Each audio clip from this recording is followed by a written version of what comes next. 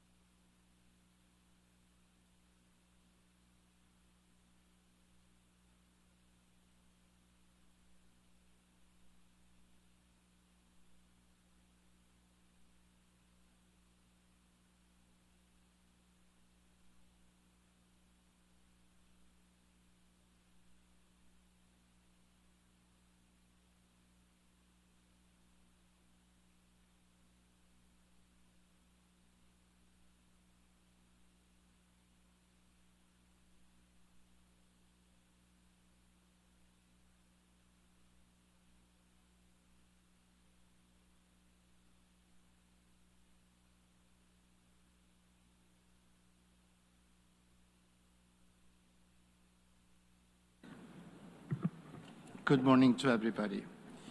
The Assembly will hear an address. The 8th plenary meeting of the General Assembly is called to order. The Assembly will hear an address of His Excellency Hassan Sheikh Mohamud, President of the Federal Republic of Somalia. I request protocol to escort His Excellency and invite him to address the Assembly.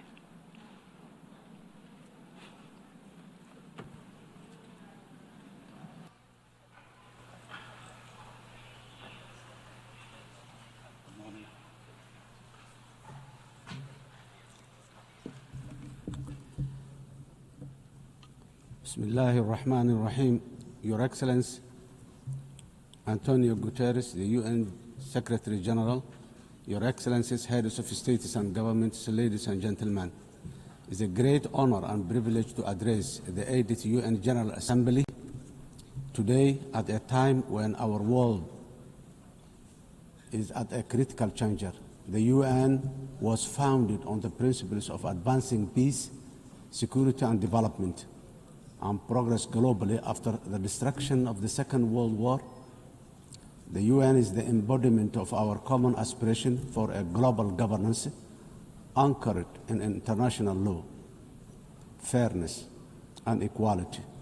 8 years on since the first UN General Assembly, we should have already been better together, not seeking to justify why we can't be better together today.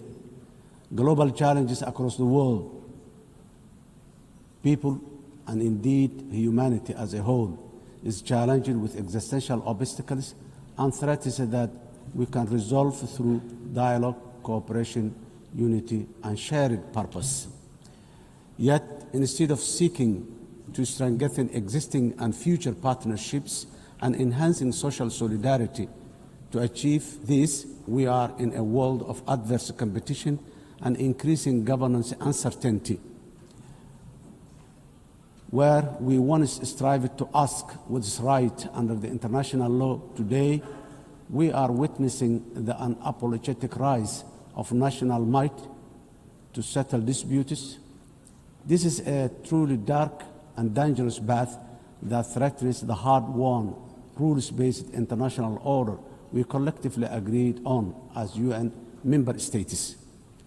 Excellencies, ladies and gentlemen, while we should be focused strategically on accomplishing the Sustainable Development Goals and leaving no one behind by 2030, the number of fragile states and populations living in poverty is increasing globally.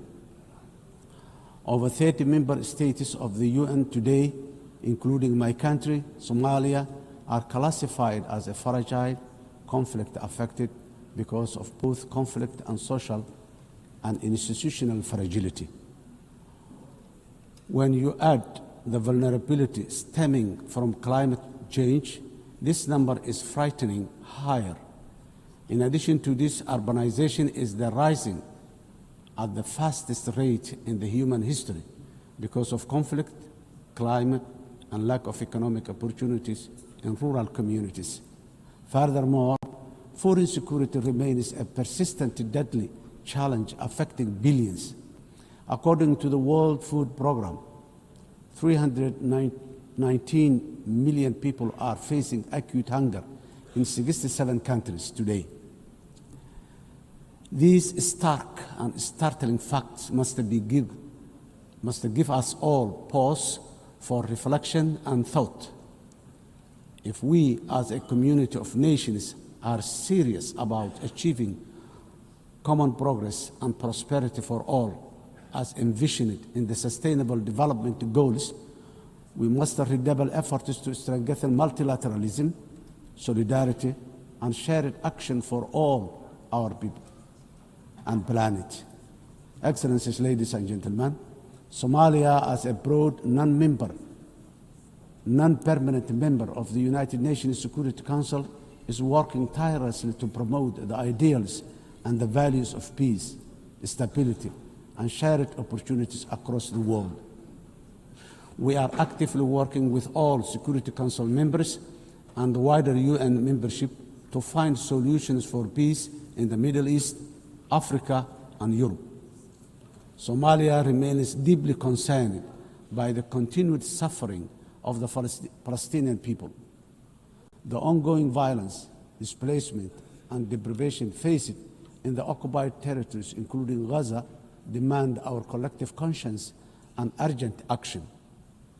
We call for an immediate and lasting ceasefire, unhindered humanitarian access, and renewed commitment towards the two-state solution as the only viable path for a just and lasting peace in the Middle East today. Somalia Security Council, Excellencies, ladies and gentlemen, Somalia is a unique history of decisively transitioning from conflict to a brighter socio-economic and political and security future. Starting from 2012 is the history of a real national effort supported by truly committed international partners, many of whom are represented in this room today. In fact, Somalia is an evidence that multilateralism and global solidarity can make the world a better, safer, and progressive place. This lived experience is our own government's inspiration for a determinedly working for a more just, peaceful, and progressive world within the UN Security Council during our membership, because we know that we are truly better together. When we all work in unison at home, we are bravely fighting the last remaining pockets of international terrorism while building a strong and sustainable national security architecture. We are working closely with all our valuable international partners in defeating the violence, extremism, ideology, falsehoods, and illicit financial systems that facilitate global terrorism. As a result of our efforts in Somalia, our people and citizens across the world are safe today. Of course, while we remain grateful for all international support to combat terrorism, I strongly commend the unwavering commitment and courage of Somali security forces and the local community defense forces for their sacrifices, resilience, and success against Al-Shabaab and ISIS, the two most dangerous terror organizations in the world today. This will continue until we achieve complete victory and harmony in our country, our region, our continent, and the wider world. We must never give in to cowardly terrorists. Excellencies, ladies and gentlemen, our government has embarked on a historic journey to undertake universal suffrage elections in Somalia for the first time in 57 years. Somalia was Africa's first democratic nation in the 1960s, and we are proudly returning to that path of inclusive governance once again. Today, our national election registration process is ongoing, and more than 40 independent political associations have registered to participate in the upcoming elections. Our national experience is that nothing is better than a people-centered, a people-led, guided by the rule of law to build a unified and prosperous nation in our country. Financing development, the sustainable development goals are the blueprint for achieving dignity, justice, and equality through real investment in human capital, job creation, and social protection for the most vulnerable in all our communities. However, it was very clear from the fourth financing for development conference in Seville earlier this year that the financing gap between our ambitions and the reality are very far apart. Today, developing nations are facing the terrible shock of high debt burden, higher cost of sovereign borrowing, and expenditure on recurrent shocks, which is impossible to budget for annually. The traditional economic model of forecasting predictable expenditure supported by clear revenue streams is no longer this simple. Governments of the developing nations are also now subjected to real-time investment cuts in core developmental activities, including health, education, and basic infrastructure. This is because of realignment of the already dwindling development assistance they use to receive from the developing nations. This is not sustainable, and if we, as a community of nations, are to achieve collective developmental progress together. Excellencies, ladies and gentlemen, in Somalia, we are taking responsibility of our own economic development by building on the successes of our recent reform based on the debt relief.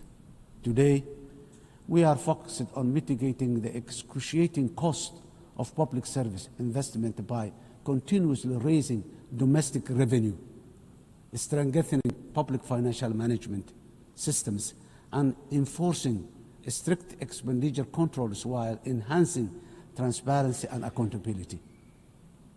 Furthermore, we are committed to benefiting from strategic location and natural resources through trade with our region and the world.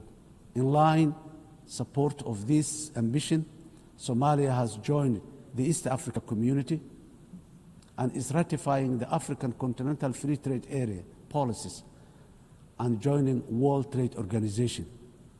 Process is going on very well. Climate emergency. We are also resolute in our commitment to combat the devastating impact of climate change in the most vulnerable communities, especially those who are unable to mitigate and adapt effectively.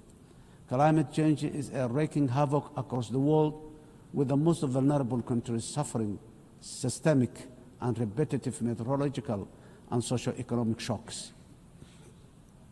These devastating economies, destroying livelihoods and diverting limited public resources towards mitigating and adaptation responses, which take away from other vital social investment like education and health. The impact of climate change is forcing governments in developing countries, including my own, to make impossible financial trade-offs, which hamper our own aspiration for investing in resilience and development. Around 10% of the developing nations' budgets are diverted to responding to climate change. This needs to be addressed urgently through developed industrialized nations by meeting their financial obligations for climate crisis they continue to exacerbate. The climate crisis that continue to exacerbate. Excellencies, ladies and gentlemen, the resilient Somali people live with the climate crisis every day. For us, climate change is not an abstract.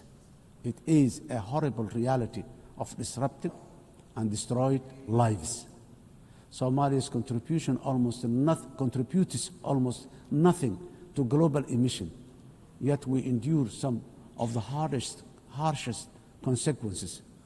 Droughts, floods, and rising seas erode livelihoods and displace families, threatening to undo the progress we are making towards peace and development.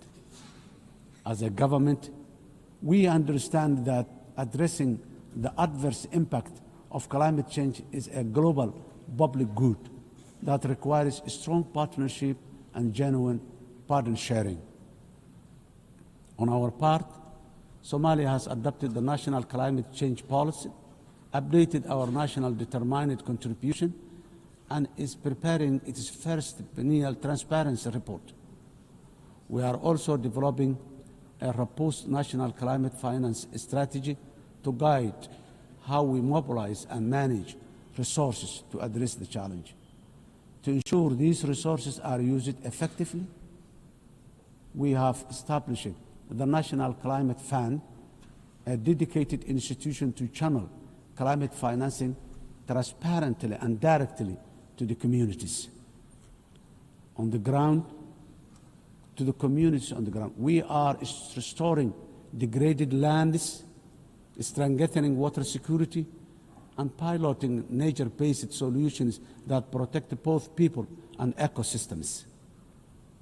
Despite our efforts, accessing climate finance remains too slow and complex.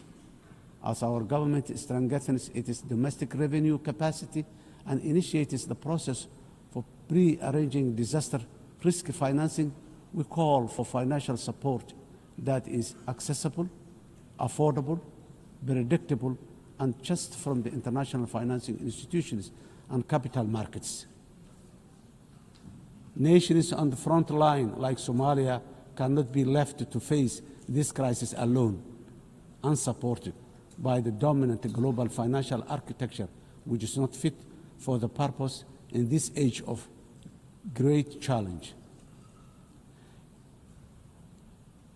Excellencies, ladies and gentlemen, in conclusion, the 80th anniversary of the UN General Assembly is the best possible opportunity to take stock of our global achievement as far as our common commitments to sustainable development are concerned. We quietly transitioned from the Millennium Development Goals to now the Sustainable Development Goals.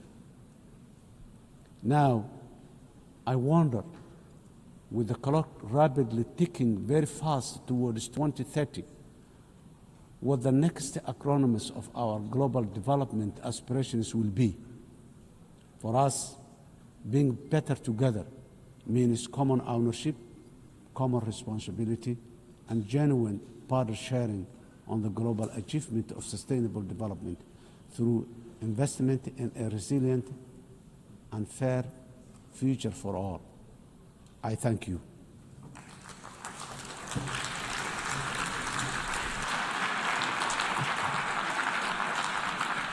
On behalf of the Assembly, I wish to thank the President of the Federal Republic of Somalia.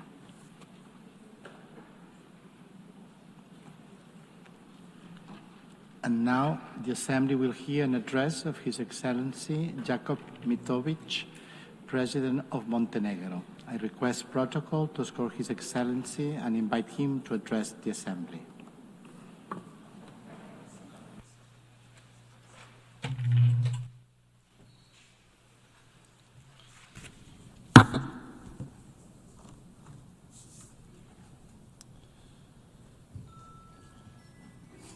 Mr. Speaker, Excellencies, ladies and gentlemen, allow me to convey my warmest congratulations to Her Excellency Annalena Baerbock on her election as the President of the 80th session of the General Assembly. This election is both historic and inspiring, as she is only the 5th woman entrusted with this very high responsibility. We recall Vijaya Lakshmi Pandit from India, who spoke with the voice of a liberated Asia. Angie Brooks, a Liberian diplomat and the judge who championed the rights of small states and women in Africa. Haya Rashid Al Khalifa from Bahrain, who brought a message of dialogue and international law from the heart of the Middle East. And Maria Fernanda Espinosa from Ecuador, who raised her voice for climate action and indigenous people of Latin America. And each of them left a mark of their time. So this election gives Europe the opportunity to embody the principles of the unwavering defense of human rights and multilateralism. Dear colleagues, this year, as we commemorate 80 years since the founding of the United Nations, we reflect on the remarkable journey of this great organization that was created as a mission of global peace. Born from the ashes of the Second World War, the United Nations emerged as a beacon of hope for humanity. Dear colleagues, imagine the devastated cities throughout the world back in 1945. Warsaw, reduced to ashes. St. Petersburg, shattered after the years of the siege. Berlin, in ruins. Hiroshima and Nagasaki struck by the unimaginable horror. And my hometown and the current capital of Montenegro, Podgorica, was also in the bombings virtually razed to the ground. And imagine at the same time the world leaders gathered who, despite their wounds, looked to the future. And at that very moment, when the trenches between nations still existed and the graves of the loved ones were still fresh, the Organization of the United Nations was born. The idea that light could emerge from darkness and that solidarity could triumph over despair. Despite the unprecedented destruction, the idea of peace and unity triumphed over division and hostility. The leaders of that time understood the urgent need for a strong global organization capable of preventing all future wars and fostering cooperation among nations. As part of the former Yugoslavia, Montenegro was among the founding nations of the United Nations. We have so far established an international system that promotes peace, upholds rules-based global order, safeguards human rights, and fosters sustainable development. Dear colleagues, without the United Nations, much of our collective progress would have remained just a distant dream. Yet, even after 8 decades, we must also acknowledge a sobering truth. The absence of the World War has not always meant the presence of genuine peace and prosperity in the world. Today, multilateralism is being tested like never before, and our world is confronted with devastating conflicts, rising polarization, grave human rights violations, deep economic inequalities, and the corrosive spread of disinformation. Those challenges remind us of one essential fact: we cannot afford the marginalization of the United Nations, nor the silencing of the international law. Dear colleagues, now more than ever, we need to renew our commitment to the founding principles of the UN Charter. And despite its imperfections, the United Nations remains the only global organization where every nation has a seat and a voice, and where international law remains the basis for international legitimacy. And that makes the United Nations indispensable.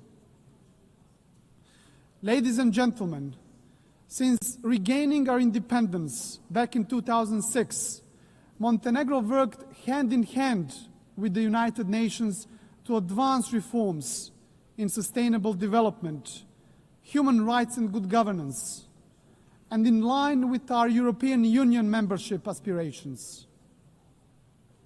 Next year, we will proudly mark 2 decades of regaining our independence, as well as 2 decades of our UN membership. So over the past 20 years, Montenegro has evolved into a modern democracy. This transformation is also reflected in our economy, which has grown steadily, driven by key sectors such as tourism and energy. Our resilience has been tested by many global crises. Yet, Montenegro remains firmly committed to building a knowledge-based economy that fosters sustainable development and contributes to regional stability and regional prosperity.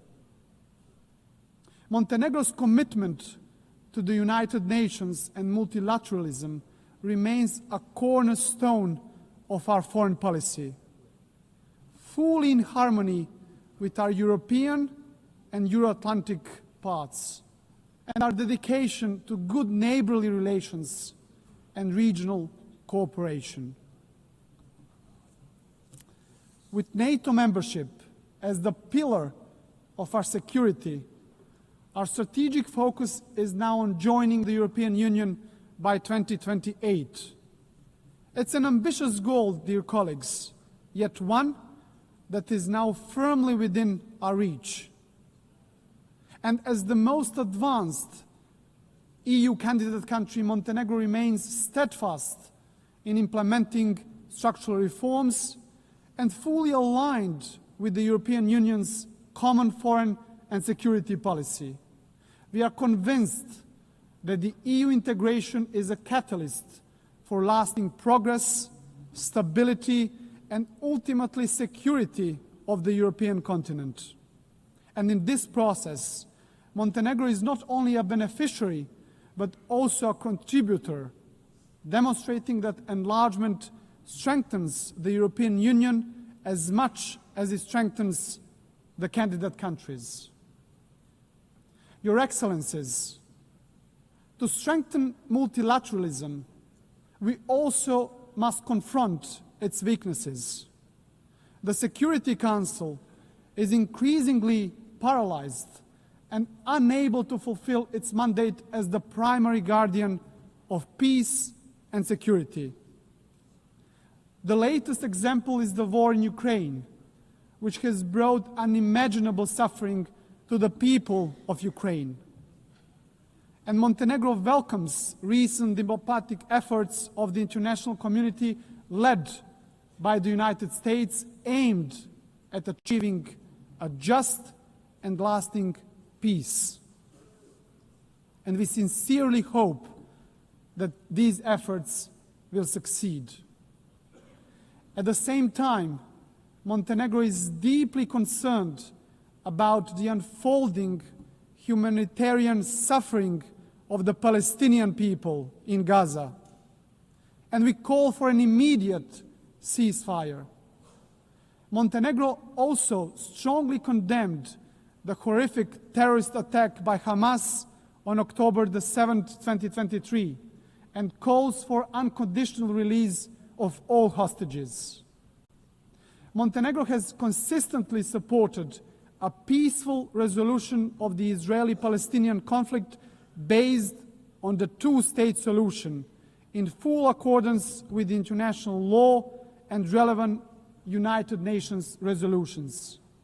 And this is why we also endorsed the New York Declaration on the peaceful settlement of the question of Palestine and the implementation of the two-state solution. Dear colleagues, dear delegates, Montenegro fully supports the implementation of the UN Pact for the Future, as well as the Seville Compromise, a renewed global commitment for financing sustainable development, as important steps in strengthening our collective capacity to respond to global challenges. And we also believe that the upcoming second World Summit for Social Development must move decisively beyond reflection and analysis and deliver concrete, tangible solutions that will improve lives of people across the globe. Ladies and gentlemen, back in 1991, Montenegro proudly became the world's first ecological state, a milestone that proclaimed our commitment to the highest principles of environmental protection, the preservation of nature, and the pursuit of sustainable development. UN Agenda 2030 remains our guiding light for sustainable development, and Montenegro takes pride in being among the first countries in the world to integrate all the SDGs into its national framework almost a decade ago. A further important step in advancing the implementation of the 2030 Agenda was the creation of the SDG Acceleration Fund, a powerful mechanism for financing SDG goals. Ladies and gentlemen, for Montenegro, the priority is clear, which is to create conditions that will enable our young people to build their future at home, offering them equal opportunities to thrive. And by insisting on the value of knowledge and ensuring equal access to education, we strive to reduce inequalities and empower our citizens to reach their full potential. Ladies and gentlemen, climate change must be tackled globally and urgently. And it is no longer just warnings from the scientists. It is floods that swallow villages and cities, fires that destroy forests, fields, and homes, and delaying a more decisive action on the international scale means gambling with the lives of those who live today, but also of the future generations. Dear colleagues, rapid technological change, and particularly the rise of the artificial intelligence, must be harnessed in a safe, responsible, and inclusive manner. Technology should be an evolutionary gift to humanity, developed, founded, and guided with social responsibility, serving the greater good. Ladies and gentlemen, globally, human rights and fundamental freedoms continue to face serious challenges. And while significant progress has been achieved in advancing women's rights since the adoption of the Beijing Declaration, much remains to be done. In this regard, Montenegro is fully committed to gender equality. We have harmonized national policies with the best international standards, strengthened our institutions dedicated to the protection of women's rights, and promoted women's leadership in all spheres of our society. Your Excellencies, as we celebrate today 80 years of shared achievements, our collective task is to reform the United Nations and prepare it for the challenges and opportunities of the future. Criticism of the UN reflects not just on the organization itself, but on all of us as member states. For it is we who have created it, who guide it, and who bear responsibility to strengthen it. This is why Montenegro strongly supports the Secretary General's reform initiative, UN 80. It must not be seen as a mere bureaucratic exercise, but embraced as a commitment, a solemn commitment that the United Nations of tomorrow will be more agile and more efficient. And at the heart of these efforts must remain the UN's three key pillars: peace and security, sustainable development, and human rights, as the bedrock of all United Nations action. To conclude, dear friends, Montenegro is firm in its conviction that the United Nations must remain the cornerstone of peace, international law must prevail over force, and the rule-based order must be further strengthened. For without these principles, there can be no trust among nations, no true security, and no hope for a just and lasting peace in the world. And let me, at the end, quote the most famous writer from our part of the world and the Nobel Prize laureate, Ivo Andrić, who wrote in his masterpiece, The Bridge on the River Drina, of everything that man erects and builds in his urge for living, nothing is, in my eyes, better and more valuable than bridges. They are more important than houses, more sacred than temples, for they belong to all and are equal for everyone. Dear colleagues, this timeless truth reminds us that bridges are not only structures of stone, but structures of peace. It is a dialogue that builds bridges, and it is only through bridges that nations can walk towards peace. So our task is not to be passive heirs of history, but active builders of a better legacy. So let the next 80 years of the United Nations be not years of hesitation, but of courage and solidarity. So guided by these values, Montenegro will continue to build bridges, strengthen dialogue, and work tirelessly towards a future of stability, future of progress, and future of common success, fully aligned with the very spirit and mission of the United Nations. Thank you very much for your attention.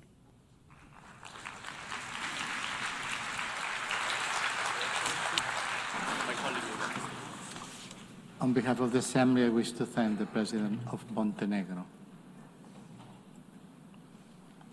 In accordance with Resolution 80/1 of 19 September 2025, I give the floor to the distinguished observer of the Observer State of Palestine to introduce an address by the head of a state.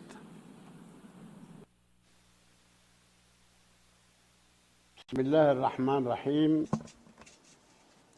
In the name of God, the Merciful, the Compassionate, Her Excellency Annalena Baerbock, President of the General Assembly, His Excellency António Guterres, Secretary General of the United Nations, Your Excellencies, Highnesses, and Heads of Delegations, may the mercy and blessings of God be upon you.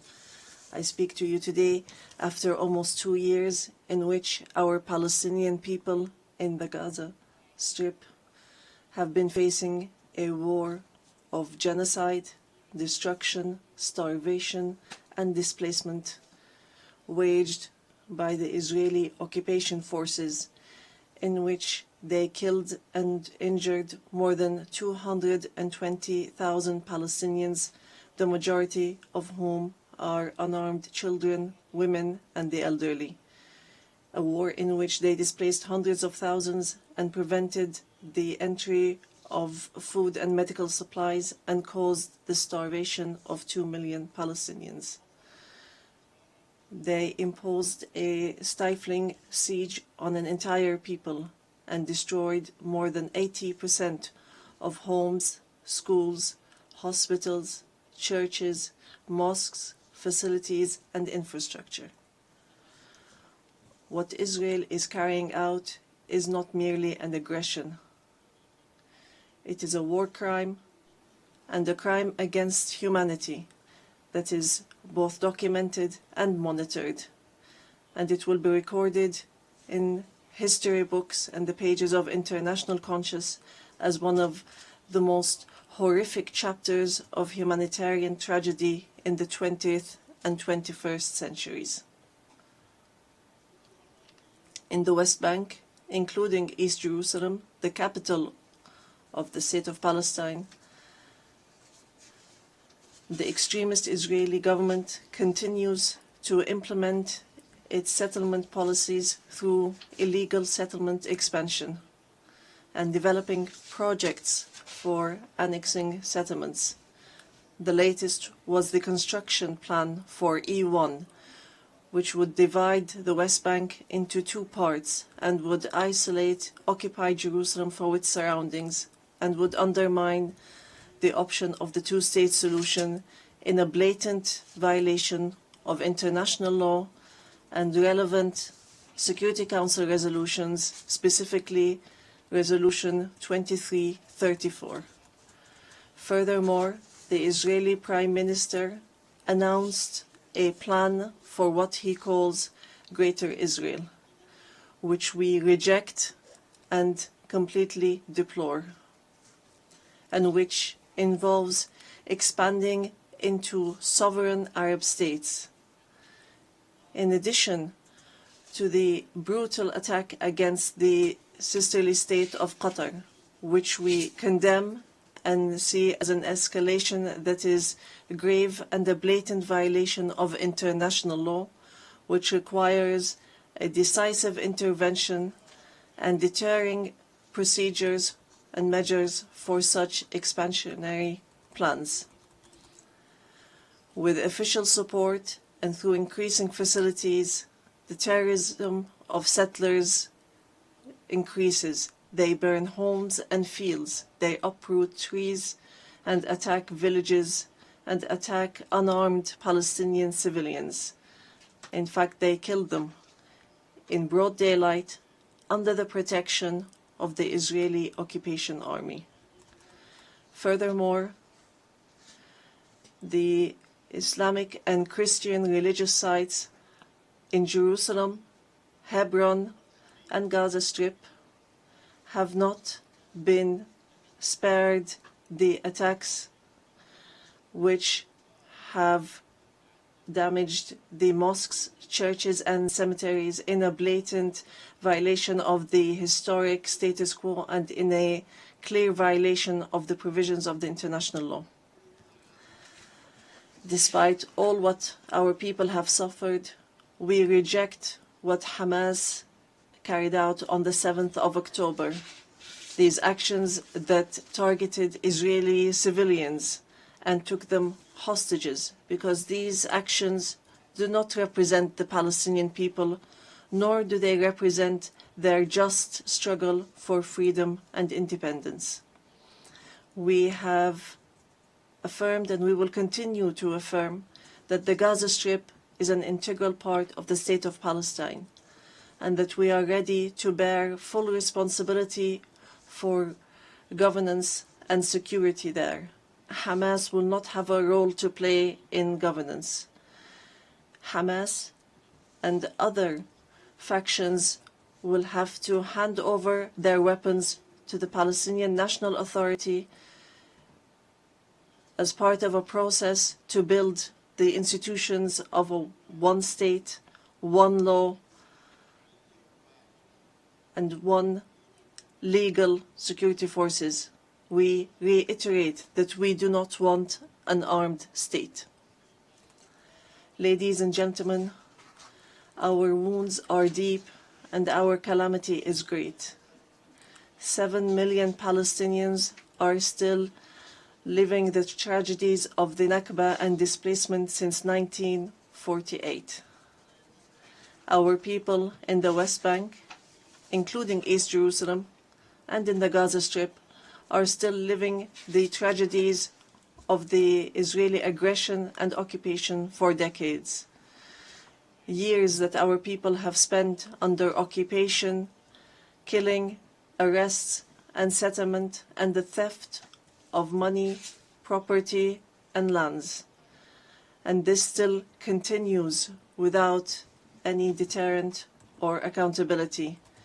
Years of oppression, deprivation, and the protection for the occupier, and enabling the occupier instead of protecting the people under the occupation, and more violations of the rights of our Palestinian people to self-determination to freedom, dignity, independence, and sovereignty on the land of the occupied state, on the land of the State of Palestine occupied since 1967, including East Jerusalem. More than 1,000 resolutions at the United Nations. Not one of them was implemented. There have been many efforts, many international initiatives without reaching an end to this tragic situation that the Palestinian people are living under the yoke of occupation. In 1993, we signed the Oslo Accords, and we adhered to all its items, and we recognized the State of Israel. Israel, at the time, recognized the Palestine Liberation Organization as the sole legitimate representative of the Palestinian people. Based on that, we restructured our institutions, and we amended our national charter, and we rejected violence and terrorism, and we adopted a culture of peace. We made all our efforts to build the institutions of a modern Palestinian state that lives side by side in peace and security with Israel. But Israel did not adhere to the signed agreements and has worked systematically on undermining them. Ladies and gentlemen, just 3 days ago,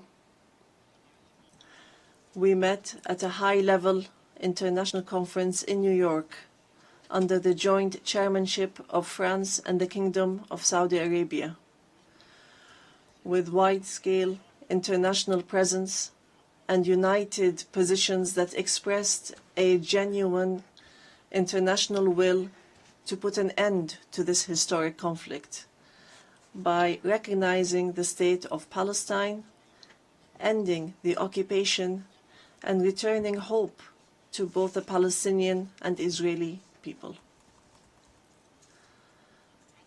And here I would like to, on behalf of the Palestinian people, to express our gratitude and appreciation to all the states that recently recognized the State of Palestine and those that intend to recognize the State of Palestine soon. We urge all the states that have not done so yet to recognize the State of Palestine. We call on supporting Palestine obtaining full membership in the United Nations. It should be noted that we have already recognized Israel's right to exist in 1988 and in 1993, and we still recognize this right. In this regard, we would like to thank France, the UK, Canada, Australia, Belgium, Portugal, Luxembourg, Malta, Monaco, San Marino, Andorra, and Denmark for their recognition of the State of Palestine. We would like to thank all 149 states which had previously recognized the State of Palestine. Our people will not forget this noble position. We would also like to commend the role of the chairmanship of this conference, the Kingdom of Saudi Arabia and France, and also the United Kingdom. We would also like to thank all the states that headed the various working groups and those which participated and continue to participate in the International Alliance for Peace. We would also like to thank the states that are supporting our efforts to stop the genocide, end the occupation, and achieve peace.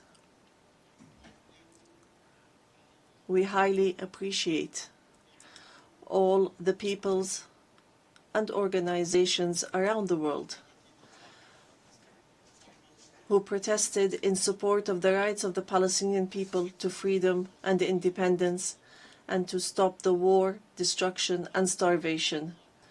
We reject confusing the solidarity with the Palestinian cause and the issue of anti-Semitism, which is something that we reject based on our values and principles. Within the framework of welcoming the outcomes of the International Conference for Peace, we reiterate today before the General Assembly the following points. First, the need for an immediate and permanent end to the war in Gaza. Second, the entry without conditions of humanitarian aid through United Nations organizations, including the UNRWA, and to stop using starvation as a weapon. And here we would like to thank the brotherly and friendly states and organizations that have been sending aids. Third, the release of all hostages and prisoners on both sides. Fourth, the complete withdrawal of the occupation from the Gaza Strip and the rejection of the plans for displacement and putting an end to settlement, the terrorism of settlers, and the theft of Palestinian lands and property under the headline of annexation, and stopping the aggression against the status quo in holy sites. These are all unilateral actions that undermine the two-state solution in Gaza, the West Bank, and Jerusalem. Fifth, the state of Palestine should take their full responsibility, starting with the Administrative Committee for the Gaza Strip, which is chaired by a minister in the Palestinian government, to manage the affairs of the Gaza Strip for a temporary period, and then to connect that with the West Bank, all through Arab and international support, and with Arab and international presence to protect civilians in Gaza and support the Palestinian forces under the umbrella of the United Nations, rather than being a replacement. Sixth, to guarantee that the residents of the Gaza Strip remain on their lands without displacement, and to implement a recovery and reconstruction plan in both the Gaza Strip and the West Bank. Seventh, releasing the Palestinian tax money that is being held by the State of Israel unjustly, and lifting the economic siege and the barriers from the Palestinian cities, villages, and refugee camps. Eighth, supporting our national efforts towards reform and conducting presidential and parliamentary elections within a year after the end of the war. The practical procedures has begun. A committee has been assigned to draft a temporary constitution, and it will end its work within 3 months, so that we move from authority to state. We want a modern and democratic state that abides by international law, the rule of law, and multilateralism, and the peaceful transition of power. And we are extremely keen to empower women and the youth. Ninth, we declare that we are ready to work with US President Donald Trump and with the Kingdom of Saudi Arabia and France, and the United Nations, and all partners to implement the peace plan that was approved in the conference that was held on the 22nd of September, in a way that would lead towards a just peace and regional cooperation. Ladies and gentlemen, today we say clearly, peace cannot be achieved if justice is not achieved. And there can be no justice if Palestine is not freed. We want to live in freedom, security, and peace like all other people on earth, in an independent, sovereign state on the borders of 1967, with East Jerusalem as our capital, in security and peace with our neighbors. We want a modern civilian state that is free of violence, weapons, and extremism, one that respects law, human rights, and invests in people, development, technology, and education, not in wars and conflict. The time has come for the international community to do right by the Palestinian people so that they may obtain their legitimate rights to be rid of the occupation and to not remain a hostage to the temperament of Israeli politics, which denies our rights and continue in their injustice, oppression, and aggression. We are continuing to move forward, and we will continue our peaceful, legal, and diplomatic fight to obtain our rights. In conclusion, we say to our sons and daughters in the homeland, in the exile, and in the diaspora, no matter how much our wounds bleed, and no matter how long the suffering lasts, it will not break our will to live and survive. The dawn of freedom will emerge, and the flag of Palestine will fly high in our skies as a symbol of dignity, steadfastness, and being free from the yoke of occupation. Palestine is ours. Jerusalem is the jewel of our heart and our eternal capital. We will not leave our homeland. We will not leave our lands. Our people will remain rooted like the olive trees, firm as the rocks. We will rise from under the rubble to rebuild and to send from our blessed and holy land the messages of hope and the sound of truth and right, and build the bridges of just peace for the people of our region and the entire world. May the peace and mercy and blessings of God be upon you.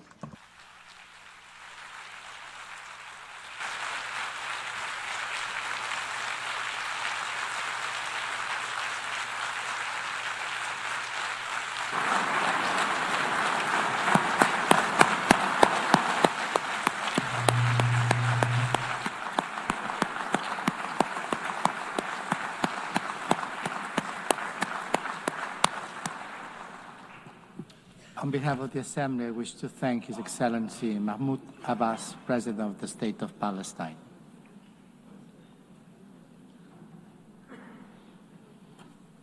The Assembly will hear an address now by His Excellency Rashad Mohammed Al-Alimi, President of the Presidential Leadership Council of the Republic of Yemen. I request protocol to escort His Excellency and invite him to address the Assembly.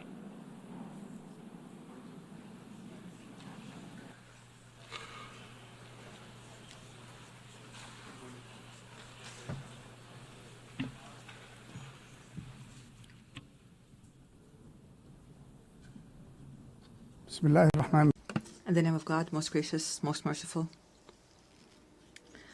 My statement today will be entitled, For Yemen, for the World. Your Majesties, Your Excellencies, Your Highnesses, Madam President of the General Assembly of the United Nations, Mr. Secretary General, ladies and gentlemen, distinguished delegates. I would first like to offer Madam Annalena Baerbock and her friendly country, the Federal Republic of Germany, I'd like to offer them our sincere congratulations on her election as President of the United Nations General Assembly.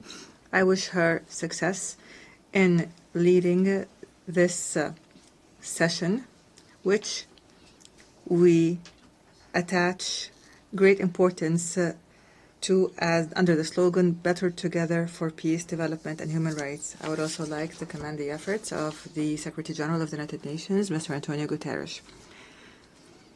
We look forward to working with these two leaders of the United Nations to champion peace and human rights in Yemen and to offer protection to the relief staff that have been kidnapped by the terrorist Houthi militias that are backed by the Iranian regime.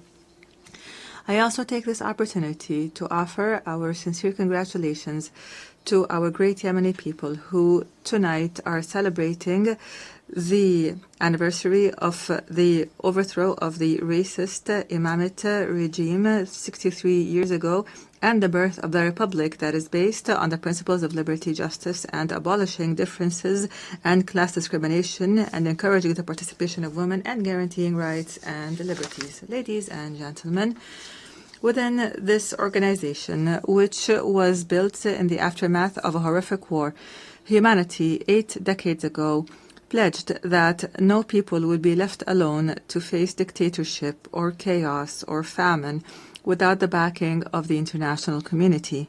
You pledged, and we pledged along, that this organization will safeguard human dignity and the rights of peoples to live in dignity, security, development, and peace. And today, after all these years have passed, we pose to you the same fateful question from the Yemeni people, whether these values and principles continue to exist or not, or else what would it mean for our country to be left hostage to the Iranian regime's expansionist schemes and its militias that use hunger as a weapon, religion as a tool, and maritime passages as a means of blackmail? What does it mean for this country with an ancient history to become one of the most dangerous hotspots of terrorism, cross-border terrorism in the world?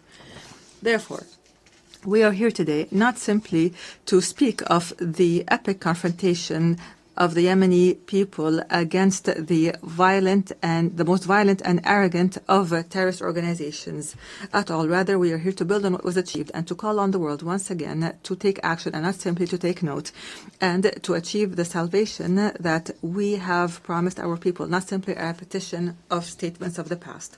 Ladies and gentlemen, Yemen today is not simply a domestic crisis. Rather, it is a test of the credibility of the international organization. After a decade has passed to the coup that was orchestrated by the Houthi militias supported by the Iranian regime against the national consensus, our people are living one of the gravest humanitarian crises, facing security threats that transcend our borders and spread to the region and the entire world. The Houthi militias are no longer a rebel group in a remote area in the country. Rather, the Houthi militias are an international terrorist organization armed to the teeth with an advanced Iranian arsenal, including ballistic missiles and drones and booby-trapped boats and sea mines and fissile projectiles and other qualitative weapons that are internationally banned. In addition, this outlaw group supports networks that smuggle drugs and utilize new technologies to disrupt communications and guidance systems in an attempt to transform Yemen into a laboratory to experiment with the weapons of its supporters. These are not simply tools of war. Rather, this is a scheme to redraw the map of Iranian influence in the region. And those who are lenient with this group today must imagine how tomorrow will be when the Red Sea and maritime passengers fall prey permanently to this terrorism. Therefore, ladies and gentlemen, the past years have proven that the policy of conflict management, by offering more incentives, has only brought more disaster and destruction. Moreover, the policy of containment has given the Houthi militias the time and the resources to further expand its arsenal. The United Nations was unable to protect its own staff who were kidnapped in Sana'a, unable to protect the oil installations and the commercial ships. It has become clear that the peace we seek cannot be asked for, but must be imposed by force. Ladies and gentlemen, it has become incumbent upon the world today to reconsider its position on the Yemeni situation. On the one side, there is a widespread national front that believes in international legitimacy and adopts the values of partnership and democracy and maintains local diversity and popular participation and works on building the institutions of a state. This is the front that I represent today, myself and my brothers, the members of the Presidential Council and the government, which is a member of the United Nations and represents all Yemenis, men and women alike. In return, we have an exclusionary sectarian, fascist organization that does not believe in the principles of international legitimacy and which conducts cross-border terrorism and adopts an authoritarian theocracy that is opposed to human rights, which is embodied by the Houthis and their supporters. Unfortunately, the disregard by many of the essence of the Yemeni crisis has encouraged the Houthi militias to go further in threatening peace regionally and internationally and targeting energy sources and maritime passages and even kidnapping and abusing United Nations staff. Ladies and gentlemen, I have spoken to you from this podium in the past. And at the time, I asserted that the government of the Republic of Yemen is always ready to embrace a comprehensive peace, even if that includes making painful concessions, as long as they come in the interest of the Yemeni people. However, and after our efforts to maintain peace have failed, it has become necessary to move collectively and firmly to impose peace. Therefore, I call on you today to form an effective international coalition to restore security and stability to Yemen, a coalition that would rebuild the institutions of the state and would liberate the country from the clutches of the militias and all forms of terrorist groups. Ladies and gentlemen, the United Nations General Assembly, in its 80th session, seems to be in dire need to prove to its members that international law is not simply a myth, and that the rules-based international order is not simply a selective call. Yemen and Gaza, in this context, are the moral testing ground of this important organization. They are the place where we can definitely confirm that the might of right is still able to confront the right of might. And here, the Palestinian cause lies in the heart of this issue as a wound that continues to bleed and the central cause of the Arab people, which is now also witnessing an important transformation. So the overwhelming recognition of an independent state. And here we would like to express our sincere gratitude to our brothers and sisters in the Kingdom of Saudi Arabia for their efforts, along with their French partners, to achieve these unprecedented political gains. We'd also like to confirm here our full support for the Palestinian Authority and the two-state solution in accordance with international legitimacy resolutions and the Arab Peace Initiative. And we call upon the rest of the member states to recognize Palestine and to support the rights of its people and their dignity. And at the same time, we reiterate our rejection of the use by outlaw militias of this just cause that has as a trading card, which has only brought Palestine more isolation and destruction. Your Majesties, Excellencies, and Highnesses, in the midst of the suffering of the Yemeni people that has lasted for 11 years, our brethren have not left us alone, namely the Kingdom of Saudi Arabia, the United Arab Emirates, who have not only worked to protect the Yemeni state from collapse, but for the entire region from falling into the clutches of the Iranian scheme. They have presented a practical model of strategic partnership based on development. The world must adopt this model and not simply watch it. At the end of last week, our brothers in the Kingdom of Saudi Arabia once again announced additional economic aid to the country's budget and basic services at a time when the Yemeni government is facing extreme financial bottlenecks. And we hope that the international community would join this effort so that we could keep millions of Yemenis alive. Mr. President, ladies and gentlemen, the title of my statement today was For Yemen, for the World. We are not calling upon you today to simply work for Yemen, but for the entire world. Yemen must not be left to fall prey for blackmail and terrorism, because this would mean opening the door to more victims, and this would deliver a blow to the credibility of this organization. and its principles. What we ask from you are not new statements, but international action, firm international action to support the legitimate government as a trusted partner on the ground. The time has come to launch an international coalition that will liberate Yemen from terrorism and rebuild its national state, and would guarantee the security and the security of the region and the world from the dangers of cross-border terrorism. And this is what we call for, to regain sovereignty in our country and put an end to the chapter of militias once and for all. I thank you, and peace and God's blessings be upon you.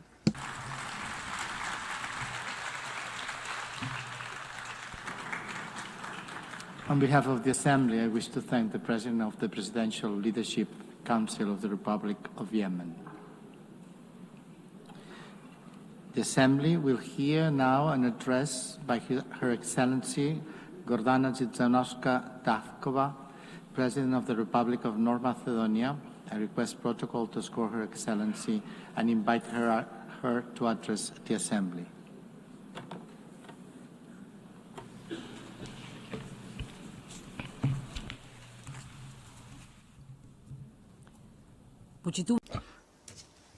Honourable Member President of the United Nations General Assembly, Annalena Baerbock, distinguished Secretary General of the United Nations, Mr. Guterres, esteemed Excellencies, ladies and gentlemen. Being the foundation of international law and multilateralism, the United Nations have prevented another world war and numerous conflicts and have alleviated the consequences of many humanitarian crises.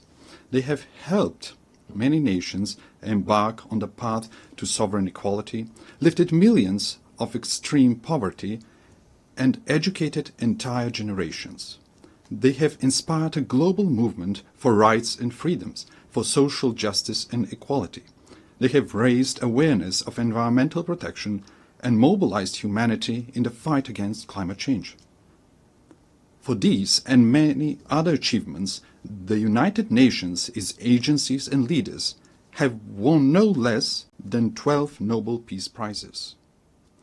Nevertheless, the United Nations today face a geopolitical and geoeconomic earthquake that is shaking the foundations of the post-World War II order. Today's crisis stems from deep tectonic shifts, undermining the principles that shaped the world for the past 80 years. A new geopolitical era is emerging before our eyes. Instead of acting together on the urgent challenges such as peace and security, climate change and environmental destruction, artificial intelligence and growing inequalities, we seem to be heading towards a post-Hobbesian state of war of everyone against themselves. Instead of a single international order, parallel orders seem to be emerging, each with its own rules, values and interests, often directly against one another. Being paralyzed and isolated when most needed, I wonder if the United Nations is turning into the League of Nations. The signs are all around us. Instead of creating a sense of shared future, humanity is facing wars and loss of humanness. With international humanitarian law increasingly ignored, hunger is weaponized and humanitarian workers are targeted. Amid everyday violence, the world is oscillating between nihilistic pessimism and hedonistic escapism, between hopeless lamentation and heartless indifference, as in the first decades of the 20th century. The tremors of the international order have opened deep geopolitical fault lines. One of the most active is in Ukraine, where war has been raging for 3.5 years. Russia's aggression is a flagrant violation of the Charter of the United Nations and a direct threat to international peace and security. We also express our deep concern of the recent violations of the airspace of Poland, Romania and Estonia, every one of them a NATO member state. We supported the joint statement of September 12 and call for immediate de-escalation, full respect for international law, and use of preventive diplomacy to reduce tensions and preserve peace. Your Excellencies, the geopolitical fault line also runs through the Western Balkans region. The Macedonian accession process to the European Union has been continuously obstructed for 20 years, but not on the basis of objective Copenhagen criteria, but for subjective nationalistic reasons. The latest EU condition to start our negotiations is a new imposed amendment to the Constitution. The Constitution, lex superior and, in Rousseau's sense, a social contract between citizens, represents the most internal matter of any state. Our Constitution provides 4 initiators for amendments: the President of the Republic, the government, at least 30 members of parliament, and 150,000 citizens. It is clear that neither our neighbors nor the European Union are authorized proposers of amendments. We emphasize that conditioning the start of negotiations to new constitutional amendments once again reopens issues of history, culture and language, questions we have been assured were settled by the Prespa agreement with Greece. We are constantly reminded that agreements must be respected. Pacta sunt servanda. I agree, we note that the Treaty of Friendship, Good Neighborliness and Cooperation with Bulgaria contains no provisions for constitutional amendments. Finally, through the constitutive acts, the EU defines itself as a unity of diversity and commits to respecting cultural and linguistic diversity, national and cultural identity, and dignity and integrity. How then is it possible that we are asked to discuss and negotiate with a neighbor about history, culture, and language? Time and again, we stress that we perceive ourselves as Europeans and deeply believe in the European project that brought peace and economic prosperity after the Second World War. The European ideal remains our greatest inspiration and strategic aspiration. As a country dedicated to good neighborly relations and regional cooperation, we do not seek disputes with our neighbors. What we desire is to be integrated in the Union, but without additional conditions and with national dignity preserved. We warn that after the war in Ukraine, the blocked European integration of the Western Balkans is not only a political but also a security issue.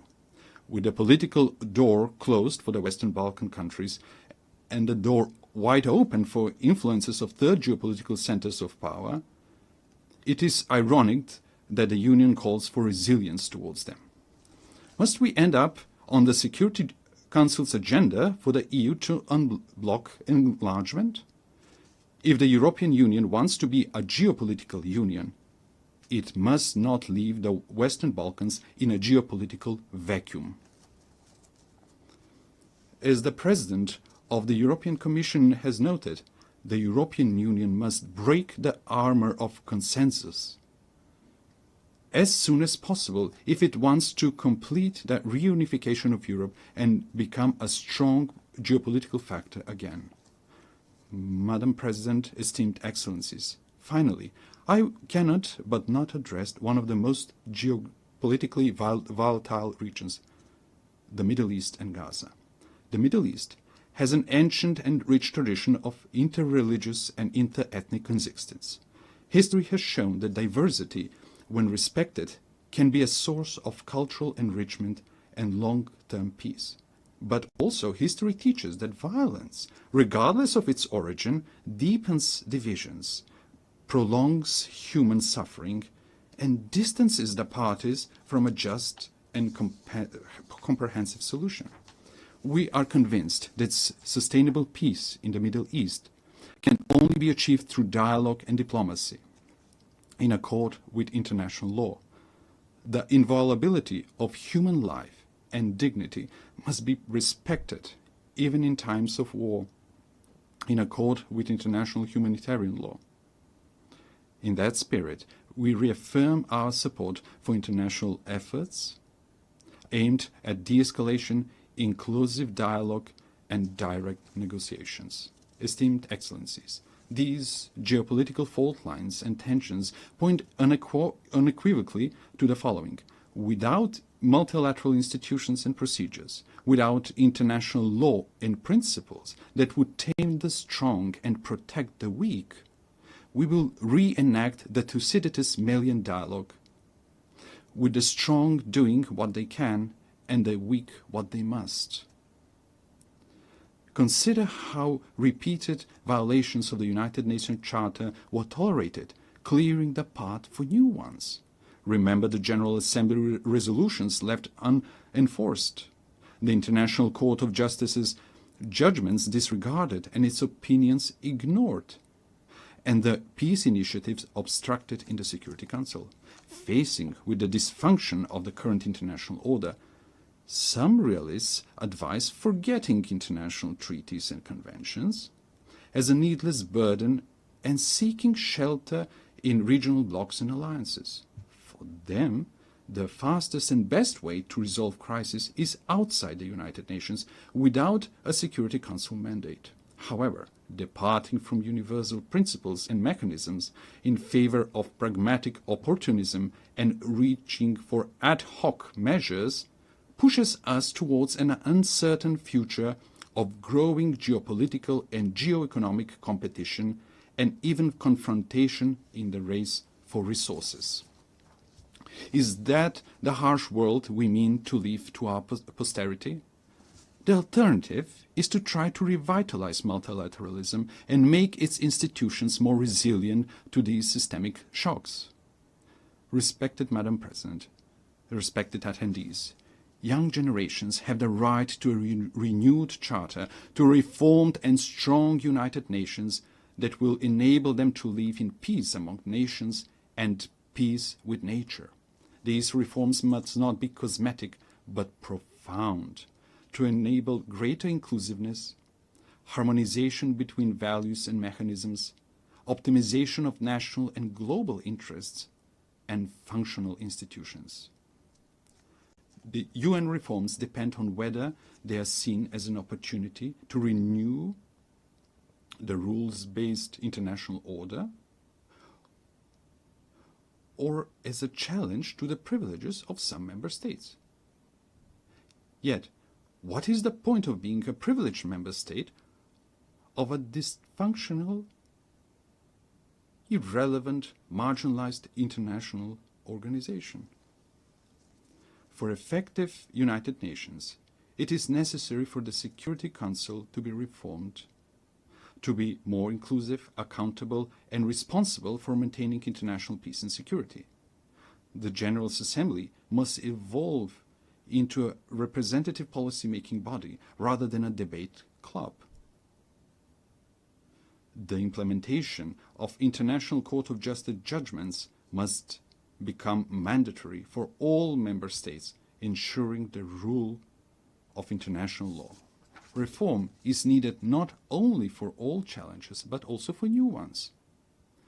Artificial intelligence brings enormous opportunities, but also incalculable risks for our civilization. It is not just a technological leap. Its impact may be greater than the industrial and digital revolutions. Aware of this, my country and I support the proposal to make artificial intelligence a priority of the 80th session. Next year, we will elect a new Secretary General of the United Nations. We need a person with leadership skills, with rich diplomatic experience, and ability to bring differences and build consensus, but also deeply humane and committed to the vulnerable. The next top diplomat of the world must possess knowledge, patience, and tact. After 8 years, it is high time for a woman to be a Secretary General of the United Nations.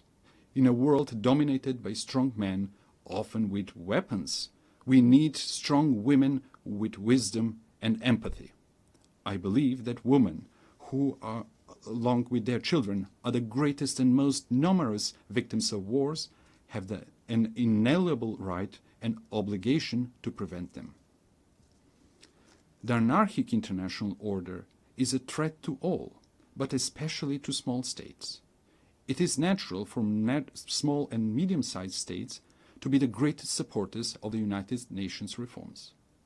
Distinguished Excellencies, let me share with you what we are doing in this regard.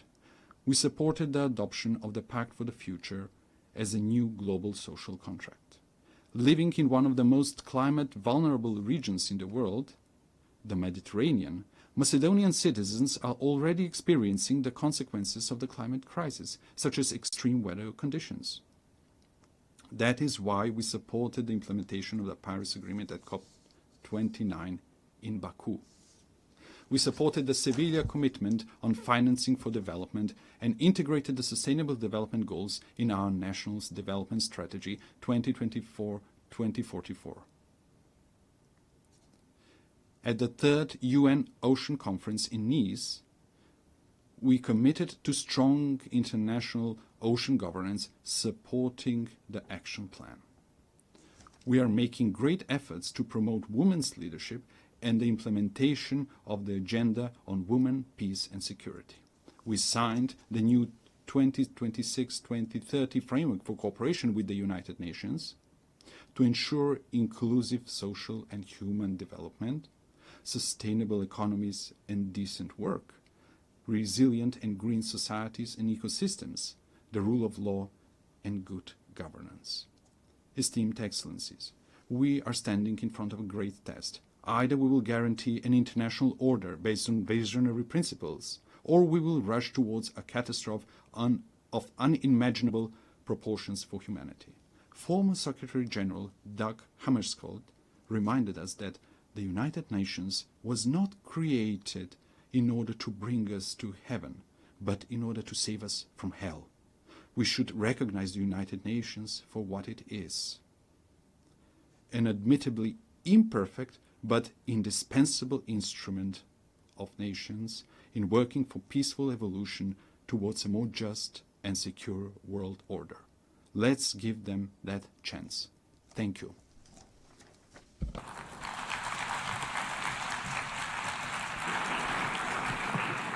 On behalf of the Assembly, I wish to thank the President of the Republic of Macedonia.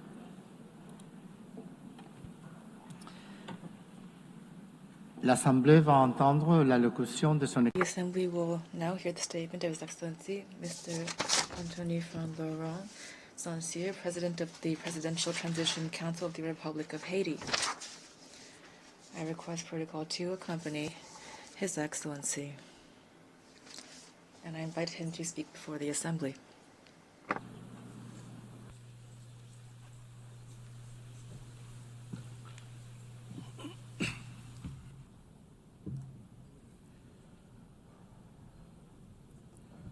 Madame la Présidente de la... Madam President of the General Assembly, Secretary General, distinguished heads of state and government, distinguished heads of delegation, distinguished delegates, it's with a sense of gravity and a great deal of hope that I convey the voice of Haiti and the greetings of a dignified and resilient people which, despite hardships, is claiming for itself and for all of humanity 3 universal promises: development, respect for human dignity, and peace. Peace, which is now an absolute imperative for the Haitian people. On behalf of this people, Madam President, I would like to warmly congratulate you on your election as President of this Assembly. I also would like to thank Secretary General António Guterres for his unwavering commitment to our organization and his constant and multifaceted support for the Republic of Haiti. Ladies and gentlemen, the theme of this session, Better Together, 80 Years and More for Peace, Development, and Human Rights, honors the outstanding work carried out over the past decades. It also recalls the importance of remaining unified and resilient in the face of the unprecedented crises threatening the future of the planet, as well as international peace and security. Today, hunger is threatening millions of lives. Armed conflicts are multiplying and extreme poverty is deepening, causing forced migrations that jeopardize international stability and that put the solidarity between nations to the test. In addition to these challenges, we also are dealing with climate change, a rise of terrorism, mass atrocities, transnational crime, the erosion of human rights, and disinformation. We cannot turn a blind eye to the urgent need to strengthen our healthcare systems, to ensure a just energy transition, and to promote gender equality and youth inclusion. These issues require us, the world leaders, to shoulder our responsibility to build a UN that is better adapted to the challenges of today and the hopes of tomorrow. We must ensure that all of our actions, including technological breakthroughs such as artificial intelligence, foster peace, development, and human dignity. Ladies and gentlemen, just a 4-hour plane ride from here, a human tragedy is unfolding, one of the most devastating of our hemisphere. Every day, innocent lives are extinguished by bullets, fire, fear. Entire neighborhoods are disappearing, forcing more than 1 million people into internal exile and annihilating memories, investment, and infrastructure. Thousands of children have been deprived of their fundamental right to education. Thousands of young people are condemned to despair. Hundreds of women and girls have been raped, and they will forever carry the scars of this violence in their bodies and souls. Almost half of the population is facing acute food insecurity. The healthcare system is collapsing. Hospitals are being vandalized, burned, or forced to shut down. Doctors are fleeing.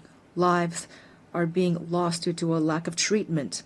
Even the treatment for persons living with HIV and tuberculosis is under threat. This is the face of Haiti today, a country at war, a modern-day Guernica, a human tragedy at the doorstep of America, only a 4-hour flight from here. It's important to say this. Haiti is experiencing war, a war between criminals that want to impose violence as their social order and a population, an unarmed population that is fighting for human dignity and freedom. The response must be firm and determined. Today, the international community must stand alongside Haiti and take large-scale measures, not half steps. A strong, coordinated, and immediate action is needed. Silence and inaction are not an option. We must act quickly to protect lives, to protect the innocence of children, to provide youth with a future, and to allow citizens to decide their own future at the voting booth. Every minute lost means human lives sacrificed and an erosion of democracy. Haiti wants peace. Haiti expects peace. Haiti has the right to peace. Yes, ladies and gentlemen. Peace today is the most pressing need of the Haitian people. It is the raison d'etre behind our tireless battle, the battle between our security forces, led by our security forces and the multinational security support mission. Many policemen and soldiers have fallen in the war against criminal groups. We pay tribute to these heroes, Haitian and Kenyan, who have laid down their lives for their commitment to restoring peace and security in Haiti. Today, out of the 2,500 troops initially required and promised, there are only 1,000 members of the multinational mission on the ground. Their courage, combined with our own efforts, have not been sufficient to contain the security crisis. And yet we have increased by 40% the budget for our security forces. We've recruited new members. We have strengthened our troops and acquired more material and equipment. We must face the reality. Haiti is at the epicenter of an unprecedented regional threat. Powerful and heavily armed criminal networks are trying to destabilize our country and take over the economies of our entire common space. The new front lines of this battle are in our country, in Haiti. If we lose this battle on our soil, it will be futile to try to contain it in the rest of the region. That is why we must show the same determination, the same resolve, and the same unity that we showed in the fight against terrorism. Haiti could never overcome this challenge single-handedly. Today, it is crucial to mobilize a strong force with a clear mandate and with adequate material, logistical, and financial resources. In this regard, the lessons of the MMS and recommendations of Haitian experts must be taken into account. We also need heightened international cooperation based on intelligence sharing and on rigorous border control to curb the flow of arms, ammunition, drugs, and financing toward these gangs. Peace cannot be restored unless our regional partners take concrete measures to ensure their territories do not serve as a starting point or a transit hub for this kind of trafficking. Approaches that failed yesterday will not save Haiti today. It is critical to listen to the voice of the Haitian people, to try new solutions that are stronger and more adapted to the realities on the ground. In this regard, we fully support the efforts made to transform the multinational security support mission. We also call for solidarity from the entire international community, especially for the commitment of members of the Security Council for a vote in favor of the resolution establishing a gang suppression force. That is why I would like to express on behalf of the Haitian people my profound gratitude to the United States and to Panama for this initiative, the implementation of which will mark a turning point in our fight against insecurity, which is suffocating our nation. I thank the administration of President Trump for the efforts made to provide support and resources in our common fight against the gangs, these enemies that are threatening both Haiti and the entire region. Today, the complexity of the Haitian crisis cannot serve as a pretext for endless talk, for drawn-out negotiations, or for stalemates caused by geopolitical considerations. Every day that we hesitate, criminal groups benefit. We urgently need to be proactive, to transcend divisions, to act together, to promote the values that bring us together, peace and human dignity. Haiti would welcome the holding of a high-level meeting to overcome obstacles and to make tangible progress. In this regard, we welcome the countries of the region and thank them for their constant support, especially through declarations in various regional organizations, including the Organization of American States and CARICOM. We appreciate their support and advocacy with partners from the Security Council for a real solution to the security crisis in Haiti. We also pay tribute to all of those states which during previous crises stood by our side and express the hope to be able to count once again on their commitment. Together, we can and we must resolve this crisis, which has lasted for too long already. 12 million women, men, and children are expecting this of us. Ladies and gentlemen, the Presidential Transition Council was born of a political consensus that stemmed from intense negotiations between the nation's political parties.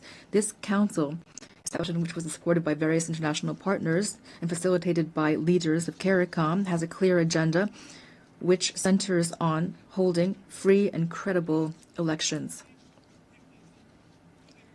I repeat, free and credible elections. Despite the many challenges caused by the security crisis, the electoral process, for which the PTC and the government have shown real political will, has made real headway.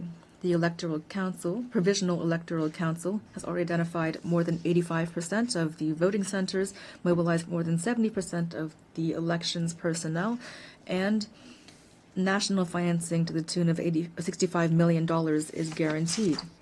The Presidential Transition Council is working closely with the MMS, the OAS, CARICOM, and BNU to ensure free, transparent, and inclusive elections reflecting the sovereign will of the Haitian people and guaranteeing the full and effective participation of young people, women, people with disabilities, and marginalized groups. To ensure productive political cooperation, constant efforts are being made and will continue to expand dialogue with the various political parties to strengthen consensus and to prevent a power vacuum which would be fatal for democracy and stability. The Haitian people must be able to choose its own leaders. The state wants credible elections. Our greatest challenge remains restoring security. The urgent and solemn call that we have once again issued to resolve the security crisis in Haiti must not be left to languish on paper nor be lost amid rhetoric and unkept promises. In Haiti, peace can no longer wait. Ladies and gentlemen, the transitional period does not allow us to launch all of the major structural reforms the country needs, but the humanitarian crisis we are currently experiencing must be overcome. To this day, the Haitian state has provided 72% of emergency assistance for IDPs and is assisting families to relocate. We are profoundly grateful to our international partners that have assisted us in the humanitarian response, and we are keenly interested in the promising initiatives put forward by those which, like the Association of Caribbean States, have chosen to join our effort. But our strategy is not limited to immediate assistance. We must move from assistance to investment. To this end, the government is determined to develop two major economic hubs, the Great North and the Great South, based on strategic sectors such as agro-industry, textiles, renewable energy, tourism, and services. Haiti will continue to count on its key partners to weather this difficult period and to relaunch its economy. We call for their support through the establishment of concrete mechanisms such as the renewal of the Hope Help Law, or launching urban renovation projects, which will allow us to create jobs, to put an end to the humanitarian impasse, and to reduce migration pressure on Haitians in the region. Ladies and gentlemen, 2025 marks the bicentennial of the order forcing Haiti to pay a ransom for recognizing its own independence. We call for reparations, not out of bitterness or vengefulness, but out of a desire for justice and truth. We delivered with satisfaction the statement by the French presidency recognizing the need to open spaces for dialogue and historic truth, as well as the resolution of June 5, 2025 of the French National Assembly recognizing the injustice of this ransom. Haiti has established a National Reparations and Restitution Committee. We call for this progress to be accompanied by concrete action. France, which is the cradle of human rights, today has the opportunity to write a new chapter in its history with Haiti by honoring the ideals of freedom, equality, and fraternity that unite us. Ladies and gentlemen, I must underscore the invaluable support provided by the Haitian diaspora throughout the world, who are often living in hardship. Whether in America, in Europe, in Africa, or elsewhere, the millions of Haitians living abroad contribute to the development of Haiti. We are undergoing a multidimensional crisis, and we call for patience and understanding from our partners and friends so that our nationals are always treated with respect and dignity. Behind every migrant there is a face, a family, a history, and a contribution to be made to their new country of residence. Haiti reaffirms its commitment to dialogue and to bilateral cooperation in the spirit of neighborliness and mutual respect to identify balanced and long-term solutions to Haiti's problems. The safe and orderly circulation of goods and of people, especially through air transport, is crucial for a shared future and common prosperity. Ladies and gentlemen, the Haiti of tomorrow deserves peace and prosperity, a future based on an independent judiciary, universal education, affordable health care for all, and an economy that provides every citizen with the same chance at success. This future also requires bold reforms, independent justice, and an end to impunity. On April 16, 2025, we enacted a decree establishing two specialized judiciary bodies, one to litigate crimes and complex financial infractions, and another to prosecute mass atrocities and sexual violence. We're making progress toward making these bodies operational. We are prepared to continue down this path. This is not the time for Haiti fatigue. The international community does not have the right to turn away from Haiti's situation. In light of this crisis, silence would not be neutrality, it would be complicity. Ladies and gentlemen, allow me to pay tribute to the Haitian people. Representing them here is the greatest honor of my life. Beyond my functions as president of the Presidential Transition Council of Haiti, I am a real, active Haitian citizen with a profound love for my homeland, a land of freedom and dignity, a land of courage and talent. Haiti is not a nation that has given up. We are a great people, a people that stands together, men and women who have sacrificed for their homeland and for humanity. Haiti is not a playground for armed criminals, but rather it is a nation on its feet, comprised of dignified, resilient families who every day, despite terrible adversity, are fighting for a better future. I pay tribute to my fellow countrymen and women who are, without a doubt, among the most resilient people on earth. They deserve better. Giving them new hope is my only mission, and that is why now I call upon you to stand side by side with Haiti. We must build peace in Haiti, for the Caribbean, for the Americas, for all of humanity. Thank you.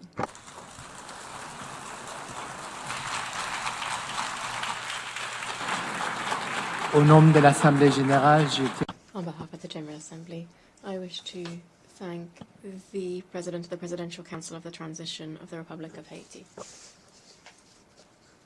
an address by His Excellency Mikhail Kabalashvili, President of Georgia. I request protocol to score His Excellency and invite him to address the Assembly.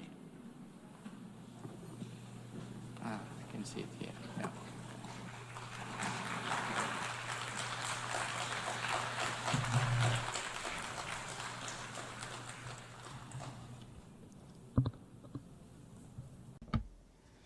Madam President, Mr. Secretary General, distinguished colleagues, ladies and gentlemen, I represent a country with a 3,000-year history, the cradle of one of the world's most ancient civilizations and the brave Georgian people, filled with pride and dignity, a country that possesses a unique alphabet, an ancient language, and 17th century-long Christian traditions.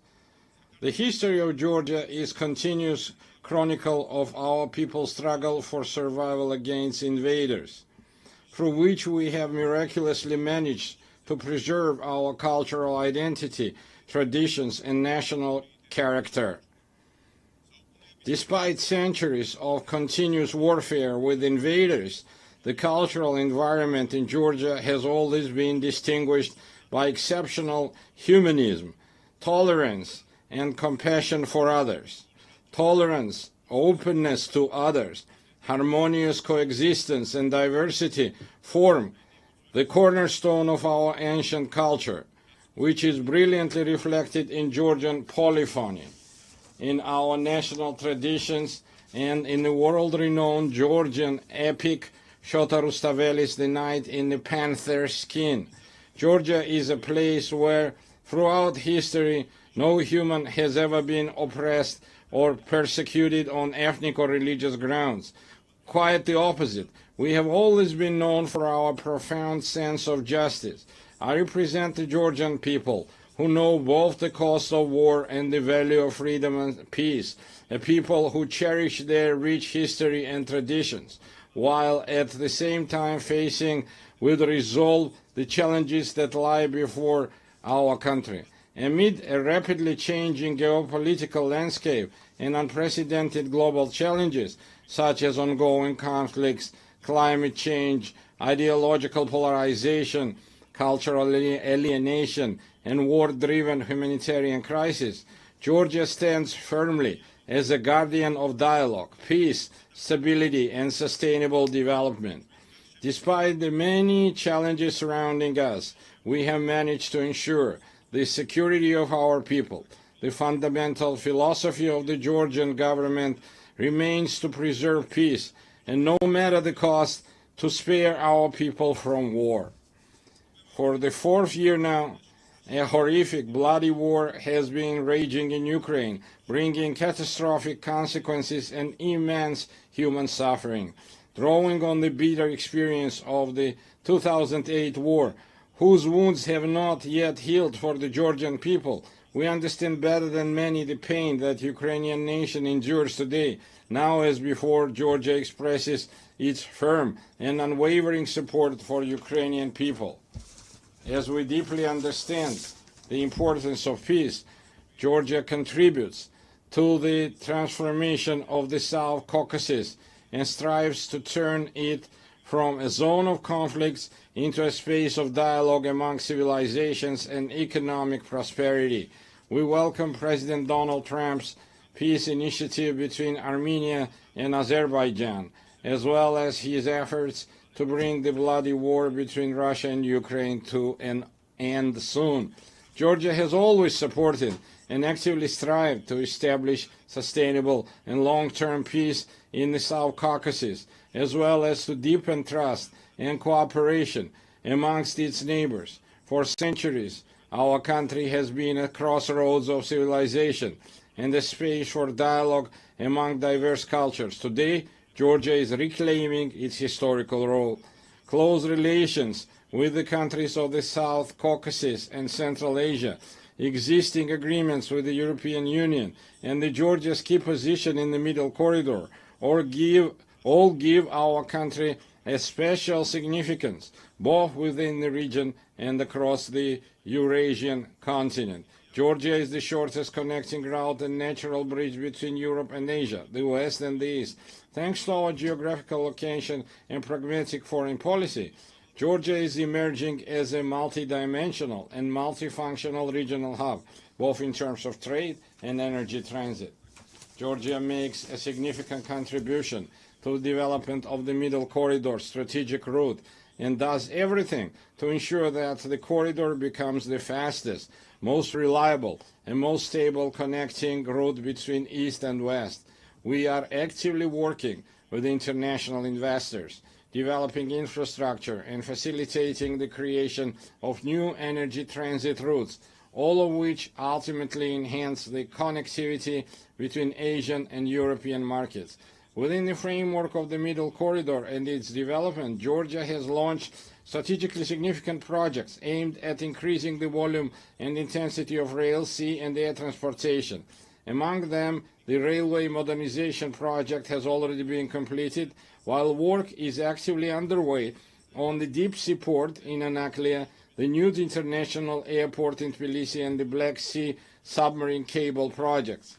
These projects, on one hand, provide landlocked countries in Central Asia and the South Caucasus with maritime connectivity to the rest of the world. On the other hand, the projects are implementing help diversity energy routes. We are implementing help diversity energy routes, thereby significantly enhancing the energy security of Europe and South Caucasus.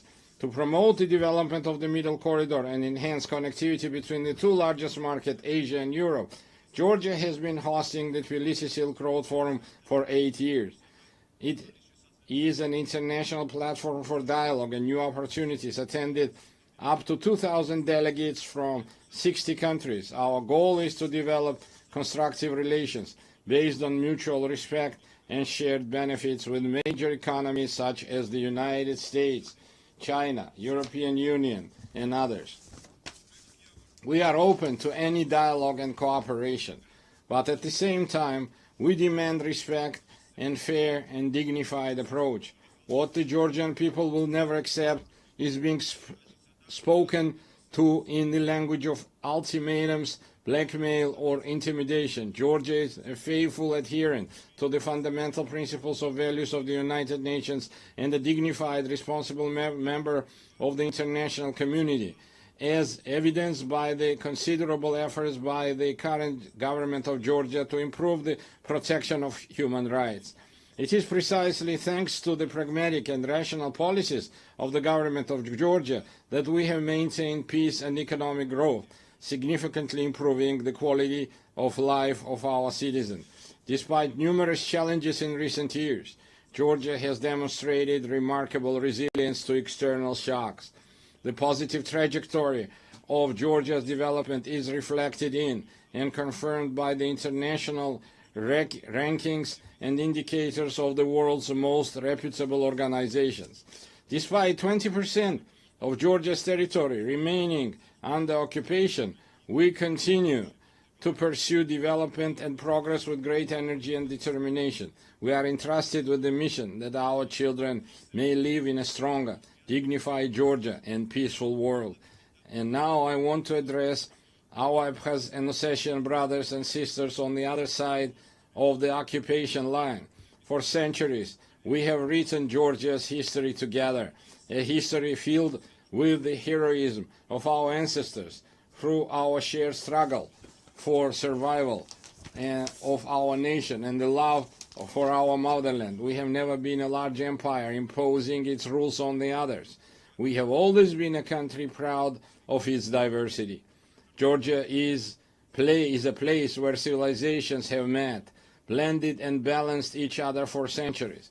Our culture is the very product of this complex and enduring synthesis. My Abkhaz and Ossetian brothers and sisters, our cultural code has not changed. For us, diversity is not a problem. It remains an essential formula for our existence, which is why we always meet our compatriots from the other side of the occupation line with open hearts and outstretched hands. It's our duty through joint efforts to overcome artificially created obstacles, rebuild broken bridges, and leave past grievances to history as a people of exceptional patience and resilience. I believe that one day we will, together with our children, we will live with our children in a united, happy, and developed Georgia, where nothing will stand in the way of our harmonious coexistence. Herewith, I would like to express my gratitude to the international community for its unwavering support of Georgia's sovereignty and territorial integrity. Georgia, like the entire world, is going through a pivotal moment in modern history. We live in a transitional era where the future of the international order remains uncertain. The United Nations must ensure our planet's transition to a peaceful, stable, and fair, multipolar international order. Georgia is responsible, as a responsible member of international community, is ready to support the United Nations in becoming the inevitable alternative to war and the principal guarantor of peace. I would like to reiterate that we are prepared and open, taking into account our national interests, to engage in dialogue with all parties on issues of global and regional significance. The current reality requires us to face difficult issues and initiate an open, pragmatic, and result-oriented dialogue. I believe that only in this way we can overcome common global challenges and unlock new opportunities for the benefit of our countries, peoples, and future generations. Thank you very much for your attention. May God bless humanity. On behalf of the Assembly, I wish to thank the President of Georgia. La Asamblea escuchará. The Assembly will now hear an address by His Excellency Luis Alberto Arce Catacora, Constitutional President of the Plurinational State of Bolivia. I request protocol to escort His Excellency and invite him to address the Assembly.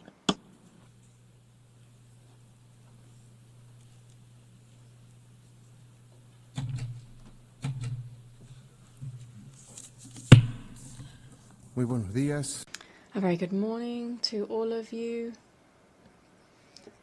Allow me to express brotherly greetings to the President of the General Assembly of the United Nations, Annalena Baerbock, and through her to the entire Assembly.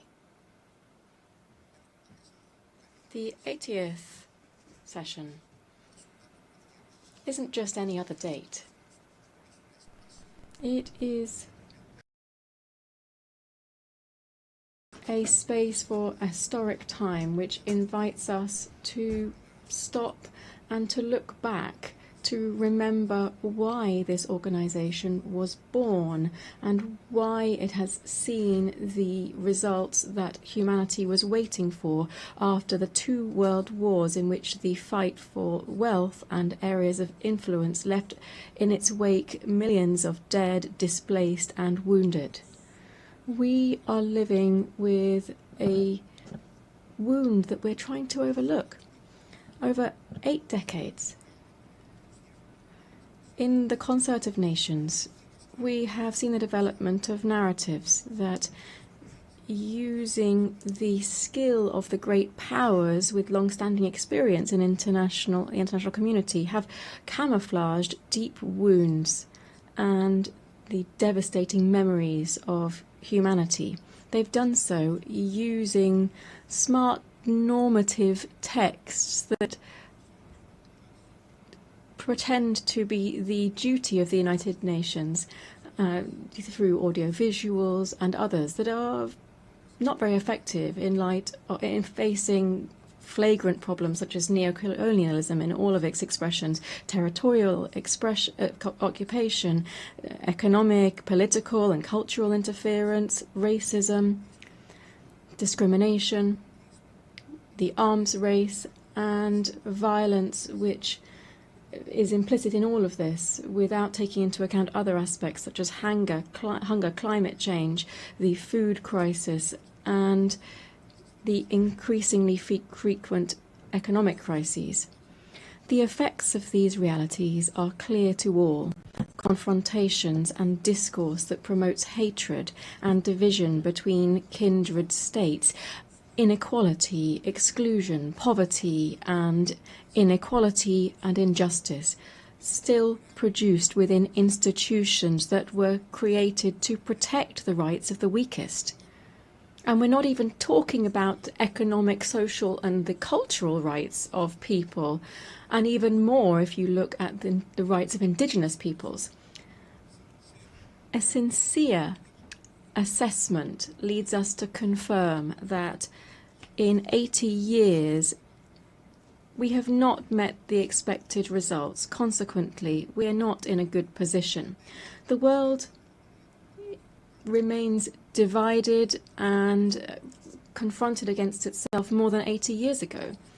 Today in the world there is greater inequality in the distribution of wealth than there was 80 years ago. The poverty figures, inequality and injustice, rather than being curbed, is on the increase. The risk that any remaining peace should disappear and the Third World War would overtake the entire planet is very close if we don't react in time. The danger here is that the unstoppable force of capitalism with the misuse of artificial intelligence would increase the climate change, would liquidate the planet and would convert the immense majority of the population into unnecessary beings is also something that we can't completely rule out. We're not in a good place. The UN was established on the basis of the foundations of the skeletons of the Holocaust and the not only physical but also moral ruins left by the fascist racism and also increasing neocolonialism with the use of 2 atomic bombs. One of the goals that gave rise to the United Nations was to not repeat the barbarity of war. Today we hear the echoes of the drums of war on all continents. We see the practice of genocide on the sole decision of 2 countries. We deny the right to be free and sovereign to a people.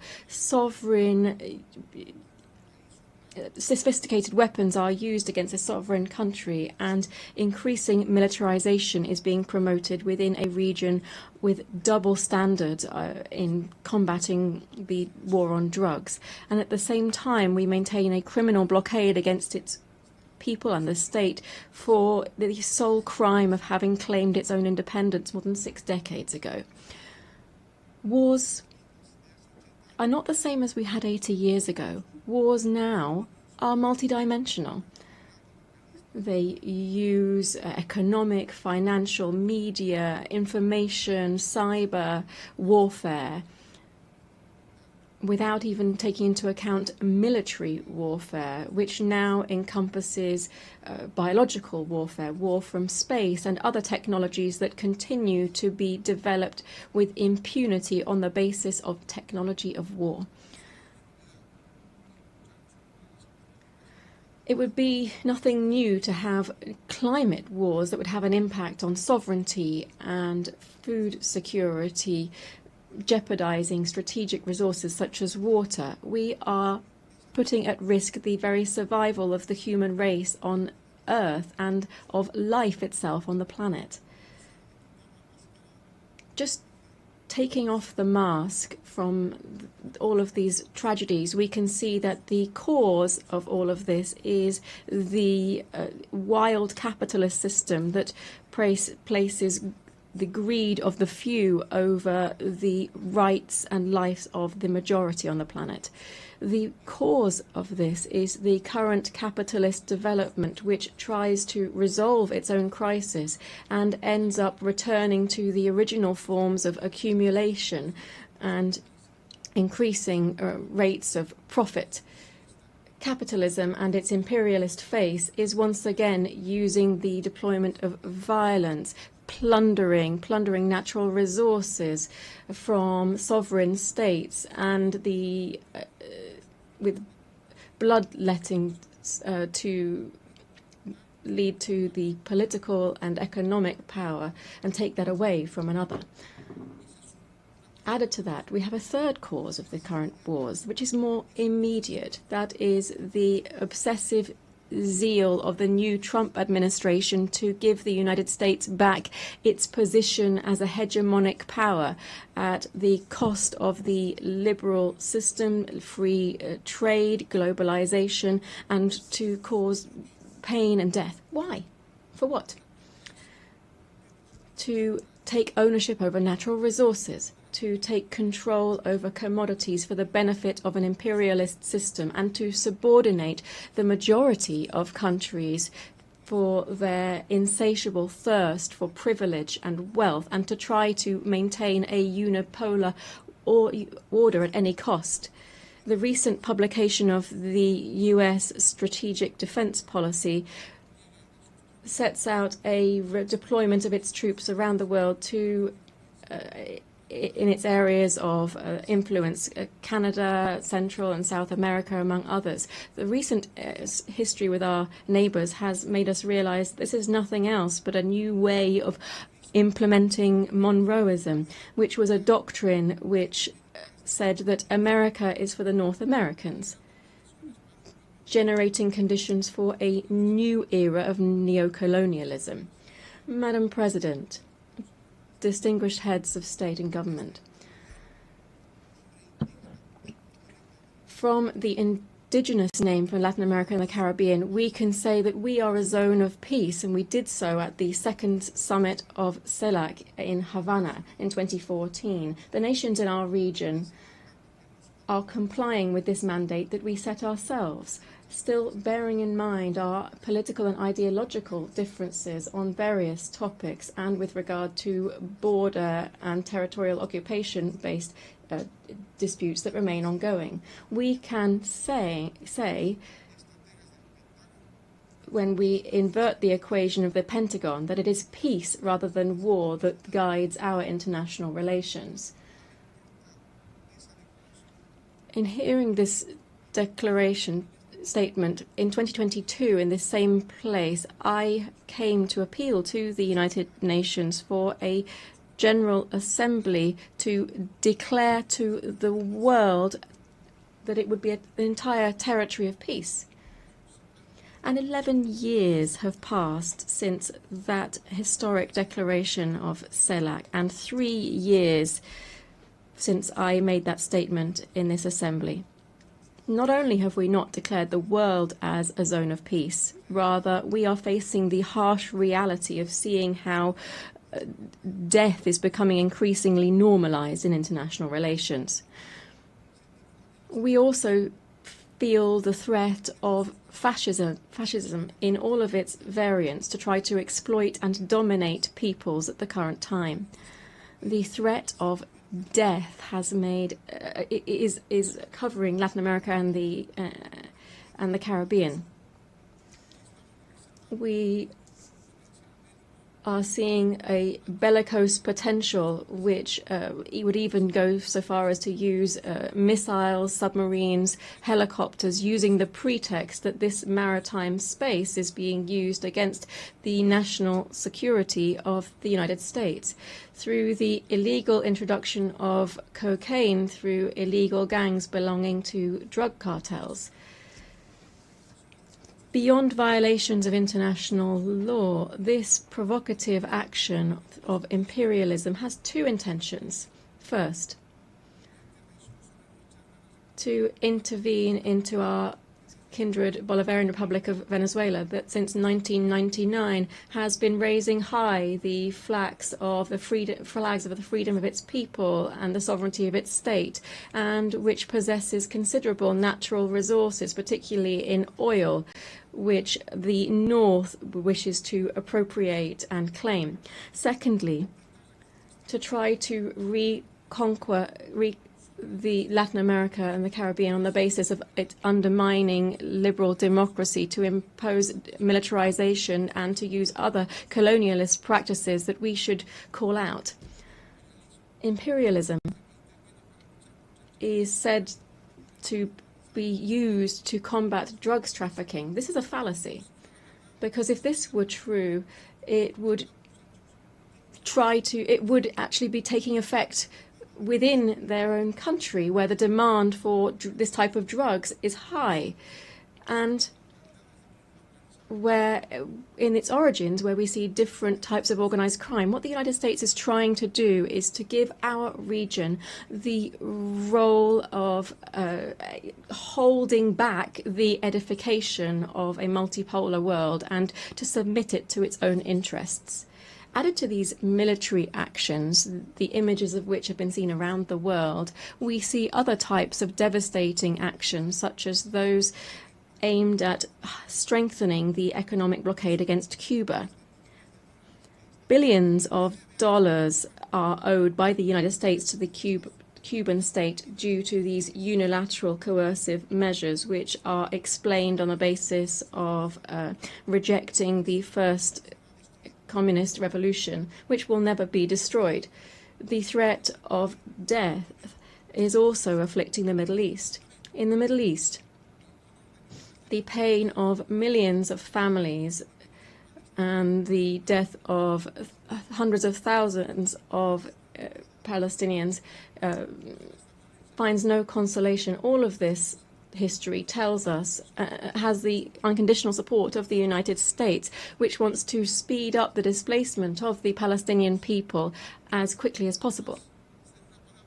Peace will be an empty world while the Palestinian people continues to face practices of genocide and does not have its own land and full sovereignty with East Jerusalem as its capital.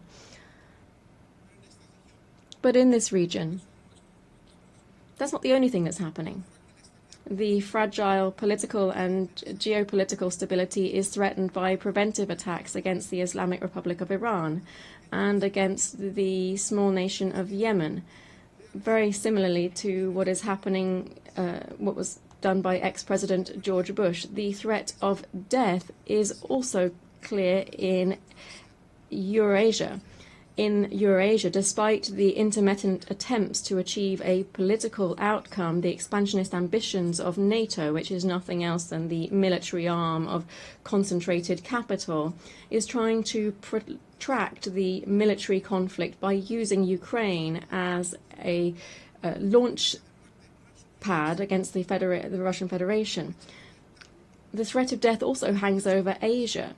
The East China Sea, which is an area of great geostrategic and economic importance, is facing two problems that could have an impact not only on the region but also the entire world. The overcoming of the sovereignty of Taiwan by the People's Republic of China is another example of explicit neocolonialism that is encouraged by the United States, as well as the dispute on the Senkaku Islands, the sovereignty of which is disputed between Japan, Taiwan, and China. It appears that these islands are home to important hydrocarbon resources. Furthermore, the constant tension between North Korea and South Korea could not only become a problem that affects these two countries, but also the entire security of the world. Heads of state and government, I've been referring to this entire world to say that in this new imperialist intervention, we should call it what it is, neocolonialism. And what should we do? I'm asking this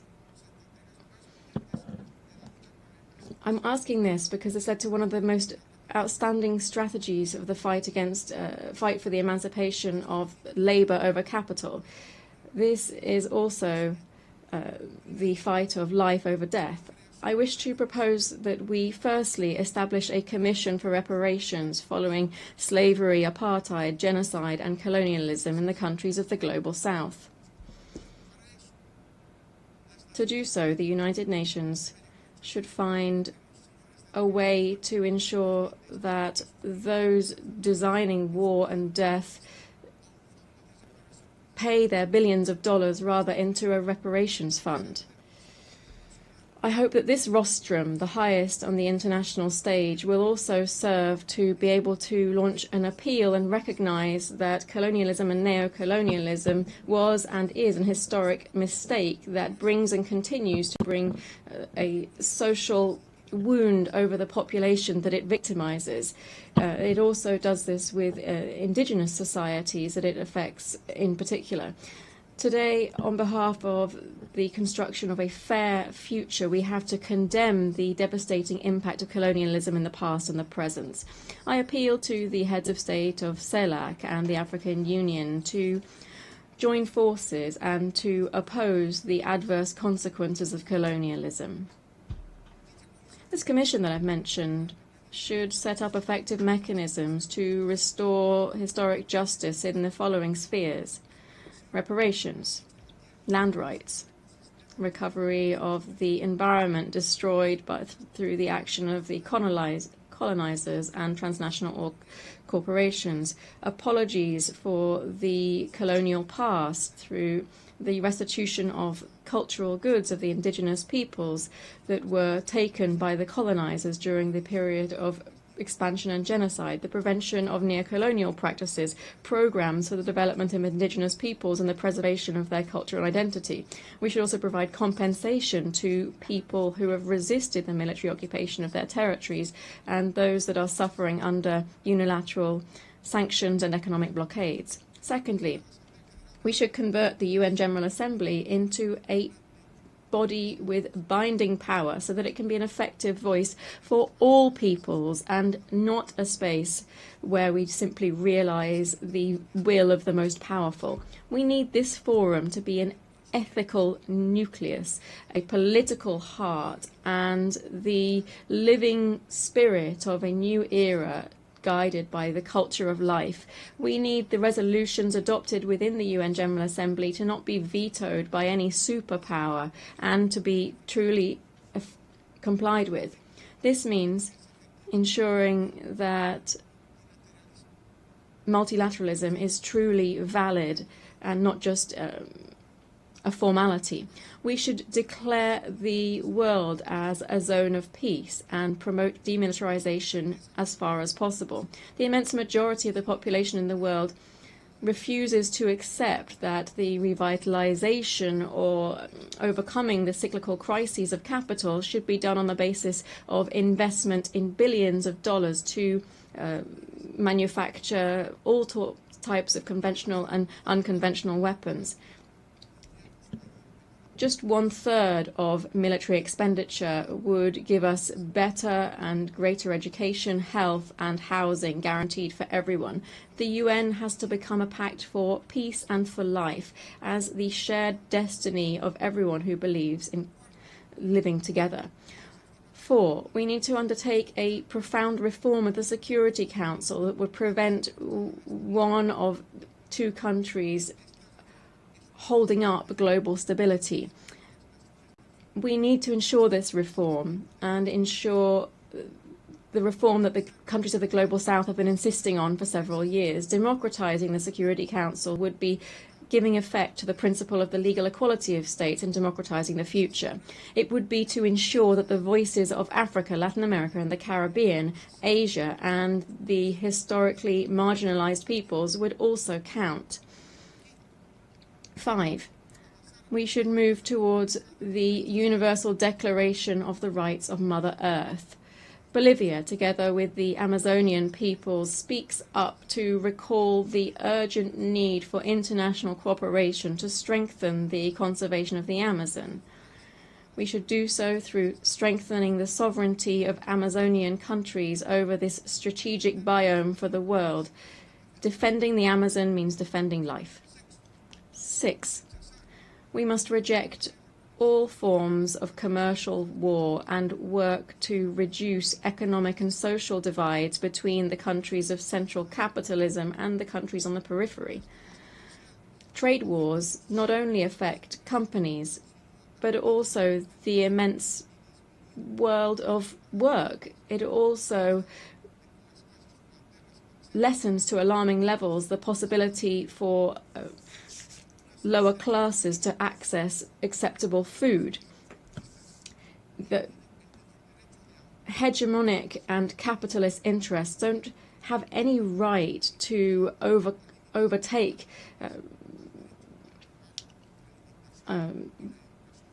rights of trade and reduce the right to employment, food and education for the working classes.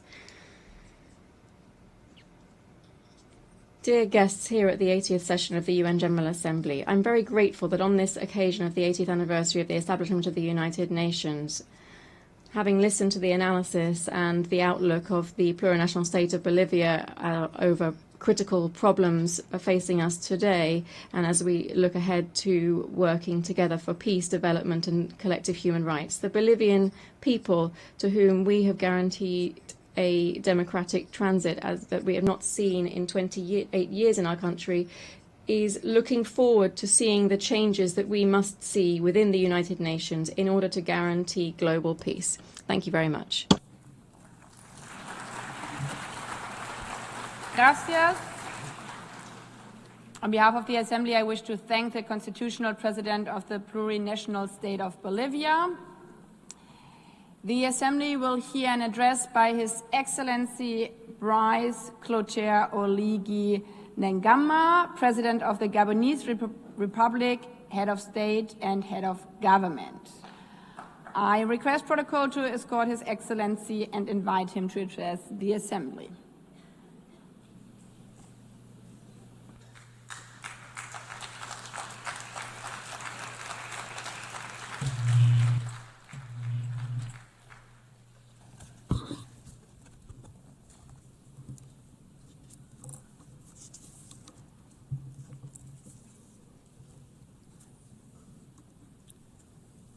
Madame la Présidente. Madam President of the General Assembly, distinguished heads of state and government, distinguished Secretary General of the United Nations, distinguished delegates, ladies and gentlemen, at the outset, I would like to most warmly and sincerely congratulate Her Excellency Annalena Baerbock on her election as President of this 80th session of the General Assembly of the United Nations. Madam President, your experience, I am sure, will allow you to effectively carry out the missions of your august post. Rest assured of the full cooperation of my country. To His Excellency Philemon Yang, your predecessor, I pay tribute to the outstanding work carried out during his term. And lastly, I would like to once again commend His Excellency António Guterres, Secretary General of our organization, for all of the efforts that he has constantly made since he took up his office. Gabon, my country, is keenly interested in the UN 80 initiative which aims at ensuring operational efficiency in the face of global challenges, as well as to optimize mandates within the UN system. Madam President, 1 year ago, before this prestigious assembly, as the President of the Transition of the Republic of Gabon, I presented the political process begun in my country after the liberation coup which took place on August 30th, 2023. After the presidential election of April 12th, 2025, for which the process and outcomes were unanimously endorsed by the international community, this transition culminated with my inauguration on May 3rd, 2025, as the first elected president of the Gabonese Republic, thus establishing the foundations of democratic order.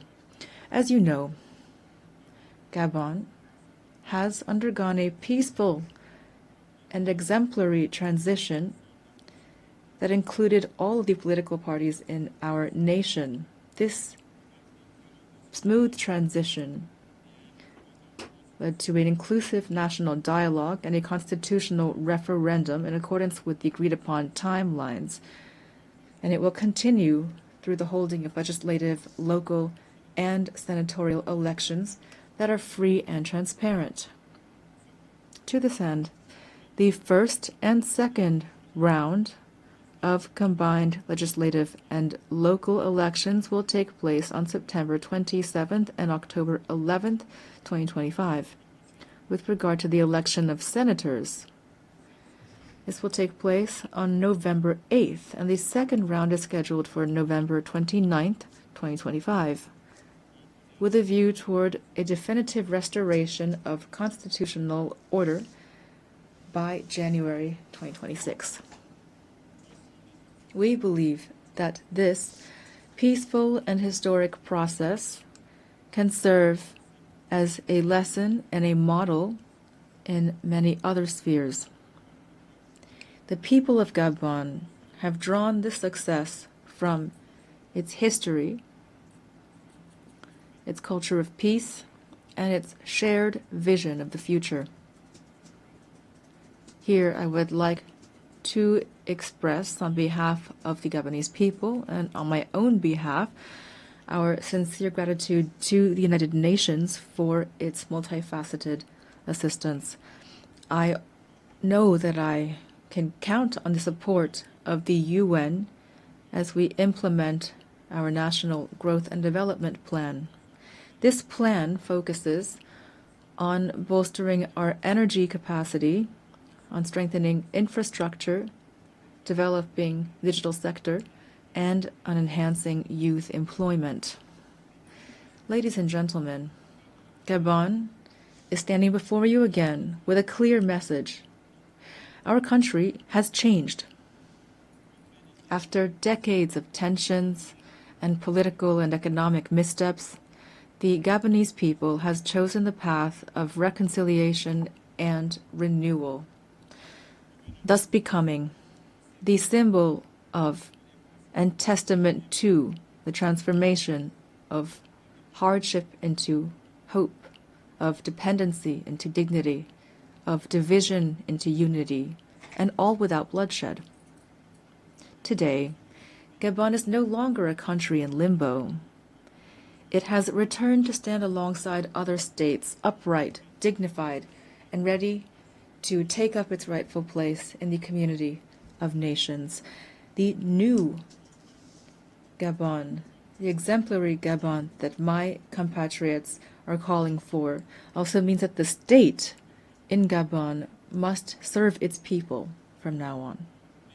But our national rebirth would be futile without a change in the international order.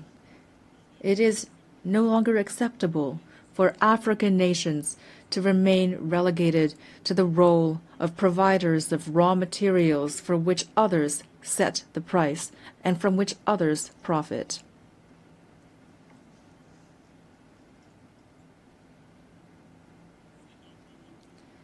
Therefore, I would like to invite public and private investors to support us through win-win partnerships.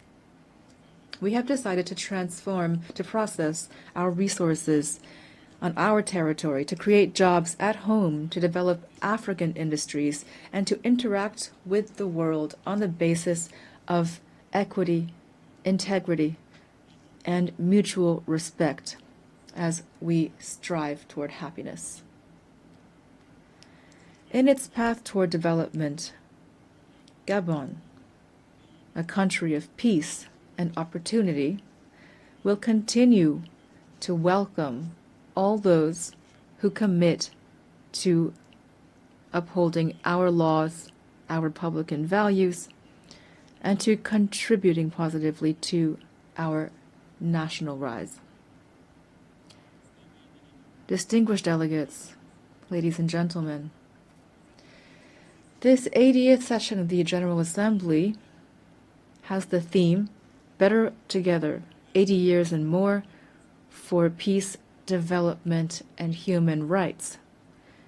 It takes place in an international context characterized by economic, environmental, and security crises that call for more sustained and more staunch collective engagement. This is an urgent call to tackle these concerns in accordance with the spirit and the values of the UN Charter. Ladies and gentlemen, today the world has a radically different face.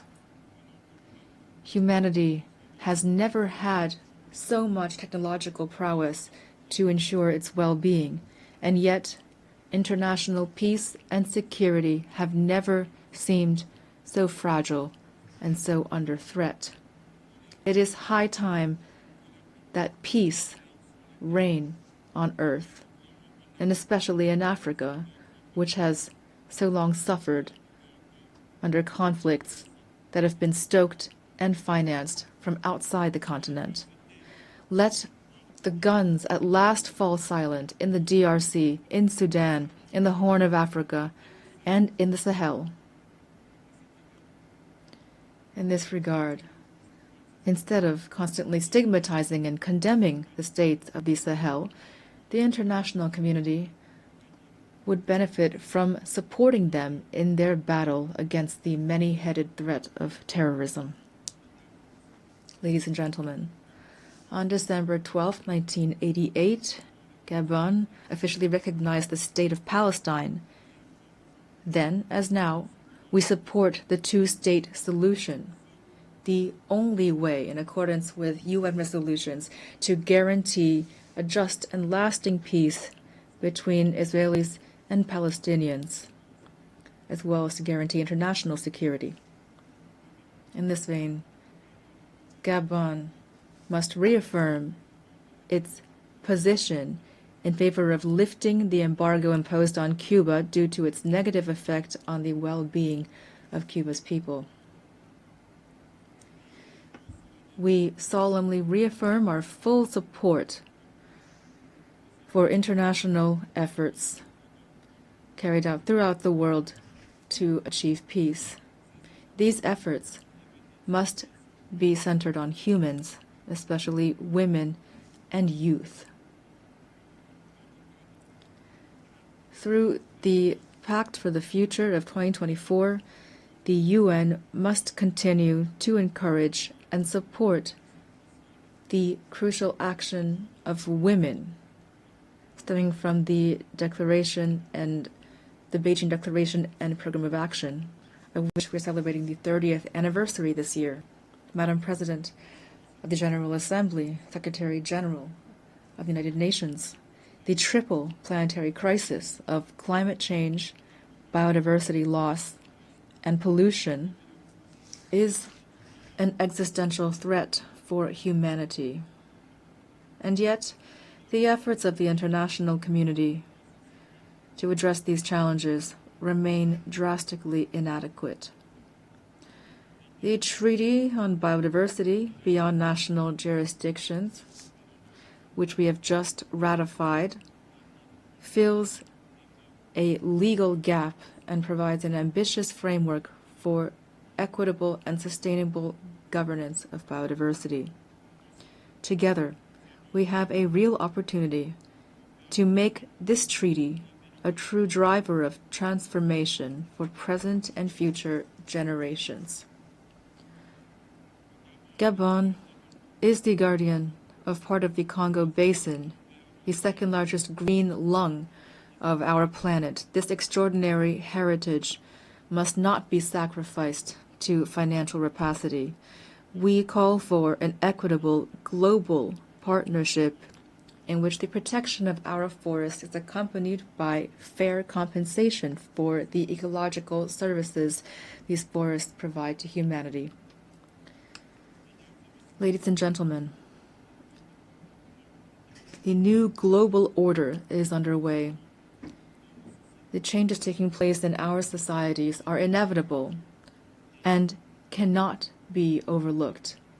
International peace and justice can only be guaranteed by a revitalized multilateralism, in particular through Security Council reform that takes into account the African claims enshrined in the Sirte Declaration and the Eswatini Consensus, to which Gabon is firmly committed.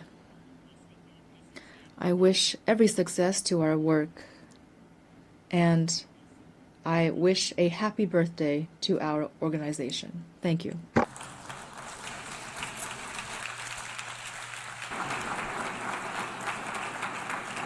I thank you and happy birthday to all of us. On behalf of the Assembly, I wish to thank the President of the Gabonese Republic, Head of State and Head of Government. The Assembly will hear an address by His Excellency John Dramani Mahama, President of the Republic of Ghana.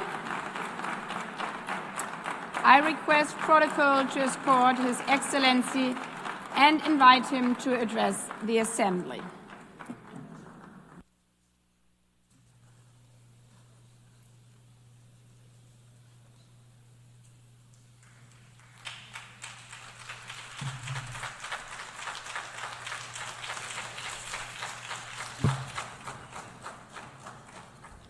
Thank you, Madam President, Mr. Secretary General, Excellencies, ladies and gentlemen. At this 80th session of the United Nations General Assembly, I'd like to speak about Africa's role in the future of this organization.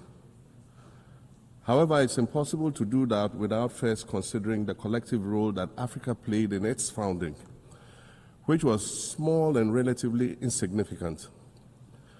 Of the 51 member states involved in the founding of the United Nations in 1945, only 4 were African: Egypt, Ethiopia, Liberia, and South Africa. It is important to point out that the United Nations came into being in the aftermath of World War II because of the inability of its predecessor, the League of Nations, to avert a large-scale global conflict, which had been its guiding purpose when it was founded in 1920 at the end of the First World War. Out of the 42 founding member states of the League of Nations, only 3 were African: Liberia, the Union of South Africa, and Ethiopia. Egypt was to join later in 1937. Africa's overall participation in the organization's founding was minimal and relatively unimportant. That's because before all the other talks and meetings, representatives from a group of 40 nations gathered in Berlin for a series of discussions that began in 1884 and which led to the partitioning and formal colonization of the African continent, which is also called the Scramble for Africa. It has famously been written that past is prologue. Well, in the past, the majority of the 54 nations that now comprise Africa were never offered a seat at the table where plans for a new world order were being drawn. But, Madam President, as fate would have it, the tables are turning, and Africa's role in the authorship of whatever is yet to come for this world is going to be huge, and it will be consequential. According to this organization's own projections, by the year 2050, more than 25% of the world's population is expected to come from the African continent. Additionally, by 2050, 1/3 of all young people aged between 15 to 24 will be residing on the African continent. So you see, the future of this world is African. Allow me to say this once again a little louder for those of you in the back. The future is African.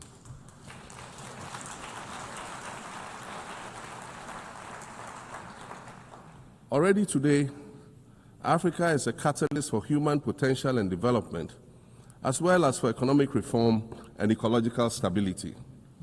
Africa is a catalyst for systemic change.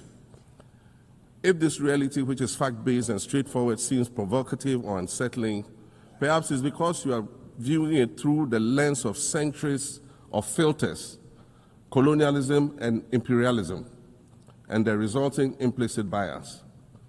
Maybe you are unaware of the resilience of African nations or their remarkable ability to make a strong comeback just when you think it's safe to count them out.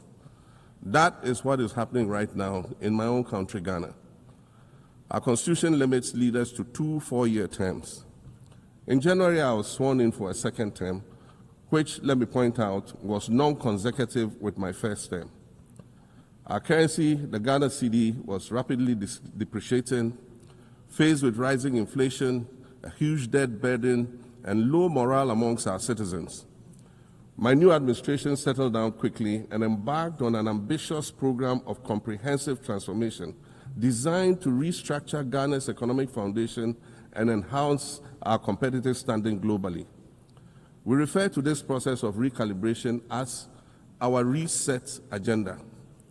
In just 8 months, we have achieved significant reduction in inflation from 23.8% in December 2024 to 11.5% in August 2025, restoring price stability for our citizens. Additionally, our currency, the Ghana cedi, has appreciated considerably against other currencies, with Bloomberg reporting it as the best performing currency in the world at one point. Our improved sovereign credit rating reflects increasing investor confidence in our economy, and our 24-hour economy initiative promises to transform our economy.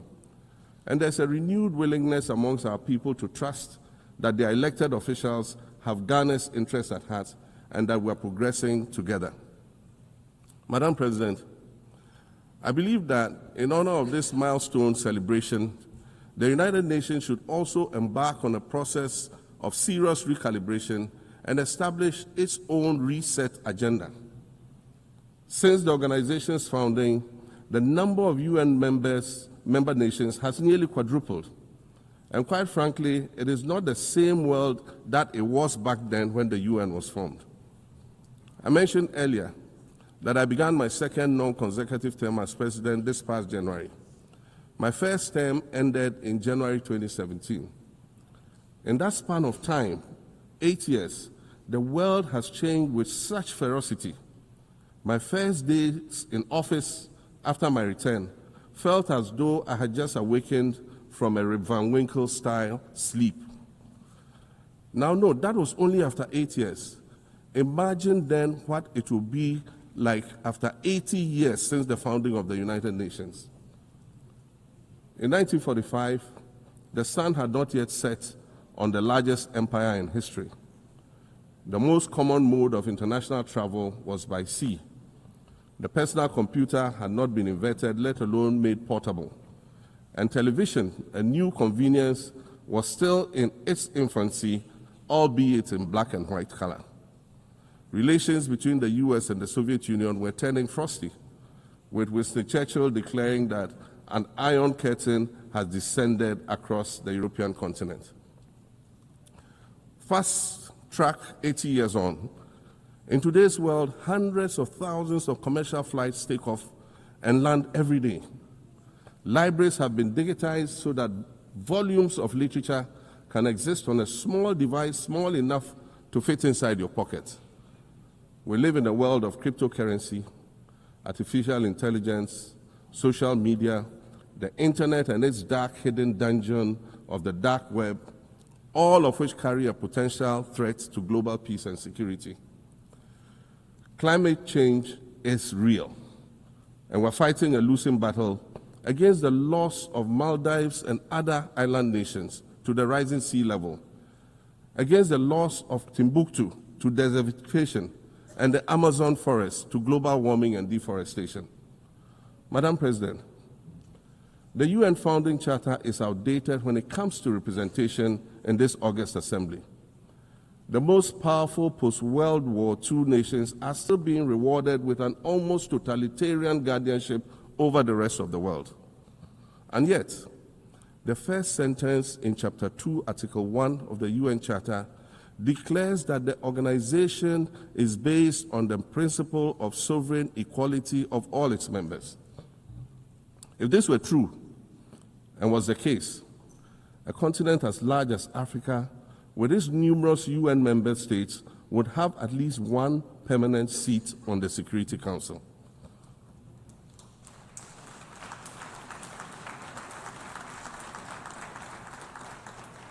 Furthermore, we believe that veto power should not be restricted to only 5 nations, nor should it be absolute. There must be a mechanism in this House for the General Assembly to challenge a veto. No single nation should be able to exercise an absolute veto to serve its own interests in a dispute.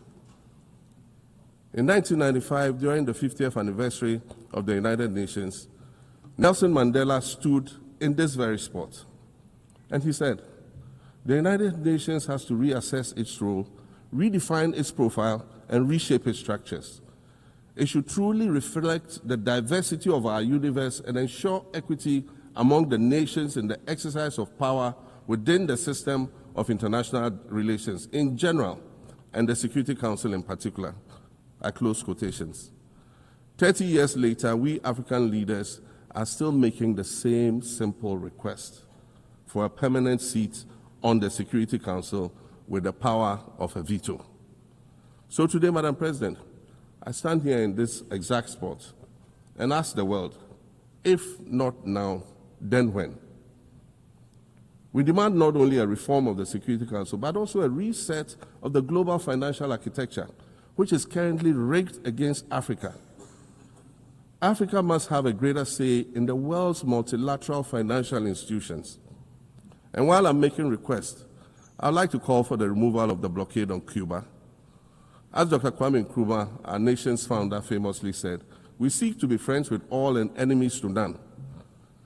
The Cuban people shed their blood on African soil in the fight against apartheid.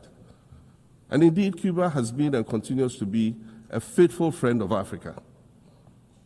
You see, the very fact that I can stand here and ask these things and say these things, and the fact that all nations can ostensibly gather here to address critical global issues, air our grievances, and express our concerns, that is what makes the survival of this organization so important. In every old city or village, you will find a town square, or a courtyard, or a plaza that once served as a gathering space for the citizens of the community and their leaders. Meetings and celebrations were held there, as were trials and elections. And these were spaces that brought people together and held them together as a community. Sadly, time and technology have eroded these spaces. Madam President, in many ways, the United Nations is the proverbial town square of our modern global village. And it has never been more critical for us to protect this one space that brings and holds the world nations together as a community. The internet, social media platforms, and artificial intelligence offer us the illusion of connectivity, when in fact what they do is reinforce isolation by using algorithms that ensure that we do not receive new ideas and perspectives, but rather more of the same content. We are served alternative facts and manipulated images, making it easy to disseminate disinformation and sow seeds of division amongst communities. Madam President, these are dangerous times. Our world is currently experiencing a rise in nationalism and economic instability. There's a general breakdown of multilateralism. Various acts of aggression have been committed against the sovereignty of others, and nations are attempting to circumvent the very safeguards that were put in place to prevent large-scale global conflict. These conditions are all too similar to the ones that led to the League of Nations' failure in fulfilling its mandate. The denial of visas to President Abbas and the Palestinian delegation sets a bad precedent and should be deeply worrying to all member nations of the United Nations. Ghana recognized the state of Palestine in 1988 and supported a two-state solution to the conflict since then. And I say, contrary to the claims of some, a two-state solution would not be a reward for Hamas. It would rather be a reprieve for the hundreds of thousands of innocent women and children and people who are facing collective punishment and forced starvation for no reason other than the fact that they are Palestinian. For nearly 2 years and for the fear of reprisals, we here in this General Assembly have been playing hide and seek with language to find the right words to help us avoid or excuse what we all know is taking place in Gaza. But here's the thing, it doesn't matter what you call it. If it looks like a duck, it swims like a duck, and quacks like a duck, well, then it must be a duck. The crimes in Gaza must stop.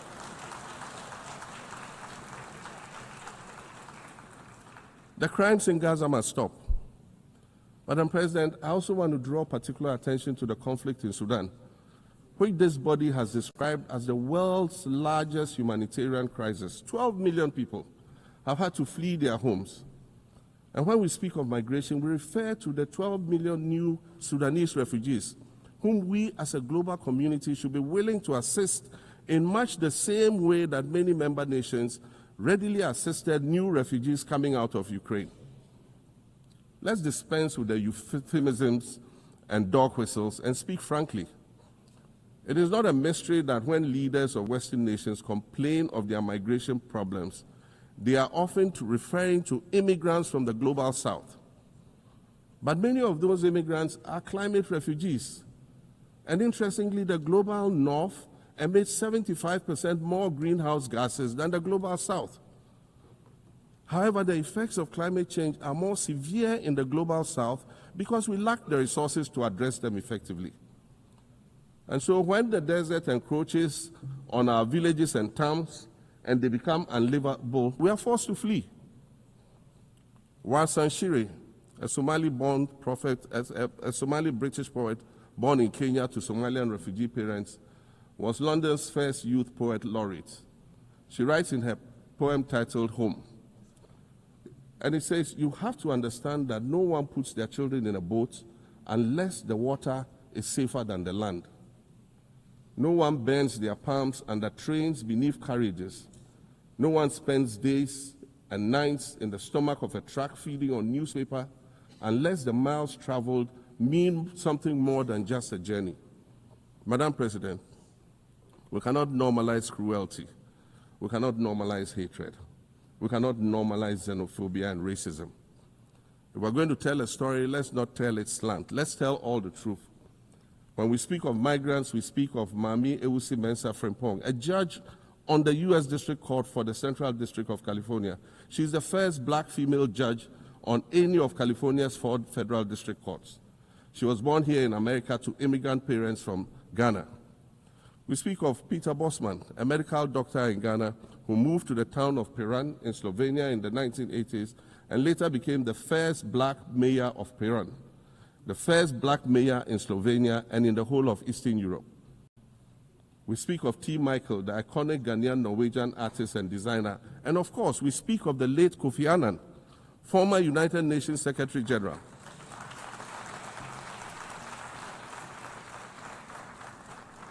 Former United Nations Secretary General and Nobel Peace Prize recipient, who was born in Ghana but spent his adulthood in various places in America and Europe. These are people who have brought great distinction to the countries that they decided to call home. Just as the migrants and the children of migrants before them did, I dare say these are not invaders. These are not criminals. Madam President, the slave trade must be recognized as the greatest crime against humanity. As the African champion on reparations, Ghana intends to introduce a motion in this August body to that effect. More than 12.5 million Africans were forcibly taken against their will and transported to create wealth for the powerful Western nations. We must demand reparations for the enslavement of our people and the colonization of our land that resulted in the theft of our natural resources, as well as the looting of artifacts and other items of cultural heritage that have yet to be returned in total.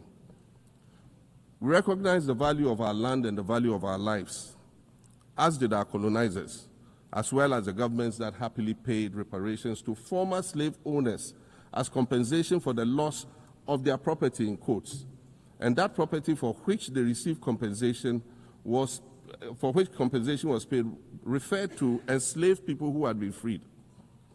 Madam President, an increasingly insecure world is witnessing upward spending on defense budgets of bilateral partners and steep cuts in official development assistance. Since July 2024, it is estimated that there's been a 40% drop in humanitarian aid globally. In this era of global uncertainty, Africa must exercise sovereignty over its natural resources to raise the necessary funds to ensure the well-being of its citizens. The days of parceling out vast concession areas to foreign interests for exploitation must come to an end. We'll continue to welcome foreign investment, but we must negotiate better for a bigger share of the natural resources that belong to us. And we must insist on value addition to these resources. We're tired of the continued image of poverty-stricken, disease-ridden rural communities living at the periphery of huge foreign-controlled natural resource concession areas. We're tired of having people extract the most they can from us and in return offer us the very least by way of respect, consideration, and dignity. We're tired of not being represented in ways that reveal the richness and complexity of our history or acknowledge all that we have overcome to arrive here in this liminal space of untold possibilities. Allow me to echo the Indian-American writer Arundhati Roy, who wrote, "Another world is not only possible, she is on her way. On a quiet day, I can hear her briefing." I want to add that for the sake of Africa, and quite selfishly for the sake of my 18-year-old daughter, I hope that this new world that is arriving is a place of safety and equality for women and girls. To succeed, we must empower everyone, including women and girls, to reach their full potential. In closing, Madam President, I'd like to congratulate you on your election to preside over this historic 80th General Assembly and on being the 5th woman to hold this distinction. I'd also like to congratulate Her Excellency Nana Jane Opoku-Agyeman on being the first woman Vice President of Ghana.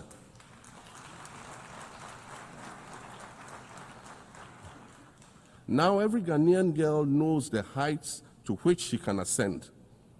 Words matter, but issues of representation matter even more, which is why Ghana looks forward to the appointment of a woman as Secretary General of this organization in the near future. Madam President, Your Excellencies, I thank you for your kind attention.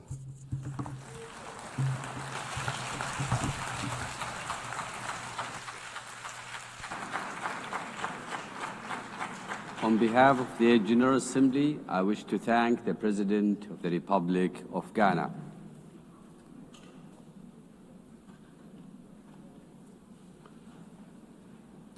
The Assembly will hear an address by His Excellency Omaho O.C. Sokang Embalo, President of the Republic of Guinea-Bissau. I request protocol to escort His Excellency and invite him to address the Assembly.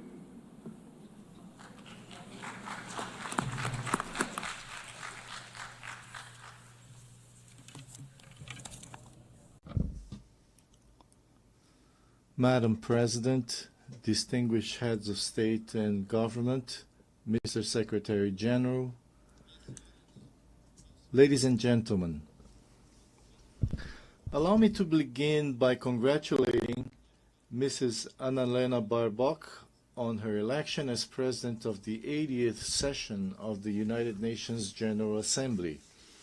I thank the outgoing President, Mr. Philemon Yang, for his service to the international community. To Secretary General António Guterres, I wish to reaffirm Guinea-Bissau's full support for his tireless efforts in favor of world peace, international cooperation, multilateralism, and sustainable 80 years ago, the founders of the United Nations pledged to save succeeding generations from the scourge of war. That promise, unfortunately, has not yet been fully fulfilled.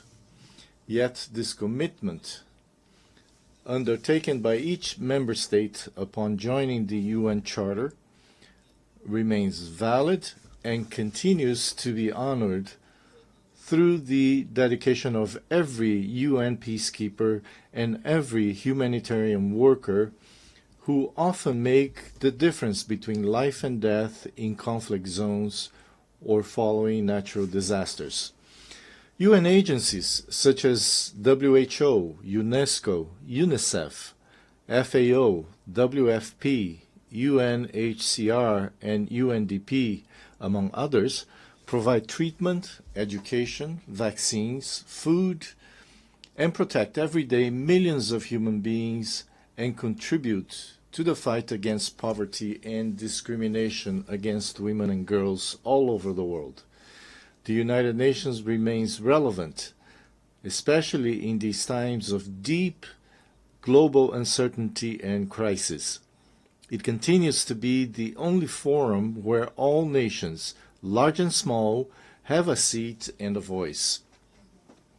Excellencies, ladies and gentlemen, we live in a world confronted by multiple crises. We are witnessing what Secretary General António Guterres has called polycrisis.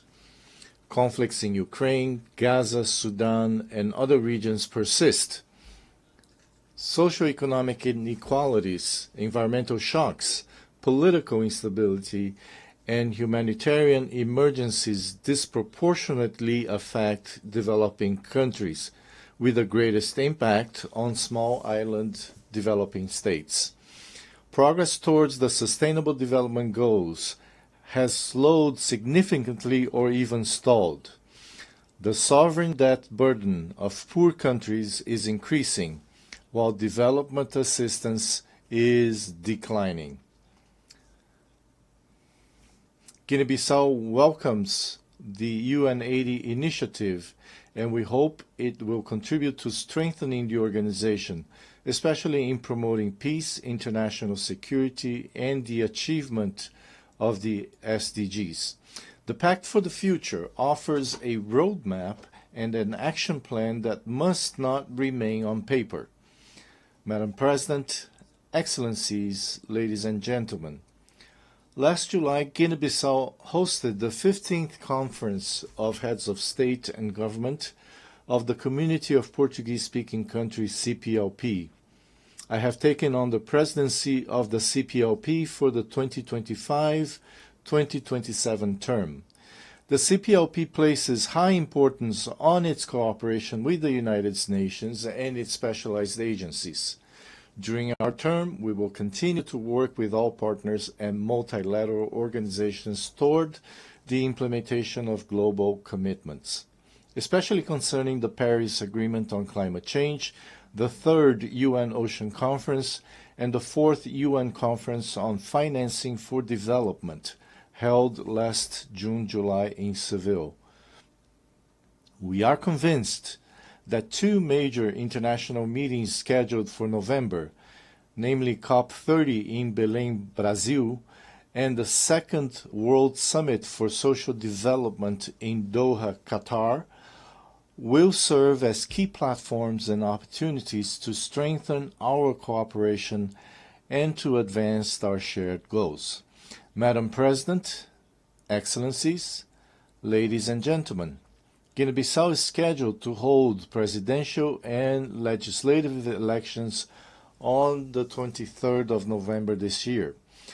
All necessary conditions are being put in place to ensure that these elections are held peacefully, freely, transparently, and credibly. Over the past 5 years, I have prioritized dialogue, inclusion, political stability, and the consolidation of the democratic rule of law. I am confident that these upcoming elections will reaffirm the irreversible nature of citizenship and democratic values in Guinea-Bissau.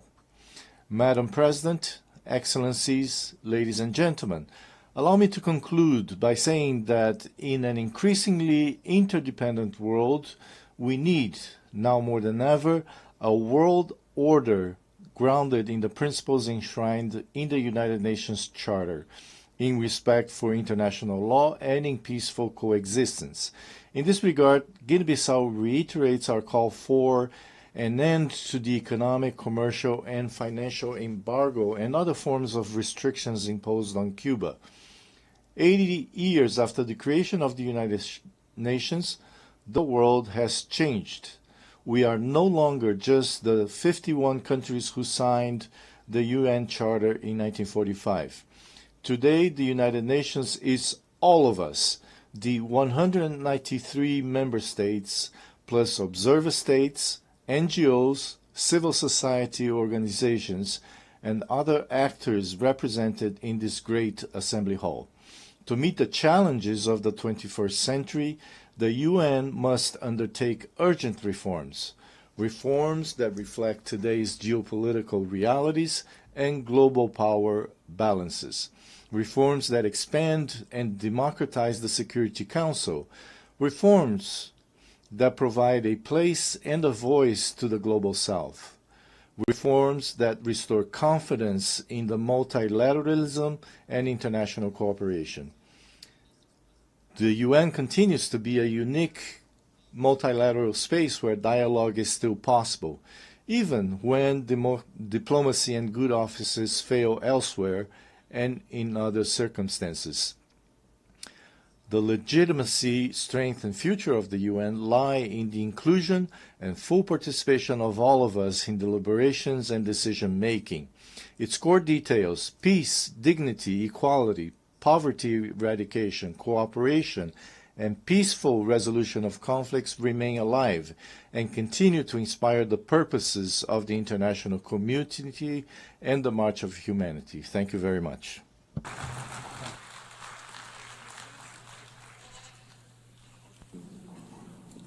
On behalf of the Assembly, I wish to thank the President of the Republic of Guinea-Bissau.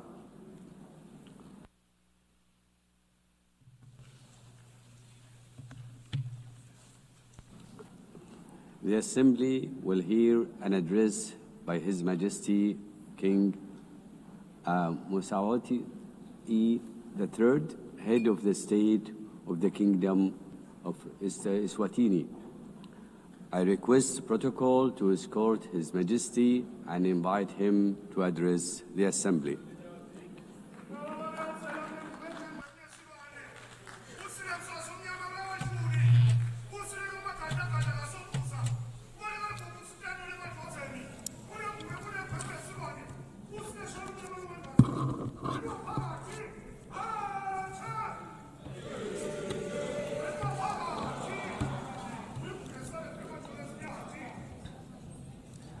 Your Excellency, Madam President of the General Assembly, Your Majesties, Excellencies, Heads of State and Government, UN Secretary General, distinguished delegates, ladies and gentlemen, it is a great pleasure to address the 80th session of the United Nations General Assembly under the theme Better Together, 80 years and more for peace, development, and human rights.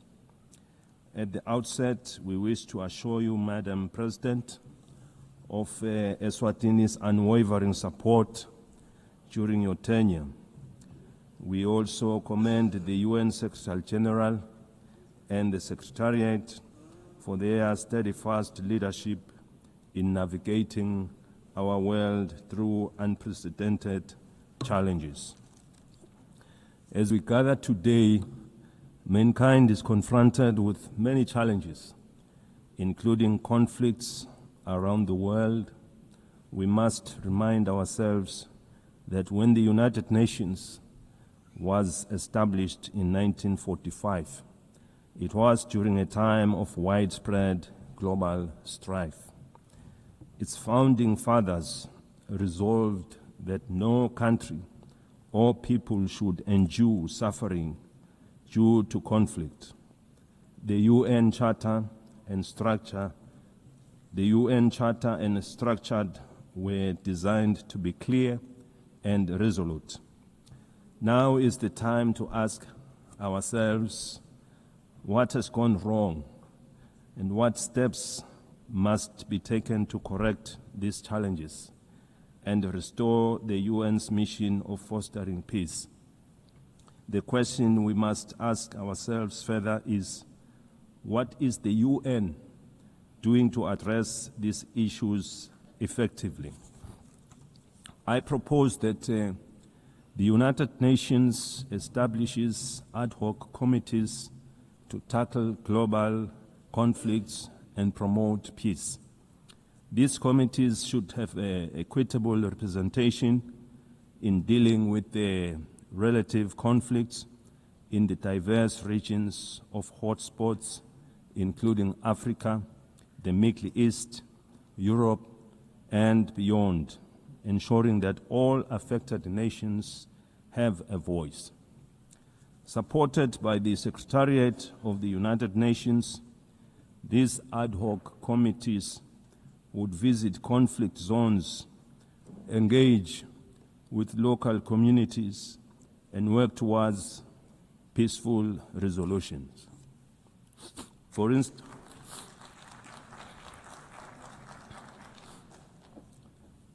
instance, in Africa, the conflicts in Sudan, South Sudan, Somalia, the Sahel, and the Great Lakes need the intervention of these ad hoc committees.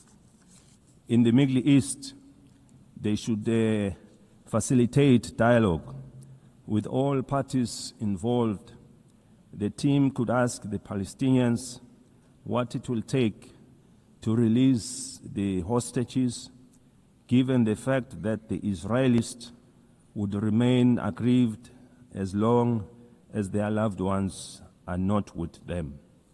Similarly, the ad hoc committee should engage the Israelis to ascertain what it will also take for them to stop the bombardment, to avoid loss of more innocent lives, widespread destruction of property, and a growing refugee crisis.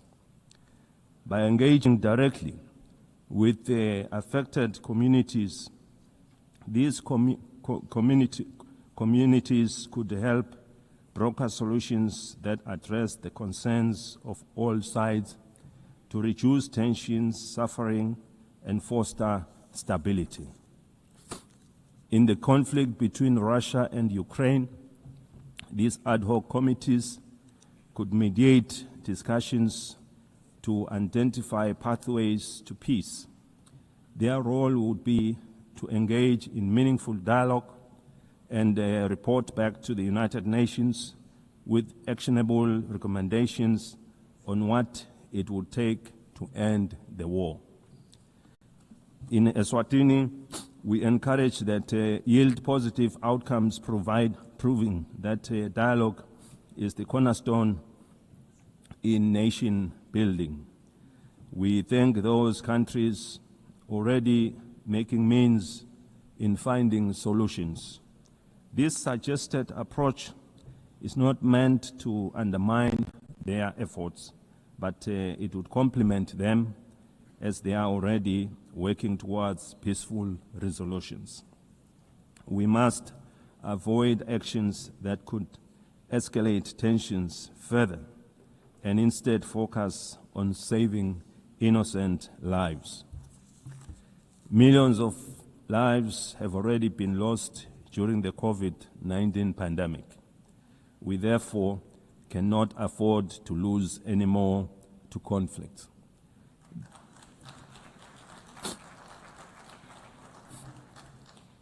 The UN must now focus on supporting the building of economies of the world to address issues of poverty and the global financial crisis which we experienced after the COVID-19 pandemic.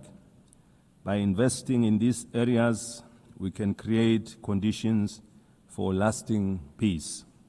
We therefore need one another in building and supporting our development initiatives in our respective countries. The time for action is now.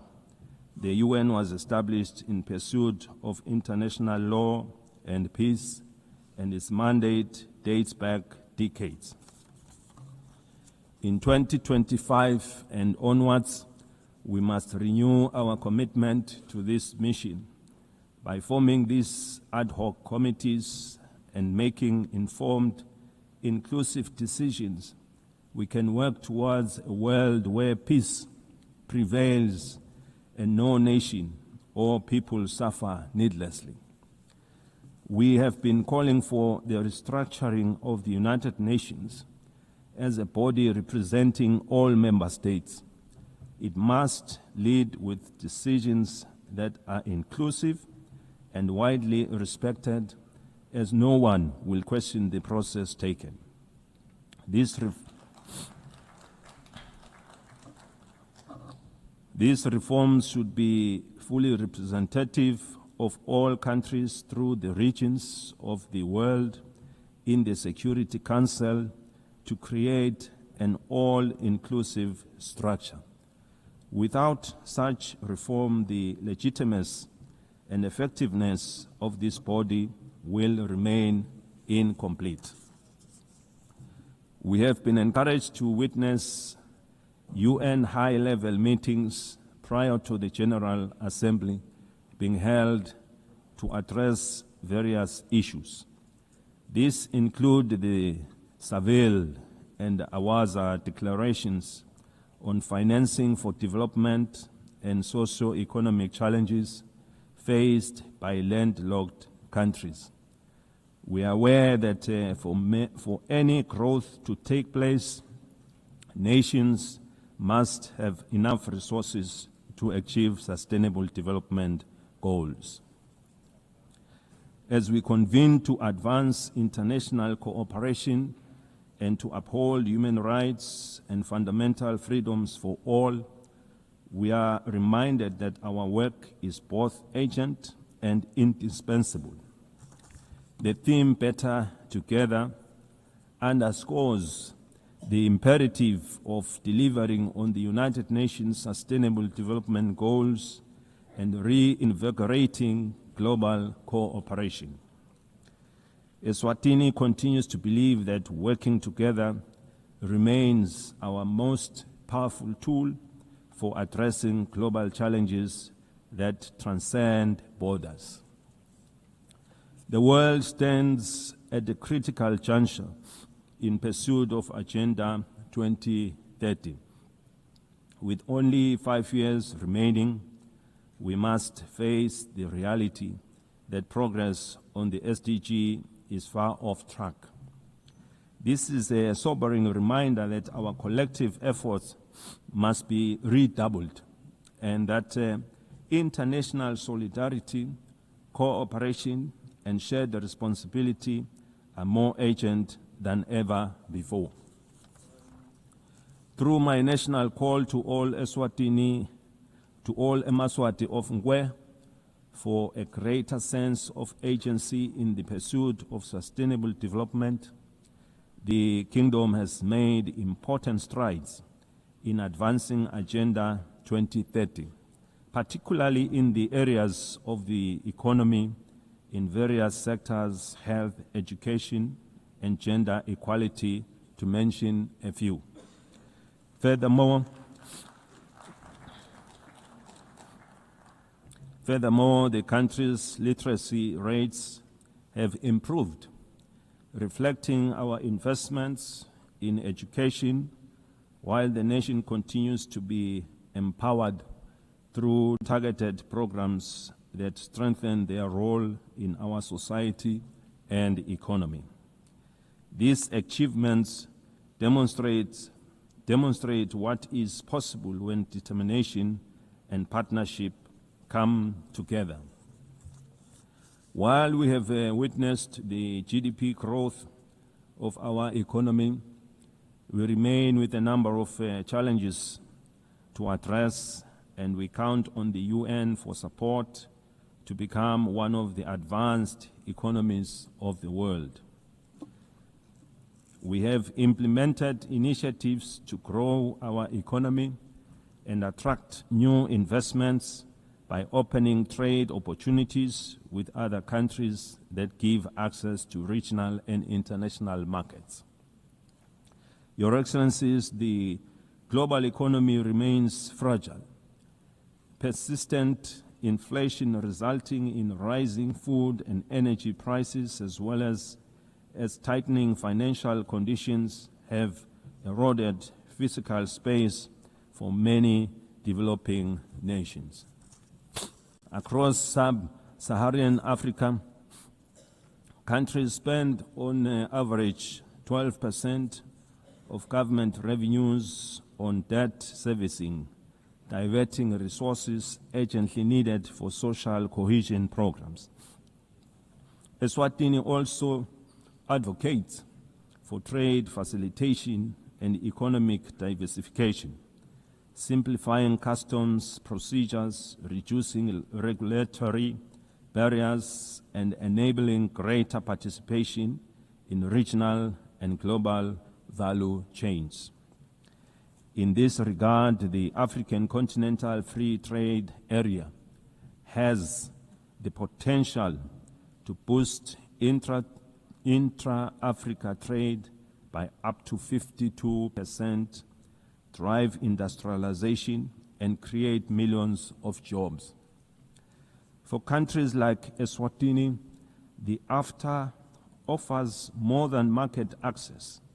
It provides a pathway to overcome geographic constraints through regional integration, cooperation, and efficient trade corridors. In an increasingly connected world, the Kingdom of Eswatini is actively striving for digital transformation as a catalyst for sustainable development.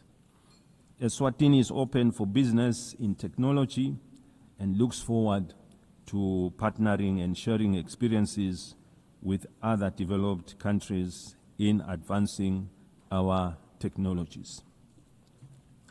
Eswatini is proud of the significant progress achieved under Sustainable Development Goal 3.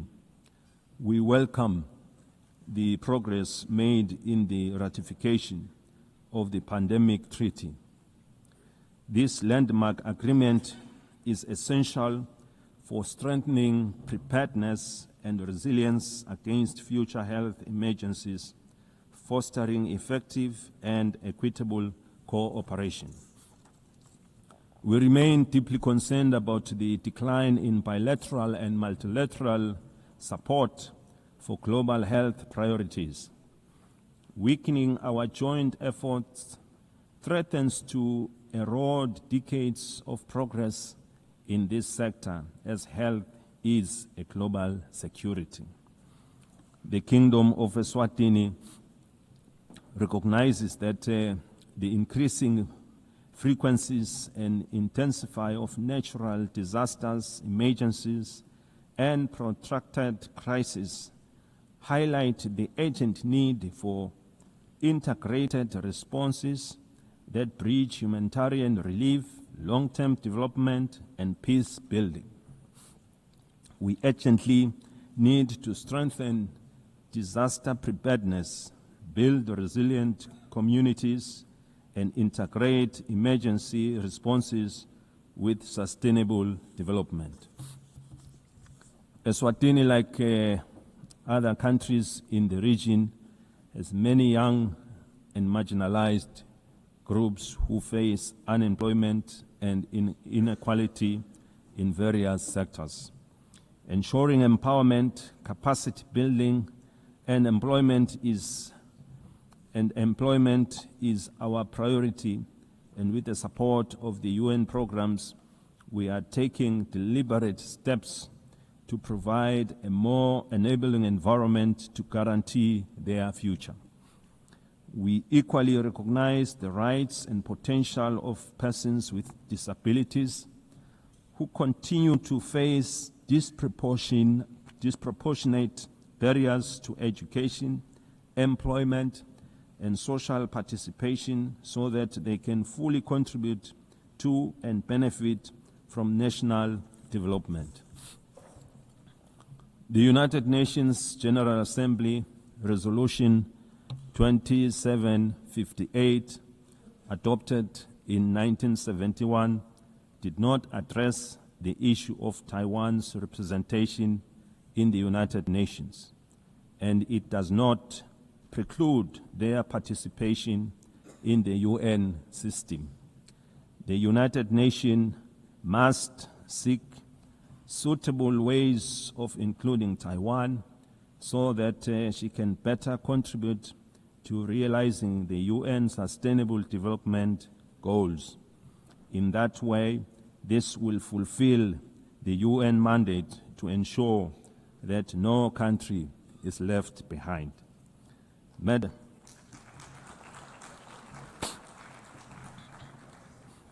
Madam President, in conclusion, we are entrusted with the hopes of our people and the future of our children.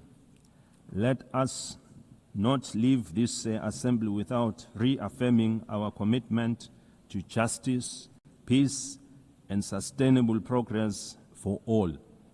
The Kingdom of Eswatini stands ready to play its part. The international community must remain united in addressing shared global challenges, from hunger and malnutrition to climate change, under the guiding spirit of better together. I thank you. May Almighty God bless us all.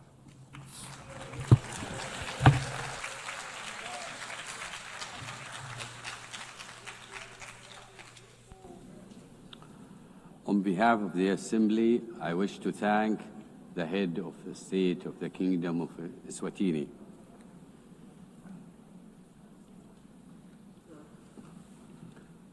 The Assembly will hear an address by His Excellency Sonang Jilwept, President of the Republic of Palau. I request protocol to escort His Excellency and invite him to address the Assembly.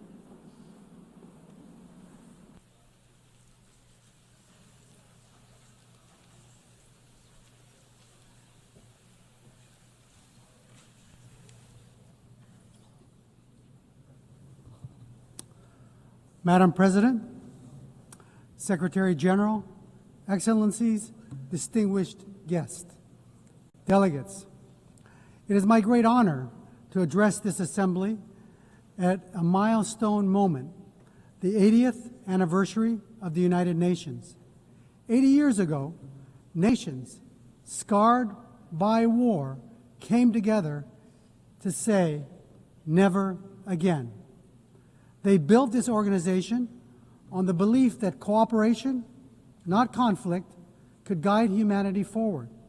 Today, as we reflect on that founding vision, let us remember the United Nations was not built for the powerful, but for all nations, large and small.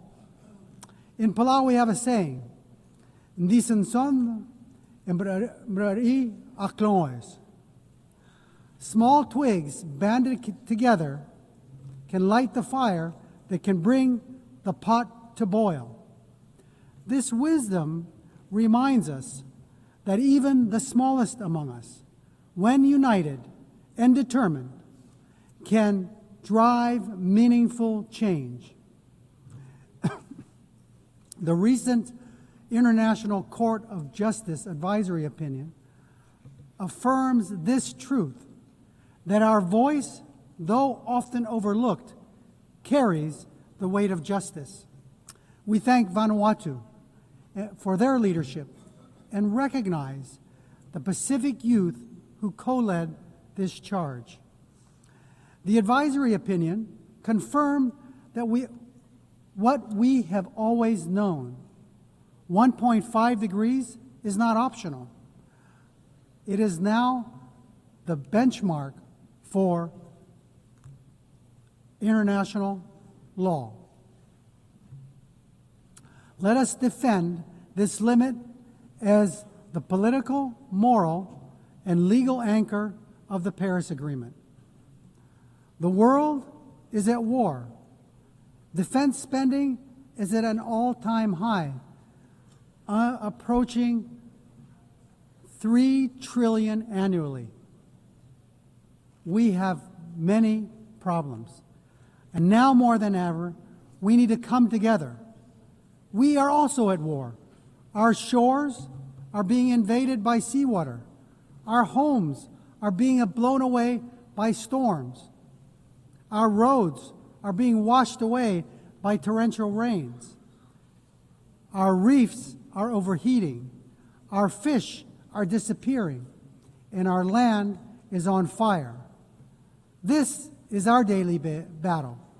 And ahead of COP30 in Belém, we must see new nationally determined contributions submitted without delay, particularly from major emitters. And they must be aligned with the 1.5 degree trajectory. We applaud Australia's leadership in setting incredibly ambitious and achievable 2035 emissions reduction targets and developing clear strategies to reach its net zero emissions pathway by 2050. Australia leads the way in supporting Pacific Islands in accelerating the energy transition. This is a testament to the kind of leadership needed to defend and ensure a safe and prosperous future for all. However, ambition without implementation is an empty promise. For SIDS, the fight depends on climate finance. Too often, our countries are trapped in systems that are overly complex, slow, inaccessible. Finance must be predictable and adequate. It should not create new debt. It should free us to implement our NDCs, adapt to climate change impacts, and address loss and damage. The 1.5 degrees Celsius limit remains our lifeline, and finance is the key to achieving it. We need investment, not in defense, but for us to combat our greatest threat, climate change. It is not aspirational. It is the scientifically grounded guardrail that protects the most vulnerable from the worst climate impacts. Madam President, our region has served as the world's moral compass on climate justice. We have helped secure the 1.5 degree goal in Paris. We have pushed for a mechanism on loss and damage.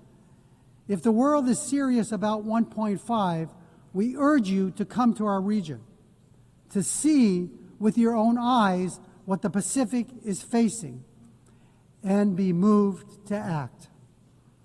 That is why COP31 must be a Pacific COP, hosted by Australia, shaped in partnership with the Pacific.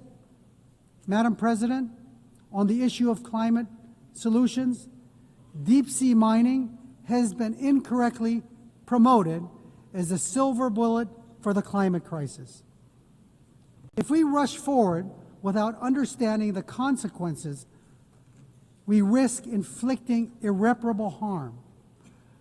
The loss of biodiversity, the release of carbon, damage to our water column, and the destruction of fisheries that sustain our people is unfathomable. At UNOC 3, 38 countries, including Palau, came together to support a moratorium, and our message is clear. We must let science guide before we exploit the deep sea.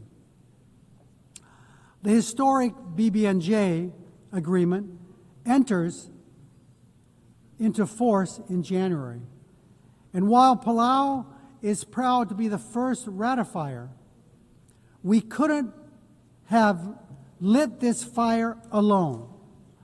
Like the Palauan proverb of the twigs, crossing the collective effort of over 60 countries demonstrates that we are better together.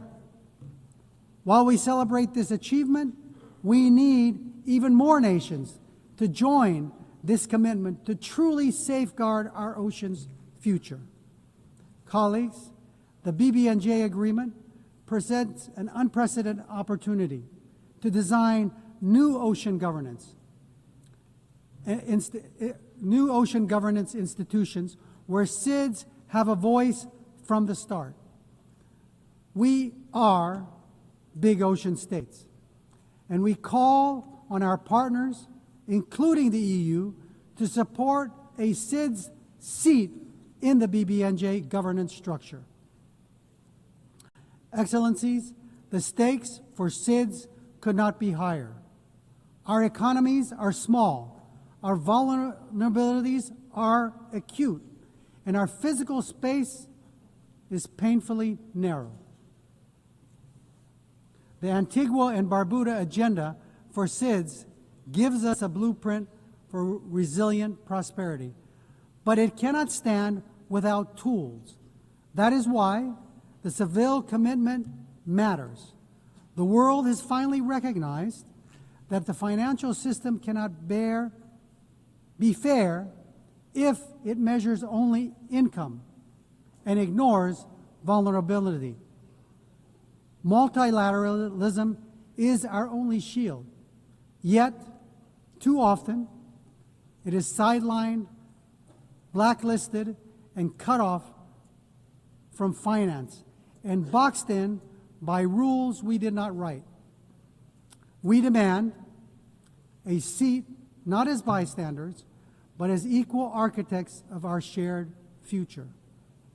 We call for the full and immediate integration of the multi-dimensional vulnerability index into the policies and frameworks of international financial institutions, multilateral development banks, and international organizations. It is time that we move the MVI from theory to practice. As we commemorate 80 years of this United Nations, we must look honestly at the strengths and its shortcomings. We welcome the Secretary General's UN 80 initiative, but let me be clear, reform cannot be cosmetic. This UN must be more responsive, more equitable, and more focused on delivery. Madam President, Palau knows too well the heavy cost of war, having endured the devastation of World War II on our islands. That history reminds us not only of the suffering left in the wake of conflict, but also the sacred value of peace. Palau has always stood for dignity of every human life and for the peaceful resolution of disputes through dialogue and respect for international law. Our positions, whether in support or restraint are always guided by a deeper purpose, the pursuit of peace that is just, lasting, and stable. We believe that a durable solution, one that envisions two peoples, Israelis and Palestinians living in two democratic states, side by side, in peace and in dignity and security, within mutually recognized borders, is essential for lasting peace. Russia's unprovoked war against Ukraine is a stark reminder that when international law is disregarded, peace everywhere is placed at risk. It is only through respect for the rules-based order that all nations, large and small, can live securely. Continuing in that spirit of respect for life and stability, I must raise an important issue of principle. Years ago, China wrongly interpreted UNGA Resolution 2758. And today, it continues to claim that Taiwan is a part of the People's Republic. The end result has been Taiwan been silenced. The 23 million people's voices have been kept unheard, keeping Taiwan out of fully participating in the UN system and contributing to the world. Palau believes that inclusivity, which includes Taiwan, strengthens the United Nations, and that no community should be barred from contributing to the solutions of our world that it so desperately needs. Madam President, let me close with another Palauan proverb. It's about tides, dol raidis. An incoming tide should lift everyone. The choices we make together are about lifting all of us, ensuring the next generation inherits a world that sustains them just as it has sustained us.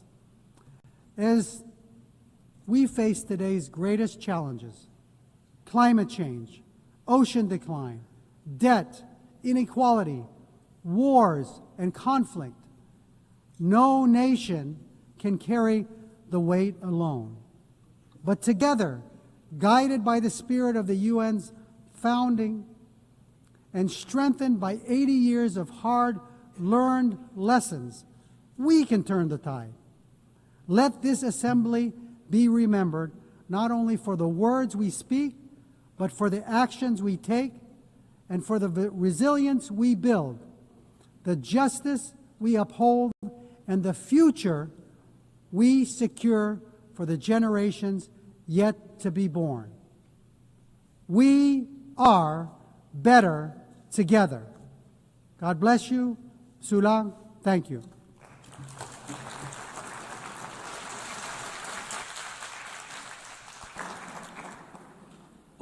On behalf of the Assembly, I wish to thank the President of the Republic of Palau. The Assembly will hear an address by His Excellency Ilhamu Haydar Ogolo Aliou, President of the Republic of Azerbaijan. I request protocol to escort His Excellency and invite him to address the Assembly.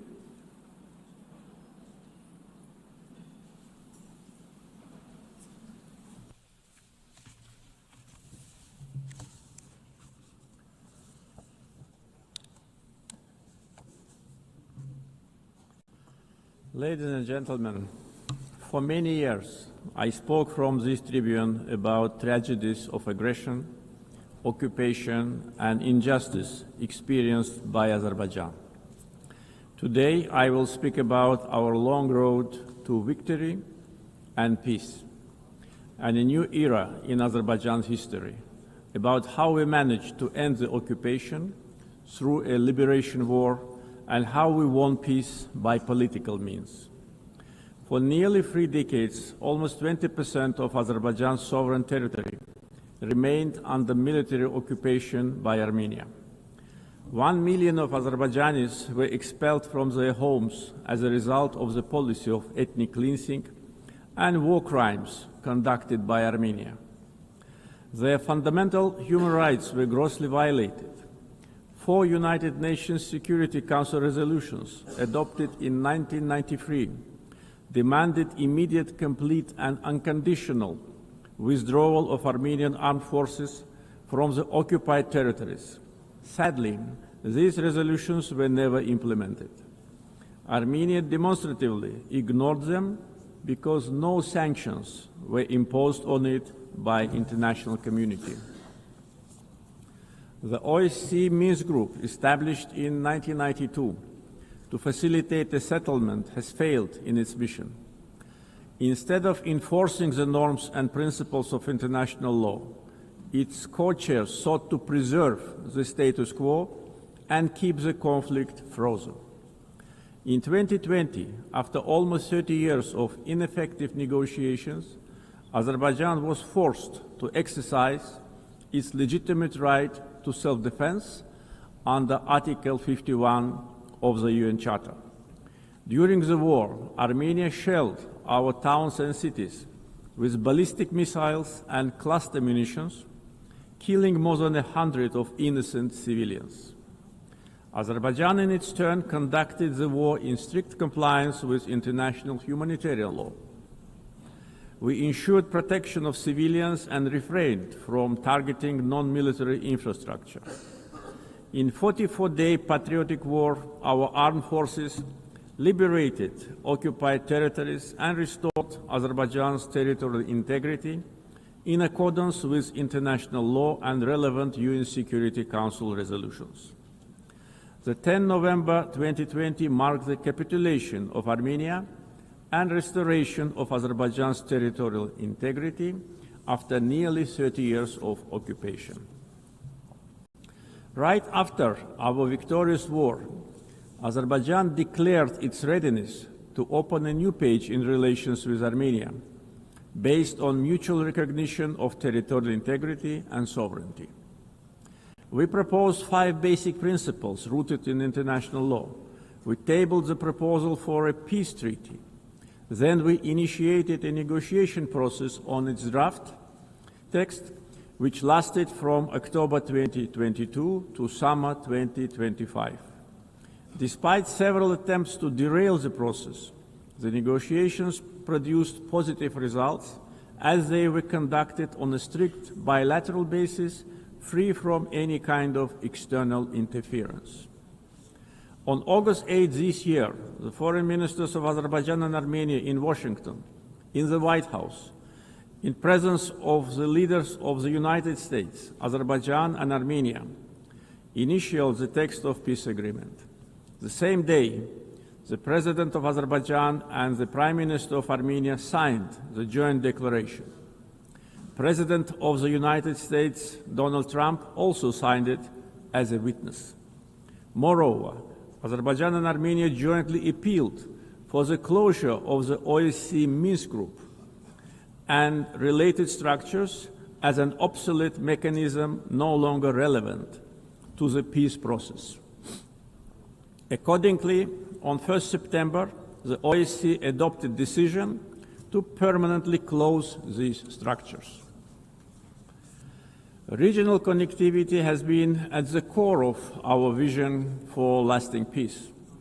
Another key outcome of the Washington summit is the Trump Route for International Peace and Prosperity, TRIP, which will ensure unimpeded access through the Zangezur corridor and foster regional connectivity.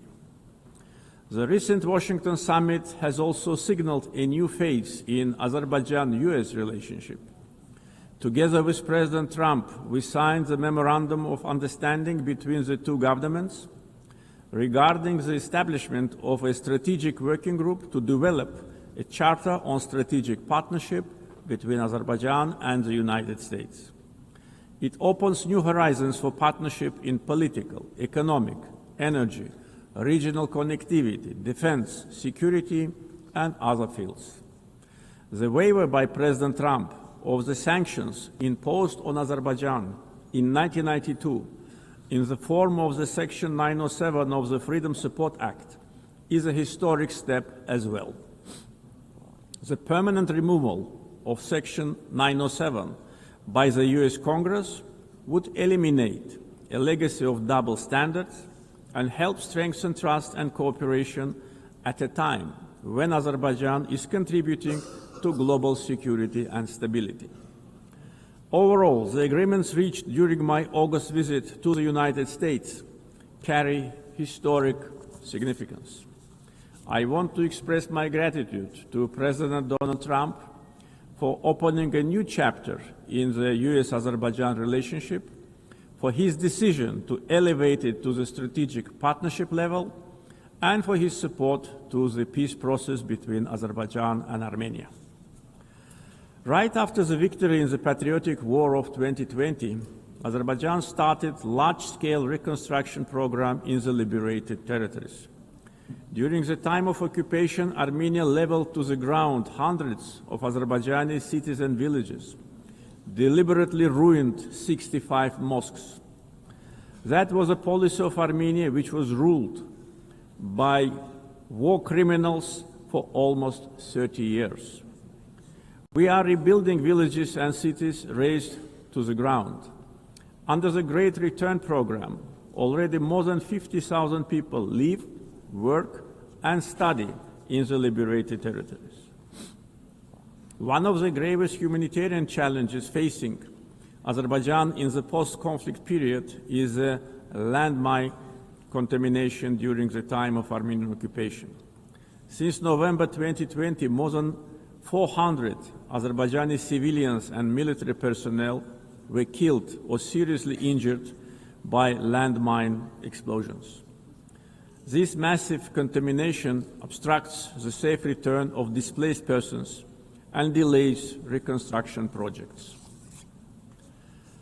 Similarly, the tragic fate of nearly 4,000 Azerbaijanis who went missing during the Armenian aggression and occupation since the early 90s continue to require close attention and action. Ladies and gentlemen, coming to the global challenges we are facing, we believe that response must be inclusive, fair, and universal. Through its many initiatives, Azerbaijan has shown its clear commitment to advancing sustainable solutions. Azerbaijan is proud to have hosted COP29 last year, where we achieved important outcomes in advancing climate action, the green transition, and equitable access to financing. As a host of COP29, we guided negotiations towards ambitious and balanced outcomes, ensuring that all voices, particularly those of the developing world, were heard. The adoption of the new collective quantified goal at COP29, also known as Baku Finance Goal, is a historic milestone in global climate finance. This commitment brings previous $100 billion annual climate finance goal to at least $300 billion per year through 2035 from public sources in developed countries to developing countries. Azerbaijan also successfully finalized the long-awaited framework for carbon markets under Article 6 of the Paris Agreement, making the Paris Agreement fully operational 9 years after its adoption. Several key agreements were signed at COP29 to make the Loss and Damage Fund fully operational, providing critical support for vulnerable communities impacted by climate change. Being strongly committed to the green transition, we at the same time should not put unrealistic targets in front of us. The world cannot live without fossil fuels today and in foreseeable future. Energy security is closely linked to peace, regional connectivity, and economic development. Azerbaijan continues to play a proactive role in advancing these objectives globally. Azerbaijan has established itself as a reliable and indispensable partner in providing energy security to many countries. We play a strategic role connecting the Caspian region with international markets through diversified oil and gas pipeline systems. As of today, we are supplying natural gas to 14 countries. This ranks Azerbaijan as a top country in the world in terms of number of countries it supplies with pipeline gas. This reflects our strategic role in enhancing energy security and diversifying supply routes across Europe and beyond. Moreover, Azerbaijan and Syria have recently strengthened their bilateral partnership, focusing on energy supply, infrastructure development, and post-conflict reconstruction. Since August this year, Azerbaijan started to supply Syria with natural gas via Turkey, significantly reducing its electricity shortages. Azerbaijan also attracts large investments in renewable energy sources, like solar, wind, and hydropower. Almost 40% of our energy will be generated by renewables by 2030. Connectivity projects like East-West and North-South corridors cross our country.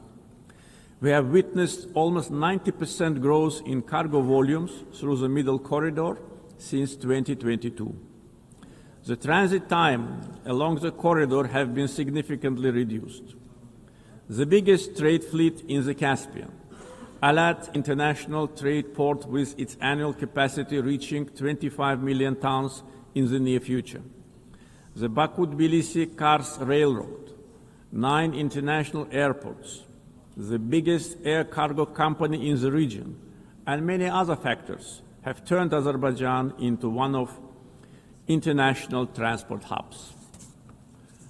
There is a great potential for cooperation in digital connectivity. Azerbaijan leads the Digital Transformation Initiative through such ambitious projects as the Digital Silkway.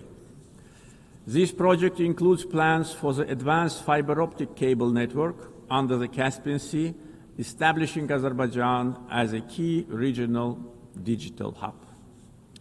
Azerbaijan achieved significant economic growth by focusing on diversifying its economy beyond oil and gas, developing the non-oil sector and improving the investment climate through reforms and transparency.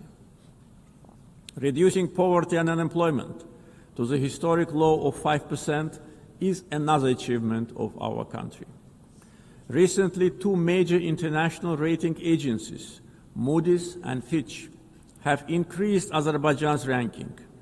Azerbaijan was provided with favorable investment-grade status, citing very strong external balance, low public debt, and substantial sovereign wealth assets as a key strengths. This underscores our economic resilience, strong fiscal discipline, and favorable investment climate. Our foreign debt is only 6.5% of GDP, which is one of the lowest in the world. Azerbaijan's foreign exchange reserves exceed its foreign debt almost 16 times. Back in 2022, at the summit of the Caspian littoral states, I raised the issue of environmental degradation of the Caspian Sea.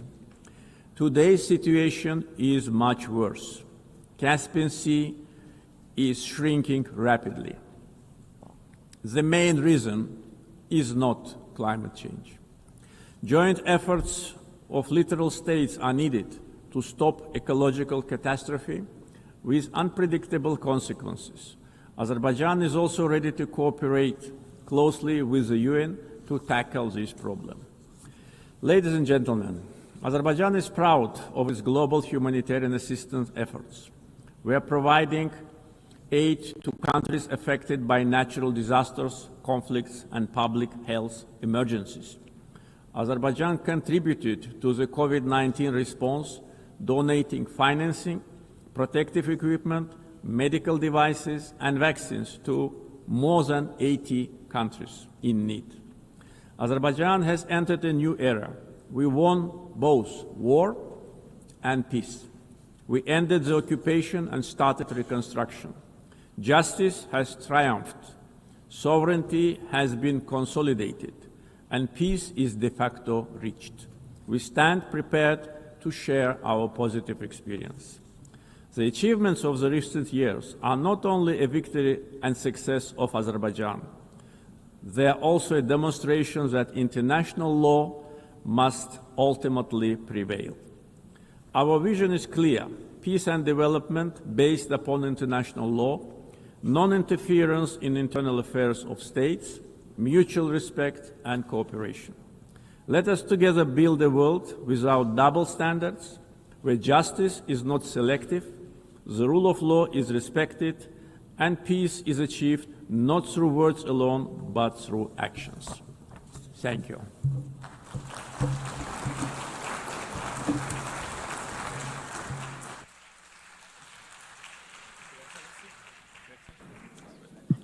On behalf of the Assembly, I wish to thank the President of the Republic of Azerbaijan. The Assembly will hear an address by His Excellency Zirkol Kohesic, Chairman of the Presidency of Bosnia and Herzegovina. I request protocol to escort His Excellency and invite him to address the Assembly.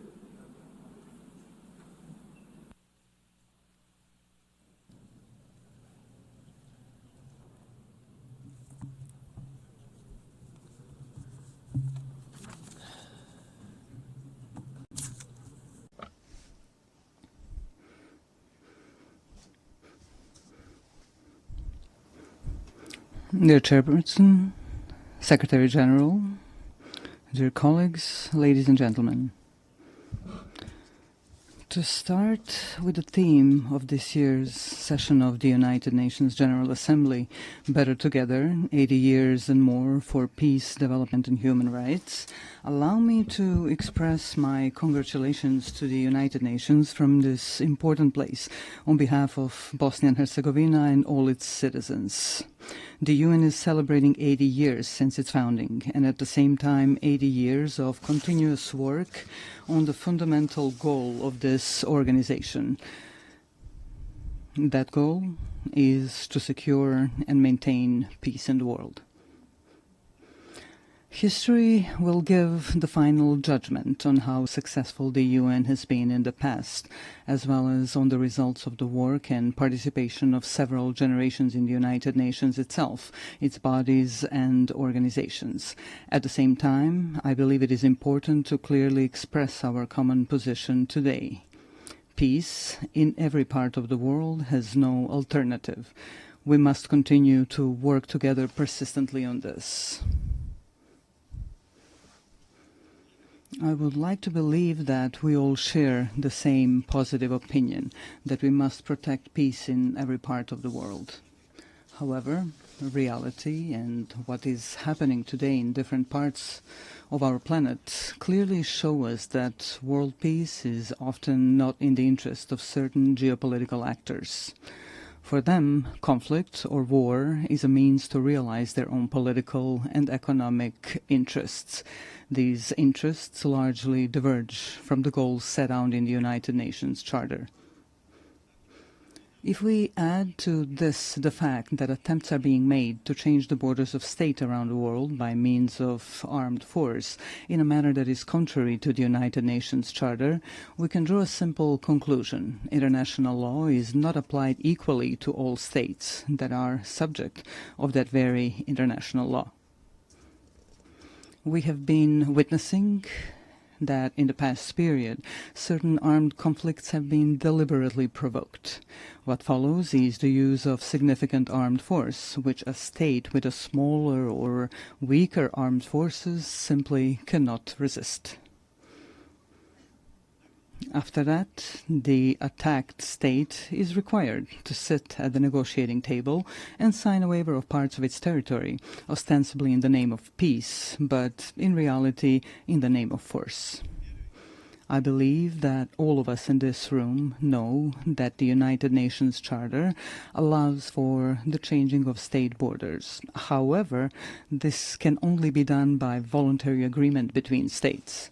Armed forces or political pressure backed by armed forces cannot be used. However, if armed force is used to force the other side to agree to an imposed agreement in which it loses part of its territory, then there is no good and sincere will. Only coercion is present, which is contrary to several acts of international law. In this particular case, I'm speaking of Ukraine and the pressures it is under as a sovereign state. These pressures require Ukraine to give up parts of its territory in order to achieve a supposedly lasting and sustainable peace. Are we, in this particular case, participants in a change in the world order? In such an order, peace is not set as the ultimate goal. On the contrary, war and armed force appear as a legitimate means to achieve the political goals of major geopolitical actors. Changing international borders through the use of armed force creates political pressure to force a state to give up parts of its territory. This creates a dangerous precedent in international law, which can easily become the rule.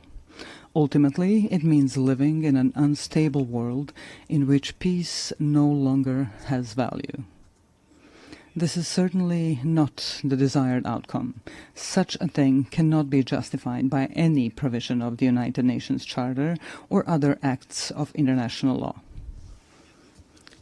Today we have an equally unwanted situation in the Gaza Strip. There, such violence is perpetrated against the local population, which in its form indicates the existence of several elements of genocide, as established in the Convention on the Prevention and Punishment of the Crime of Genocide. Let us recall, in addition to the fact that genocide represents the physical liquidation or removal of a national, ethnic, racial, or religious group from a certain territory, it can also be committed in the event that such difficult living conditions are consciously imposed on that same national, ethnic, racial, or religious group that threaten to ultimately destroy that group completely in a certain territory. Ultimately, such an aggressive genocidal approach is used as a means to forcibly occupy and take over territory. Under international law, these territories cannot belong to those who initiate and produce aggression. However, this is exactly what is happening in the Gaza Strip today. In Gaza, the people of Palestine face these two elements of genocide prescribed by the aforementioned Convention on the Prevention and Punishment of Genocide. A part of the world's political public closes its eyes and keeps silent about this extremely terrible fact. And there is no political interest or even economic interest motivated by the intention to exploit natural resources such as oil or natural gas in that part of the Mediterranean, which could justify such a high level of genocidal violence against the local Palestinian population. Such violence is unjustified and unacceptable. Equally unacceptable is the silence and occasional approval that comes from various political circles around the world. What kind of peace, development, or protection of human rights can we even talk about if this kind of violence is allowed? Violence with forms of genocide against the Palestinian people. Does something like that mean that the political interests of individual countries or the interests of corporate capital are stronger and more important than our common obligation to protect peace in every part of the world and the human rights of every individual in the world? This obligation is a prerequisite for the development and self-sustainability of various societies. This is a major challenge that we are facing today, and we cannot run away from that challenge. We must not continuously silence this interest for the sake of some higher opportunistic interests. Let us just remember the phrase, silence is actually an expression of either cowardice or approval of cowardice. Dear sir, allow me to briefly say something about my country, Bosnia and Herzegovina. A little more than 30 years ago, Bosnia and Herzegovina was faced with aggression coming from neighboring countries. At that time, the United Nations formed a peacekeeping military force called UNPROFOR, with the participation of countries that expressed interest in such endeavor. The role of UNPROFOR was such that they were, to a large extent, mere observers of a series of war crimes, ethnic cleansing, and ultimately genocide committed by the aggressors of Bosnia and Herzegovina. Of course, there were also positive examples of UNPROFOR's activities, which should certainly not be forgotten, and we are sincerely grateful for that. Unfortunately, a stain remains on that United Nations mission. Certain UNPROFOR commanders did not want to activate airstrikes in order to prevent ethnic cleansing, especially the genocide committed in Srebrenica in July 1995. Unfortunately, genocide was committed in Srebrenica. Hundreds of thousands of citizens throughout Bosnia and Herzegovina lost their lives during the aggression. Many more were injured, and more than 1 million citizens of Bosnia and Herzegovina were displaced around the world. I would like to briefly remind you that the International Criminal Court in The Hague, established by these very United Nations, has found the guilt of several individuals for committing genocide, as well as the existence of a series of joint criminal endeavors. They all had the same goal, ethnic cleansing, with the creation of ethnically pure parts of the territory in Bosnia and Herzegovina, in order to separate these parts from Bosnia and Herzegovina and annex them to neighboring states. A little over a year ago, here at the United Nations, we worked together on the adoption of the resolution on the genocide committed in Srebrenica. I consider that a major step forward and an important document, not only for Bosnia and Herzegovina, but also more widely. The strength of that resolution lies in its intention to prevent the possible commission of some new genocides, which could happen anywhere in the world. Although we were faced with lobbying from several countries not to adopt such a resolution, it was nevertheless passed. This created a new environment of preventive action through a culture of remembrance, so that genocide, the most terrible war crime, would never happen again. This is when we realized that there were states that, for their own political reasons or political convenience, were not ready to support the text of that resolution. That text is based on the rulings of the International Criminal Court in The Hague, which, I repeat once again, was founded by the United Nations. May such a refusal to support the text of the resolution serve to honor those who lobbied against its adoption and those who did not give clear support to the resolution. I would like to remind you that during that period, in the 90s, the international community, through the United Nations, imposed an embargo on Bosnia and Herzegovina on the purchase of defensive weapons. This prevented the defense of our country from double aggression. In any case, defense would significantly shorten the duration of the war, and many lives would have been saved, because a peace agreement would be reached much sooner. A necessary condition for a peace agreement was the creation of a balance of military power between Bosnia and Herzegovina and the two neighboring countries that committed the aggression. Due to that embargo, the aggression against Bosnia and Herzegovina lasted for almost 4 years, and a large number of human lives were unnecessarily lost. Such a war ended with the signing of the Dayton-Paris peace agreement. That agreement brought the necessary peace, and we are grateful for that. However, at the same time, it created such a sui generis political system in Bosnia and Herzegovina, which today, 30 days after its creation, poses a problem for the normal functioning of the state of Bosnia and Herzegovina. Such a political system does not contain democracy, but a deviant form of democracy, a form that is unheard of in practice anywhere in the world. Ethnicity is put to the fore, and basic human rights are completely denied. At the same time, democracy is undermined to such an extent that it almost no longer exists. We can call this political system an incident political system, which is constantly destabilizing the state of Bosnia and Herzegovina. Why am I even mentioning democracy right here? For at least two reasons. The first reason is that states that opt for democracy and its principles should have the opportunity to fully implement that democracy within their own borders.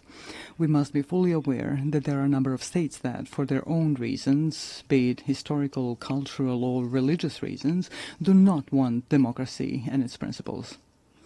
Bosnia and Herzegovina has clearly opted for democracy and the transition from the previous political system to a new democratic political system. However, this is continuously being prevented in reality through elements of the political system established by the Dayton-Paris peace agreement. The second reason I mentioned is that after facing an embargo on the import of defensive weapons during the 90s, Bosnia and Herzegovina is now facing an embargo on democracy. Some actors from the international community are trying to ensure this through their political and diplomatic activities and resources. So after we had an embargo on defense, today we have an embargo on democracy and democratic development of Bosnia and Herzegovina. How else to explain such activity by that part of the international community? They're trying in various ways to ensure this incidental political system in which the minority governs the majority. This undermines one of the fundamental principles of democracy, which requires a system in which the political majority should actually govern the state. That is not the case in Bosnia and Herzegovina. The aforementioned actors describe this as an alleged distribution of political power between ethnic communities in Bosnia and Herzegovina. However, that undermines democracy so much at its root that it almost no longer exists in my country. What does exist, however, is something simply called ethnocracy, in which a political minority rules the state. This current deviant political system makes this possible. Are such actors of the international community trying to ban or impose an embargo on democracy in Bosnia and Herzegovina because of its demographic picture? Are they trying to create a situation to reopen talks on Bosnia and Herzegovina with an uncertain outcome for its existence within its current borders? These questions remain open. I would like to remind you here that without democracy, there is no rule of law. Without the rule of law, there is no protection of individual human rights. An argument for such action by a part of the international community may be the so-called Kovacevic case before the European Court of Human Rights. This case is unknown to you, perhaps unimportant to you, but it is extremely important to us in Bosnia and Herzegovina. This is a case in which the appellant sought simple, justified and logical protection of his active rights to vote, which was denied to him. The case was resolved in favor of the appellant, Mr. Kovacevic, in the first instance. The court also found the existence of ethno-territorial discrimination. However, a part of the international community invested enormous diplomatic and financial efforts in its attempt to annul the verdict during the second instance proceedings. One of the countries, which is completely incomprehensible and unacceptable, made a financial donation to the European Court of Human Rights. That country later came forward in the same case as an interested party. This is an expression of classic political corruption. Because of all this, a logical question arises here. Can the judgments of international courts be bought? Are they for sale? The High Representative of the international community in Bosnia and Herzegovina actively participated in overturning that verdict. Also, he was not given such powers by the Dayton Peace Agreement. He also invested enormous financial resources from unknown sources. He did not have the necessary consent of the Peace Implementation Council for such actions. So, a completely identical situation occurred as with the adoption of the resolution on the genocide in Srebrenica. Some countries tried to negate the judgment of the International Criminal Court in The Hague by lobbying against the resolution. In the case that I am now citing as an example, some other countries tried and are still trying to annul the judgment through their own lobbying and broader diplomatic activity. This leads us to the conclusion that there is a part of the international community that simply does not allow democracy in Bosnia and Herzegovina. Yesterday, we faced an embargo on weapons necessary for the defense of our country. Today, we have an embargo on democracy and human rights. Therefore, I would like to briefly remind you of another United Nations document called the International Covenant on Civil and Political Rights. This document guarantees, among other things, to vote and to be elected at periodic elections, which shall be held by universal and equal suffrage and shall be held by secret ballot, with the guarantee of free expression of the will of each voter. Unfortunately, in Bosnia and Herzegovina, we are not allowed to do this. The international community is making great efforts to preserve discrimination and to deny democracy. The result is the lack of the rule of law, as well as insufficient and almost no protection of individual human rights. The logical conclusion that arises is the following. Democracy, as well as the right to defend the country, are privileges whose application is determined and enabled by political elites from larger and richer countries. Small countries and poor countries can only receive as much democracy as those who are larger and richer allow them to get. That is certainly not an expression of equality that we should all strive for today. Here we come to the issue of human rights. To be more precise, I'm referring to the equality of every individual in their own country and beyond. This particularly concerns the right of every person to participate equally and as they wish in every aspect of social life in their country. We have a whole series of documents of acts of international law that guarantee such rights. This, therefore, raises an open question. Are we prepared to be consistent or persistent in protecting individual human rights in any part of the world, using the tools that the aforementioned international documents provide us with?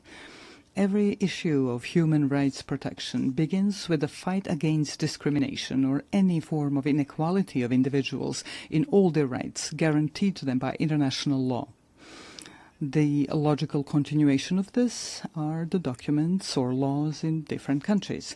Discrimination in any form is prohibited by international law. Unfortunately, very often we encounter situations where discrimination is silenced and even encouraged.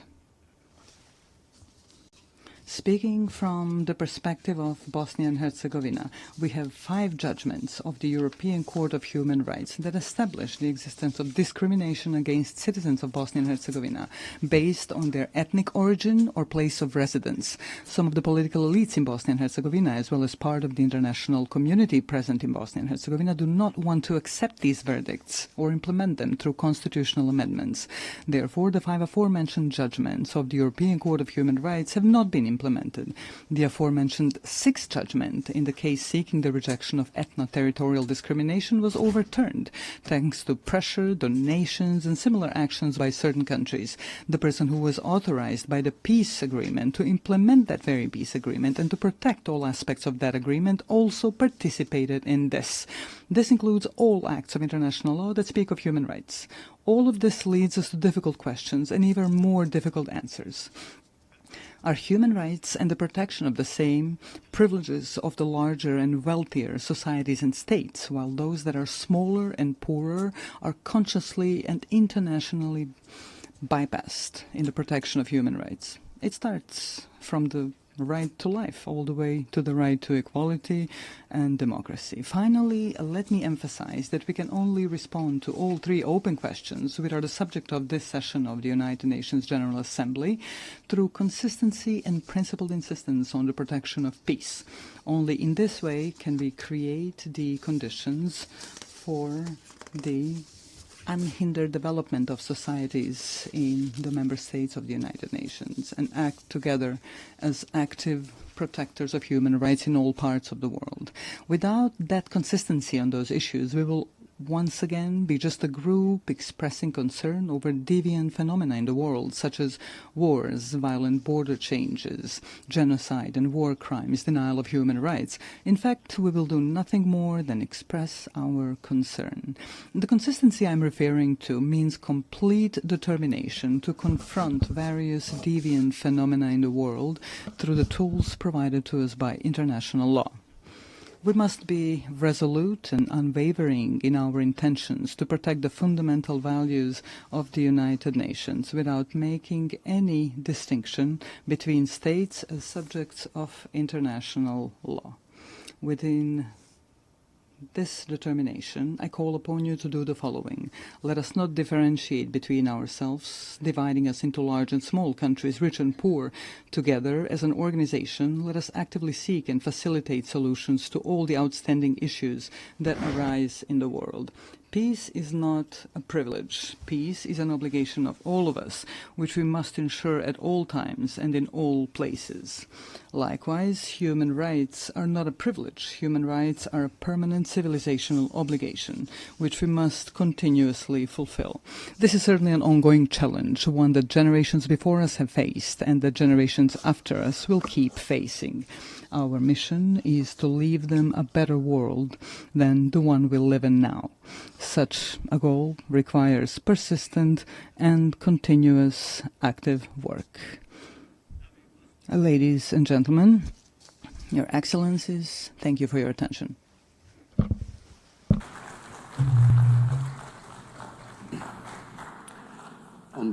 On behalf of the Assembly, I wish to thank the Chairman of the Presidency of Bosnia and Herzegovina. We shall now continue the general debate. The Assembly will hear an address by His Excellency Teodoro Ngoma Obiang Mangui, Vice President in charge of National Defense of State Security of the Republic of Equatorial Guinea. I request protocol to escort His Excellency and invite him to address the Assembly.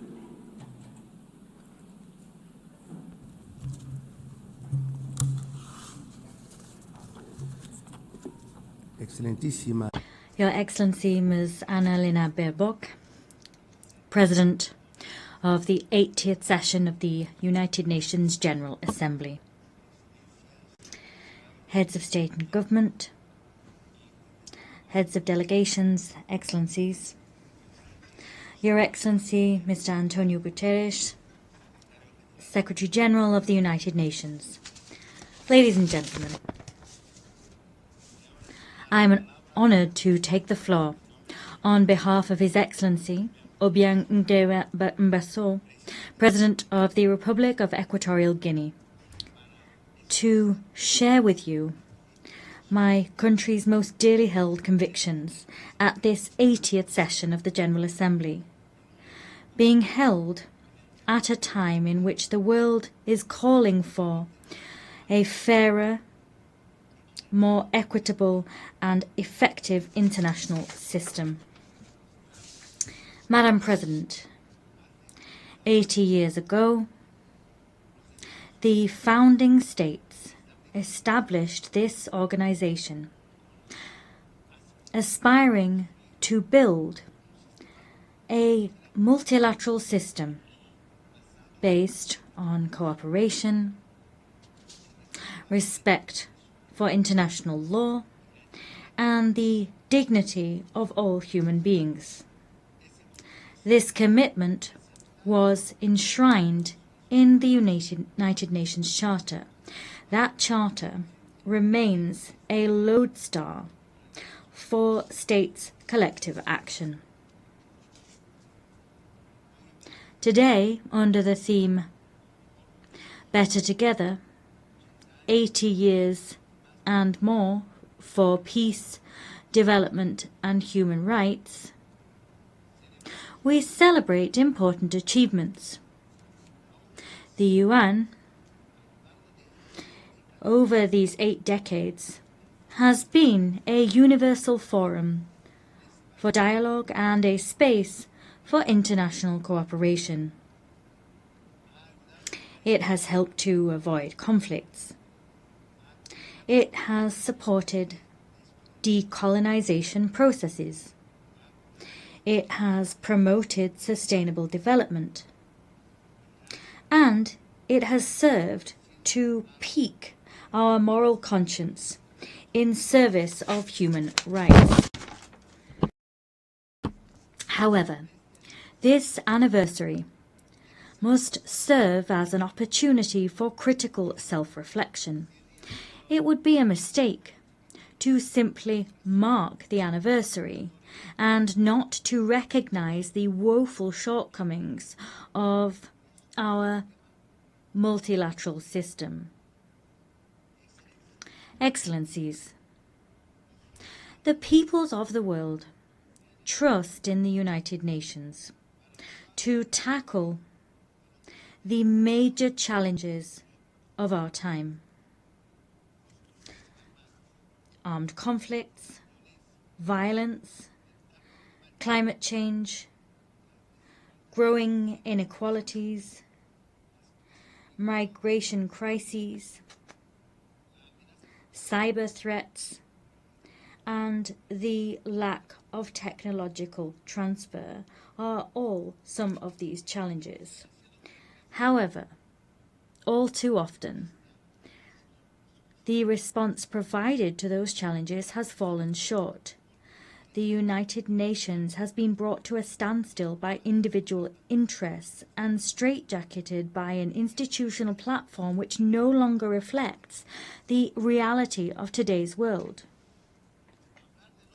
Talking about leaving no one behind becomes meaningless if millions remain marginalized in systems of dependency and exclusion.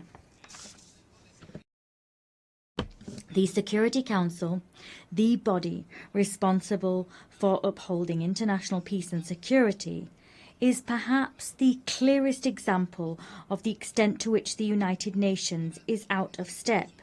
8 years after its inception, the UN's membership structure remains rooted in the geopolitical state of play we had in 1945, and not that we see in the 21st century.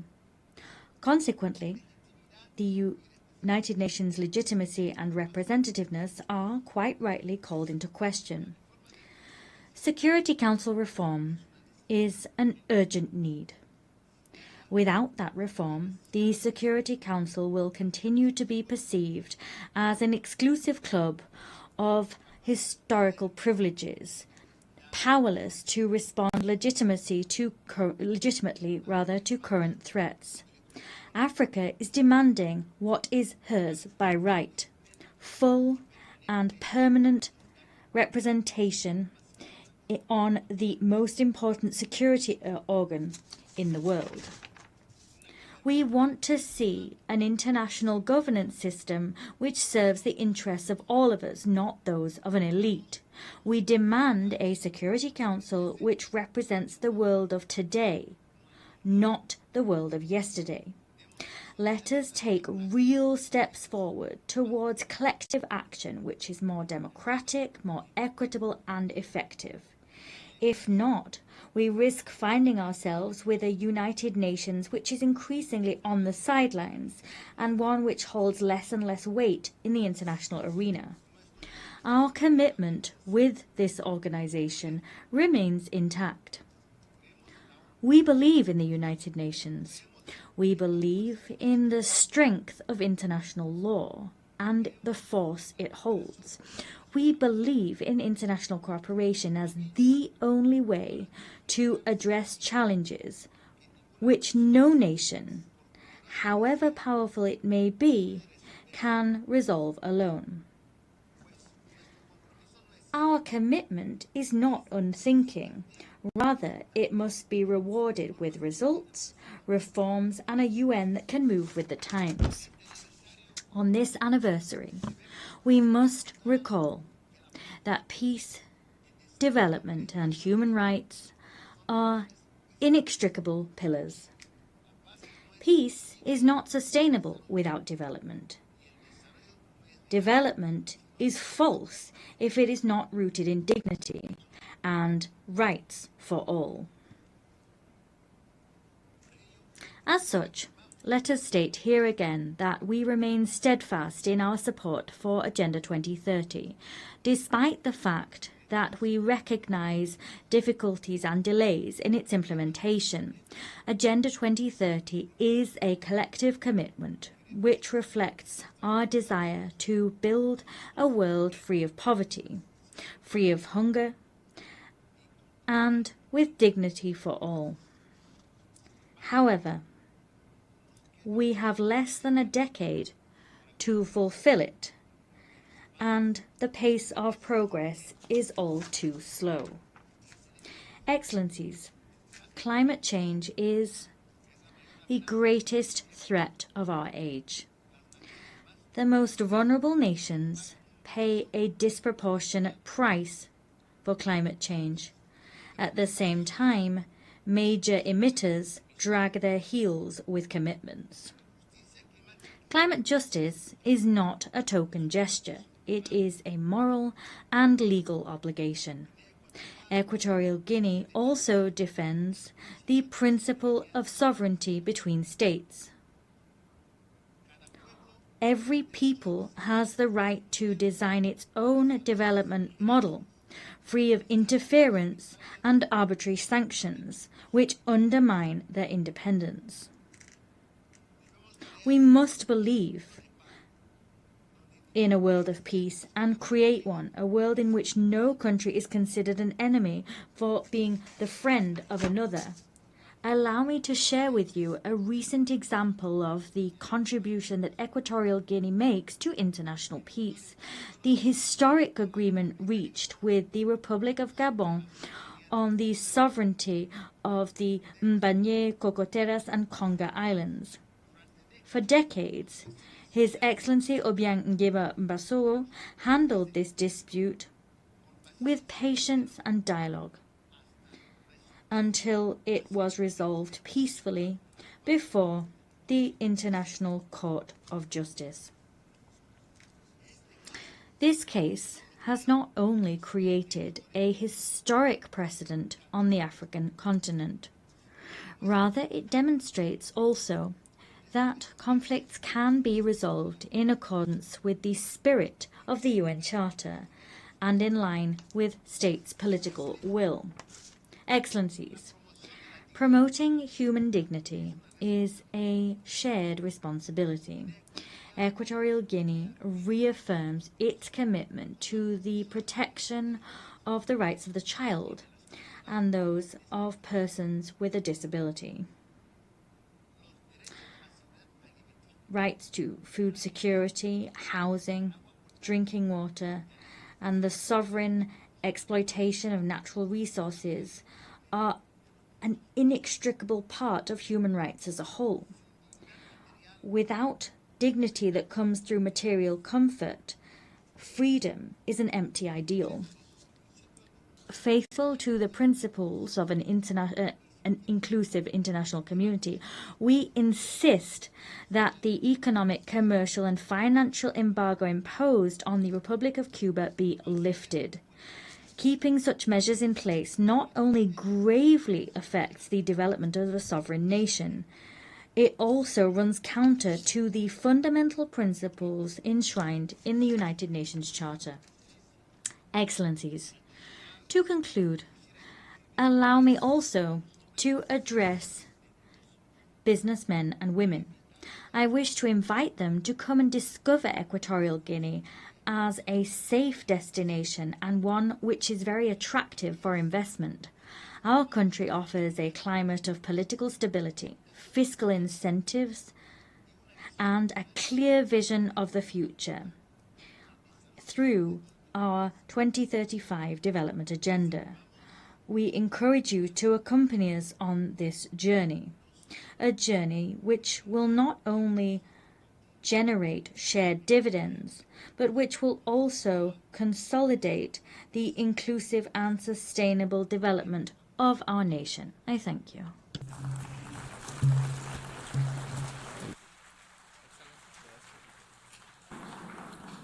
On behalf of the Assembly, I wish to thank the Vice President in charge of National Defense and State Security of the Republic of Equatorial Guinea. The Assembly will hear an address by Her Excellency Josephine Joseph Lago, Vice President of the Republic of South Sudan. I request protocol to escort Her Excellency and invite her to address the Assembly.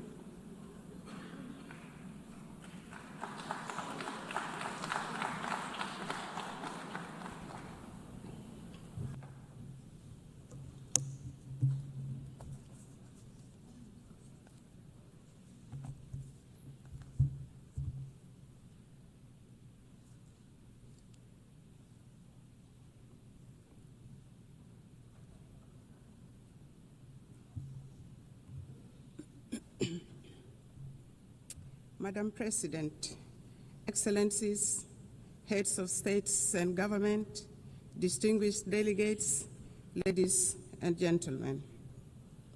I bring you warm greetings and best wishes from my President, His Excellency Salva Kiir Mayardit, the President of the Republic of South Sudan. I also bring you greetings from the government and the people of South Sudan, a message of peace, unity, development, and unwavering commitment to global partnership. I wish to extend my sincere congratulations to you, Madam President, on your election to preside over the 80th session of this esteemed Assembly. I also express appreciation to the General Secretary, António Guterres, for his steadfast commitment to advancing the principles and objectives of the United Nations. The theme of this year's session, Better Together, 80 years and more, for peace, development, and human rights, resonates with objectives and aspirations of our country. South Sudan is the youngest country in the world and the 193rd member of the United Nations. After 50 years of brutal armed liberation struggle, it gained independence in 2011. Unfortunately, 2 years later, the country descended into an internal civil war. With the support of regional and international community, a peace agreement was signed between the warring parties in 2018, known as the Revitalized Agreement for the Resolution of the Conflict in South Sudan. This led to the formation of the current revitalized transitional government of national unity, a coalition government comprising the warring parties, other peace partners, and stakeholders. The peace agreement has provisions on governance structure, security sector reforms, transitional justice mechanism, economic sector reforms, and Truth and Reconciliation Commission. The agreement also stipulates 35% affirmative action on women representation at the national, state, as well as local government levels. The presidency consists of a president and 5 vice presidents, 2 of whom are female, thus achieving 40% of female representation at the highest level of government. In the first phase, the unified forces have been trained, some of the forces have been deployed, and the rest are waiting deployment. The second phase of the security sector reforms is due to start imminently this October 2025. This will complete the second phase of the second protocol of the agreement. Other protocols, including public finance management reforms, are ongoing. Transitional justice mechanisms are in progress, and a Truth and Reconciliation Commission will be established under the auspices of the African Union. Although the implementation of the peace agreement has been slower than we would have wanted due to financial constraints, some of the members of the international community have been contributing in kind. On the whole, the implementation of the peace agreement is about 60% executed. The agreement has held for 7 years, and a relative peace has been attained, thus giving hope to our people. Many South Sudanese have returned from the neighboring countries and the diaspora and are rebuilding their lives and contributing to national development. Work is ongoing, including preparations for general elections in December 2026. Until recently, the permanent cessation of hostilities was observed and relative peace attained throughout the country. Climate change and environmental sustainability. South Sudan is one of the countries adversely affected by the impact of climate change, despite contributing minimally to global emissions. For the last 5 years, our country has suffered recurrent floods on the one hand and prolonged droughts on the other, thus contributing to crop failures, biodiversity loss, and mass displacement. These challenges intensify food insecurity, undermine livelihood support, and threaten social stability. In this regard, the government of the Republic of South Sudan calls on equitable and predictable climate financing to strengthen adaptation and resilience. The Paris Agreement and subsequent COP summits made commitments which must be honored. South Sudan requires support in technology transfer, capacity building, and foreign direct investment in national frameworks such as the South Sudan Development Plan, nationally determined contribution, and national adaptation plan. This support is essential to address the intertwined challenges of development and environmental stability. The global community cannot afford to ignore climate injustice. Collective action is imperative for these challenges which transcend national borders to be addressed effectively. South Sudan has embarked on planting of 100 million trees by 2030, expanding renewable energy generation and strengthening water infrastructure with women, youth, and people with disabilities at the center of these efforts. Our commitments to sustainable development goals. At independence, South Sudan inherited rudimentary state structures and hardly any infrastructures such as roads, electricity. We inherited poor health care, inadequate educational infrastructure, abject poverty, and food insecurity. The SDGs are aligned to our national priorities. For example, each vice president is in charge of a cluster which includes governance cluster, economic cluster, service delivery cluster, infrastructure cluster, and gender, youth, and humanitarian cluster. Madam President, the 2030 Agenda remains a vital framework for peace and prosperity. South Sudan has made some remarkable progress in agricultural transformation, including commercialization and value addition, which will create jobs for women and youth, including in crop production, livestock, and fisheries. This will enable people to produce their own food rather than relying on imported foods. Our policy is, let us produce what we eat. And as a consequence, some states in our country now are self-sufficient in food production, which contributes imminently to reduction of poverty, thus the attainment of SDG 1 and SDG 2. In collaboration with our development partners, government is providing health care, building health care infrastructure, improving maternal and child care, raising awareness about communicable diseases, and providing vaccinations for diseases such as cholera, mpox, and malaria. Access to clean water and sanitation is being improved. As part of the health sector transformation program, we aim to attain universal health care for all in South Sudan. The recent pandemic outbreaks around the world revealed the urgencies of strengthening health systems and equitable vaccine access.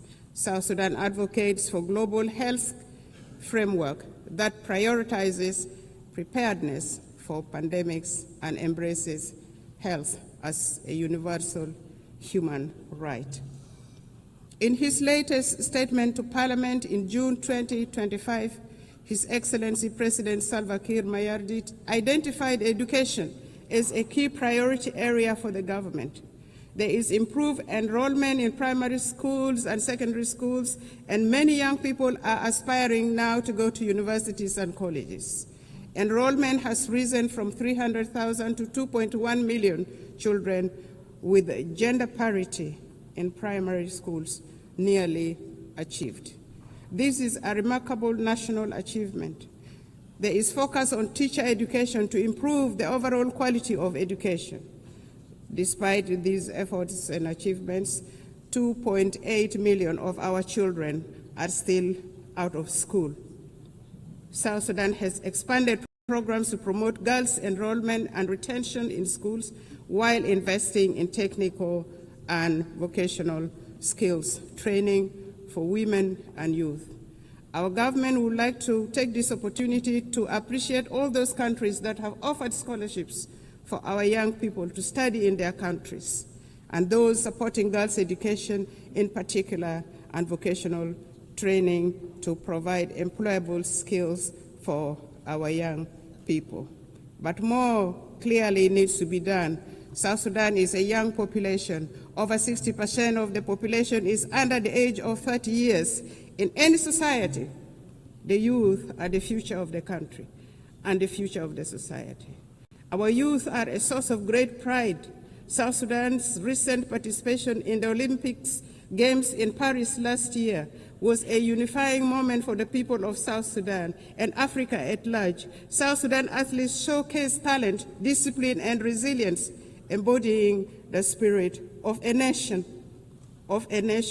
determined to rise. Sports have become a powerful force for unity, inspiring hope, and bringing communities together across our young nation. The South Sudan basketball team emerged as the best team in the continent of Africa during the last Olympic Games and nearly beat the defending champion in the world. Since independence, and in line with the Transitional Constitution 2011 as amended, we have taken steps to integrate gender equality into our governance and development agenda. Notably, South Sudan has enshrined 30% of women participation in public life at all levels of government.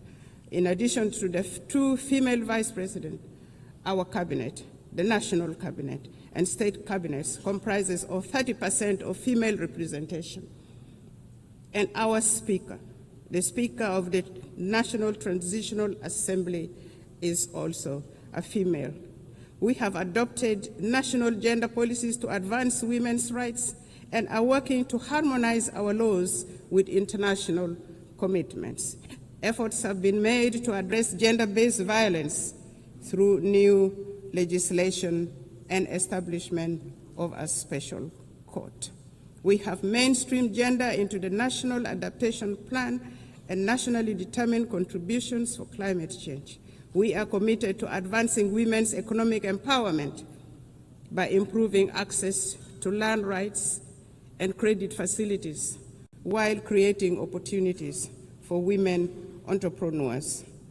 To achieve the SDGs, we must shift from commitments to action, emphasizing multilateral cooperation, fair trade, debt relief, and tailored support for fragile and conflict-affected states.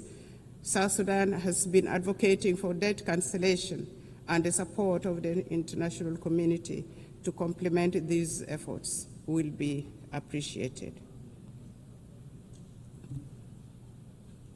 Financing for development. Transforming aspiration into results require adequate financing.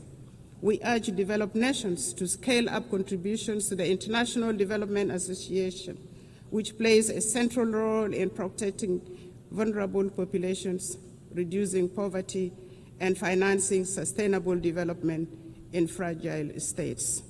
South Sudan supports reforms of international financial institutions to enhance the representation of developing nations, ensuring that financing mechanisms align with objectives of development priorities. Together, we can build a more inclusive and just global financial system. Internal peace and security.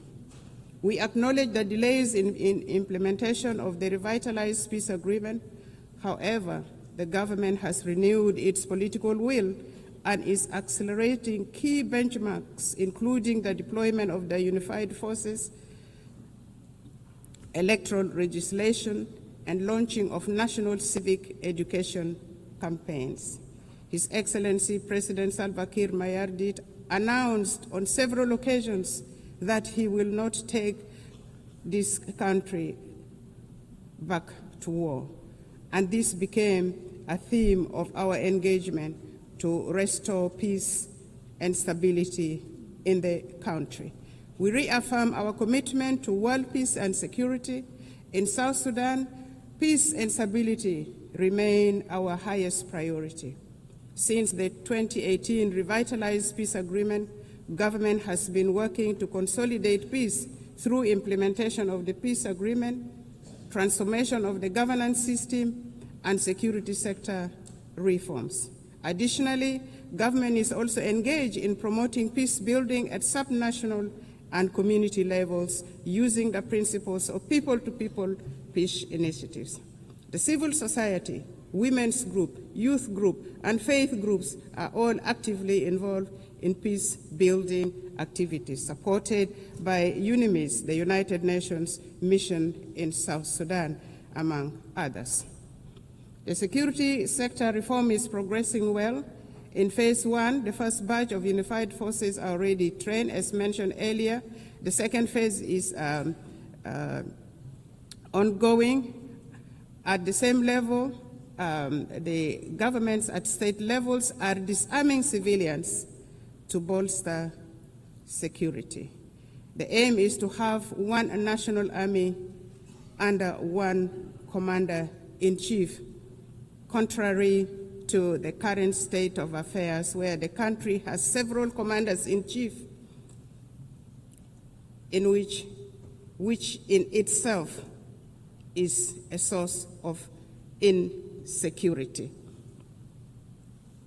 In general, there has been relative peace and security throughout the country, with the exception of the recent attack by the White Army militia associated with the first Vice President, Dr. Riek Machar, on South Sudan People's Defense Forces in Nasir, which led to his detention and the detention of the co-accused.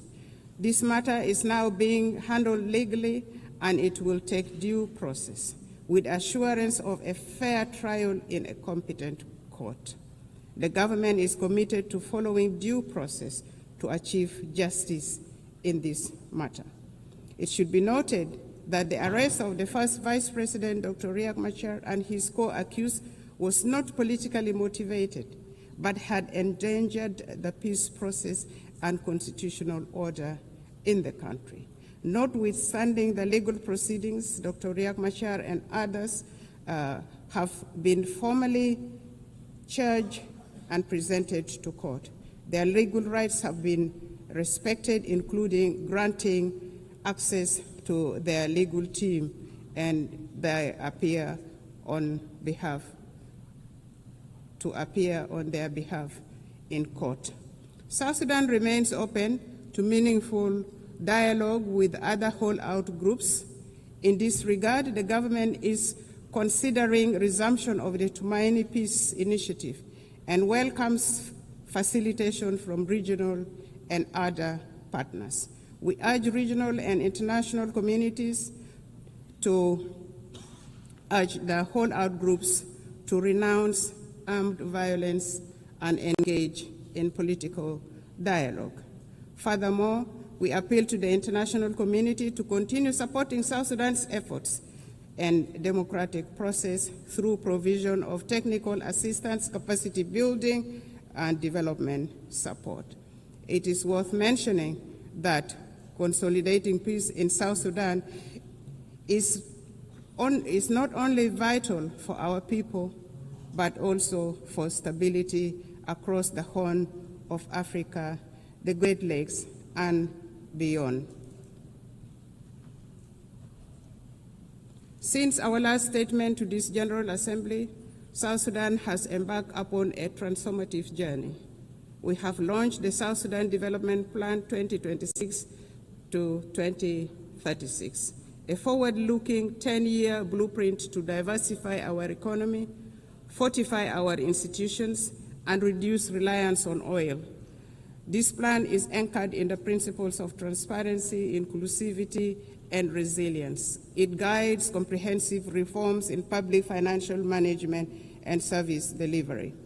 We have initiated independent audits, strengthened procurement oversights, and recommitted ourselves to the fiscal reforms outlined in the 2018 Revitalized Peace Agreement. We are determined to foster a culture of integrity, accountability, and good governance. Determined to shift from oil dependency to a green, sustainable economy, South Sudan is investing in the future of its land and people. The Agriculture SME Grant Initiative 2025 now empowers farmers, agro-processors with vital tools, training, and market access. Our investment in irrigation, seed distribution, and post-harvest technologies are boosting productivity and strengthening food security.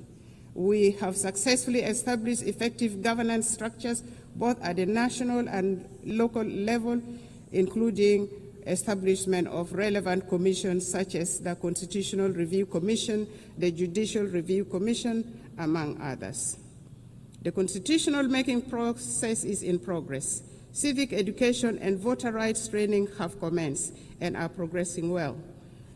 The National Bureau of Statistics will advise on options available for elections.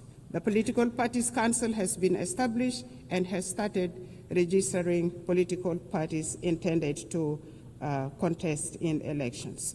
Therefore, with these positive developments, the government of the Republic of South Sudan appeals for the removal of targeted individual sanctions and the arms embargo on South Sudan. Elections. According to the peace agreement, the transitional period must end with the conduct of general elections currently scheduled for December 2026. This will enable the people of South Sudan to democratically elect their leaders for the first time in the history of this young nation. His Excellency President Salva Kiir has reaffirmed the government's determination to deliver credible, inclusive, and peaceful elections. The establishment of electoral institutions, namely the National Election Commission, the Political Parties Council for registration of political parties, and voters' right education have been established. The Bureau of Statistics has been restructured to deal with the issues of census. The restructured Permanent Constitution Review Commission has been actively working to ensure that the country has a new permanent constitution by the time of the general election in December 2026. Civil society groups are being facilitated and have started civic education of the general public, especially among women and the youth. South Sudan is committed to promoting and protecting human rights. We are strengthening national institutions, promoting accountability, empowering women and youth. We have taken steps to integrate gender equality into our governance and development agenda, not forgetting the people with disability. Civil society is actively engaged in the promotion of human rights and civic education. We believe constructive engagement and dialogue are the best path for building resilient and just institutions. Some regional concerns. Madam President, South Sudan and Sudan share deep historical and economic ties, as well as the longest border in the region. For instance, South Sudan's oil is at the moment being transported through Sudan. Developments in Sudan directly affects development in South Sudan. Since the outbreak of conflict in Sudan in 2023, South Sudan has opened its doors for Sudanese refugees and returnees from Sudan. In partnership with the international aid agencies, we are providing humanitarian assistance, and we have also gone further and given plots of land for refugees to cultivate and produce their own food, thus integrating them into our local communities. However, there are still outstanding issues with respect to the Comprehensive Peace Agreement 2005.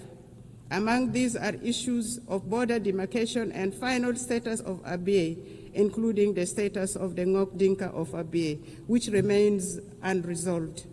We are committed to working with the government of Sudan to amicably resolve these outstanding issues. Furthermore, the current composition of the Security Council no longer, in our view, adequately reflects the realities of today. And for this reason, South Sudan supports the call for the expansion of the permanent membership to include African representation. Furthermore, we advocate for the removal of sanctions and arms embargo on South Sudan and other sisterly countries. Madam President, at independence, South Sudan inherited rudimentary state structures, hardly any infrastructures. The government is now working simultaneously on nation building, state building, provision of services including healthcare, education, capacity building, poverty reduction, and food security. South Sudan is seeking to transition from humanitarian aid to development aid. What we are asking for is for the international community to continue supporting South Sudan, a country with immense potential, abundant natural resources, and a young population. We are actively empowering women and young people for the country to become a useful and productive member of the international community. And we are already seeing signs of progress.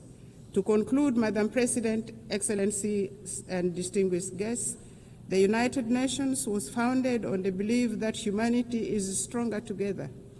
The theme of this 80th session, Better Together, is a reminder of our shared responsibility for survival and progress.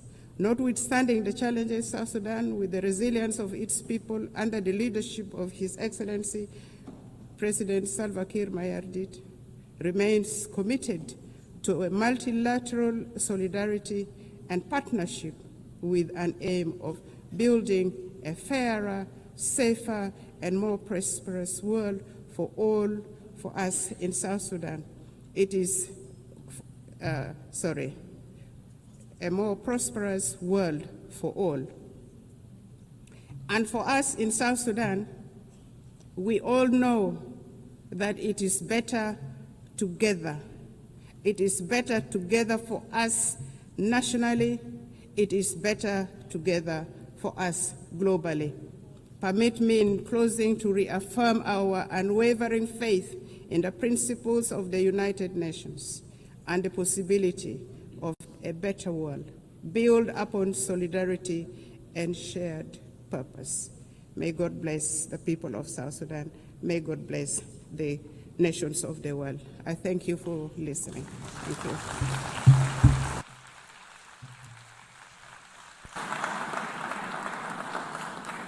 On behalf of the General Assembly, I wish to thank the Vice President of the Republic of South Sudan. The Assembly will hear an address by His Excellency Mohamed Jaw, the Vice President of the Republic of Gambia. I request protocol to escort His Excellency and invite him to address the Assembly.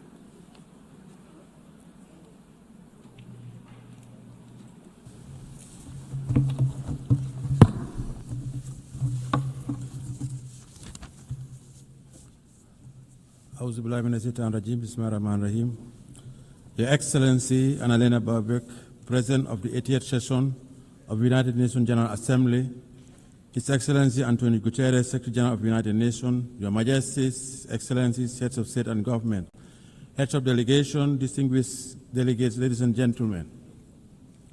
As we commemorate the 80th anniversary since the founding of the United Nations, it is with great honor and profound sense of commitment that I stand before you to deliver this statement on behalf of His Excellency, Mr. Adama Barrow, who could not be here due to circumstances beyond his control. At the outset, allow me to convey warm greetings and best wishes for a successful session from His Excellency, Mr. Adama Barrow, the President of the Republic of the Gambia, and government and people of the Gambia.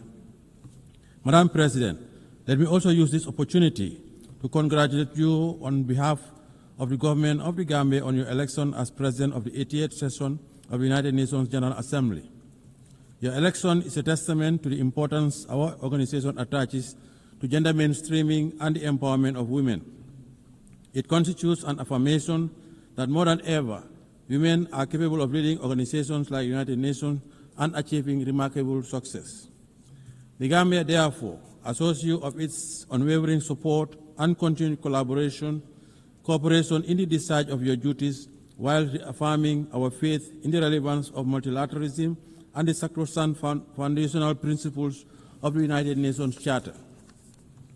Allow me to seize this moment to also thank and congratulate Mr. Philomen Yang, President of the 79th session of the General Assembly, for his leadership and for competently guiding the work of the Assembly during his tenure.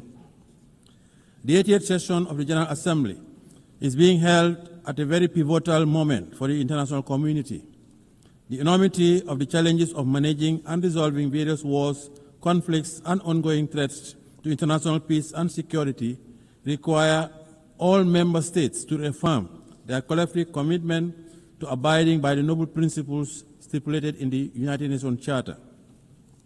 The Charter, crafted with great optimism and anchored in the ideals of maintaining and promoting world peace, security, human rights, and development, promise a new age and a new world.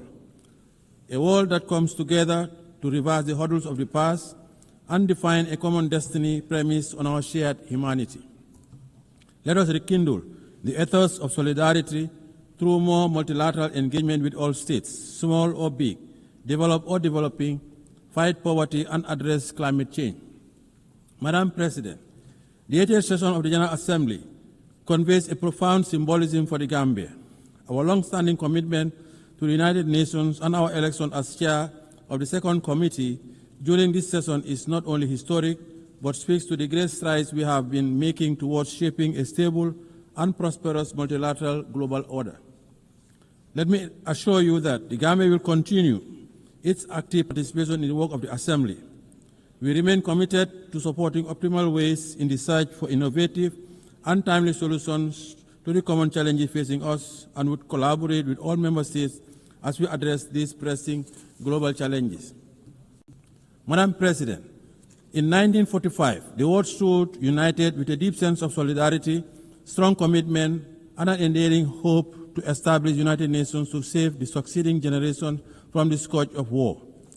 The creation of the United Nations served as a driving force for multilateralism by affirming our collective faith in the sanctity of human rights while guaranteeing international peace and security to all peoples around the world. Our collective security arrangements were rooted in multilateralism. Our commemoration of the founding of the United Nations this year is a clarion call to the future, a reaffirmation of its fundamental role as the premier global institution entrusted with the destiny of humanity towards prosperity, peace, security, and human rights. Madam President, last year our Assembly adopted the Pact of the Future to revive multilateral engagement and rekindle global solidarity. We must do more to fulfill the commitments that we assured under the Pact.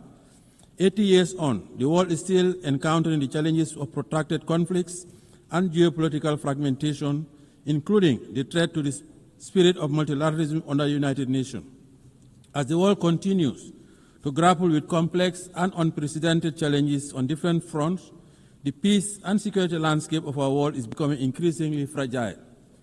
Amid the changing nature of conflicts, we are also witnessing a serious disregard for the principle of international humanitarian law in conflict zones. What is even more profound is that the rules-based international order is under enormous stress, losing its momentum, relevance, and moral underpinnings. Today, we live in a world that is undergoing profound geopolitical transformation, presenting unique emerging challenges and reflecting an international community that is still trying to find answers to the challenges it faces in the 21st century. However, despite the challenges we are confronting, the Gambia believes that the United Nations' enduring relevance and structural institutions contributed to significant historic achievements in the past, particularly for countries in the global south. The United Nations holds forth the hope for global stability and good governance by translating ambitions into actions and championing issues of immense international importance.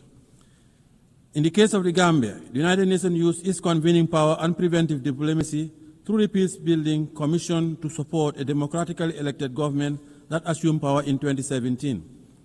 The support was key to upholding the will of the Gambian people as they assured in the present government and launched our transitional justice system to promote the rule of law and respect for human rights. Madam President, as we assemble and reflect on this important and timely theme for this 80th session, Better Together, 80 years and more for peace, development, and human rights, we must admit that the daunting challenges we are facing today require us to deliberately invest in sustainable development, climate action, peace, and security. We must equally continue to foster resilience and growth for the realization of inclusive development and shared prosperity for all. Since the change of government in 2017, the administration of His Excellency President Adam Barrow had strived towards a path of development, peace, and respect for fundamental rights and freedoms. 8 years ago, we set out to build a stable and viable country, making sure national development agenda. With our current reform agenda that is inclusive, the Gambia is eyeing a future without the realm of immense potential and possibility. By addressing the grievances of the past through the implementation of recommendation of the Truth, Reconciliation and Reparations Commission. In the past 8 years, the government has also organized several elections in a credible, impartial and transparent manner, in line with domestic laws and international norms and standards, and plans are on for holding presidential elections next year. We are committed to consolidating participatory democracy, sustainable development, and good governance, as we have done for the past 8 years. Madam President, in our drive for greater reform, the government of the Gambia will continue to take the appropriate people-driven and informed policy decisions to strengthen institutions and design processes aimed at promoting and protecting human rights as well as addressing past violations. As we look forward to consolidating, building strong state institutions and reinforce the never again principle, the government is ushering in legislative reforms and expanding the scope of our criminal jurisdiction to prosecute international atrocity crimes. Since reforms include the enactment of the Special Prosecutor's Office, Act 2024, giving that office the mandate to deal with offenses that constitute international crimes and serious rights violations, and for the first time, the enactment of an Anti-Corruption Act, a significant step towards the organization of an Anti-Corruption Commission. These are all part of our national efforts to deliver restorative and transformative justice, build a clear path towards nation building, and lay a foundation for social justice, as well as prevent impunity. Our goal is to consolidate and nurture a more national culture of accountability and respect for human rights in fulfillment of our domestic and international obligations.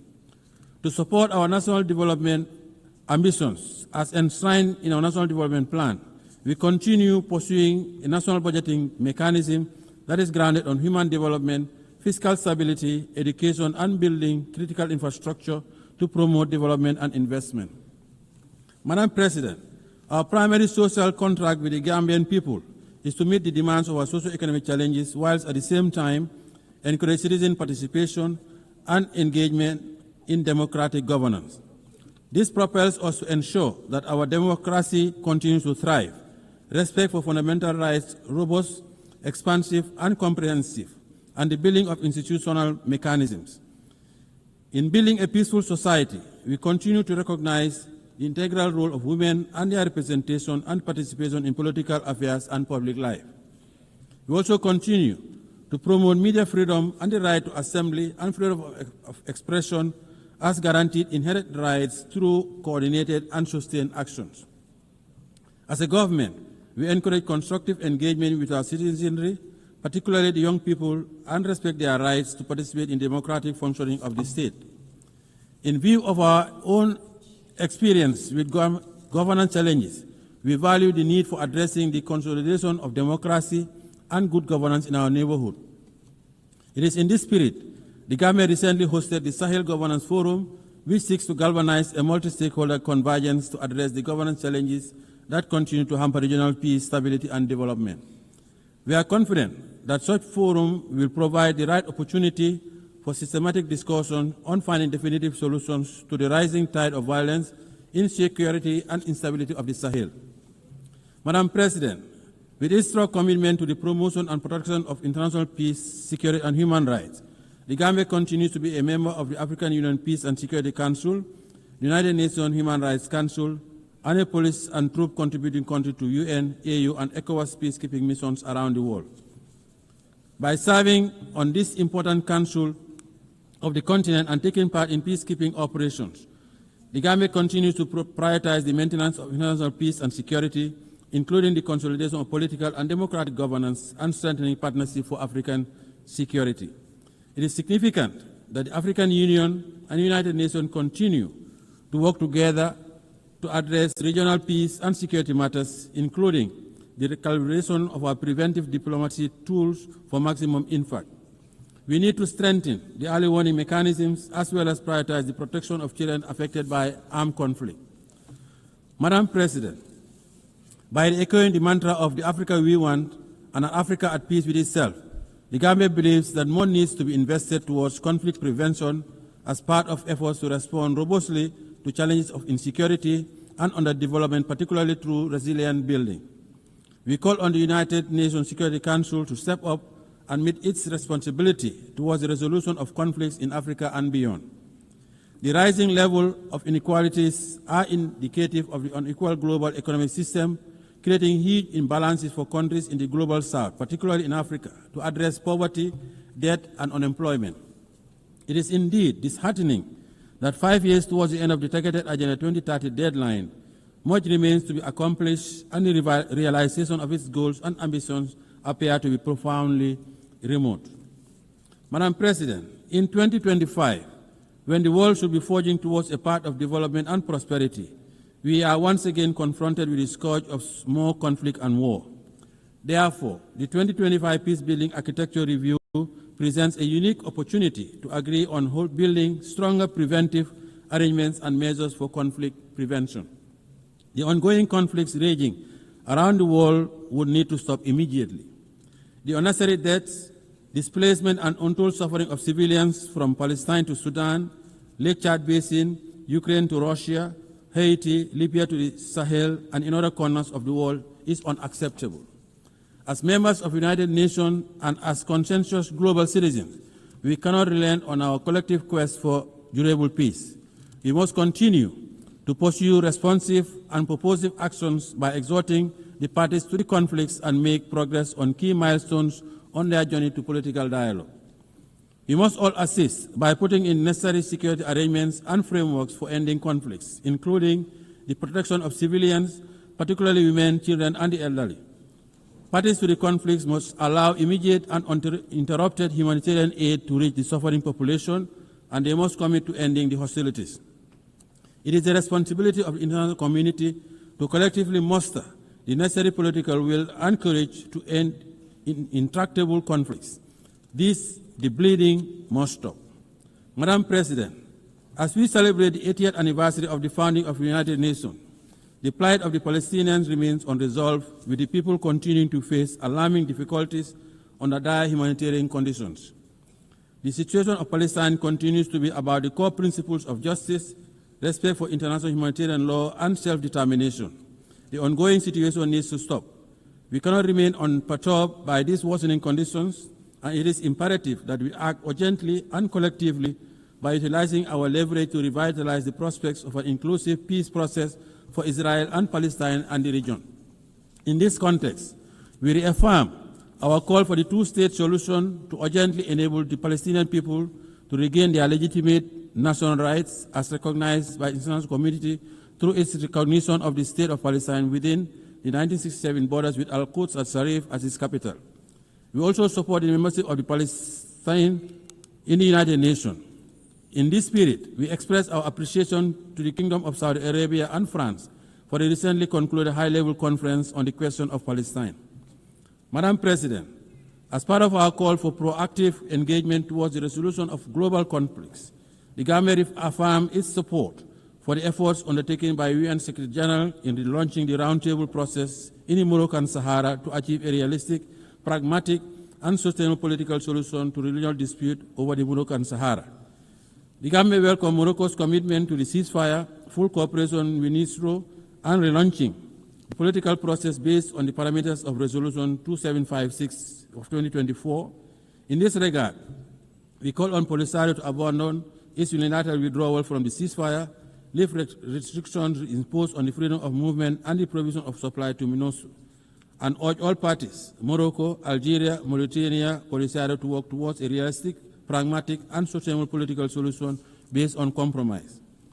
The positive impact of the Moroccan Autonomy Initiative, a realistic, credible, and serious effort for the settlement of this regional dispute, is already well recognized, and the people of the region continue to enjoy peace and development and protection of their human rights. Thanks to the government of the Kingdom of Morocco's new development model for the Moroccan Sahara region. Furthermore, the government also lauded the launch by His Majesty Mohammed VI, King of Morocco, of the Morocco-Nigeria gas pipeline, the Atlantic African Initiative, and the Sahel countries' access to the Atlantic. The three regional royal initiatives would give new impetus to the Moroccan Sahara region by establishing it as a new platform for security, stability, and co-development in the Atlantic, the Sahara, African, and Mediterranean areas. Madam President, the government also continues to stand with the government and people of the People's Republic of China on the One China policy.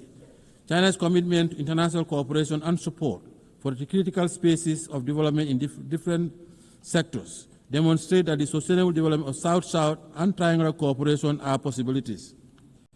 The government continues to reiterate the call for the lifting of economic embargo against the brotherly people of Cuba.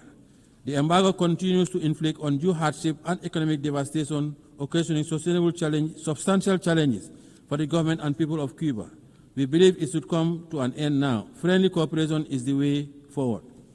Madam President, as we mark 25 years since the adoption of Security Council Resolution 1325 on women, peace, and security, we should take a moment to renew our firm conviction that the attainment of sustainable development and the consolidation of peace and security are anchored in the full and inclusive representation of women in all spheres of political and decision-making processes.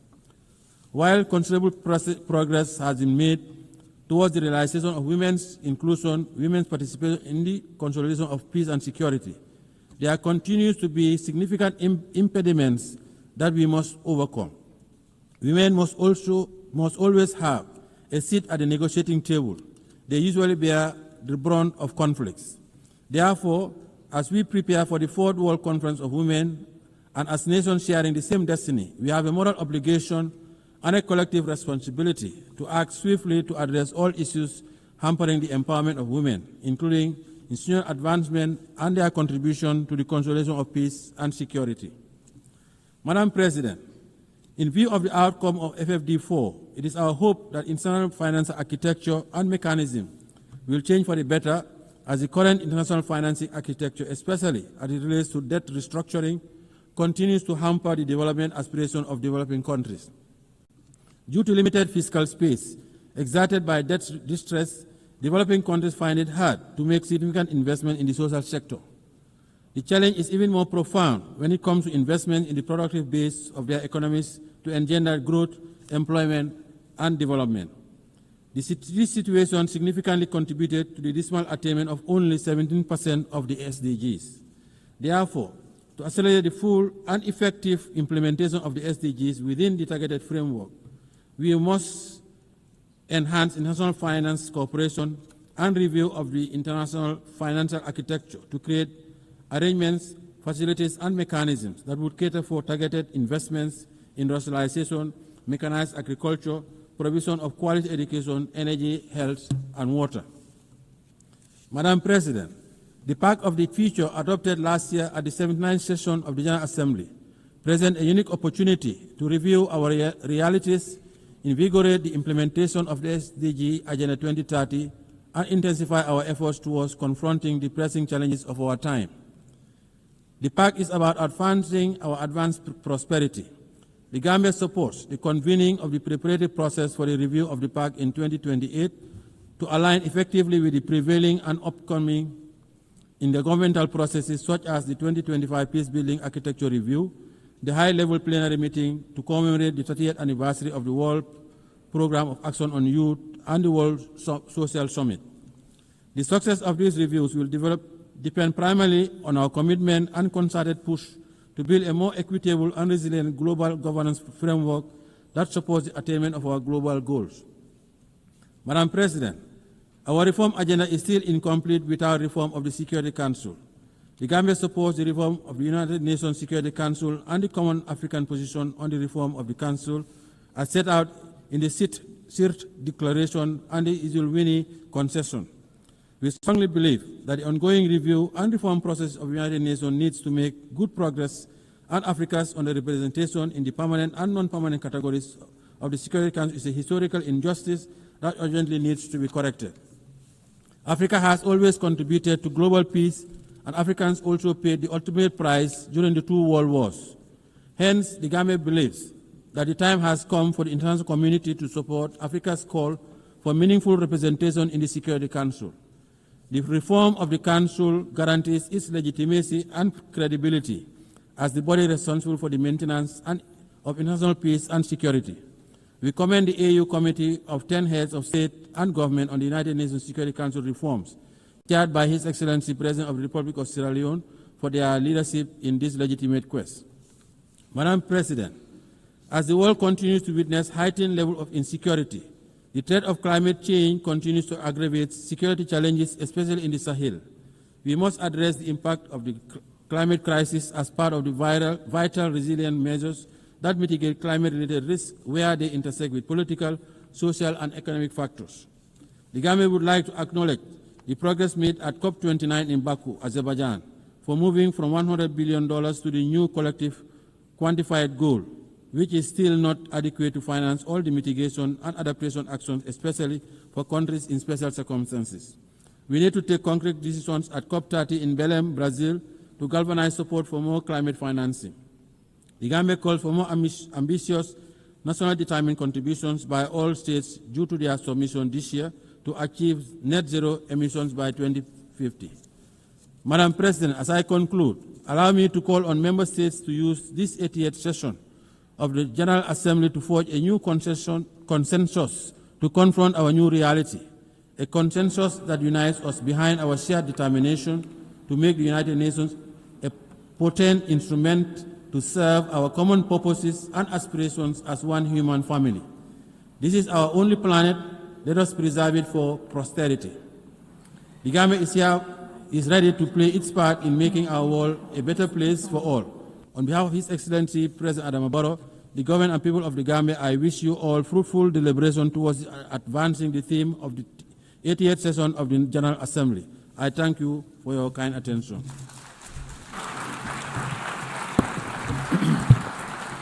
En nombre de la Asamblea.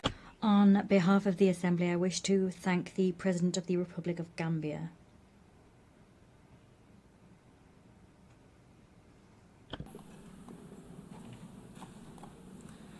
Doy ahora la palabra. I now give the floor to Her Excellency Sabine Monauni, Deputy Prime Minister and Minister for Foreign Affairs, Environment and Culture of the Principality of Liechtenstein.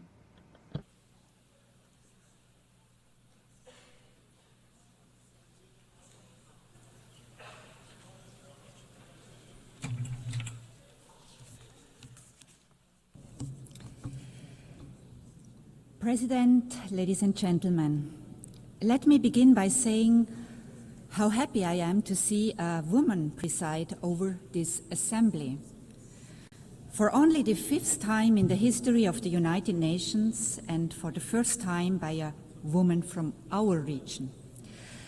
It is my hope that this is also a good sign for the selection process of the next Secretary General, a position in which no woman has ever served over 8 decades, and which will be conducted under your leadership. It is a distinct honor and pleasure for me to address this assembly for the first time as a foreign minister, continuing a very long tradition of female foreign ministers in Liechtenstein. The United Nations is a key building block of our foreign policy, which is guided by a strong belief in international law, cooperation and multilateralism. We are gathering at a landmark moment in the history of the United Nations. For over 80 years, this has been the place where nations have come together, where international law has been developed, where human rights have been codified, where we have agreed on common development goals. Of course, it has also been the source of many disappointments. Too often people around the world have been looking to this assembly and at the Security Council chamber next door in the hope of decisive action to secure peace. The key purpose of this organization, only to realize that political paralysis was shattering these expectations, justified as they were. In Ukraine, our system has allowed the aggressor to veto collective action supported by the vast majority of the House. In Gaza, we have become bystanders, despite the fact that the two-state solution was one of the first decisions of the United Nations many decades ago. We are merely witnesses to the unprecedented and unjustifiable suffering of civilians in spite of our pledge to end and prevent atrocity crimes. The people of Sudan must have concluded that indifference is the guiding principle of our rare discussions, and that the outrage over a cynical veto wears off after a few weeks, if not days. These challenges to the credibility of the United Nations would be massive enough in and of themselves. But if we are looking at a completely uncertain future for this organization today, it is for largely different reasons. The very foundations of the United Nations are being challenged in a way we have not seen before. Such efforts threaten to undermine our joint commitments to solve common problems together on the basis of the principle of sovereign equality, the principle that we set ourselves rules that apply to us all equally and that they are enforced equally, and the belief in the value of international law as the common ground that allows us to govern world affairs in a way that is predictable, equitable and fair. For us in Liechtenstein, the United Nations, which we joined 35 years ago, occupies a special place. It has been instrumental in our progress towards gender equality. Our membership in the organization has helped to put human rights at the center of our foreign policy. The Sustainable Development Goals have been embraced by civil society and the private sector. Most essentially, the Charter of the United Nations is the guarantor of our sovereignty. The United Nations is also our window to the world and the one place where we can connect with everyone. And it offers a unique foreign policy platform where we can present our initiatives and ideas as a sovereign equal. We have done so with commitment and enthusiasm, and I believe with some success. Today we feel a special bond with every other state, which is small in size, but not small in ambition and vision. Today we realize more than ever that we need this organization. We need a world based on rules that we have all agreed to. And especially now, those who share these views need to join together in common purpose to safeguard our common interests. The times we live in are fast-paced and full of challenges that can seem incredibly daunting. Many years ago, we identified climate change as the biggest threat to us all, big and small, wherever we are located on the globe. And yet, we are ever closer to the climate abyss and ever further away from agreeing on a path away from disaster. Artificial intelligence is developing with lightning speed, largely unchecked, with obvious risks to our social fabric, but without any agreement on rules and boundaries.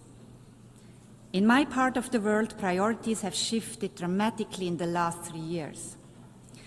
We are now mostly preoccupied with the fallout of the destruction of the European security architecture by the Russian Federation and with preserving our trade relationships, which we had believed were on a firm basis. Liechtenstein is no different to our neighbors in this regard, and any responsible state will prioritize imminent challenges as we have to. But none of this will be meaningful if it is not embedded in a larger vision, if we do not give ourselves the space to tackle the long-term risks and dangers. The place for us to do this is the United Nations, and we are committed to doing this together with all of you represented in this room. President, today the continued existence of the United Nations is at stake. This is a sobering observation, certainly. But we must find the opportunity that lies in this moment of existential crisis. We have allowed a system to grow that is plagued by duplication, inefficiency, and poor governance. The UN 80 process is the chance, the only chance that we will have to make the organization leaner, more effective in its use of resources, and more productive in generating meaningful outcomes. When we adopted the Pact for the Future a year ago, Liechtenstein made a clear call for this organization to embrace its original purpose as the guardian of peace and security. For our people, our parliamentarians, our civil society, the United Nations is a peace organization. We have to find a way to make it effective in fulfilling this task. If the Security Council is unable to carry out its charter responsibility, as is regularly the case due to the veto power of its permanent members, there are ways for us to take collective action elsewhere, beginning in this hall. We are equally committed to the other pillars of the work of the United Nations: development and human rights, which are existential for the dignity and well-being of the people on whose behalf we serve, and pivotal for more peaceful, just, and inclusive societies. President, the rule of law is the guiding principle of Liechtenstein's work at the United Nations. This can come as no surprise for one of the smallest members of the organization that does not have armed forces and is not member of a military alliance. Our sovereignty is protected by respect for international law and by its enforcement through accountability where the law is violated. Naturally, we are strong supporters of international courts the indispensable enforcement mechanism of international law. Key amongst them is the International Court of Justice, which Liechtenstein joined decades before becoming a member of the United Nations. Liechtenstein has been an active participant in the court's proceedings. We are very pleased to see the attention the court's work has been given, particularly in recent years, and the high respect its decisions enjoy among governments and beyond. The recent advisory opinion on the question of climate change stands out in various ways. The initiative to ask for such an advisory opinion originated in the youth climate movement. The mandate to request it was adopted by this Assembly by consensus, and Liechtenstein is proud to have been among the states drafting the text of the decision. The proceedings before the court found unprecedented attention inside and outside the courtroom. Finally and importantly, the advisory opinion was agreed on unanimously by all 15 judges, giving it further authority. We have welcomed this decision, in particular its focus on the area of human rights, where important questions remain unaddressed, and we look forward to working with all of you to put it to the most productive use possible. For us, the International Criminal Court is a complementary and equally important institution. It is the first permanent court in the history of humankind that has jurisdiction over the crimes that are defined as the most serious ones under international law: genocide, crimes against humanity, war crimes, and the crime of aggression. Almost 2/3 of all states have joined this project, the most ambitious treaty since the adoption of the Charter itself. Its central statement is unique and also uniquely important for the rule of law. Nobody is above the law. Nobody is protected from investigation and prosecution for what we have all agreed are the most serious crimes under international law. As we look at the flashpoints around the globe, be it Ukraine, the Middle East, or Sudan, we see how the basic rules of international law are violated, not just frequently, but systematically. This is why we have created the International Criminal Court, to offer protection for the victims and the vulnerable, but also to safeguard international peace and security. Today, the court finds itself under significant political attack and is targeted by unprecedented sanctions. This is the moment for us to protect this unique institution, one of the most powerful statements we can make to express our commitment to international law. President, the most among many worrying trends with regard to the respect for the United Nations Charter is the rapid erosion of the rules governing the use of force.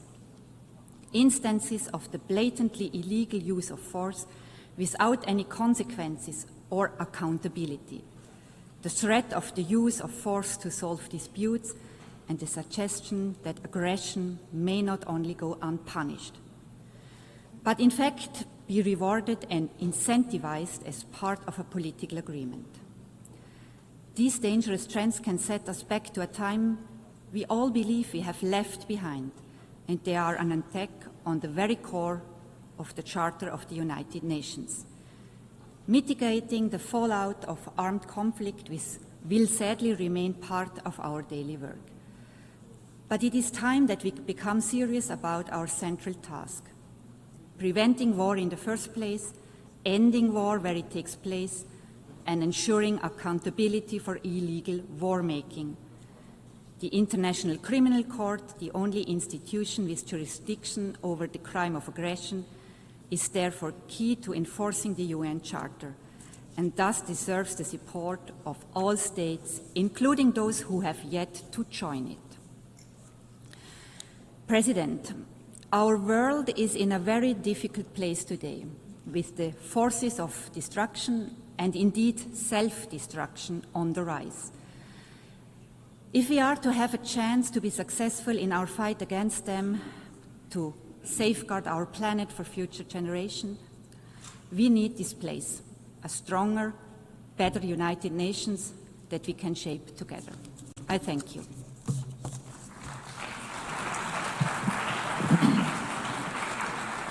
Muchísimas gracias.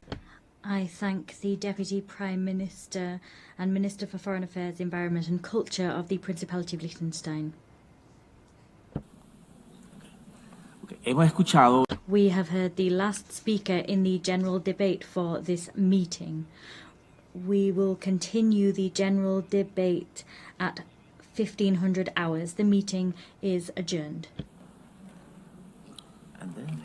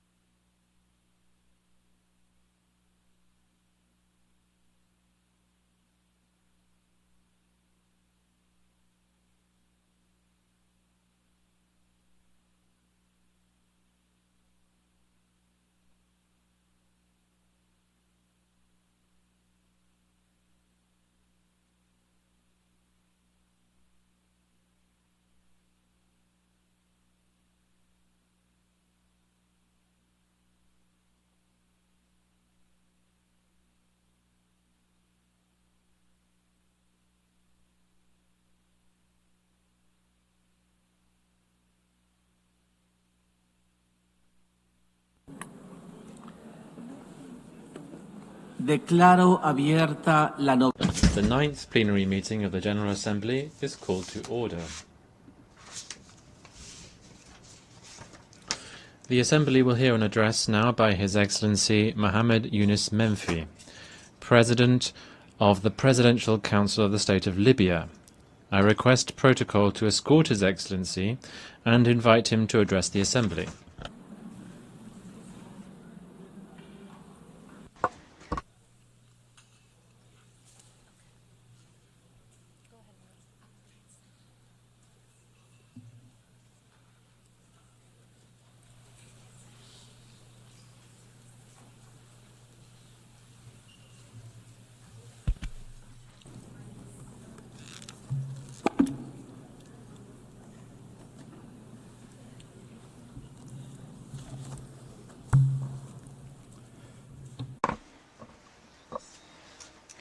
Your Excellency Annalena Baerbock, President of the 80th session of the General Assembly of the United Nations, Your Excellency António Guterres, Secretary General of the United Nations, Your Majesties, Your Highnesses, Your Excellencies, ladies and gentlemen.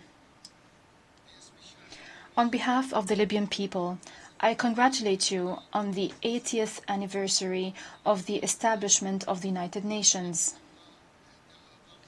It remains one of the greatest pillars of the international order, one of the beacons of multilateralism over the history of humanity. We appreciate the holding of this session under the theme Better Together, 80 Years and More for Peace, Development and Human Rights. These are principles that we firmly believe in, principles that we are consolidating at the national, regional and international levels. As we celebrate this global anniversary,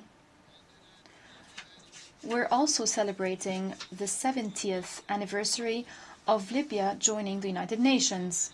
It was the culmination of the struggle of the Libyan people when Libyans raised their voices in this hall, demanding freedom and independence following decades of colonization.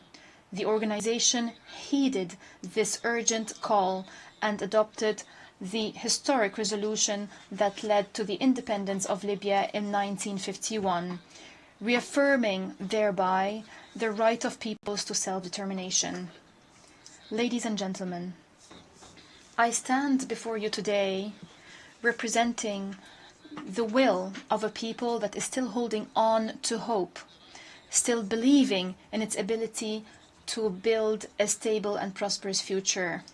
Libya is not a zone for fighting. It's not an arena to settle scores or a place to which crises can be exported.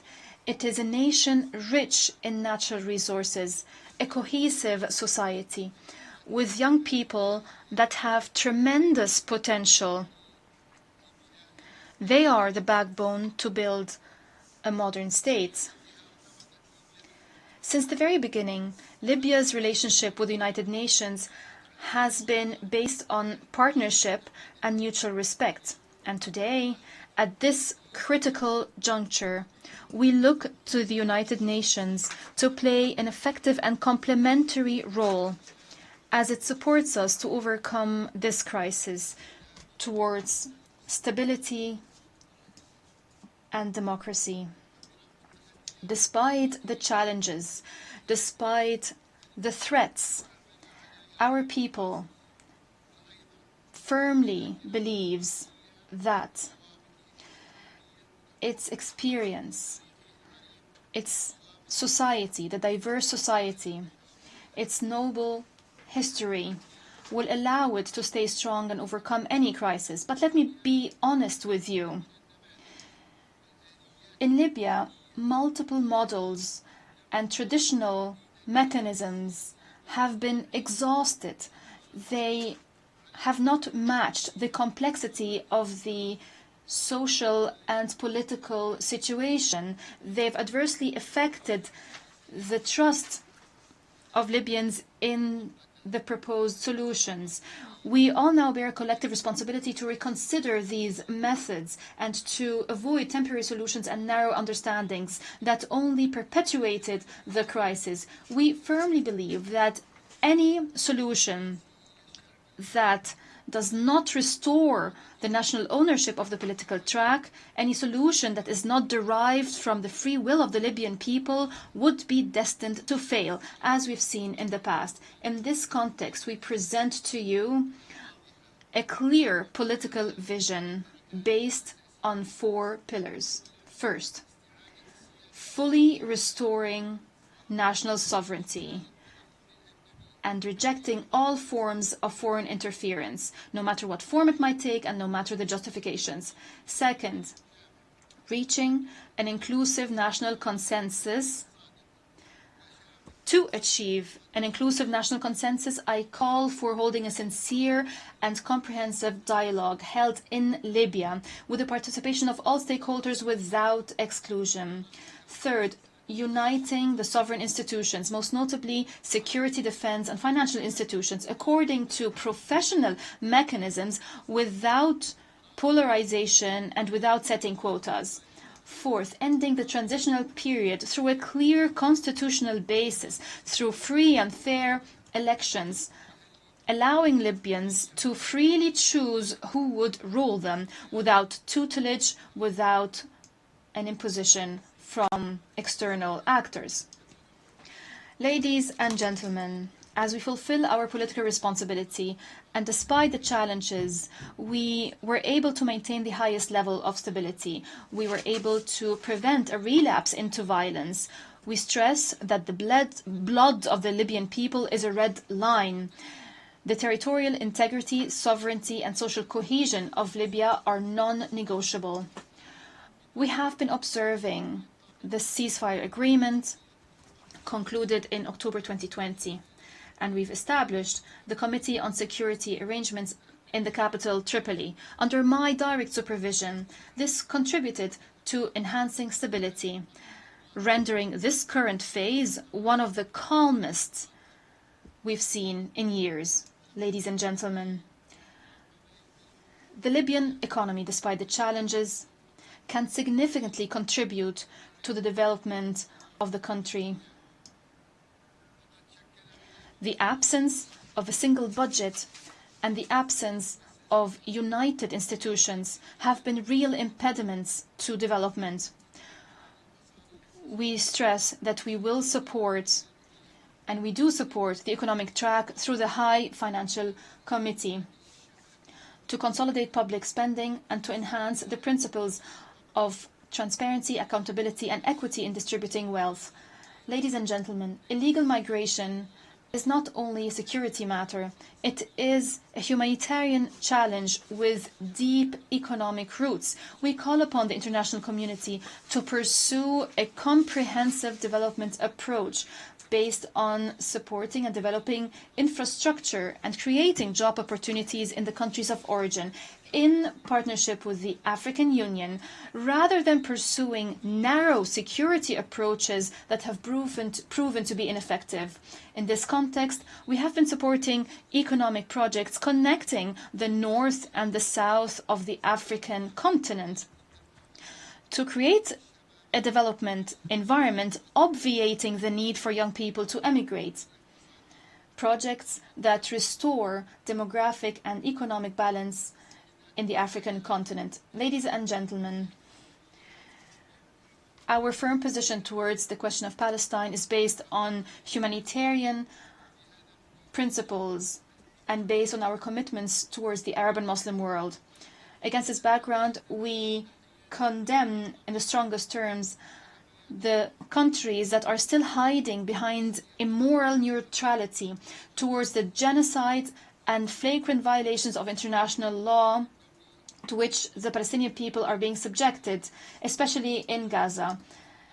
It was 8 decades ago that the United Nations was established, and the Palestinian people is still languishing under the yoke of occupation. We call for responsible international action that ends the occupation and guarantees the legitimate rights of the Palestinian people. Ladies and gentlemen, despite the crises, despite the conflicts, despite the divisions that Libya had to endure, the Libyan people is still committed to the democratic track, is still believing that the rule of law and democratic institutions are not a dream but a legitimate right. It is time for the world to look at Libya not as a complicated political file, but as a story of resilience and free will, a nation that can be successful with a noble history, cohesive society, promising resources and free people, aspiring to peace, democracy and prosperity. Democracy is our choice, and peace and reconciliation are our destiny. Our history proves that our people can achieve reconciliation, can promote tolerance and justice. We most certainly can turn the page on the past. National reconciliation is not only a necessity to build the state, it is a national legacy that we cherish. We see the future Libya, a stable state, a sovereign state with united institutions, strong with its people, peaceful, open to the world, and an effective partner at the regional and international levels. Long live Libya, united and independent. Long live the Libyan people, free and dignified. May the peace, blessings, and mercy of God be upon you.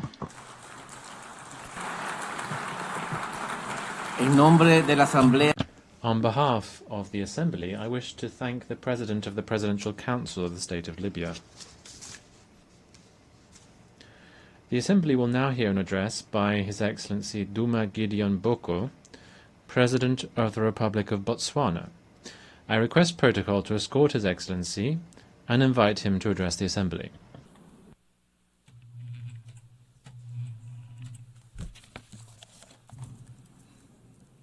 Madam President, Secretary General, Excellencies, ladies and gentlemen, we meet here today and this whole week in these hallowed precincts to remember the overwhelming gravity of the circumstances that gave birth to the United Nations, the ruins of war, a world poised to descend into further mayhem if courageous choices were not made.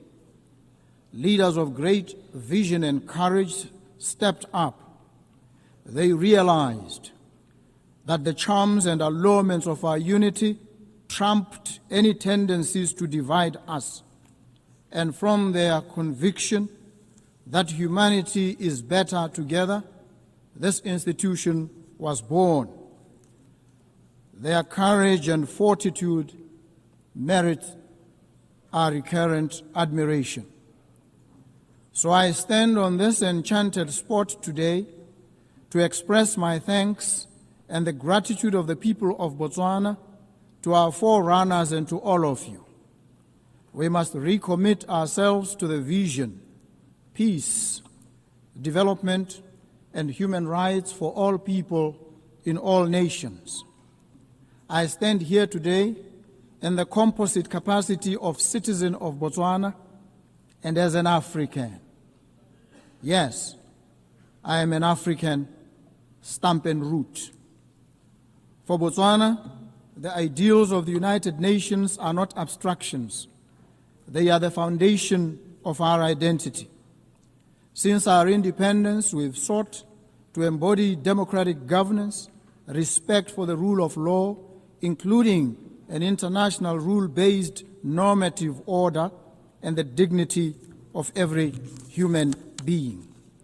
We reaffirm today our commitment to the Universal Declaration of Human Rights and to advancing equality, including the protection of indigenous peoples, women and youth within our borders and across our region. Yet we also acknowledge that the pursuit of justice is an arduous journey.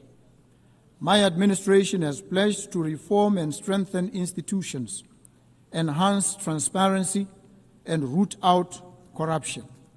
We do so not for accolades, but because our citizens deserve governments that serve them with integrity. We are on a quest for integrity in African leadership. Excellencies, Botswana has been blessed with the gift of diamonds. For decades, this resource has financed schools, hospitals, and infrastructure. But today, we confront the fragility of that reliance. Diamond markets fluctuate. Our people's needs do not recede. Our vision is clear: to diversify our economy, empower our people, and create resilience. We invite global partners to invest in renewable energy, technology, sustainable agriculture, and value-added industries. We extend an open hand to businesses, innovators, and institutions ready to walk with us on this journey of transformation. Botswana is a semi-arid country. Our people know the meaning of drought. We know the anxiety of scarce water, of crops that wilt and wither under a relentless sun, of livelihoods eroded by forces beyond our control. Climate change is not a distant threat, it is a present reality. That is why I've joined the Global Center for Adaptation, because adaptation must be at the center of sustainable development. I call on this Assembly to scale up financing for climate adaptation. Let us invest in water infrastructure, early warning systems, and climate-smart agriculture. Let us ensure that the promise of the Paris Agreement is not confined to paper, but realized in the lives of farmers, of herders, and children across the global South. Earlier this year, Botswana faced an acute shortage of essential medicines. This crisis exposed not only the vulnerabilities of our supply chains, but the wider inequities of the global health system. Access to medicines is a human right, not a privilege. We call upon the United Nations, international financial institutions, and the private sector to work with us to build resilient health systems. Together, let us explore local production, regional supply hubs, and fairer mechanisms to ensure that no nation is left to face health emergencies alone. As an African, I stand here as one of the trumpet voices of Africa, a continent all too often treated with affable indifference. Africa's voice is not heard. This United Nations cannot be truly international. It cannot be truly together and will not be better until our continent, home to 1/5 of the population of the world, is afforded an equal voice at the highest body of this organization. Friends and partners in the Permanent Five, it is time to make good on your promise to a continent. Agree a permanent seat on the UN Security Council for Africa for 80 years, the only continent without one. I also appreciate the decision by Britain, Australia, Canada, and France, among others, to give heightened attention and consideration to the Palestinian crisis.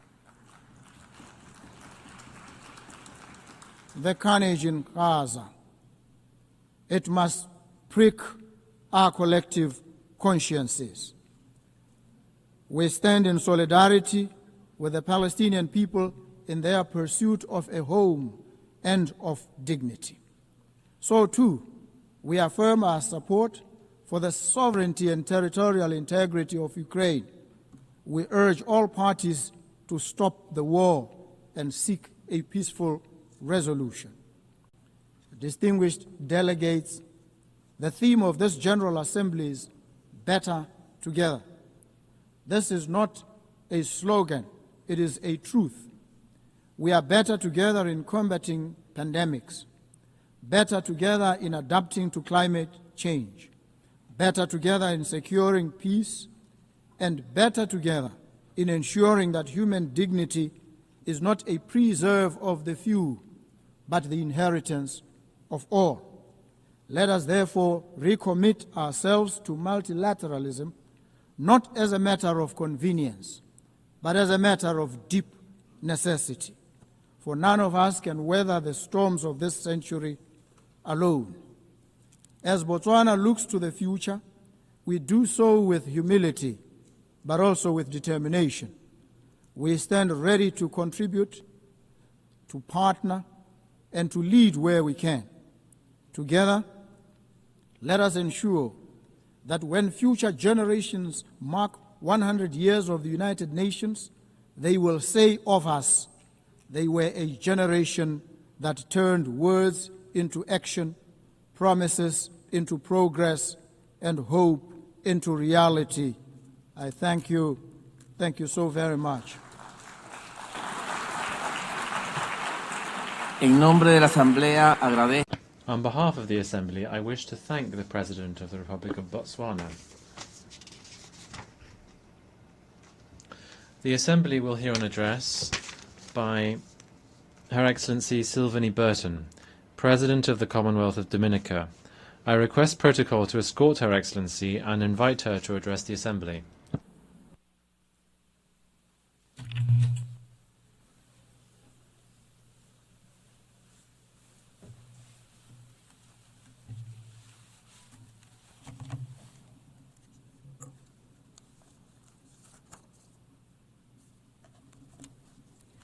Excellencies, distinguished delegates, ladies and gentlemen, Mabrika, Mabrika, I bring you greetings in my native Kalinago language, the language of the first people of the Caribbean, whom I am proud to call my ancestors. Madam President, on behalf of the government and people of the Commonwealth of Dominica, I am pleased to congratulate you, my fellow woman, on your appointment to guide the affairs of the 80th session of the United Nations General Assembly, a responsibility for which you are eminently qualified. We wish you every success in your new role.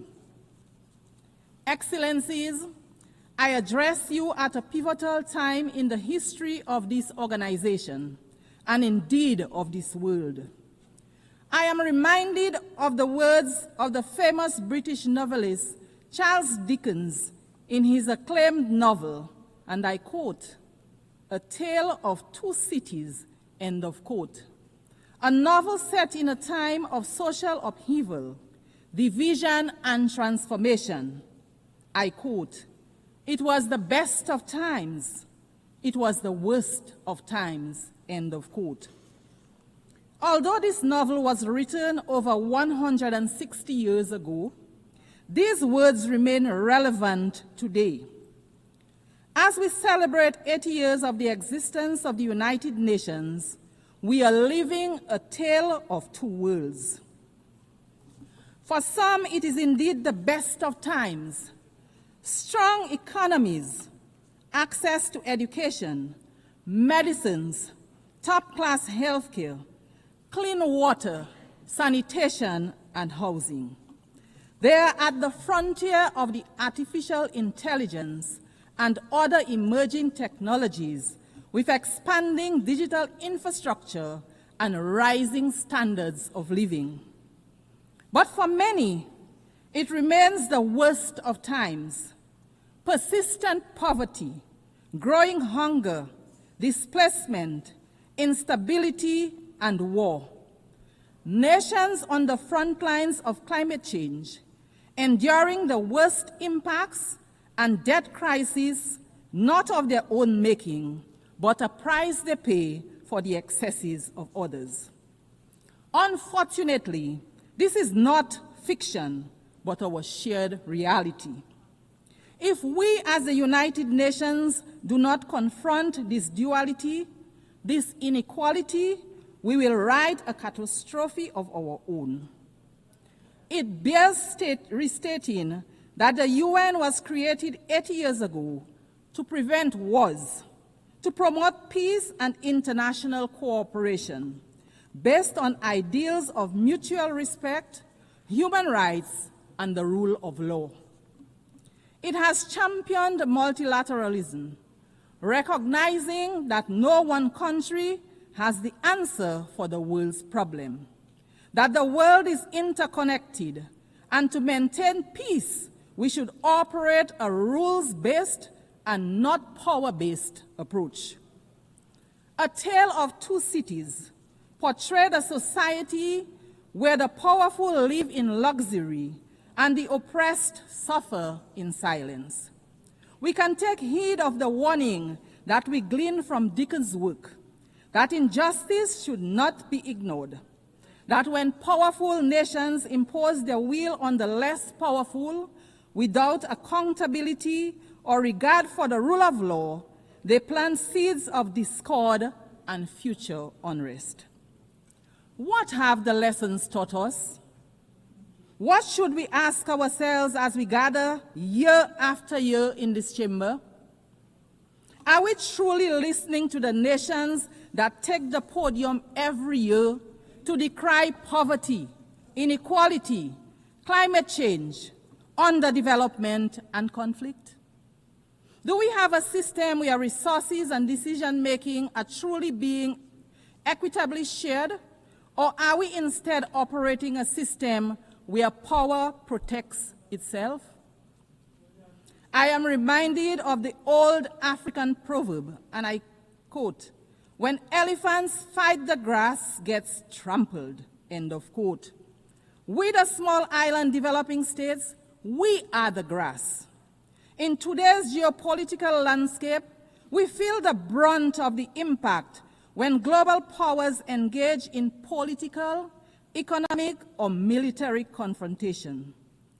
Economic sanctions, trade restrictions, aid conditionalities, conflict, and wars, to name a few, affect global supply and the affordability, availability, and transportation of goods and materials.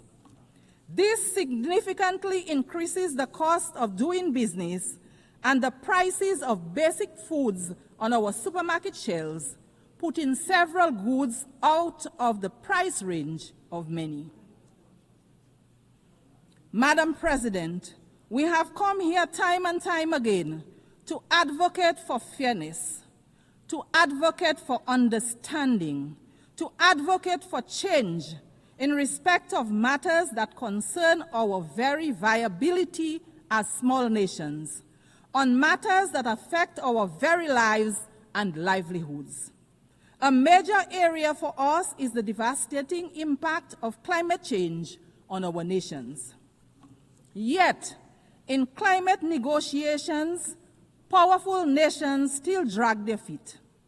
Polluters enjoy protection, and adaptation and mitigation efforts are underfunded. Meanwhile, our countries, which everyone accepts contribute the least to the climate crisis, continue to risk extinction from rising seas, extreme flooding, devastating storms, drought, amongst many other negative impacts of climate change. Madam President, how can this be fair? How can this be morally defensible?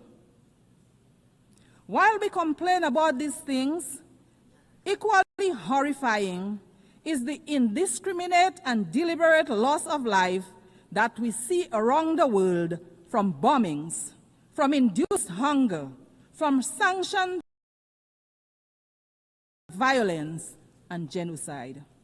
We do not have the power to prevent the storms and to bring the rains where there is drought, but we do have the power to limit further climate change and help countries adapt and mitigate its impact. So too, we have the power to end wars and not start new ones. We have to be willing to talk to each other, to empathize with each other. We should return to the founding principles of the United Nations. Wherever there is conflict, be it in the Horn of Africa, the Middle East, and Southeast Asia, or sad to say, in the Caribbean. Major powers engaging in geopolitical conflicts result in civilians becoming collateral damage, economies collapsing, increase in prices and instability. I want to emphasize here today that there is no place in the Caribbean for war. The Caribbean is a zone of peace. Any military conflict in the Caribbean will have significant negative impacts on the Caribbean and Latin America. There is a better way to resolve differences. We urge the powers that be to find another way. And so, Madam President, I return to our tale, where a man dismissed by society gives his life for another. Are the wealthiest nations willing to give up dominance for fairness, to make sacrifices to ensure justice, equity, and climate resilience for all? Will we choose compassion and empathy over control and indifference? Madam President, we stand in solidarity with the people of Haiti. We insist, like other CARICOM member states, that the current crisis being confronted by our sister CARICOM state in no way nullifies the entitlement of its people to the recognition of their sacred sovereignty and their right to be central in the search for a fair and durable peace in their country. The government of Dominica remains convinced that our sister CARICOM state, Haiti, faces major challenges today, in part because of the glorious contribution Haiti made to the quest for justice and freedom in our region and the world. Indeed, the current complexion of this august body would have been unimaginable without the heroic struggles of the Haitians. As such, the crisis in Haiti is much more than a Caribbean crisis, and its solution requires a united response and the support of the United Nations to resolve. My delegation unreservedly supports the position of CARICOM on the situation in Haiti, a position that rightly calls for a Haitian-led and owned transition process to bring across systematic changes for the benefit of the Haitian people. Let us provide them with all the support that they need. Nothing less is demanded of us. Madam President, the Commonwealth of Dominica is keen to underscore its commitment to advocating for unity, justice, peace, and the sustainable human development that they foster. In this regard, we continue to urge that the long-running, unjust, and illegal economic embargo against the people of Cuba be revoked. Maintaining this embargo is harmful, not only to the long-suffering people of Cuba, but also to the image and profile of its sponsors. Cuba, like every other country, has a right to its self-determination. Dominica continues to stand in solidarity with Cuba. The trade and economic embargo imposed against our brothers and sisters in Cuba continues to be of great concern to us in the Caribbean. Its lifting grows increasingly urgent. Therefore, the Commonwealth of Dominica once again joins its voices with the voices of the overwhelming majority of members of this global organization to call for the immediate lifting of trade restrictions and export bans imposed on the good people of Cuba. They are unjustified. They are unjustifiable. They belong to a bygone era. They should cease to exist. They fall, in our view, within the grand narrative of yet another Caribbean people's struggle for liberation. It is for these reasons that the government of Dominica strongly urges a radical reconsideration of these actions. Madam Speaker, our steadfast advocacy for respect for the United Nations norms of sovereignty and non-interference impels us as well to urge that the right of the government and people of Venezuela to resolve internal challenges without outside interference be respected. We renew our condemnation of the imposition of sanctions on Venezuela. The resulting hardship forced upon the people of Venezuela needs an immediate and complete end. We also call for restrained and strict adherence to the rule of law as it relates to the presence of U.S. military assets in the blue waters of the Caribbean Sea. The solution to conflict, to challenges, should never be aggression and war. We urge that all diplomatic efforts be pursued to respect the sovereignty of states, preserve the dignity of human life, and promote peace. Madam President, as we celebrate this 80th year of these United Nations under the theme, and I quote, 80 years and more for peace, development, and human rights, end of quote, let it not be just mere words. Let it instead be a call for respect and adherence to a rules-based order that applies to all nations equally, weak and strong, not just when it is convenient to the most powerful. The UN arose out of the ashes of a world torn by devastating wars. Let us not return to those dark days, but instead be guided by law, diplomacy, and shared values. Let us reform the system where small and developing nations have a real seat at the table, that we may have the opportunity to influence decisions that shape global climate policy, security, and economic well-being for all. Let it be where we build solidarity and cooperation, and where power is exercised with humility, compassion, and restraint. Madam President, let the history books say that in this chamber, in our time, we chose a better path. In the words of Charles Dickens, and I quote, "It is a far, far better thing that I do than I have ever done," end of quote.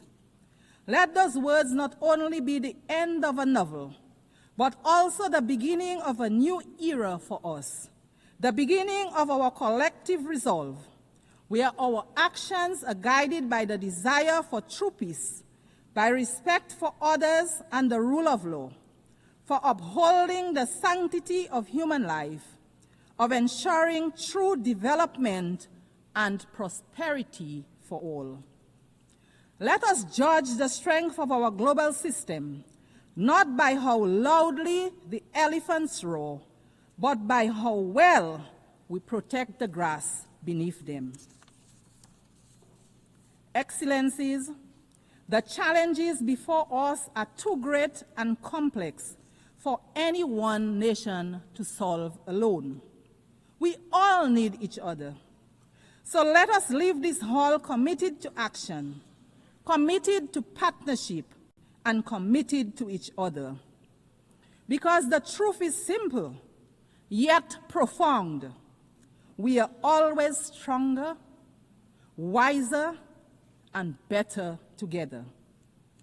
Madam President, I look forward to the day when a woman leads this great institution as Secretary General, which to my mind would be a symbol of true equality. I thank you for the courtesy of your attention. Thank you. Muchísimas gracias a la... I would like to thank the President of the Commonwealth of Dominica. The Assembly will now hear an address by His Excellency Wesley Simina, President and Head of Government of the Federated States of Micronesia. I request protocol to escort His Excellency and invite him to address the Assembly.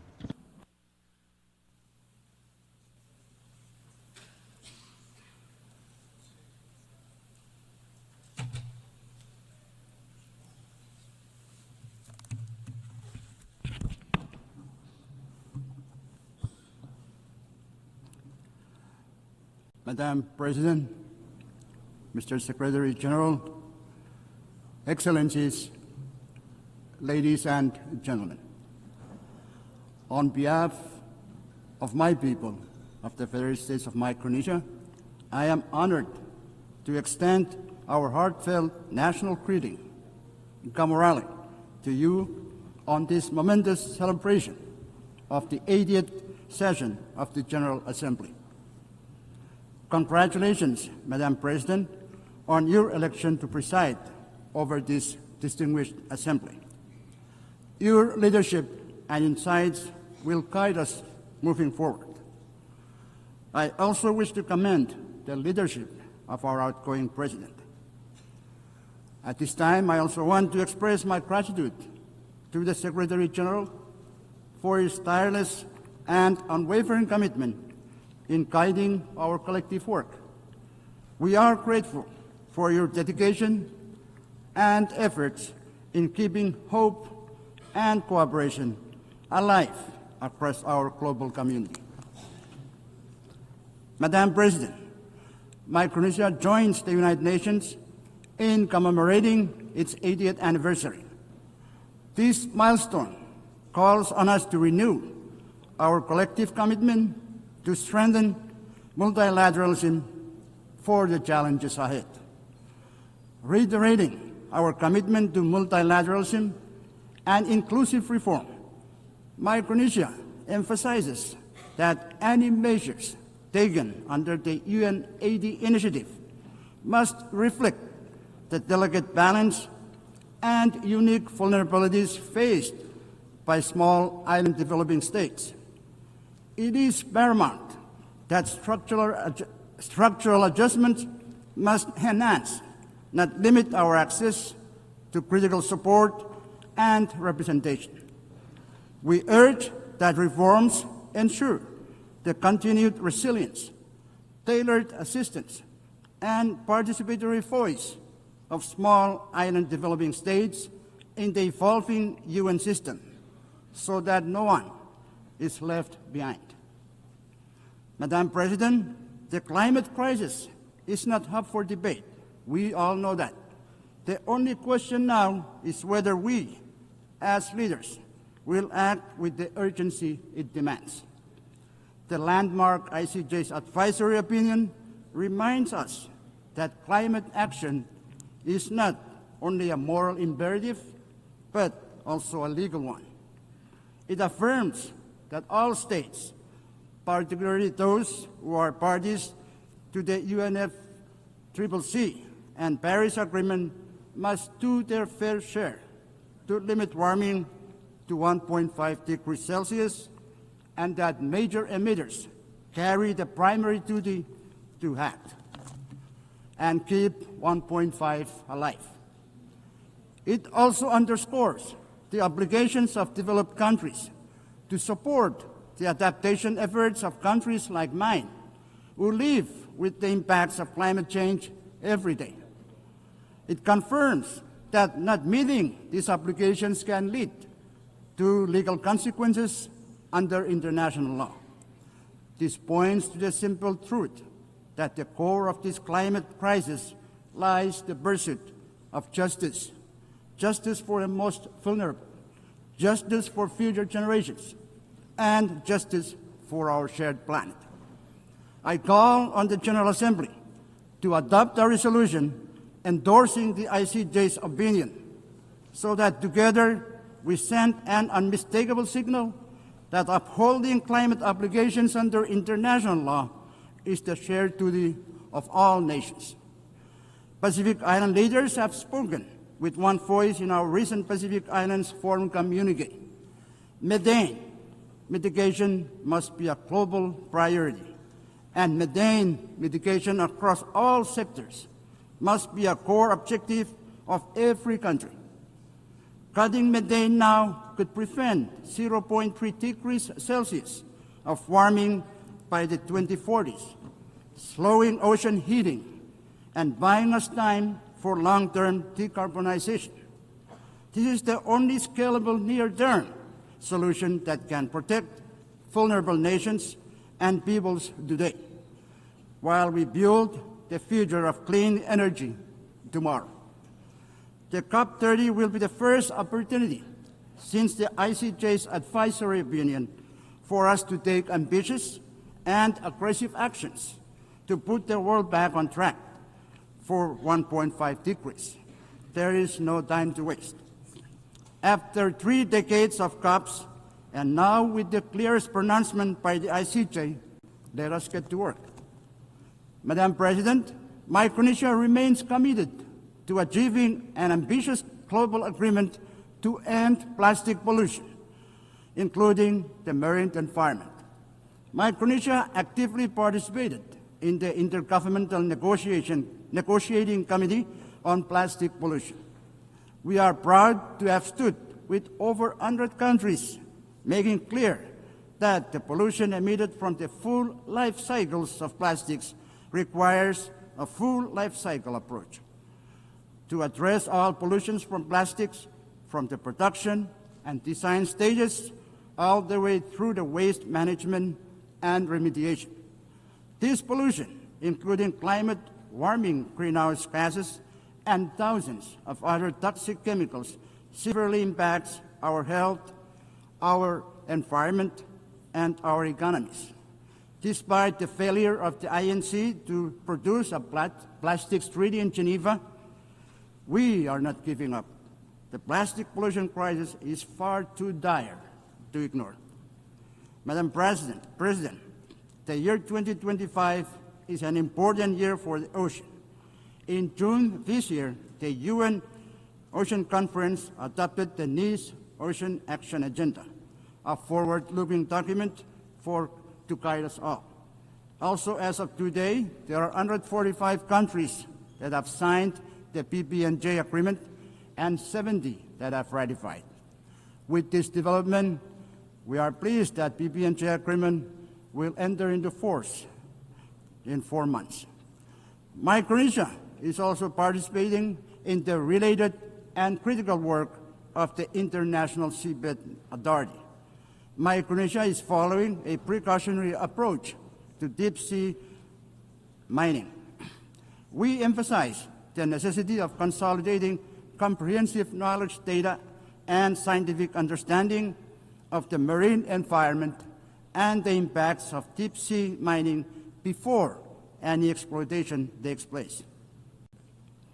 Additionally, it is crucial that all stakeholders, including adjacent coastal states, indigenous peoples, and local communities in the Pacific, are consulted and their perspectives considered before any exploitation occurs. In Micronesia, we have taken steps in preparation for exploration and possible exploitation in a responsible manner. We urge the ISA to finalize without further delay all relevant regulations, standards, and guidelines for its mining code prior to any exploitation, as failure to do so risks countries turning to alternative measures. Madam President, small island developing states face unique and heightened vulnerabilities to climate change shaped by geography and scale. Disaster risk reduction and resilience strategies must reflect these realities. That is why the multidimensional vulnerability index is so vital to us. It recognizes our economic, environmental, and social fragilities, and it ensures that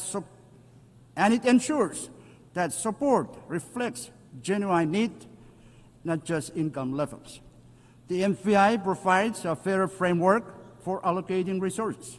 Development partners must base their decisions or 8 decisions on it, pairing it with traditional measures to better target climate and disaster support. Going forward, implementation demands 3 things: adoption by international bodies, continuous technical refinement, and strong commitment from partners to align financial and policy support with the vulnerabilities the MFI reveals. Only then can this tool deliver the resilience our small islands urgently need. Madam President, Micronesia continues to confront a high prevalence of non-communicable diseases, the persistence of emerging and re-emerging infectious diseases, and rising mental health concern.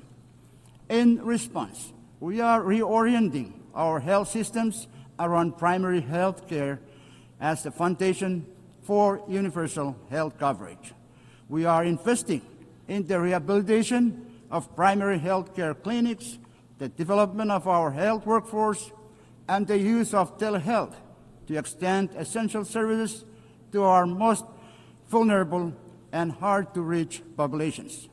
However, to realize the goal of universal health coverage, additional financial and technical support from the international community is indispensable. Madam President, gender equality and social inclusion are equally central to our development agenda. Our strategic development plan places this at its core, with the objective of ensuring equal access to services, equitable participation, and opportunities for all our citizens to thrive. Madam President, peace and unity are the foundation of our nation. Our FSM Constitution, or Micronesian Constitution, reminds us that we must, and I quote, live together in peace and harmony, to preserve the heritage of the past and to protect the promise of the future, end quote. Today, as conflicts continue to unfold across the world, we hold hope that they may be resolved through leadership rooted in peace. In our region, while we uphold peace and unity as guiding values, we find ourselves navigating the geopolitical and geostrategic competition among major powers. As leaders of the Pacific Islands Forum, we recently adopted the Ocean of Peace Declaration at the 54th annual meeting in Honiara. In doing so, we affirmed that no single member state can face the growing threats to peace and security alone. We must act together as one Pacific family. Madam President, Micronesia co-sponsored the first ever UN resolution on AI alongside 120 member states. While AI holds great promise for economic development, it also carries the risk that must be carefully managed. The inclusive and constructive dialogue that shaped this resolution offers a model for future discussions, including those on peace, security, and the responsible military use of AI. As the digital world advances at an unprecedented pace, global cooperation is essential to ensure that AI systems remain safe, secure, and trustworthy. Micronesia, through our own cybersecurity efforts, is committed to developing national strategies and policies to safeguard our digital data and mitigate the risk of malicious attacks. Madam President, food and water security remain pressing challenges for Micronesia, as fragile freshwater sources and climate extremes undermine agriculture, marine ecosystems, reduce yields of traditional crops, and increase reliance on costly, less nutritious imports. Compounding these challenges, just days ago, I was compelled to declare a national state of emergency due to an ongoing oil leak from a World War II sunken vessel in Chuk Lagoon. This ship, together with more than 60 other wartime wrecks, has rested in our waters for nearly 80 years since the war's end. But now, these remnants of conflict pose new dangers as toxic oil seeps into our ocean, threatening our fisheries, coastal communities, and livelihoods. The scale of this crisis far exceeds Micronesia's capacity to address alone. As we mark the 80th anniversary of the war's end, we appeal to the international community to work with us in transforming this legacy of war into an opportunity for cooperation. Madam President, Micronesia again emphasizes the urgent need to address the current structure of the United Nations Security Council, which fails to represent the geopolitical realities of the 21st century. The exclusive nature of its permanent membership creates inequities and hampers effective responses to global crises. To enhance legitimacy and accountability, we must restructure the Council to include underrepresented voices, including Japan, India, Germany, Brazil, and the African continent. Such reforms would better reflect modern international dynamics and strengthen the Council's role in promoting peace and security. Madam President, 8 years ago, the United Nations was founded on a simple but enduring truth. Every nation, big or small, has a voice, a vote, and a role to play in shaping the world we share. Micronesia may be small, but our voice, our vote, and our place within the international community is committed to choosing that we are, in fact, better together. That truth must guide us still, because, big or small, every nation has the power to choose peace over conflict. Big or small, every nation has the power to choose peace over conflict. Big or small, every nation has the duty to protect our planet from harm. Big or small, every nation has the responsibility to defend justice and human dignity. Big or small, we always have been and always will be better together. I thank you. Muchísimas gracias al I would like to thank the President and Head of Government of the Federated States of Micronesia. The Assembly will now hear an address by His Excellency Taye Atse Selassie Amde, President of the Federal Democratic Republic of Ethiopia. I request protocol to escort His Excellency and invite him to address the Assembly.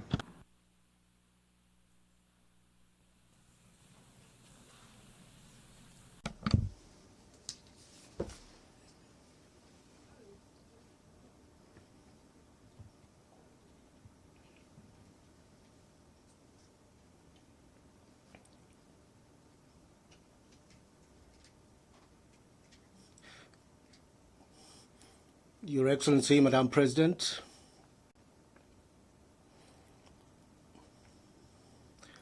Your Excellency, Secretary General António Guterres, ladies and gentlemen, Excellency Annalena Baerbock, I would like to extend my heartfelt congratulations to you and your country, Germany, on your election as President of the 80th session of the United Nations General Assembly, and wish you a productive tenure. I would also like to thank His Excellency Philemon Yang, President of the 79th session of the General Assembly, for his able leadership. It is a great honor for me to address this August Assembly, representing my country, Ethiopia, a founding member of the United Nations, on this historic occasion, which marks the 80th anniversary of the organization.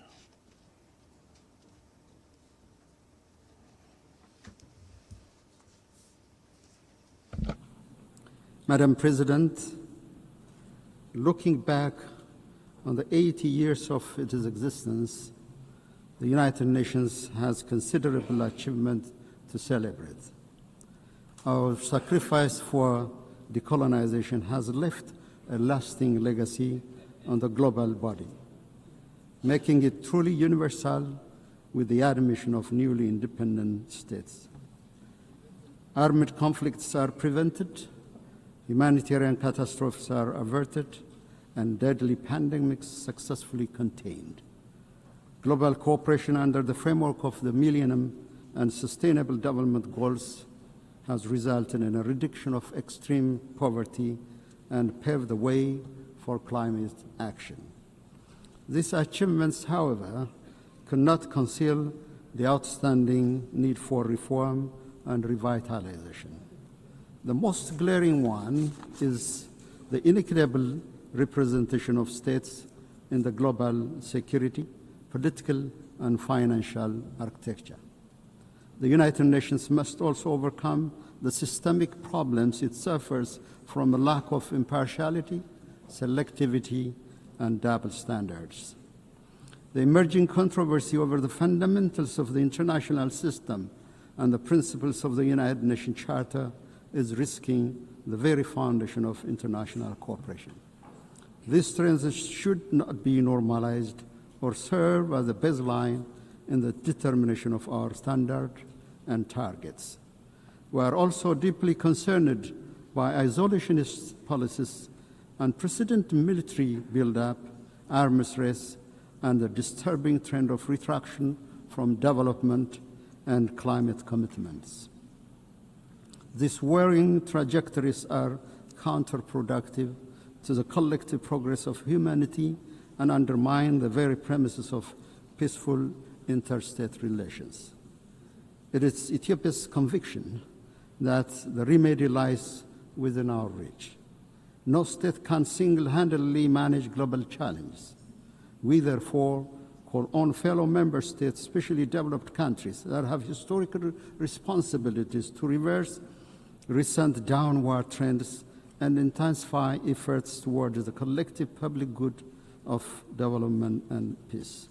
Madam President, Ethiopia supports the peaceful resolution of all conflicts. The path of violence must yield to the power of diplomacy. We affirm our historic position on the right of the Palestinian people for self-determination. Direct negotiation among the warring parties is an immediate necessity. Humanitarian assistance must reach to all the people in need. This is not a political preference, but a moral imperative. As Ethiopia has pronounced in its position during the adoption of the resolutions on the two-state solution, the international community should join hands to end the vicious cycle of violence and stalemate in order to give peace a chance. We wish to underscore any proposed peace and reconstruction plan in the Middle East should not create complications to adjacent countries and regions. More than any time before, the United Nations is indeed called upon to face events that greatly exceeds its powers and capabilities. It was in 1949, at the fourth session of the General Assembly, the Ethiopian delegation forewarned the risks of ineffectiveness and intrusion into the mandates of the General Assembly. This was caused by the excessive number of bodies and mechanisms created. It is in this light that we see the ongoing reform process under the UN 80 initiative as an opportunity to preserve the mandate of the General Assembly by rectifying its dispersion to a multitude of other bodies. Ethiopia reiterates Africa's long-standing call that there should be more decentralization and deployment of institutional and financial capacity to the global south, especially to the African continent, where the United Nations has most of its programs. Madam President, Africa, guided by Agenda 2063, is advancing development as its preferred security policy. The continent is scoring a higher rate of economic growth. Domestic revenue mobilization is on the rise. Africa's climate action in renewable energy development emission reduction, and afforestation is indeed unmatched in any other parts of the world. Efforts to enhance public welfare, combat transnational threats, and decrease inequality are being intensified. Despite these achievements, the global crisis continues to impact Africa's capabilities to deliver on development aspirations. Chief among this is the compounding debt crisis. In line with the Addis Ababa Action Agenda and Civil Outcome document, we emphasize the need to advance an ambitious agenda on development finance. Coercive measures and trade restrictions, in particular those targeting Africa, must be lifted immediately.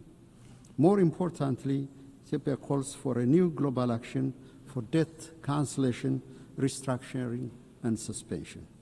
Madam President, it is our view that the national security of states, especially those in the same region, is indivisible and interdependent. To this effect, we will intensify our efforts to combat global terrorists operating in our region. We call on the international community to extend the required support to the African Union peace missions, in particular the African Union Support and Stabilization Mission in Somalia. Now is not the time to retreat from global action in combating terrorism. Furthermore, we reiterate our call for urgent action to reform the United Nations Security Council.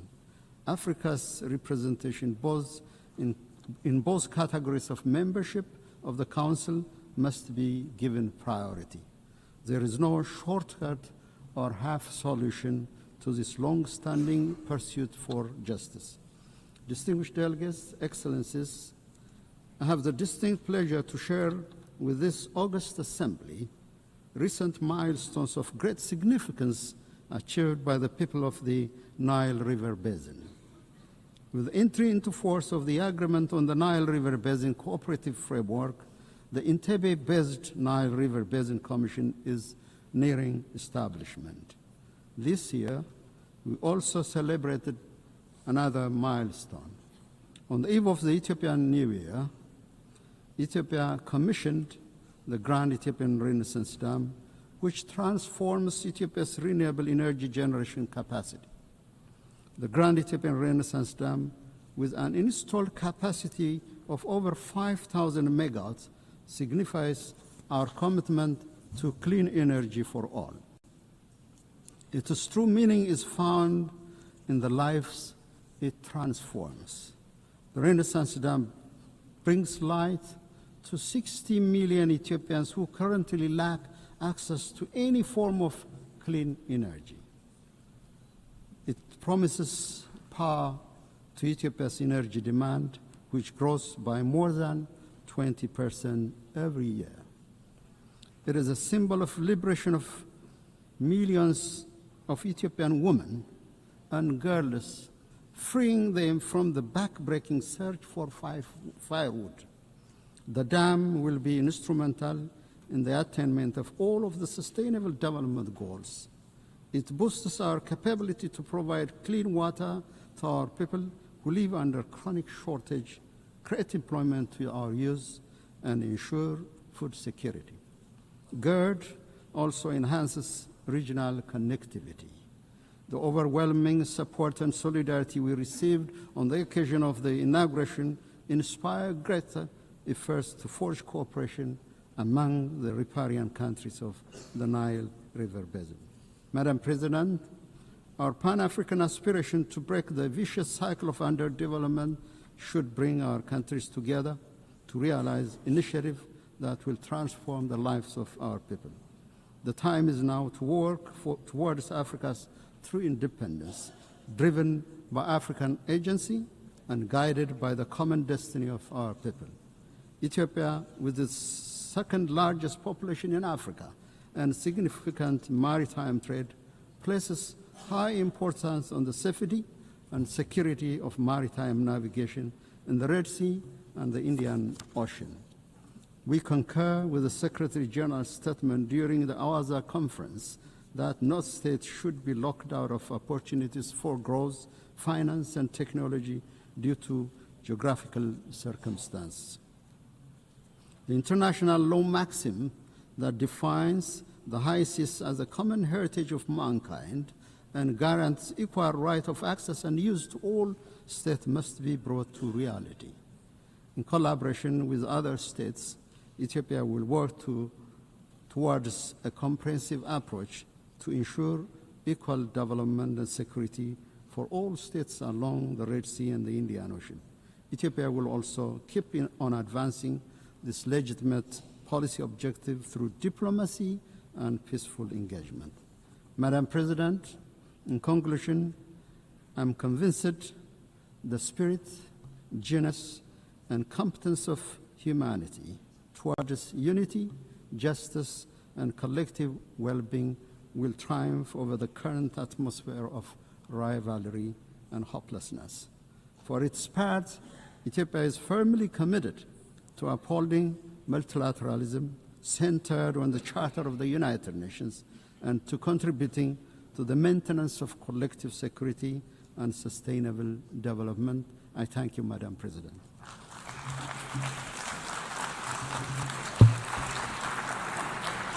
On behalf of the Assembly, I wish to thank the President of the Federal Democratic Republic of Ethiopia.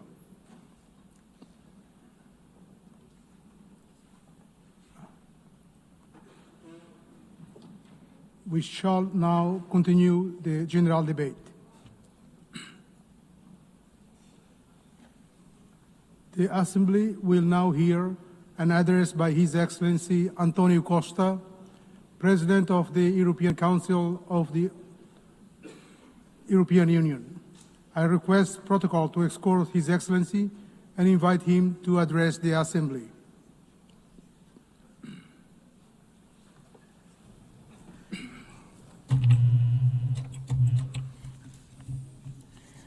Senhor Presidente, Excellencies, ladies and gentlemen, the world faces a crucial choice. Do you want a rules-based international order that upholds multilateralism and the United Nations Charter, or a chaotic world based on unilateralism, violence, and disruption? The European Union knows where it stands. We are a project of peace, of reconciliation, of social justice. We are and will remain a steadfast defender of multilateralism, of the rules international-based order, and of the United Nations Charter. The alternative to this international rules-based order is a chaotic and violent world. As seen in Sudan, an unreported and devastating conflict with destruction of huge proportions, as seen in Gaza, as seen in Ukraine. In Gaza, where we witness an unimaginable suffering, children starving, families shattered, a humanitarian catastrophe that shocks the world's conscience. The use of starvation as a weapon of war is immoral and one that defies words. The European Union condemns terrorism in all its forms. The horrific attacks by Hamas cannot be forgotten. And we stand with Israel's right to security. Every country, every people have the right to live in security. The hostage must be released immediately. The Palestinian people have also the same right to security and to live in a viable state. A negotiated two-state solution is the only path to peace. Security for both peoples, dignity for both peoples, this is the solution we seek. The European Union has been an indispensable partner in the region. We are the largest provider of humanitarian aid to Palestinians. European funding has kept hospitals, schools, and institutions running.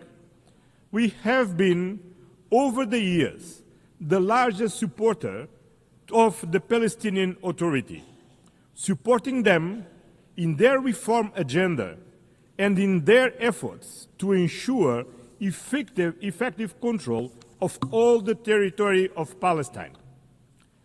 Dear friends, the European Union fully assumes its responsibilities, but we alone cannot stop this humanitarian catastrophe.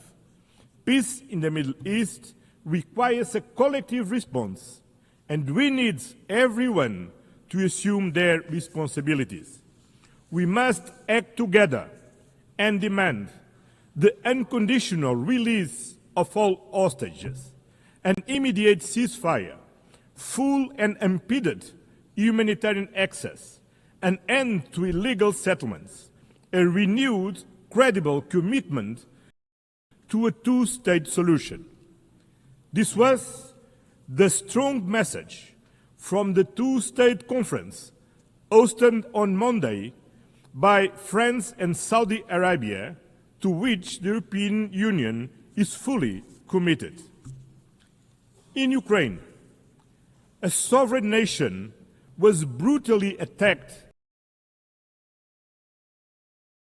by a permanent member of the Security Council, in clear violation of the United Nations Charter, a clear violation of sovereignty, territorial integrity, the respect of internationally recognized borders, and the right to choose its own destiny. Principles that bind all the members of the United Nations. This aggression threatens not only Ukraine, it threatens every nation in this assembly. If we accept Russia's invasion of Ukraine, no country will ever be safe. There is only one root cause to this war: Russia's refusal to accept Ukraine's right to choose its own destiny. For over 3 years, this war has claimed innocent lives, destroyed cities, and fueled global insecurity. Our collective security is tied to Ukraine's resilience. The European Union stands firm in supporting Ukraine in their fight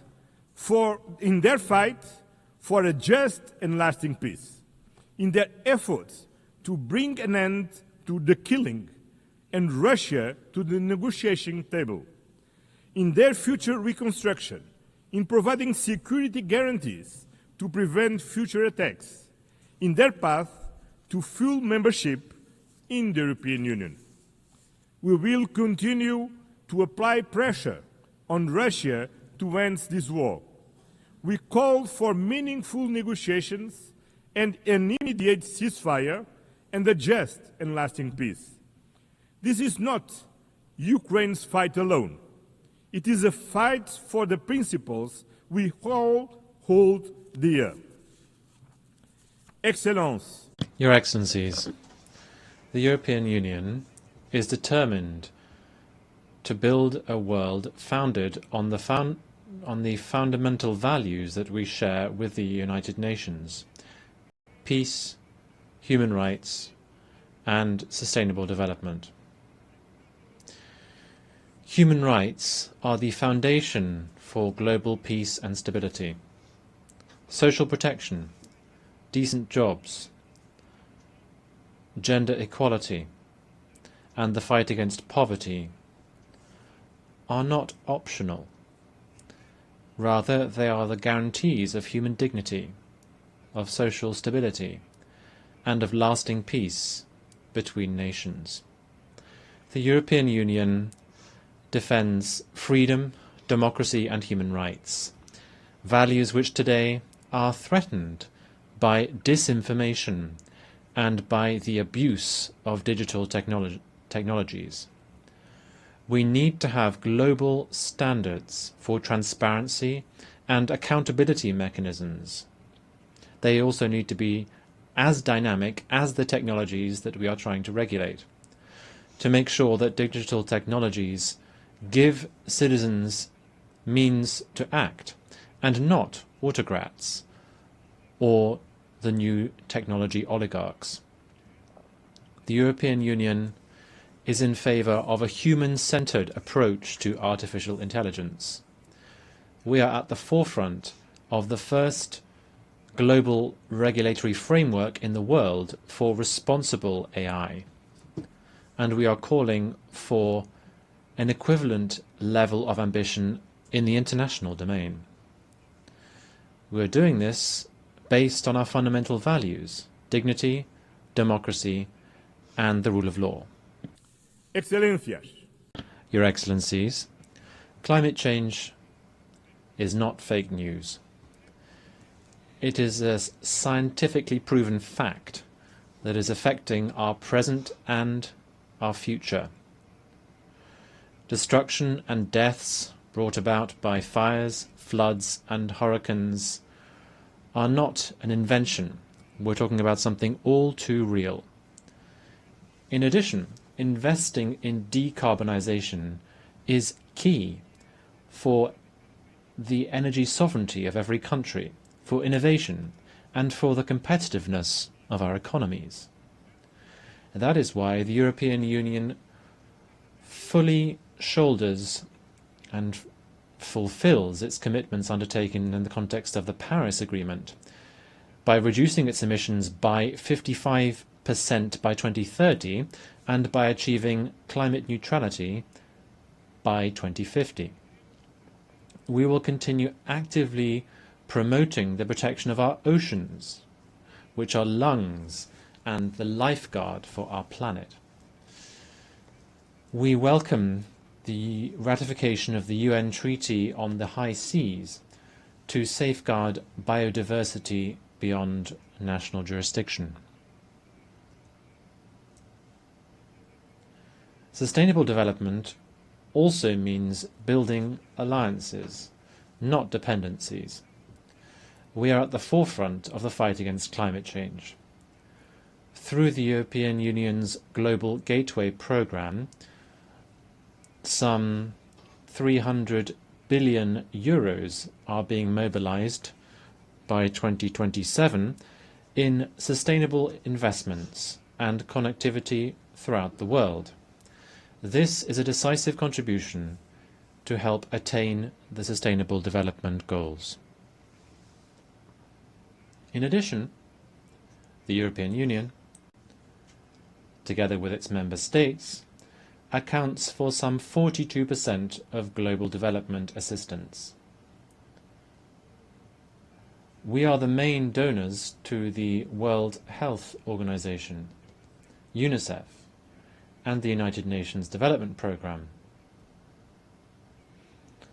We lead, and we will continue to lead, global solidarity, even at these times of major budgetary restrictions affecting the United Nations system.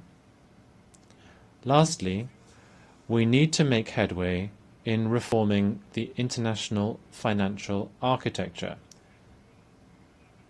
and in the management of debt.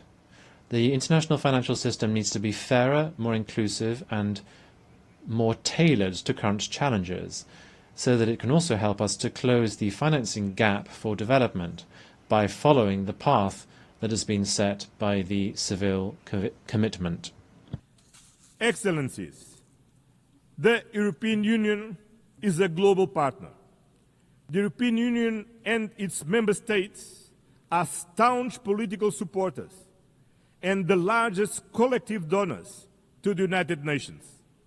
As the pillar of the multilateral system, we are working closely with other regional partners.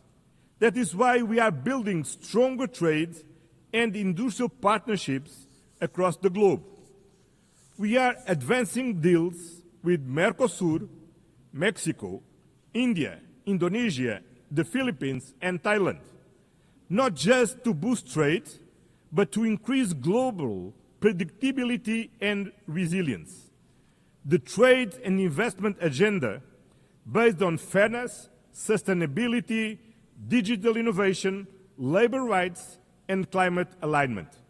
Because trade deals, not tariffs, deliver real benefits for all countries, companies, and citizens.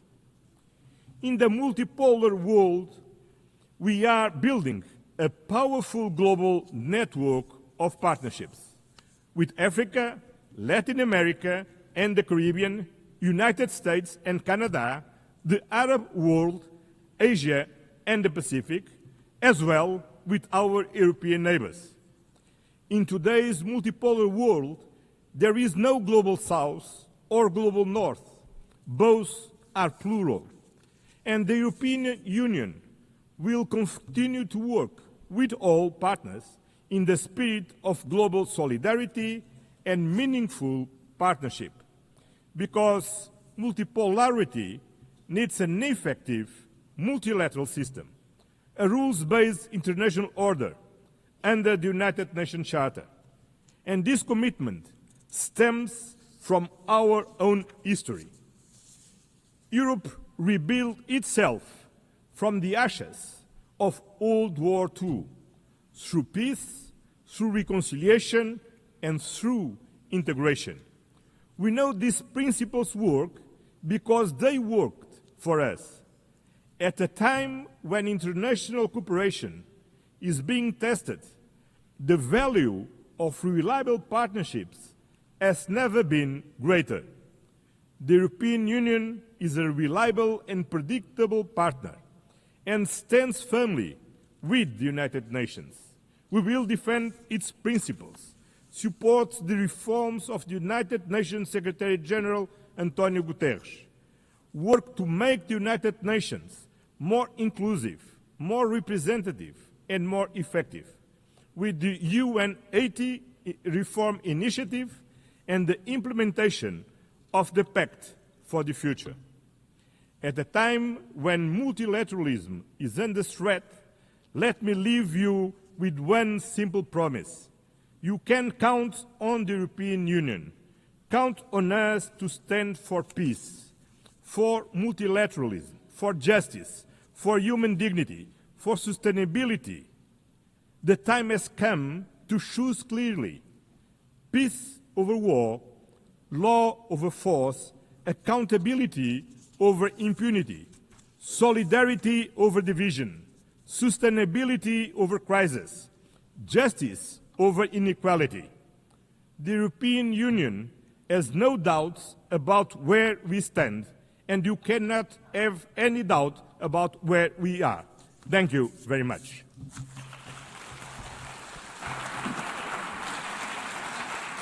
On behalf of the Assembly, I wish to thank the President of the European Council of the European Union.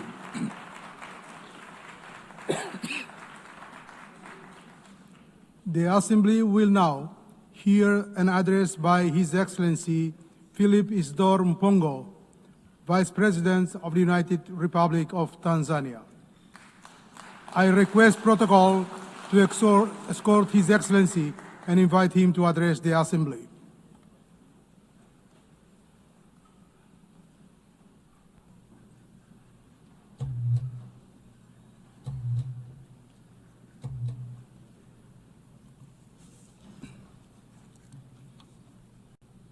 Madam President, Excellencies, distinguished delegates, this year we gather at a historic moment when we are commemorating 80 years since the founding of the UN, but in a somber mood. The theme of this general debate, that is better together, 80 years and more for peace, development and human rights, reminds us that determined cooperation remains our best vehicle for addressing urgent global challenges of this century and beyond. Yet, we are faced with chaos in the form of unilateralism with arrogance, barbaric wars, persistent poverty, injustice, pandemics, as well as an impending climate catastrophe. As we mark 80 years of the UN, we are called to rekindle the vision of its founders, anchored on two pillars. First, nations can overcome difficulties and accomplish more when they work together in solidarity. Second, peace is humanity's truest desire, which we must seek and pursue relentlessly on the basis of international law. By contrast, war is undesirable. It is a senseless path to resolving conflicts on which everybody loses, and its bitter fruits include unspeakable loss of innocent lives, too many orphans, widows, and refugees, as well as wanton destruction. Yet the United Nations Charter has guided us through many challenges over the past 80 years, reminding us to uphold peace, justice, cooperation, and dialogue to resolve conflicts. Today, as the world faces new tests, we must therefore hold firmly to these same principles, for it is only by respecting and living by the Charter that we can honor the past and build a safer and better future for all of us. Excellencies, the past 8 decades also remind us that change is the only constant in our world. The challenges of today are not the same as those of yesterday, nor will they be the same tomorrow. Thus, for the UN to remain relevant and is true to its noble mission, it must embrace change. Tanzania welcomes the UN 80 reform initiative unveiled in March this year, which seeks to enhance efficiency across the UN system and strengthening effectiveness. My country stresses the importance of upholding the principles of transparency, equity, and objectivity in the process, so as to renew trust and foster inclusive global governance. We thank the Secretary General for engaging member states in this endeavor. Nevertheless, Tanzania reiterates Africa's position on redressing the continent's underrepresentation in the Security Council and calls for admission of at least 2 permanent seats for Africa with veto power, as articulated by the Zuluini Consensus. Tanzania also joined other countries of the Global South in demanding urgent and comprehensive reform of the global financial system. While we support the outcomes of the 4th International Conference on Financing for Development held in Seville, Spain this year, we renew the call for scaling up long-term concessional financing, revising sovereign credit rating frameworks, and rethinking debt sustainability assessments in order to unlock capital for investment in infrastructure, education, health, and climate adaptation. We reiterate our demand for increased voice and representation of Africa in the governance structures of the IMF and the World Bank. These noble demands have gone unheeded for a very long time and must be addressed now. Excellencies, SDGs remain our common plan for a better world. Yet, with only 5 years left before 2030, it has been established that over 80% of the targets are off track, with progress on more than half of the goals being weak and insufficient. The big elephant in the room, suffocating progress, is an estimated financing gap of $4 trillion per annum. Nevertheless, Tanzania remains committed and has made strides in implementing the 2030 agenda, with overall performance estimated at 60%. Examples include SDG 3, where maternal mortality declined from 750 deaths per 1,000 live births in 2000 to 104 in 2022. For SDG 6, access to clean and safe water, increased in both rural and urban areas from 32 and 55% in 2000 to 79.9 and 94% respectively by 2024. On affordable clean energy, SDG 7, the number of villages connected to electricity increased from 8,587 in 2000 to 12,318 in 2024. Only 15 villages remain without electricity. However, significant challenges remain, especially on environmental sustainability, that is SDGs 13, 14, and 15. Going forward, we urge the international community to strengthen collective response to climate change, seizing the opportunity presented by COP30 in Belém, Brazil, prioritizing delivery on the pledges for climate action, including capitalization of the Loss and Damage Fund. We call for increased long-term concessional financing, technology transfer, and fairer trade terms to complement our zeal in domestic revenue mobilization, reversing capital flight, and pursuit of win-win partnerships in the exploitation of our natural resources. I am glad to inform the Assembly that in June 2025, we launched the Tanzania Vision 2050 that articulates our long-term development aspirations and dovetails quite well with the SDGs agenda. Excellencies, peace is not a bonus. It is a prerequisite for socio-economic development. We must therefore seek and pursue peace tirelessly. We commend the efforts of the UN Secretary General, world leaders, and organizations that are active in conflict mediation and resolution in countries and regions such as Eastern DRC, Sudan, Russia, Ukraine, and the Middle East.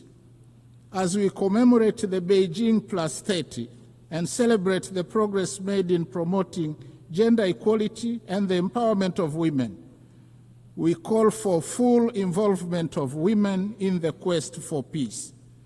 In this regard, I must say Her Excellency Dr. Samia Suluhu Hassan, the first woman president of Tanzania, has shown the way in articulating policies and actions that strengthen the role of women across all sectors of our society.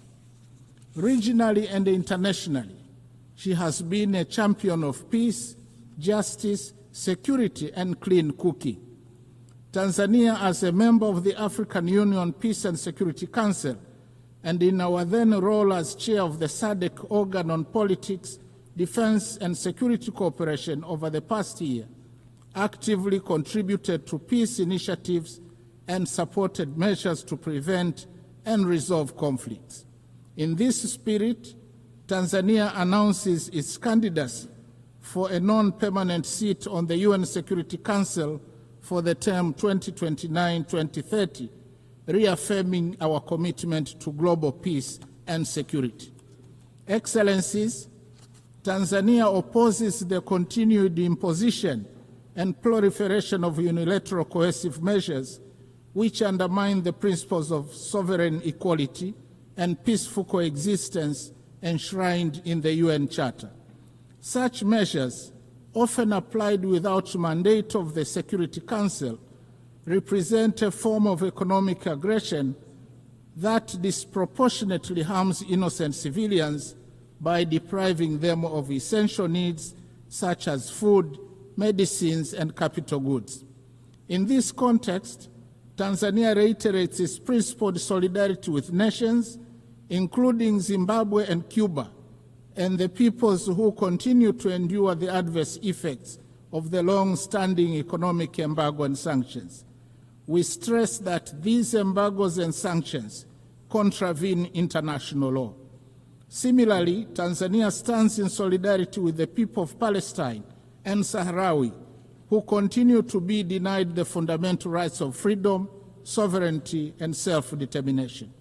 Tanzania also strongly condemns all forms of terrorism carried out within or across national borders.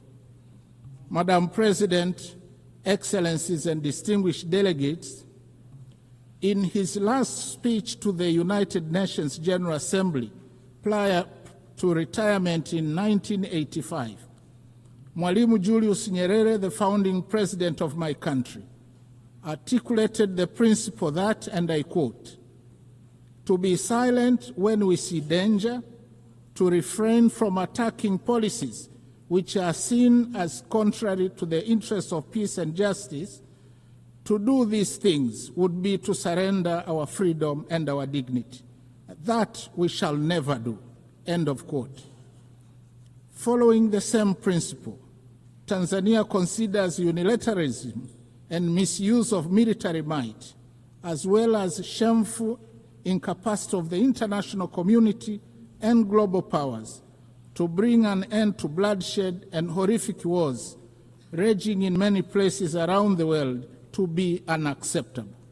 Similarly, Tanzania condemns the resurging use of the law of the jungle as a means of resolving conflicts, as well as committing atrocities that cast shame on the whole of humanity, particularly extreme violence against children, women, the sick, and the elderly in conflict situations, as well as imperial attitudes, including that of regarding Africa as a free mine to be exploited and ample land to be plundered.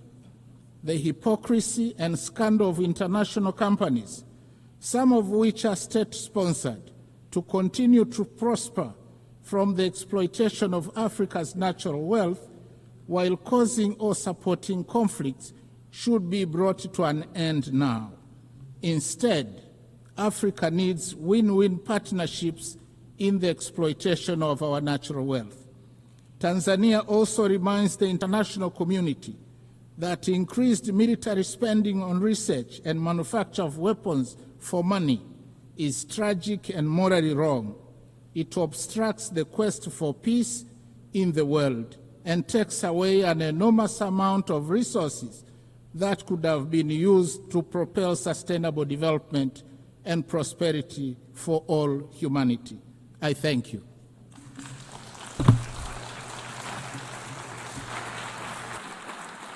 On behalf of the Assembly, I wish to thank the Vice President of the United Republic of Tanzania. The Assembly will now hear an address by Her Excellency Chisika Rose Epelalupo, Vice President of the Republic of Uganda.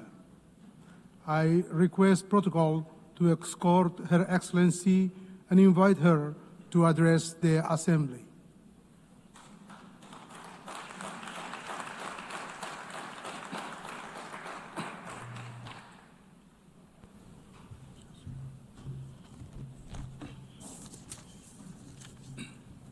The President of the UN General Assembly, Excellencies, Heads of State and Government, distinguished delegates, ladies and gentlemen, I bring you warm greetings from His Excellency, General Yoweri Kaguta Museveni, who could not be present personally on this and on whose behalf I am privileged to address this 80th session of the UN General Assembly.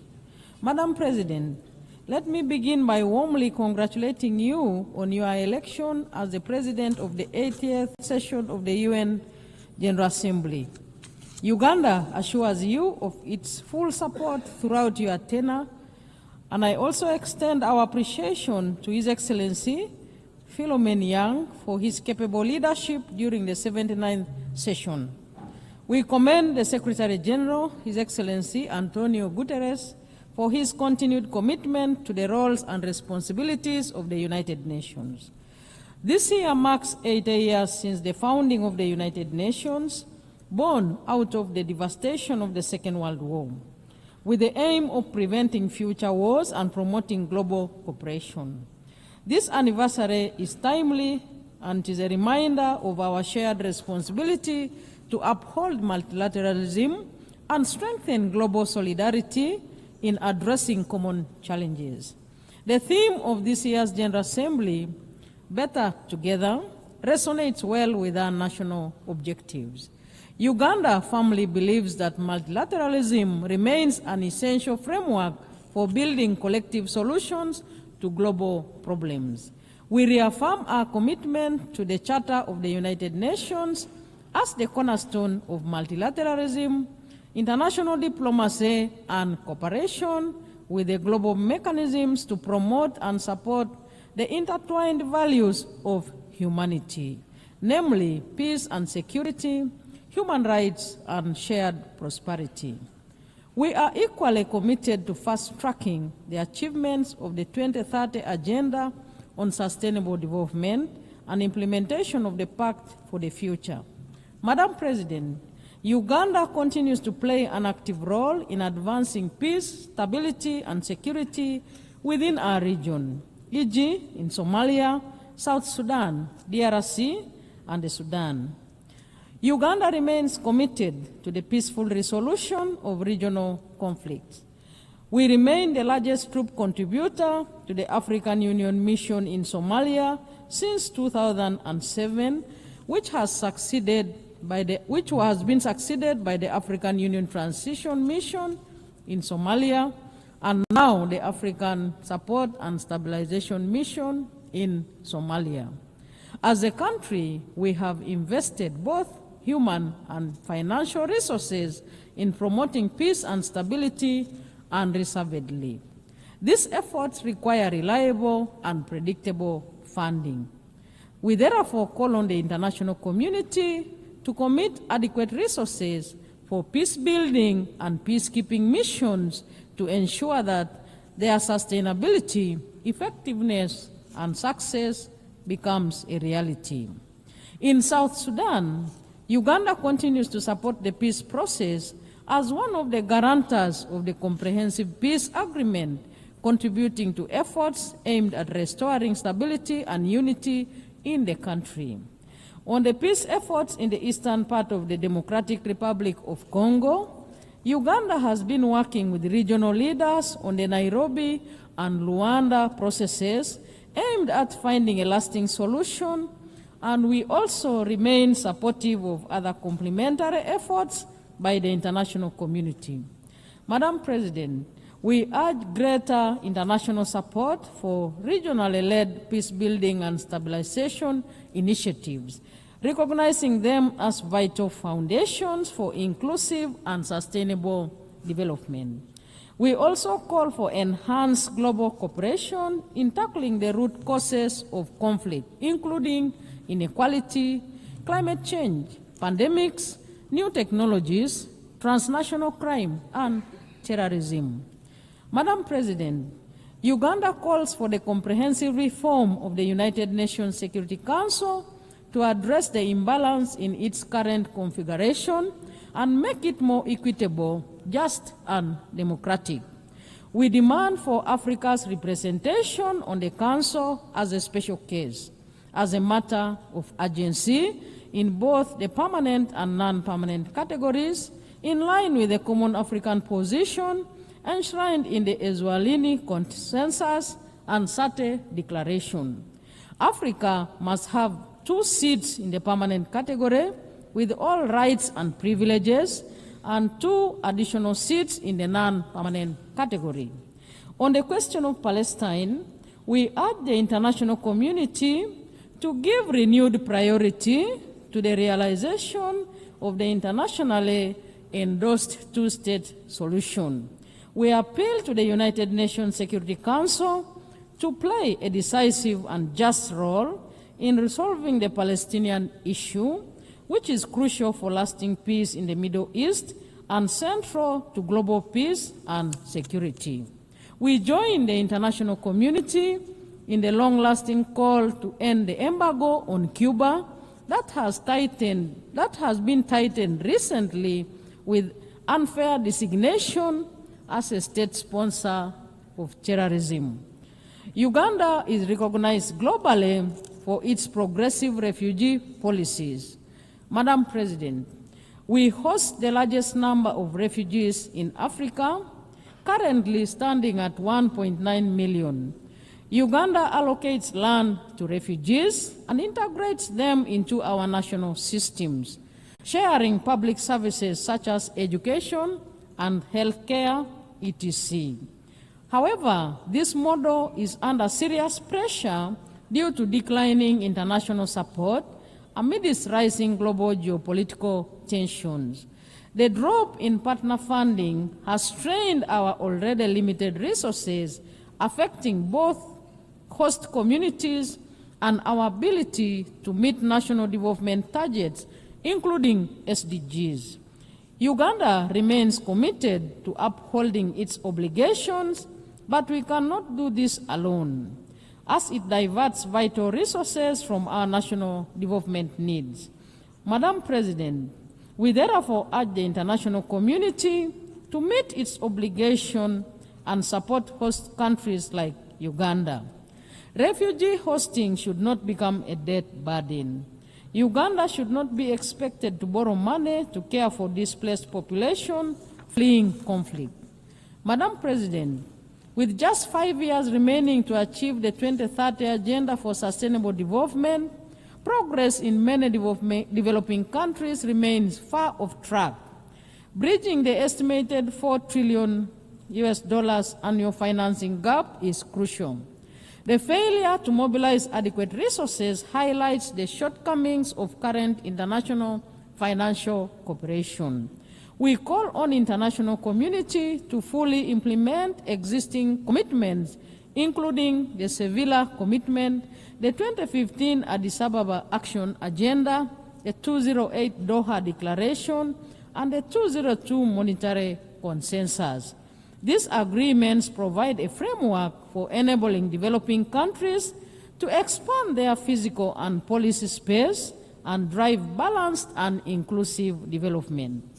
Accelerating the SDGs requires renewed commitment to multilateralism, global solidarity, and the strengthening of international cooperation mechanisms to ensure that no one is left behind. Madam President, Uganda's commitment to the promotion and protection of human rights remains central to our national development agenda. Our Constitution guarantees civil and political rights, freedoms of association, assembly and expression, and the right of every citizen to participate in democratic governance. Since the introduction of multi-party democracy, Ugandans have enjoyed regular, free, and fair elections at all levels in Uganda. Madam President, Uganda was the first country in the sub-Saharan Africa to introduce universal free primary education in 1987 and universal free secondary education in 2007, an endeavor which has enabled our children to attain basic education and has improved the literacy and numeracy levels in our country, and all the associated benefits and multiplier effects.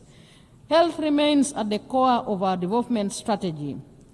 Uganda is scaling up investments in primary health care and deploying digital health solutions to improve service delivery and accountability. Our HIV/AIDS response remains a global model of political will and community engagement. Under the Presidential Fast Track Initiative, Uganda has reduced HIV prevalence to 5.5%, achieved 96% treatment coverage among those diagnosed, and over 90% viral suppression.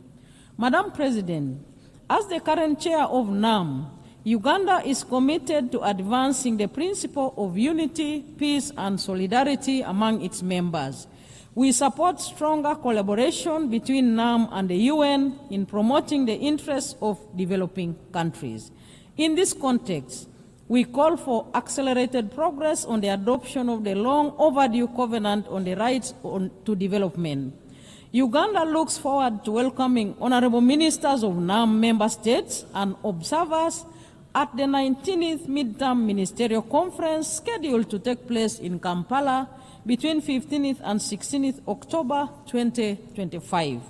Madam President, as I conclude, the United Nations has stood as a pillar of development, a pillar of peace and human dignity for the last 8 decades. It remains indispensable. It would be impossible to imagine the world today without the United Nations. Uganda acknowledges the UN's many achievements, its legitimacy, convening power, and normative influence. Madam President, more must be done to adopt and adapt and strengthen multilateralism. We must redouble our efforts to uphold international cooperation and ensure that the United Nations system is reflective of the current realities and capable of addressing the intertwined global challenges of peace and security, human rights, and sustainable development. Let us commit to leaving no one behind. Better together. I thank you.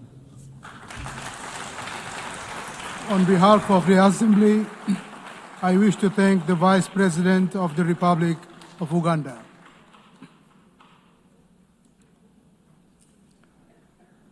The Assembly will now hear an address by His Excellency Dick Schoof, Prime Minister of the Kingdom of the Netherlands. I request protocol to escort His Excellency and invite him to address the Assembly.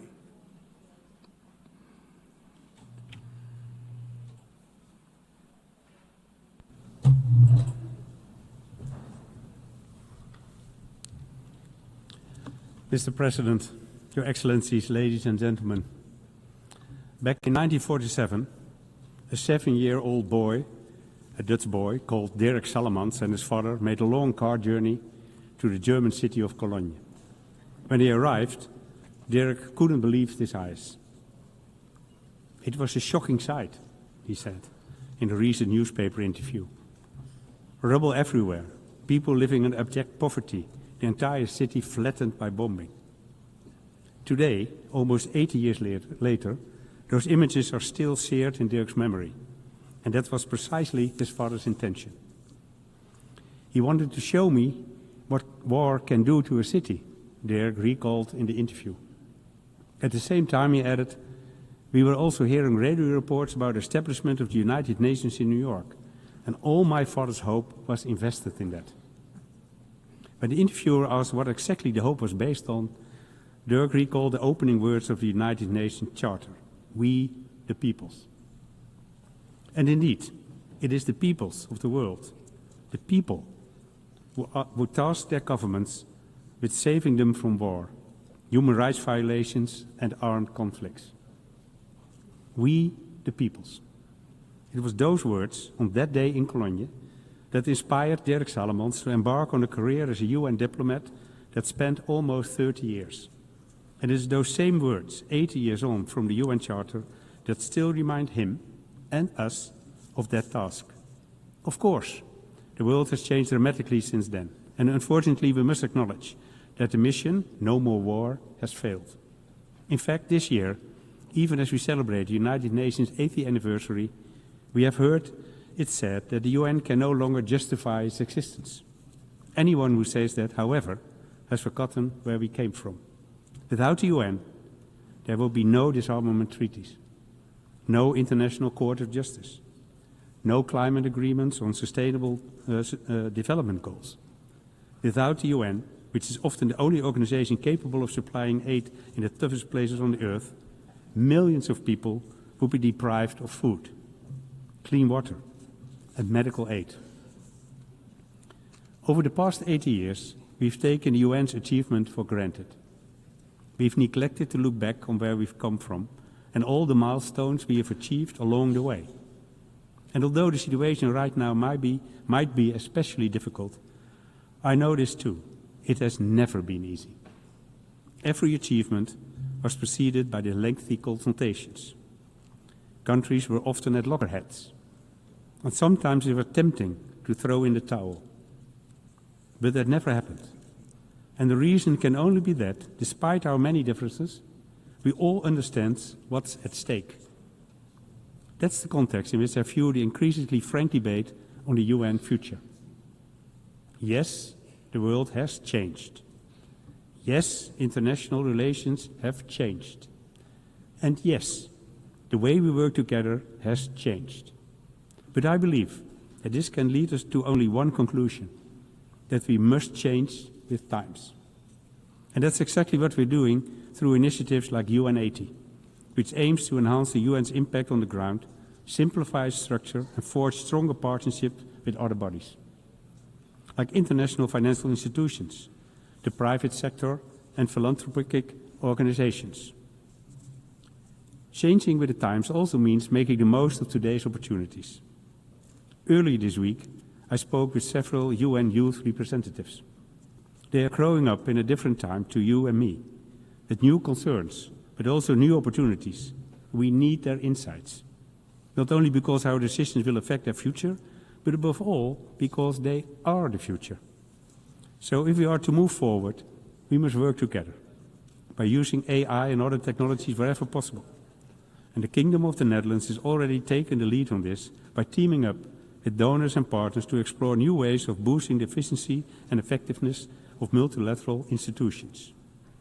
New ways, but not new principles. Because the guiding principles, as laid down in the UN Charter 80 years ago, remain unchanged. And today I'd like to reflect with you on the most important one of all, the protection of the international legal order. Back then, that inspired everything we stand for today, leading to a multilateral system of agreements and providing a powerful counterweight to the idea that might is right. In my part of the world, as well for a long time. But now we know that this is not a given.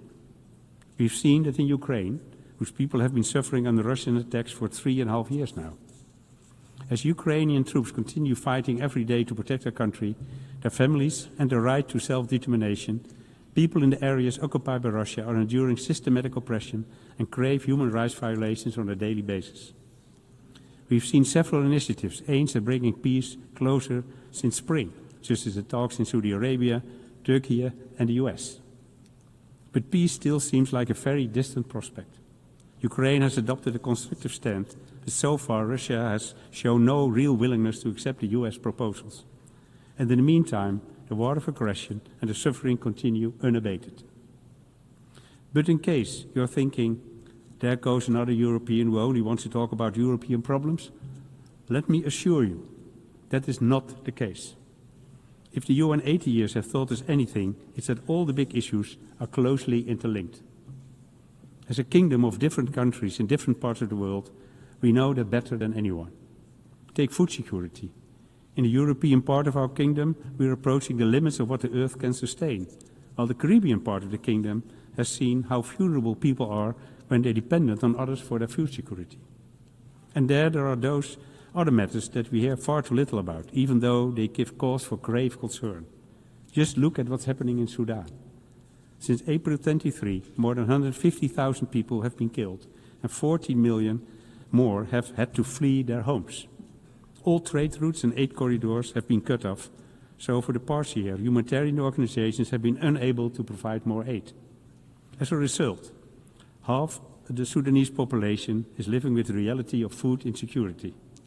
And in parts of Darfur and Kordofan, a famine has been declared. This has to stop. The Netherlands, together with the EU and donor countries, is therefore calling on all the warring parties to respect international law and allow humanitarian aid to reach those who need it. The Netherlands will continue supporting these humanitarian efforts for Sudan, not only by working via the UN and the Red Cross, but also by giving 60 million euros to the Sudan Humanitarian Fund this year, and almost 7 million euros to the Dutch Relief Alliance in Sudan. As I've said, the horrors unfolding in Sudan have barely registered in the outside world. The same cannot be said of the horrors unfolding in Gaza. Every day we see more heartbreaking images emerging from the region. Images we scarcely thought possible. Images that defy our understanding and even our faith in humanity. And there is only one appropriate response. This war, this suffering, must end now. That starts with the safe, independent and unlimited access of humanitarian aid for the suffering people of Gaza, including UN aid. And we will continue, at both national and European level, to urge the Israeli government to drastically change its course. The annexation of the West Bank and Gaza City is unacceptable, and we condemn any move in this direction. In addition, We are supporting the European Commission's proposal to restrict investment in Israeli companies that develop dual-use technologies. And we're also stating clearly that we want to suspend the EU-Israel Association Agreement, refuse goods from illegal settlements, and stop issuing export licenses for arms. At the same time, these actions must not obscure another truth. Hamas is a terrorist organization that must lay down its arms. There is no place for Hamas in the future governance of the Gaza Strip. What's more, the only route to a lasting peace is through negotiations that ultimately lead to a two-state solution. And with the signing of the Nuremberg Declaration in this high-level week, including by the Netherlands, we are taking a step on the path to a lasting peace. Ladies and gentlemen, as I come to the end of my remarks, I realize, as I'm sure you do too, how much work still needs to be done. How many areas in which we, the UN, have fallen short. And how long we've waited to adapt to this changing world. So I understand that some of us may be tempted to give in to despair. And yet, we cannot allow that. Because 80 years ago, a Dutch boy stood hand in hand with his father amid the ruins of Cologne. And in that wasteland appeared a glimmer of hope, sparked by what happened here in New York. A glimmer of hope that inspired Dirk Salomons and his father, and the peoples of these United Nations. We, the peoples. Thank you. On behalf of the Assembly, I wish to thank the Prime Minister of the Kingdom of the Netherlands. The Assembly will hear an address by His Excellency Bart de Wever, Prime Minister of the Kingdom of Belgium. I request protocol to escort His Excellency and invite him to address the Assembly.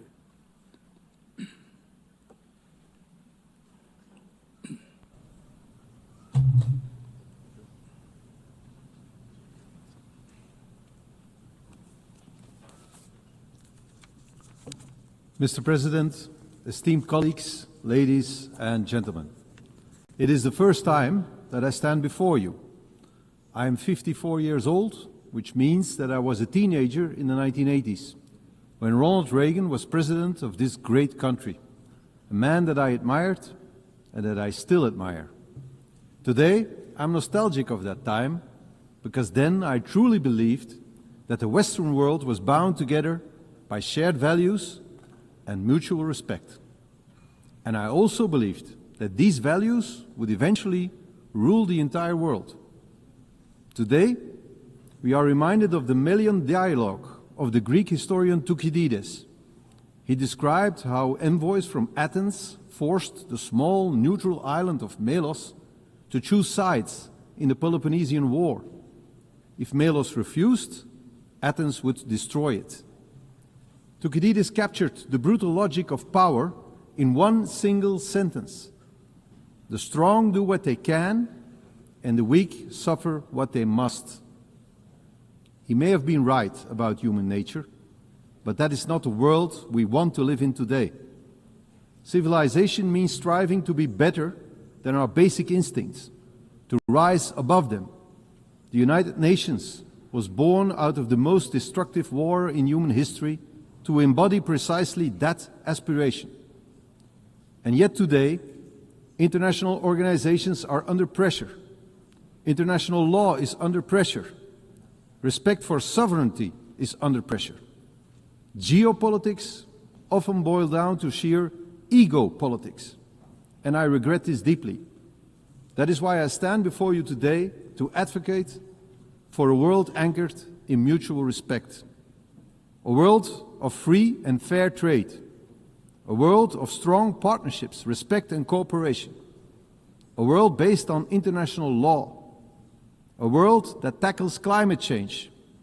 A world of peace, prosperity and progress.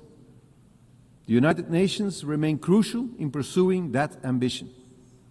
The United Nations are far from perfect, and this is why we support the UN 80 reform agenda, because the challenges we face are immense. And I would like to highlight two domains in which we urgently need to move forward: our security and our prosperity. First, security. All who cherish freedom must work to build resilient and vigilant societies, We face new forms of imperialism, new military threats, and violent conflicts that destabilize entire regions. This is not the path we choose, but neither can we afford to be naive. Those who wish for peace must be prepared to defend it. That is why we stand firmly with Ukraine. We must erect a barrier against those who look at us the way the Athenians looked at Melos. Belgium is therefore assuming its full responsibility, investing more in defense. Together with our European partners, we are striving for greater integration of our armed forces and defense industry. At the same time, we must strengthen ties with all countries committed to peace and stability. We must also confront the rise of international organized crime. Criminals know no borders. Criminal networks exploit the gaps between police forces and legal systems. They fuel terrorism, human trafficking, and the illegal arms trade. But there is hope. Across Europe and in Latin America, I have witnessed a new willingness to deepen cooperation. And I am convinced that many African and Asian countries struggle with the same problems. Together we can make our societies open for business, but closed for crime. Because the security of our citizens must always remain our first responsibility. That is the first great challenge we must tackle. Another major challenge we face is to ensure as much prosperity as possible for as many people as possible. The world today is once again gripped by protectionism, and yet the evidence of history is clear. For over 2 centuries, free and fair trade has been the only true engine of progress. It has decimated extreme poverty. It has dramatically increased life expectancy. It has enabled medical breakthroughs that defeated once devastating diseases. Free and fair trade is the way forward. We must nurture it, and we must defend it. We must tear down trade barriers. We must allow our economies to grow across borders. We must stimulate productivity, strengthen labor markets, and invest in innovation. In short, we must create prosperity that is globally shared. And let us remember, prosperity engenders peace. Prosperity builds trust. Belgium stands ready to be your partner in this endeavor. Belgium is and will always remain open for business. Mr. President, distinguished delegates, let us not succumb to the harsh logic of Thucydides. Let us prove that the destiny of humankind is not to dominate or to suffer, but to cooperate and to prosper. This is and should always remain the mission of the United Nations. I thank you. On behalf of the Assembly, I wish to thank the Prime Minister of the Kingdom of Belgium. The Assembly will now hear an address by His Excellency Allah Maye Halina, Prime Minister and Head of Government of the Republic of Chad. I request protocol to escort Her Excellency and invite her to address the Assembly.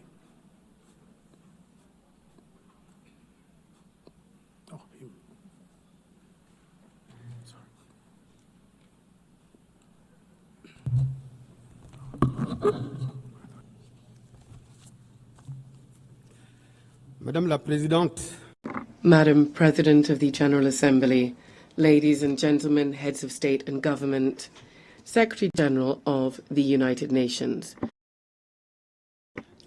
Because of constraints linked to his national agenda, Marshal Mahamat Idriss Déby Itno, President of the Republic of Chad, head of state, who wished to be involved in this important meeting at the United Nations, has not been able to come to New York. He would like to convey his sincere regret for not being here and has conferred upon me the task of delivering his message, which reaffirms Chad's commitment to the principles of multilateralism and the sovereignty of peoples. It is therefore for me a great honor to deliver to this august assembly the message of the President of the Republic of Chad, Head of State, and I quote, Madam President of the General Assembly, ladies and gentlemen, heads of state and government, Secretary General of the United Nations, I would like at the outset to honor God, the all-powerful force of wisdom and strength that enabled us to come here together in a spirit of dialogue to look at the challenges of our time and of our world, primarily the questions of development, but also international peace and security. I would like to convey our congratulations to Madam Annalena Baerbock, President of the 80th session of the General Assembly, on her election, and assure her of the full support of my country in carrying out her mandate. By the same token, I would like to express our sincere thanks to Ambassador Philemon Yang, outgoing President, for his outstanding leadership of the previous session. Thus, I would also like to express our sincere appreciation and our full support to Secretary General Mr. António Guterres for his unfailing efforts to fly the flag of multilateralism high, embodied by the UN, whose mission and even raison d'etre is currently being tried by numerous challenges that are constantly affecting our common bedrock of humanity. Madam President, Your Excellencies, ladies and gentlemen, I am speaking to you before this august assembly with the great weight of history and the force of a sincere conviction. The United Nations, 80 years after it was born, in the pain, so to speak, of wars, must come to life once again in the truth of our hopes. Better Together, 80 years for peace, development and human rights is more than just a celebration. It is something that strikes us an invitation to re-examine the role, the relevance and the political and moral legitimacy of our shared organization. It would be wrong to deny the historic merit of the UN. The UN has contributed to preserving global peace. It has helped decolonization. It has fostered human rights and provides a multilateral cooperation framework. Nonetheless, we need to underscore that 80 years after it was established, the UN is still far from having accomplished the aims that were conferred upon it by the Charter. Despite undeniable progress that I have mentioned, we have to note that the UN has never disappointed as much as it is today, in particular because of its inability to stop bloody conflicts that continue to prevail in several areas of the world, in Africa, in Asia, in South America. There is increasing defiance because too often major decisions taken by this organization seem to serve the interests of some great powers to the detriment of the aspirations of the countries of the South, because the Security Council remains a very fixed structure, a legacy of the post-war period, where Africa, the cradle of a fifth of humanity, remains excluded for all major representation, because sanction and intervention mechanisms are often selective and indignation seems to be conditioned on where it's happening geographically. We need to be bold enough to say here, peacekeeping missions of the UN have often failed in their promises and in their duty, be this in Haiti, in the CAR, in the Democratic Republic of Congo, or in Mali. The Blue Helmets, in certain cases, have been accused of inaction and even behavior that runs counter to the very principles of the organization that they represent. How can we understand that instead of protecting, some have been complicit in violations? How can we explain that after being there for decades, conflicts still persist and in some cases are worsening? These failures, often tragic, erode the legitimacy of the UN on the ground and in people's hearts. It is crucial for peacekeeping operations to be reformed very deeply and evaluated in a transparent way, refocused on their fundamental mission to protect civilians.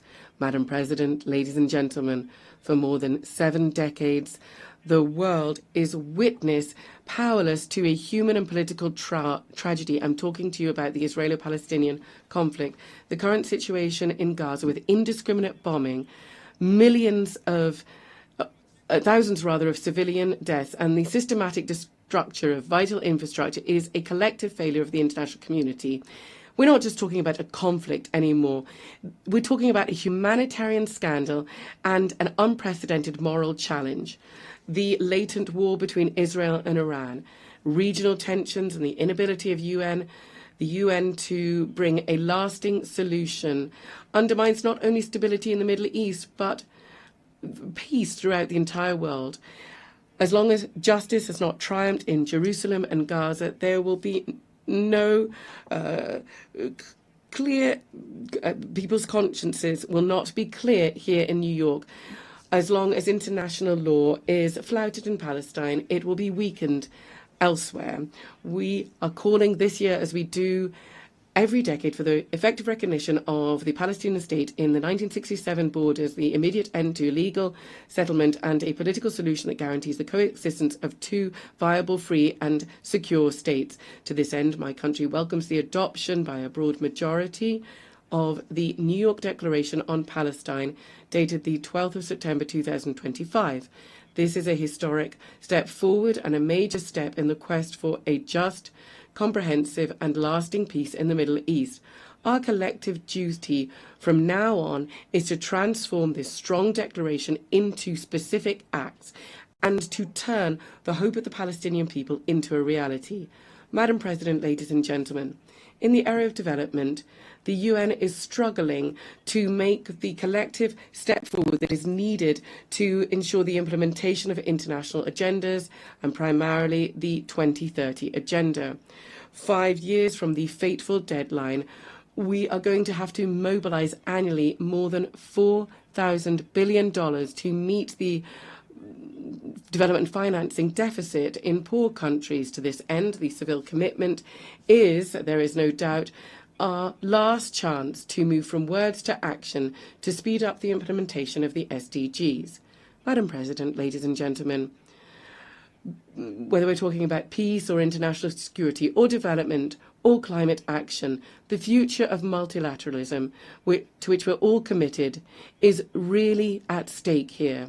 For this, we need unfailing commitment, relentless determination, and more solidarity-based collective action and robust action to implement the common goals that we've established, such as the 2030 Agenda, the Civil Commitment, the Paris Agreement, the Pact for the Future, or the Doha Plan of Action for LDCs, the Antigua and Barbuda Plan of Action for small island developing states, and the Awaza Plan of Action for landlocked developing countries.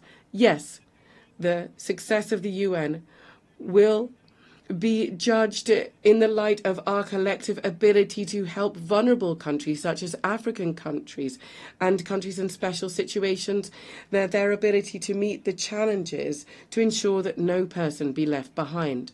Madam President, ladies and gentlemen, despite these legitimate frustrations with the UN and given the challenges that are increasing and becoming more complex from day to day, it is crucial that the world really needs the UN and it needs multilateralism, because the world's challenges can only be addressed through cooperation and collective action. The aspirations of the peoples of the world for a peaceful life, a healthy planet, and equal opportunities, access to well-being and prosperity, all whilst human rights are upheld, are valid, as are everybody's right to live in a just, fair and safe society. But they can only be ensured through multilateralism. Therefore, we have the Pact for the Future and the Civil Commitment. And these are exciting because they really translate this thirst, this desire for the UN. So it cannot disappoint or betray the legitimate aspirations of the people of the world. We cannot go it alone. We cannot stop this collective impetus. Of course, we're fully aware of the troubles that are there in the world because of the increase in unilateral actions and geopolitical tensions. But development aid here is seeing drastic cuts that are having a significant impact on the most vulnerable countries and communities and are really hitting at the heart of the operations of the entire UN system. UN entities and agencies have had to cut off vital services that were benefiting the most vulnerable in the most fragile of countries, refugees, women, children, AIDS sufferers. Just overnight have been found cut off from treatment and healthcare, and therefore their lives are now in danger. It is crucial to preserve what has been achieved in carrying out the reform of the UN very painstakingly, because a fatal blow must not be brought to the UN, because it must carry out its most noble task to assist the most vulnerable. Madam President, ladies and gentlemen, strengthening and preserving multilateralism, and it's something that we all want, also involves a long-expected reform of global governance. My country, therefore, has quickly implemented the recommendations of the Pact on the Reform of the International Financial Architecture and the UN by improving the working methods and strengthening the General Assembly. But also, we very much want to see the reform of the Security Council, and it is an extremely urgent matter. It goes without saying that if there is one body that really embodies all frustrations, all injustices, and all double standards, it is the inability of the UN to respond to the expectations of the people, then that is embodied in the Security Council. It is totally unacceptable that Africa, the cradle of humanity, the demographic lungs of the entire world, and the strategic driving force of the 21st century, remains marginalized in the highest echelons of international governance. This exclusion is not just a political aberration. It is a historic injustice, and this injustice must be addressed without delay. For several years now, Africa has been calling consistently and with dignity for what is its right. 2 permanent seats in the United Nations Security Council with a veto right in line with the Esselwini Consensus. This is not a favour or a concession. It is a call for justice, for representation, and for coherence.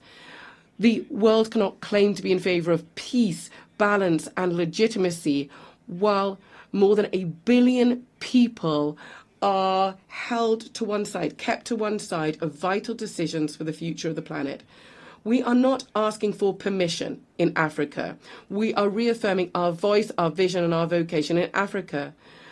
Unfortunately, many people believe that a lot of the world is indifferent to the ills that Africans are facing, and the Security Council is just providing very basic service. There are multiple meetings on issues pertaining to the continent, but they have very little impact on people. The facts can attest to this. For example, 14 years have passed and Libya is still in a political impasse, and so it is pushing peace back into the annals of history. In Sudan, civilians have been abandoned to their sad fate because the Security Council has not been able to or has not wanted to shoulder its responsibility by bringing the warmongers to cessation of hostilities and to ensuring and bringing about a peaceful settlement of their disputes. This inability of the Council to fully play its role as the guarantor of international peace and security is a reason to speed up its reform, to adapt to the reality of today's world, and to make it more inclusive, more representative, more democratic, and therefore more effective. Ladies and gentlemen, Madam President, in a world that is constantly changing, where there is increasing interdependence and challenges transcend borders, my country, Chad, would like to reaffirm from this rostrum a fundamental truth. State sovereignty is the bedrock of international order. Sovereignty is not a privilege or a concession.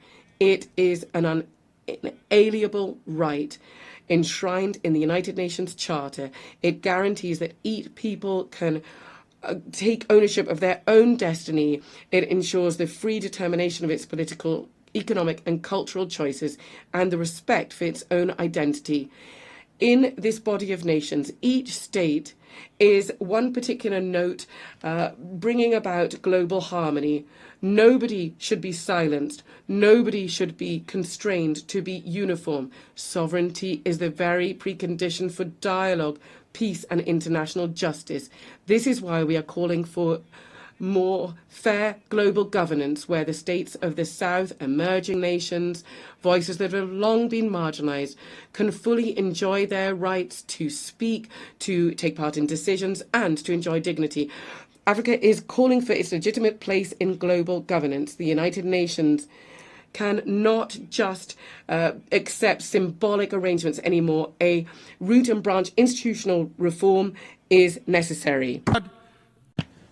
Madam President, my country, Chad, in the heart of Africa, is both a witness to and part of the struggle for peace and security.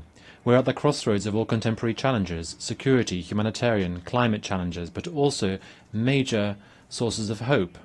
Our country is facing the persistent threat of terrorism, which is destabilizing the region of the Lake Chad Basin. Given the threat posed by Boko Haram, Chad has not received any external support and has had to deal with this on our own. This sacrifice bared by the people of Chad, which has often been done without receiving gratitude, bears witness to our country's commitment to bring about peace and security. It is time for the international community to recognize this reality and to support us in this struggle. Above and beyond security, Chad is also facing the tragic effects of climate change. We are seeing droughts and natural disasters affecting our food security and undermining our development. We are calling for heightened solidarity to provide equal access to financing, to green technologies and vaccines, which are critical to build resilient and fair societies. In this context, we urgently need to step up efforts to preserve our ecosystem, notably around the Lake Chad Basin, where the retreat of this lake is directly threatening the life of millions of people. Chad and many other countries in Africa have virtually no greenhouse gas emissions, and nevertheless they are bearing the brunt of a crisis that they did not cause. That is why we're calling for fairer global governance, where Africa can have its legitimate place. We're calling for effective climate justice and equal access to financing, to green technologies and vaccines. Madam President, distinguished ladies and gentlemen,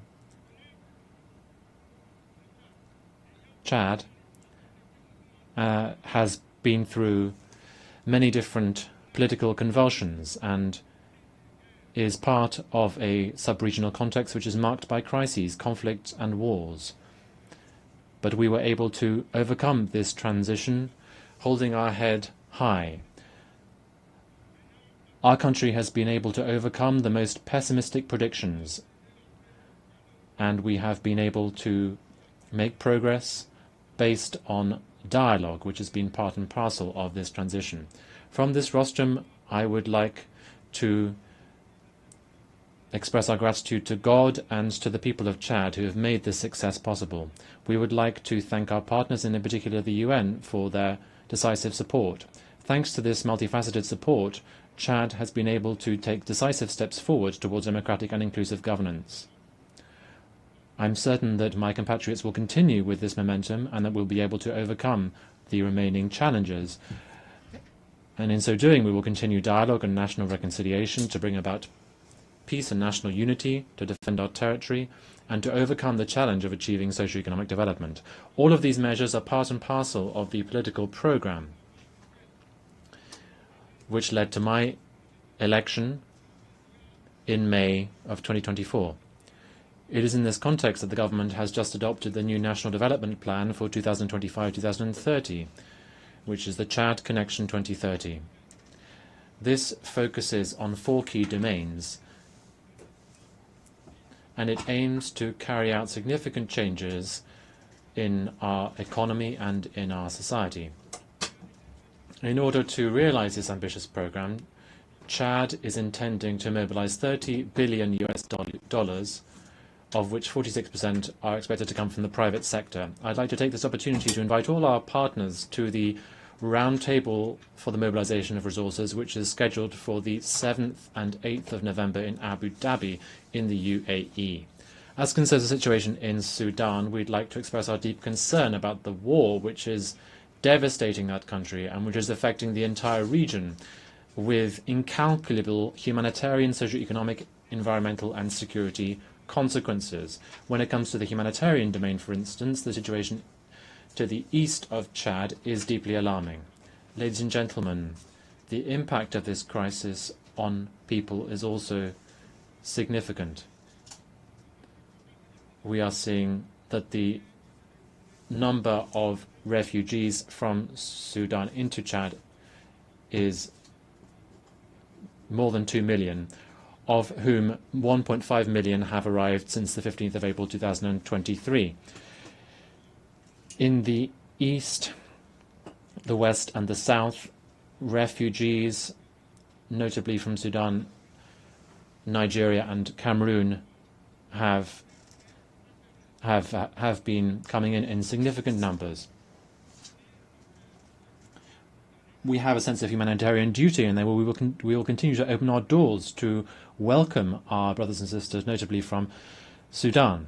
But we cannot bear this significant burden for humanitarian assistance alone, and that is why I call upon the international community to help these people and to help Chad to overcome this challenge with support. In the military domain, the continuation of hostilities in Sudan will only extend the suffering of civilians from Sudan and exacerbate the humanitarian situation in combat areas and also in neighboring countries such as Chad, who continue to see the further influx of refugees. Chad regrets the fact that the numerous appeals for a ceasefire have not been heard, and we urge the parties immediately to cease hostilities, to facilitate humanitarian access, and to engage once again in political dialogue. We are convinced that the current crisis in Sudan cannot be resolved through weapons, but rather through peaceful means, through inclusive inter-Sudanese dialogue, so that lasting peace can be achieved.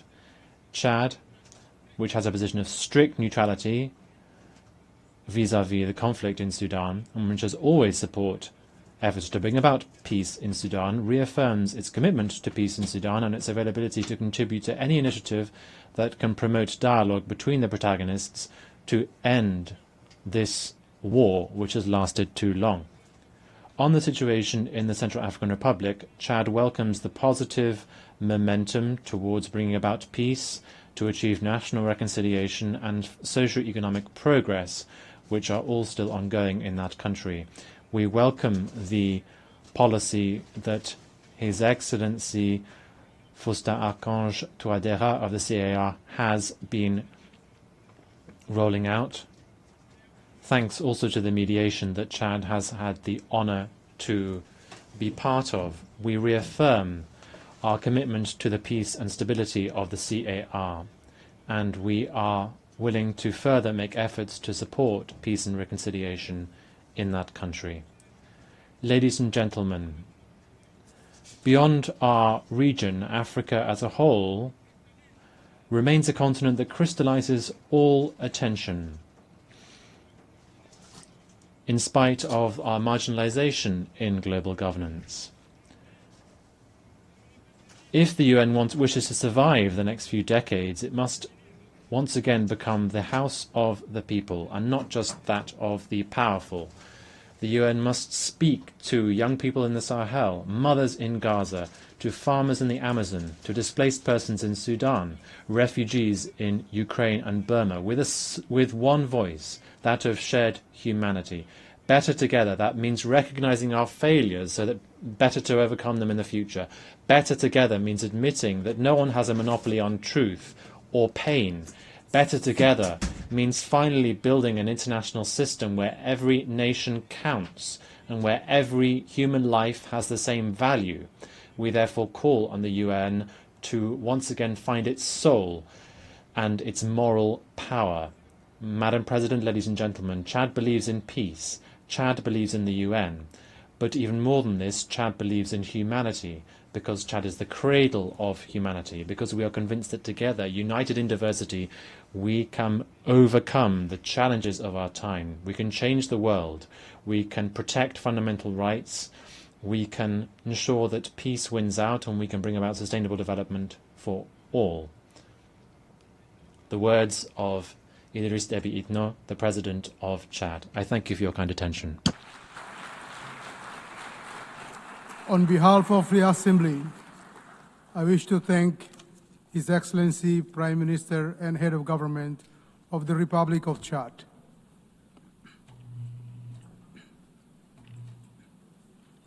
The Assembly will now hear an address by His Excellency Kamil El Tayeb Idris,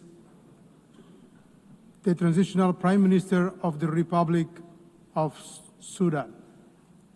I request protocol to escort His Excellency and invite him to address the Assembly.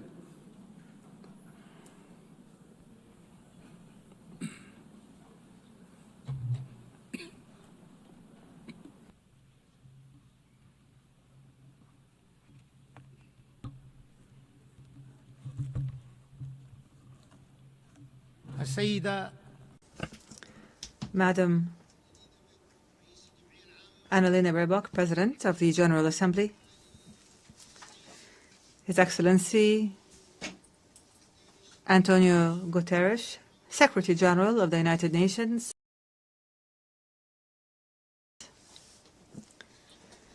Your Excellencies and Majesties, Kings and Heads of State and Government, Your Excellency, Ministers, ladies and gentlemen, heads of delegations, peace and God's blessings be upon you.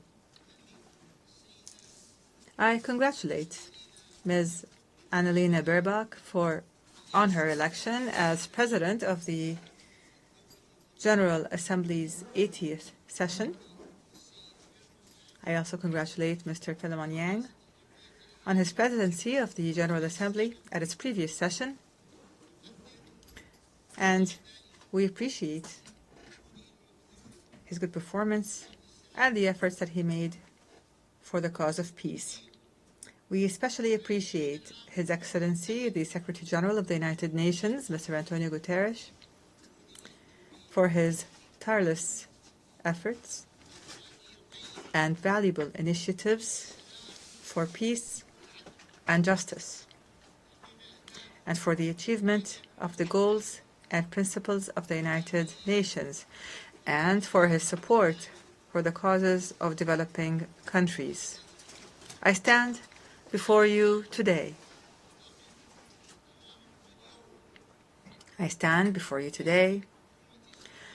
On behalf of the civilian government of the Sudan.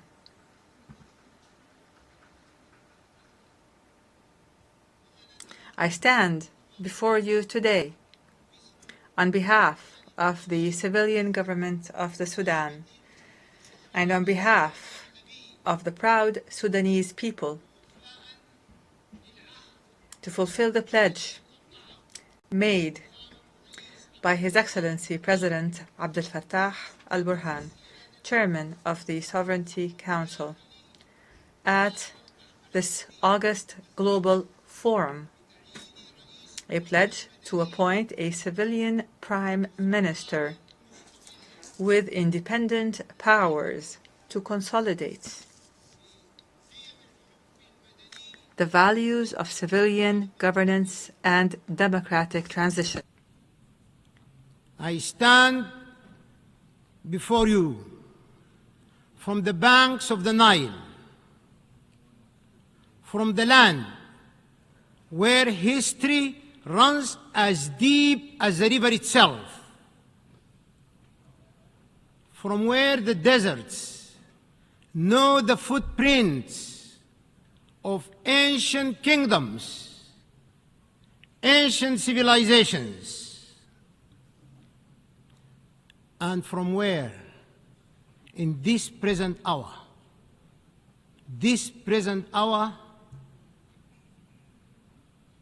the dust still carries the scent of war.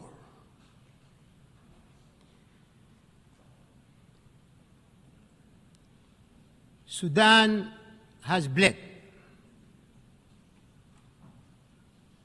Our villages and cities have fallen silent under the shadow of unprecedented war, unprecedented invasion in the history of mankind.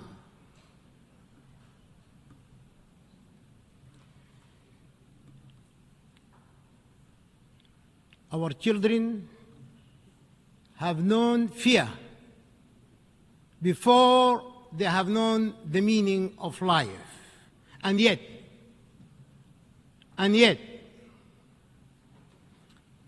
amid the ashes of war, there is a unique pulse that refuses to die. It beats in the refugee's quiet prayer, in the farmer who plants, though he may never reap, and in the mother who sings her child to sleep beneath an open sky. From that pulse, distinguished leaders of the world, from that pulse, I share with you these words. Amalun. Hope reborn of our unity and strength emanating in our peace.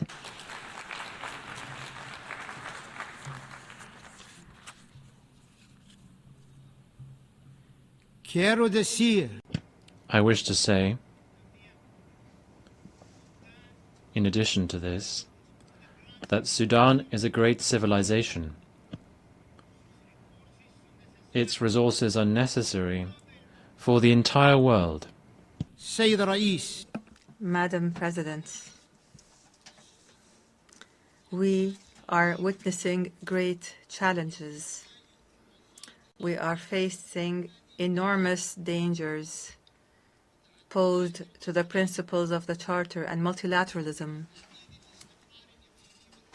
while threatening regional and international stability. Meanwhile, the norms of international law are being eroded as the crimes of genocide, aggression, and the employment of foreign mercenaries to occupy the territories of states and slaughter their peoples.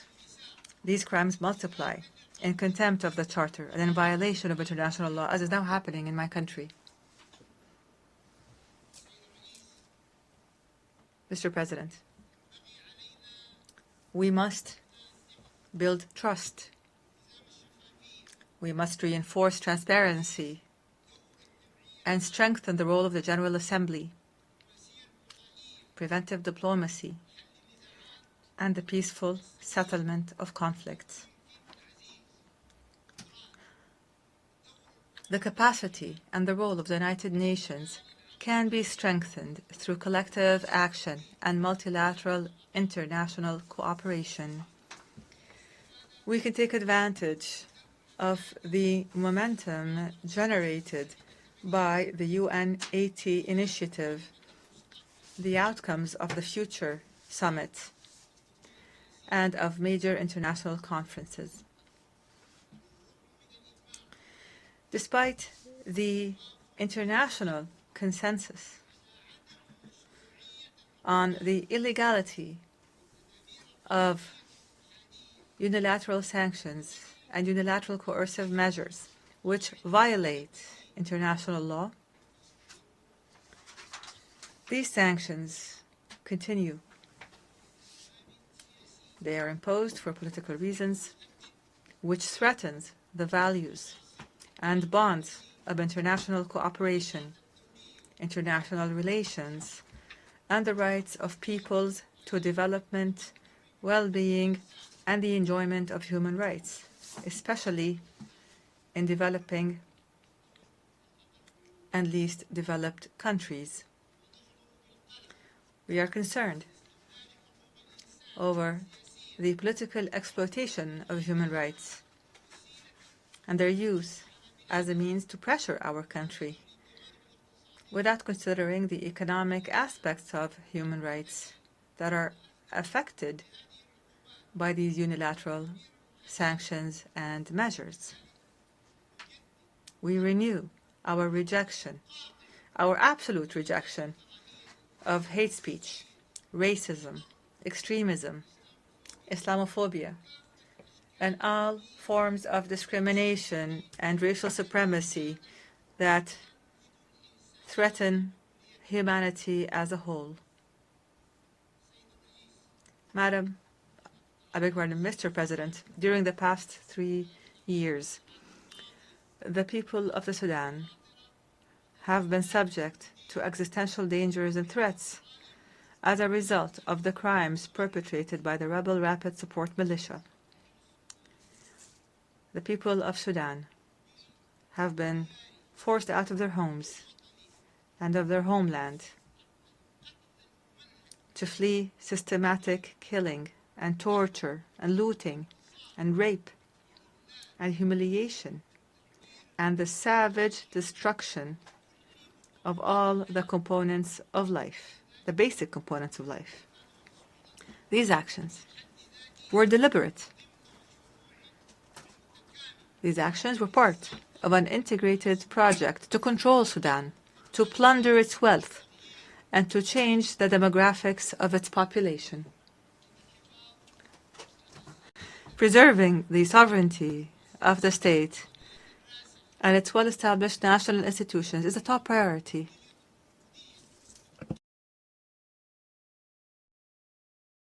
It is an existential issue for the Sudanese people. Therefore, the civilian transition and democratic transformation under the leadership of the civilian government of hope and the establishment of peace will not be achieved without ensuring that we have strong national institutions that preserve the sovereignty and territorial integrity of the state. The international community, and you are the leaders of this international community, you are the entire international family. The international community must work to stop the flows of lethal weapons, advanced ones, to the terrorist militia. It must condemn the militia, criminalize it, and classify it as a terrorist group, and must stop the flow of mercenaries.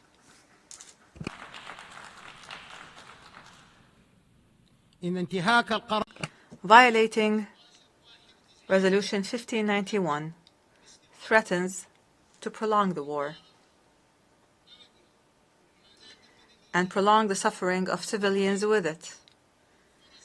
It decreases the chances of peace and threatens the safety, unity, and stability of Sudan and the entire region.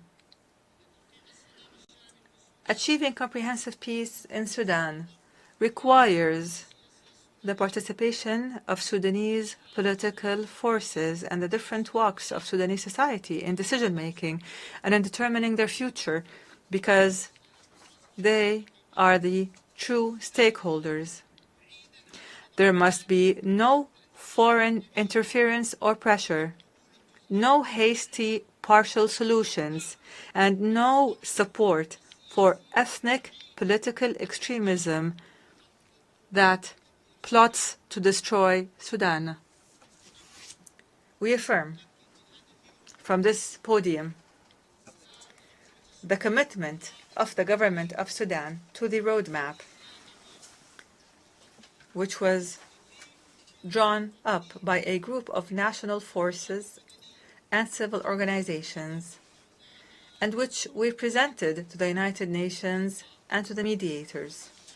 This roadmap includes a ceasefire, accompanied by the withdrawal of the terrorist Rapid Support Militia from the areas and cities it occupies.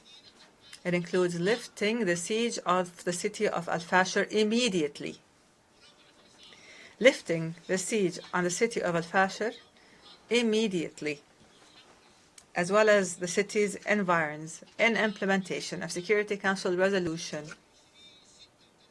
2736, adopted over a year ago. Imagine this. This resolution was adopted by the Security Council over a year ago, and nothing has happened to this very day. Is this plausible? Let us take a moment to reflect. Children are dying. Women are dying.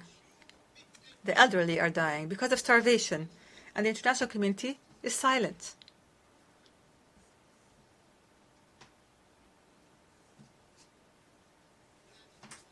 All of these measures include the dignified and safe return of the displaced and of refugees.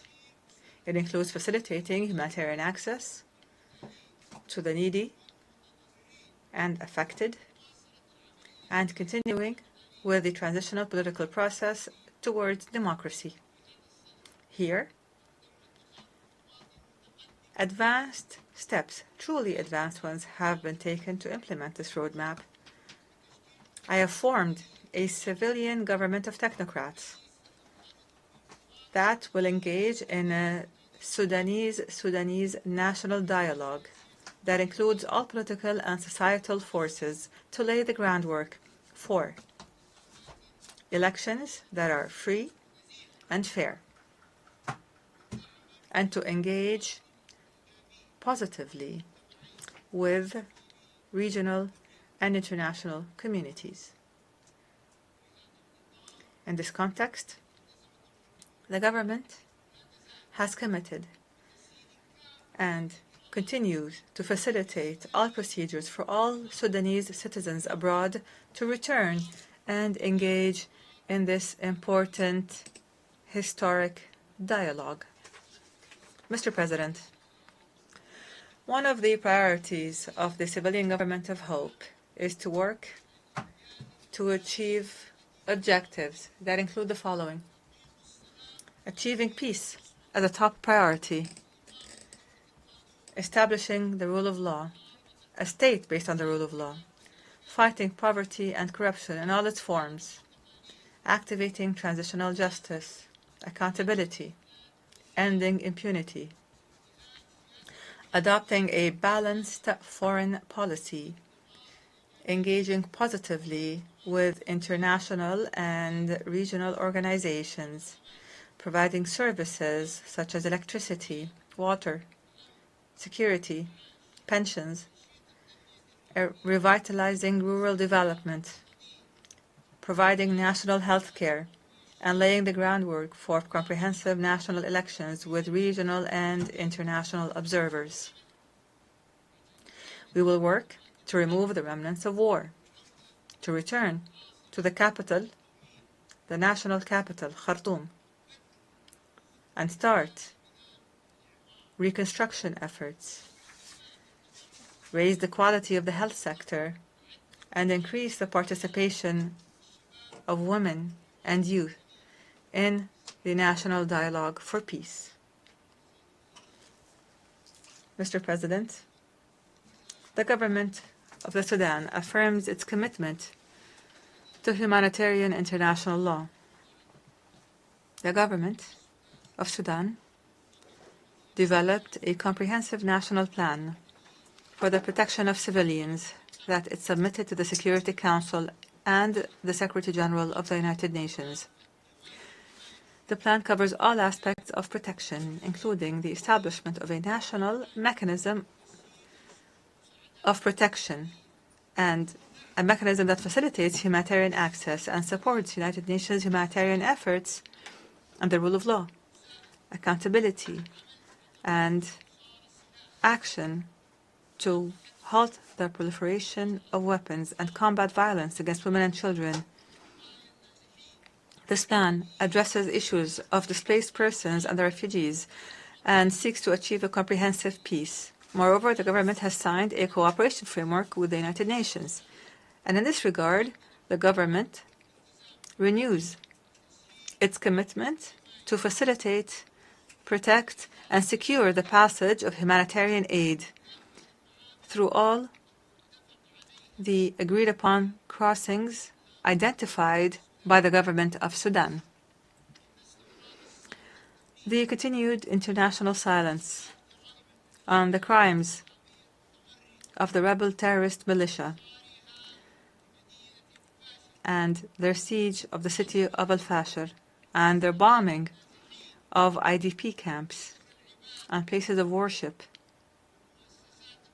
and educational institutions, their looting of markets and of public and private property, and their destruction of health facilities throughout the country. This silence is tantamount to an encouragement and to giving a green light for these militias to continue with their crimes and their violations. Our doors will remain open. Our doors will remain open to the United Nations and regional and international organizations. We call on the international community to support the choices of the Sudanese people and their civilian government, and to support African solutions to conflicts through the will and national ownership and without any tutelage. Mr. President, the dangerous deterioration and escalation and the status quo, what has become of the situation in the Middle East, especially the catastrophic situation in occupied Palestine and the Gaza Strip, warn of serious consequences for the region and its people and its peoples. And here we renew our conviction that no stability and no security will be achieved in the region without a just and permanent and comprehensive settlement of the Palestinian question. That would allow for the establishment of an independent, sovereign Palestinian state with Al-Quds as its capital on the borders of June 1967 in accordance with international legitimacy resolutions. And here we condemn the blatant Israeli attack on the sovereignty of the sisterly state of Qatar, which threatens international peace and security. Without peace, there is no viable future. Without peace, there is no viable future. Excellencies, ladies and gentlemen, is supportive of peace and security, human rights, and sustainable development goals, without which there will be no lasting peace. However, let me say it clearly and openly, our sovereignty and territorial integrity are red lines. We will never give up. I promise you, we will never give up, and I thank you for your attention. Thank you. On behalf of the Assembly, I wish to thank His Excellency, the Transitional Prime Minister of the Republic of Sudan.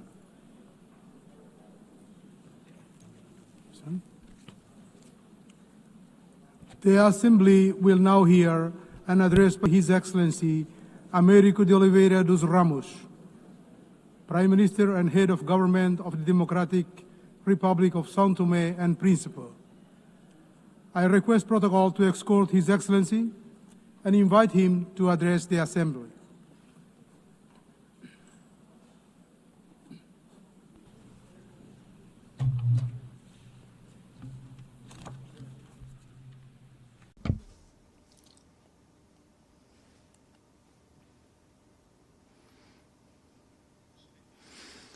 Madam President of the 80th session of the United Nations General Assembly, Mr. Secretary General of the United Nations, Your Excellencies, Heads of State and Government, distinguished delegates, ladies and gentlemen. Allow me, Excellencies, to express the profound honor of addressing this distinguished assembly on behalf of the Democratic Republic of São Tomé and Príncipe, at a time when the international community faces challenges of unprecedented complexity. The theme of the 80th session, Better Together, resonates not only as an ideal, but as an imperative necessity for humanity, for collective development and prosperity. On this solemn occasion, we express our solidarity with all nations that, in recent months, have endured natural disasters, conflicts, and humanitarian crises. Here we speak not of mere statistics, but of real human lives, of broken families, of entire communities forced into suffering. Your losses are felt by us all, and your resilience inspires us to redouble our efforts in pursuit of a safer and fairer world. In the same spirit, I take this opportunity to warmly congratulate Your Excellency, Madam President Annalena Baerbock, on your election to preside over this august and historic session. Your vast diplomatic experience and commitment to multilateralism are guarantees of wise and effective leadership. I assure you, Madam President, of the full support of São Tomé and Príncipe in the fulfillment of your mandate. Likewise, I extend warm congratulations to the outgoing President, Philemon Yang, for his very successful leadership of the previous session, which greatly honored the legacy of all those who came before him.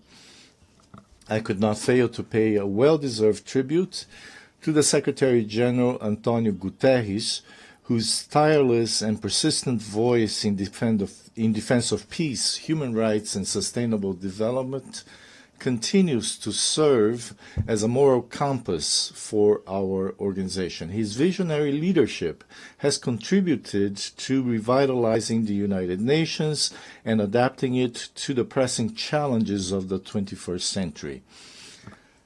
Madam President, Heads of State and Government, Excellencies, São Tomé and Príncipe comes before this Assembly with a message of hope and a call to action.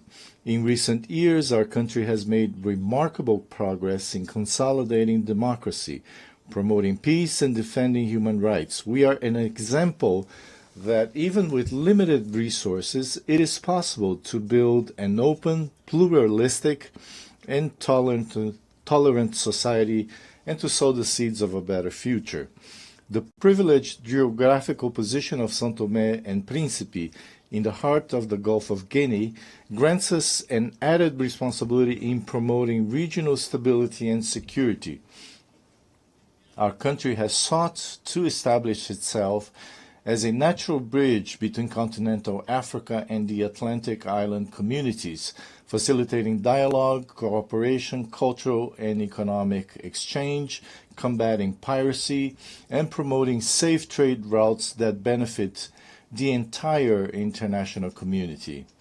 Our democratic journey, which has become a reference in our sub-region, is marked by the regular holding under existing law of free and transparent elections, by the active participation of political actors and civil society, and by the guarantee of freedom of the press.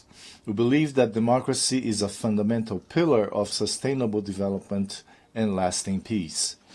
Domestically, the São Toméan state has responsibly undertaken reform processes in the fiscal, economic, judicial, and public administration sectors, implementing public policies aimed at improving human development indicators.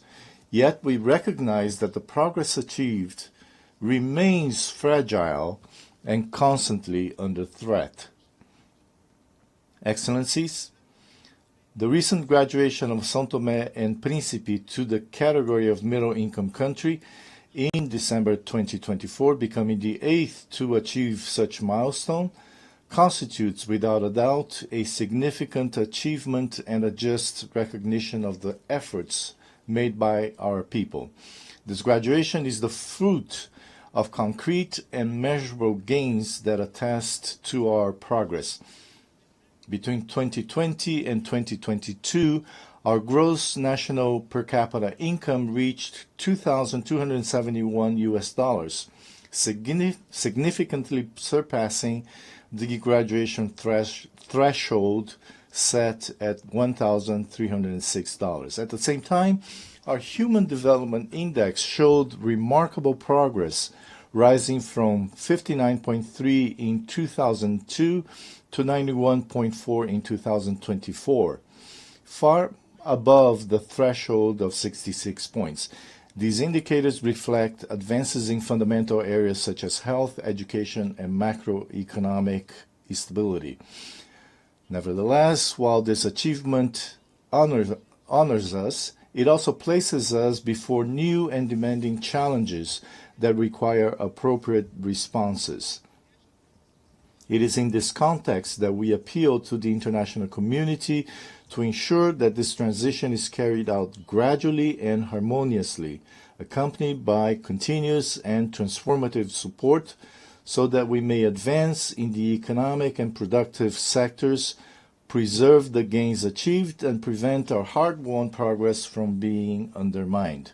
Aligned with our development efforts, we have defined a vision and the National Sustainable Development Strategy 2026-2040, anchored in sustainable tourism, which will be presented at the Investment Forum scheduled for December of this year in Brussels.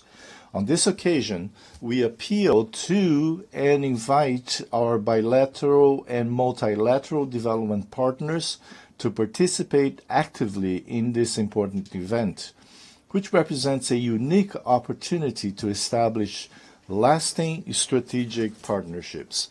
This forum will provide a privileged platform to present our national priority projects, attract foreign direct investment, and consolidate alliances that will accelerate our transition to a green and resilient economy. The implementation of the SDGs remains our primary priority. Despite challenges, we have made significant progress in areas such as health, education, and access to energy. However, the impacts of the recent global health crisis, coupled with the ensuing global economic crisis and the reduction of development financing, reflecting a decline in solidarity and new donor country priorities, have slowed our progress toward the SDGs. This requires a joint and redoubled effort from our country. São Tomé and Príncipe remains firmly committed to the 2030 agenda. Our current performance places us 112th among 167 countries with a score of 64, reflecting the significant challenges we still face, notably in Sustainable Development Goal 8, decent work and economic growth. This highlights the urgency of diversifying our economy and creating more opportunities for our youth, the fundamental pillar of our future. We are fully aware that we still have a long road ahead. With satisfaction, we recognized our best performance in Sustainable Development Goal 14, Life Below Water, which constitutes tangible proof of our unwavering commitments to marine protection and the sustainable management of our ocean resources. Excellencies, São Tomé and Príncipe reaffirms its commitment to the biosphere and to the protection of biodiversity, promoting public policies for the preservation and sustainable use of natural resources. We also note the conclusion of our rotating presidency of the Community of Portuguese-Speaking countries, exercised under the theme Youth and Sustainability, which reflected our vision of a future built on inclusion, youth empowerment, and collective responsibility for protecting the environment. São Tomé and Príncipe is proud to be a pioneer in global biodiversity conservation, with the island of Príncipe having been recognized by UNESCO in 2010 as a World Biosphere Reserve, an acknowledgement of the exceptional nature of our ecosystems and of our exemplary commitment to environmental preservation. We now look forward with equal anticipation to the conclusion of the ongoing process that will, at the 5th World Congress of Biosphere Reserves, designate the island of São Tomé as a World Biosphere Reserve, along with the creation of 8 marine protected areas. Once completed, these initiatives will make São Tomé and Príncipe the first country in the world with its entire national territory designated as a World Biosphere Reserve, alongside extensive marine biodiversity protection areas.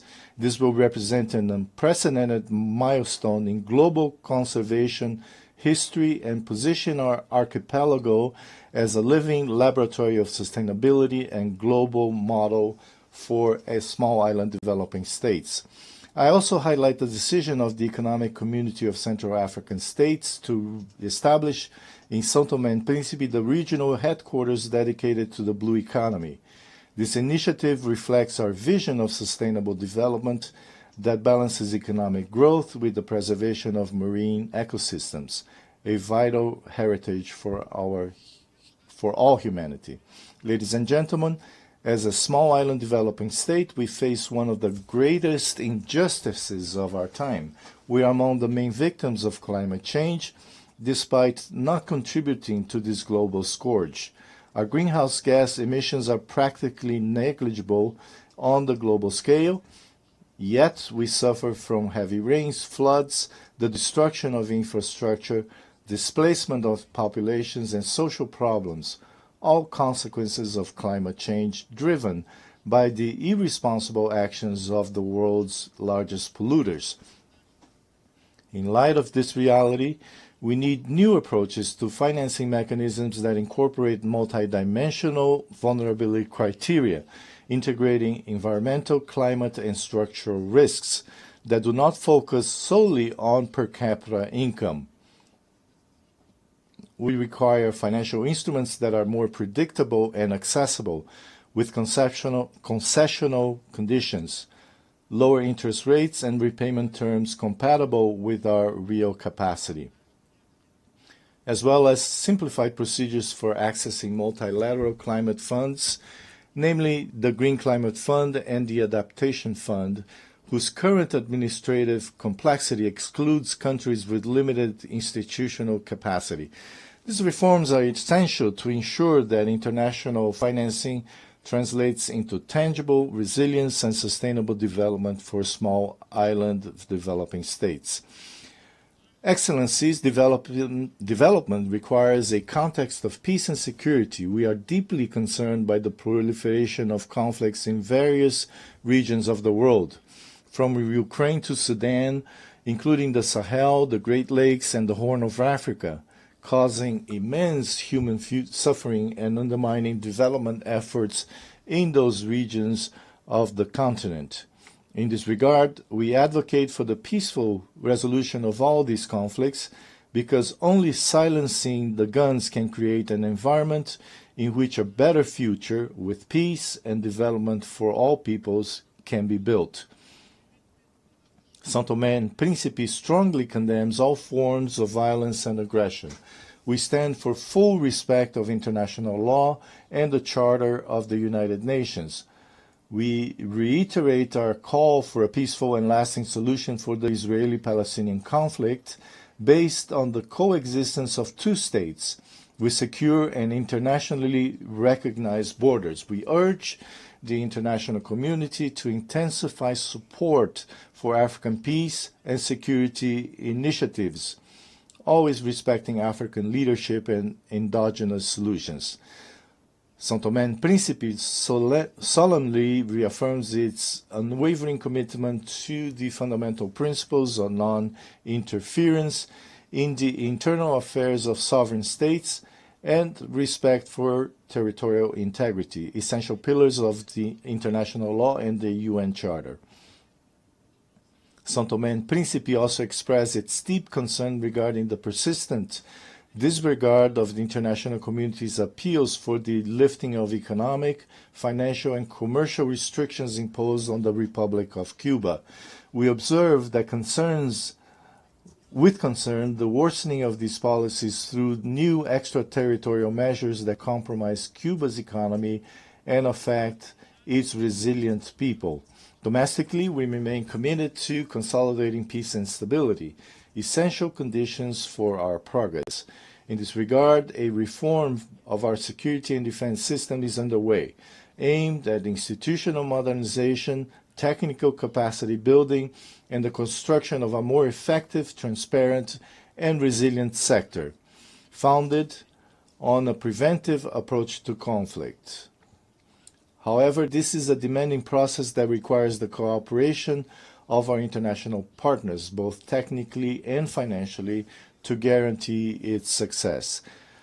Distinguished participants, to control these challenges, we need a revitalized United Nations, more agile and more representative of the diversity of today's world. We support reform of the Security Council so that it reflects 21st century geopolitical realities and includes at least one permanent seat for the African continent.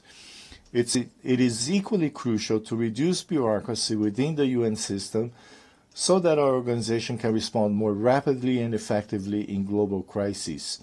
We need a UN that is closer to the people it serves, more transparent, more inclusive in its decision-making, and more accountable for its results. Cross-cutting issues such as women's empowerment and multilingualism must be at the heart of this reform.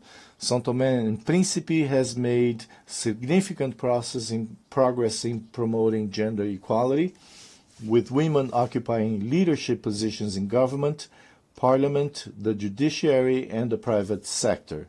We cannot build a sustainable future without the full participation of women at all levels of decision-making. São Tomé and women are the pillars of our society, leaders in their communities, and agents of change in their families.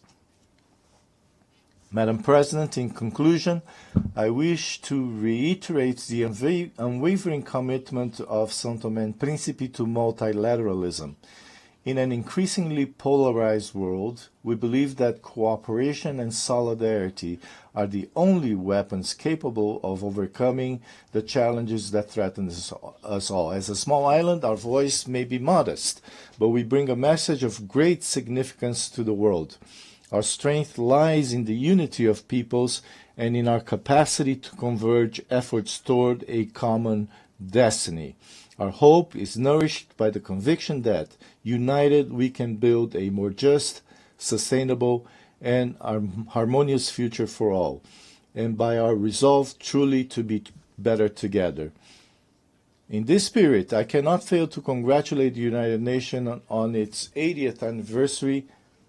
8 decades of tireless service to peace, human dignity, and sustainable development have made this organization a symbol of hope for all humanity. We therefore reaffirm our confidence in the central role of the UN as the pillar of multilateralism, and we renew our commitment to continue walking side by side so that all peoples may live in peace with justice and prosperity. At this solemn moment, I would also like to express our sincere gratitude to all cooperation partners with whom São Tomé and Príncipe has the privilege to work. In particular, I highlight the support of the United Nations and its various agencies, whose contributions have been decisive in strengthening institutions and improving the living conditions of the São Toméan people. Our gratitude also extends to our bilateral, multilateral, and regional partners, whose solidarity has allowed our country to overcome structural challenges and move forward on the path of progress. São Tomé and Príncipe will continue to be an active voice and make its contribution on the international agenda, advocating for democracy and peace, for justice and equality, for sustainable development, and for a prosperous and shared future centered on people and on the good of humanity. Together we can build a world where no child, youth, woman, or elderly person goes hungry or suffers violence, where no family fears climate change, and where all peoples can live in peace with dignity and happiness. Thank you.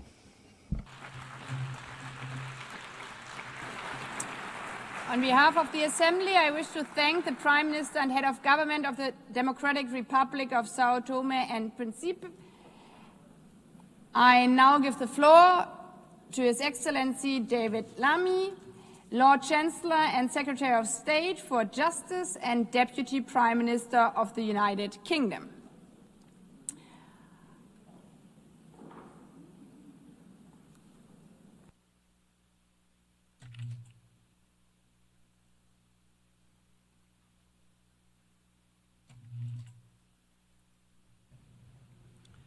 Well, thank you, President, Your Excellencies, colleagues, and friends. Having witnessed the United Nations work throughout his life, His Majesty the King has asked me to offer a personal message of his congratulations to the UN on its 80th anniversary. The United Nations is a powerful testament to our collective determination for a better world. The King recalls that on the eve of the first UN General Assembly, His Majesty's grandfather, King George VI, told the delegates gathered in London, "In the long course of our history, no more important meeting has ever taken place within its boundaries.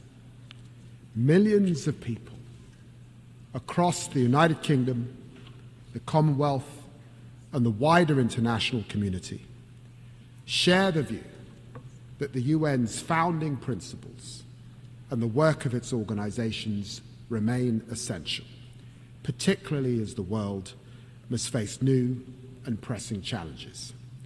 Let us affirm these principles as the United Nations responds to today's reality and evolves for tomorrow's challenges." My friends, today I echo His Majesty's sentiments, and I join him in celebrating the remarkable institution's proud 80 years as we reaffirm our historic commitment to the United Nations. We must face the challenges of the present. A present in which we in the United Kingdom do not stand up for one nation's rights whilst ignoring others, but act resolutely with the Charter as our compass. This is why I want to address directly the Israeli-Palestinian tragedy. What is happening in Gaza is indefensible. It is inhumane. It is utterly unjustifiable, and it must end now.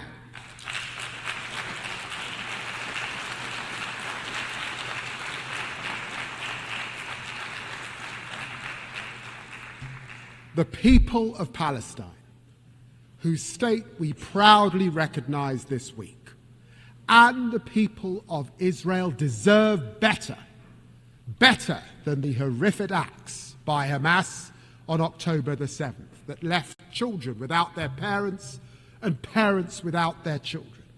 Better than the torment of families waiting desperately for the return of their loved ones from the most barbaric captivity.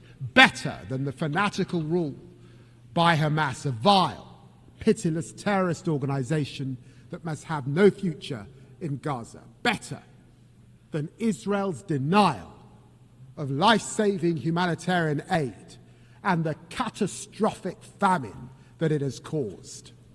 As Israel escalates its military operations and displaces Palestinian families again and again and again, there can be no answer to these horrors but concerted diplomatic action to keep the hope of peace alive. As we work with leaders from across the region and beyond in support of the US's efforts to build a consensus around a durable plan for peace, we commend the momentum achieved by the United States, Arab and Muslim states. Annexation must be prevented, a process for peace advanced, and this terrible, terrible war ended. There can be no answer except for the hostages out now, aid in now, and a ceasefire now. And I vow to you that we will not rest until this day has come, and there are two states living side by side in peace and security. Friends, we stand with Palestine because we believe in the values of the UN Charter, in equal rights, self-determination, and the dignity of all peoples. We stand with Ukraine because we must defend the core values of the UN Charter: sovereignty, territorial integrity, and the respect for international law. And because the world will suffer if aggression is allowed to pay. We must all strive for a just and lasting peace in Ukraine, which maintains the integrity of our UN Charter and sees Ukraine emerge from Russia's brutal war as a sovereign, secure, and independent nation. President Zelensky has shown his commitment to that peace at every turn, while President Putin savagely rains down ever more missiles and drones on the Ukrainian people. Our message to Ukraine is clear. We will stand with you today, tomorrow, and 100 years from now. We also stand with the people of Sudan because we never forget the values of the UN Charter, of human rights, and the pursuit of peace for all men and women. This is a conflict waged against Sudan's civilian population, millions displaced, more facing famine. As I speak, the long-besieged city of El Fasher is falling, its people facing unspeakable atrocities. The people of El Fasher and all across Sudan need the international community to come together to make renewed efforts to achieve peace and allow aid to reach those who desperately need it now. We do all this with our charter as our guide, in the name of the equal rights of men and women and nations large and small. The United Nations and its reform are vital, because we need our United Nations more than ever to confront these tragedies and to face our historic opportunity as we are living through a moment of revelation. A new technological frontier is coming into view. We are entering a bracing new era of promise, power, and potential. You know, my friends, to live through the Industrial Revolution was to see the first iron bridges that mankind had made, the first railways, the first smokestacks, and to live today through the technological revolution as we are. It is to witness the coming of the internet, the spread of smartphones, and now the dawn of super powerful AI.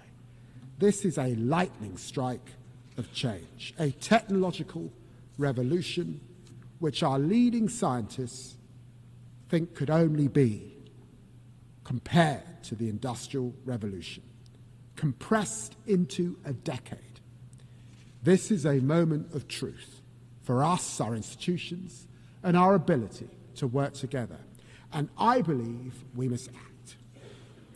I see promise on this technological frontier. AI is the most powerful new lever we have to advance the Charter's vision of social progress, better standards of life. This is why it is at the very heart of my own country's growth plan. I believe that by embracing artificial intelligence, we can all build better businesses. We can better fight crime. Look, for example, at dirty money. By spotting fraud in real time, we can crack down on illicit finance, a fight we will lead at a UK-hosted summit next year. And AI is not hypothetically making lives better, it is already saving them. At Imperial College, a new AI stethoscope detects major heart conditions in seconds. In our National Health Service, AI mammogram trials double the speed of diagnosis. And AI research tools are unlocking new drug combos to fight cancer. On the horizon, the promise of fusion power, powering limitless servers through quantum computing, enabling ever stronger AI, could unleash ever more advanced biotech. This is the defining opportunity of our generation, and we must run towards it with hope. I believe in this promise. I believe in our UN values, which is why this promise must now be shared. We are witnessing a truly historic surge in investment in AI. This investment promises outstanding productivity gains, and with it, growth of historic proportions. Yet while this promise may well be diffuse, for now it remains concentrated. But there's not just possibility on the technological frontier. There are profound challenges as well, as AI is being used to consolidate repression, fuel disinformation, empower criminals across the internet. Authoritarian states, notably Russia, are manipulating large-scale, large language models so that chatbots answer in the voice of their propaganda across the world. Organized crime is using AI to supercharge their scams, deceiving victims on an unprecedented scale. This is the truth. AI can empower freedom, or it can entrench repression. AI can empower truth, or it can entrench lies. AI can empower law, or it can empower crime. Only by cooperation together can we set artificial intelligence on the right millennia-defining course. So my question is this: how can we most effectively share the glittering prizes of this new era across our global community? Well, this is how. We must invest. Invest, invest. We must partner, partner, partner. Because without a concerted effort, we risk a world of ever deeper inequality, where the benefits of this technology fail to reach those who need it most. That revolution in healthcare, that revolution in education, that revolution in opportunity, this we must share. This is the world we face, and we take it and its challenges as it is, but never lose sight of the world as it can be. This is why our approach to foreign policy is one of progressive realism, patiently advancing progress through pragmatism and persistence. I see this in the United Nations as it approaches the technological frontier. I salute the Secretary-General for championing the Global Digital Compact, which embodies both progress and realism. And this is why I commend the new independent international scientific panel on AI, which will provide evidence-based assessments to all. And I welcome the new global dialogue on AI governance.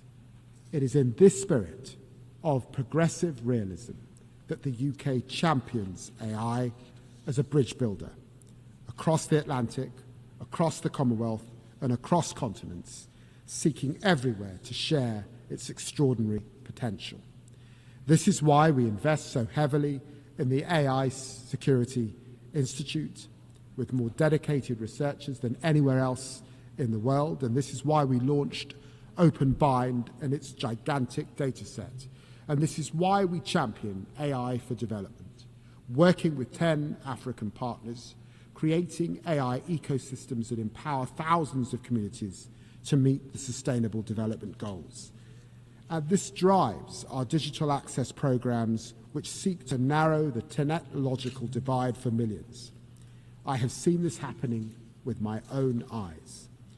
I've been so moved to see in Africa, the continent of my ancestors, the young entrepreneurs using artificial intelligence to launch and scale so many businesses that I know will astonish the world, like the UK-funded startup Vinsight, supported by our Assistive Technologies program, which is using its AI-powered app to help thousands of blind Nigerian students read, learn, and live more independently.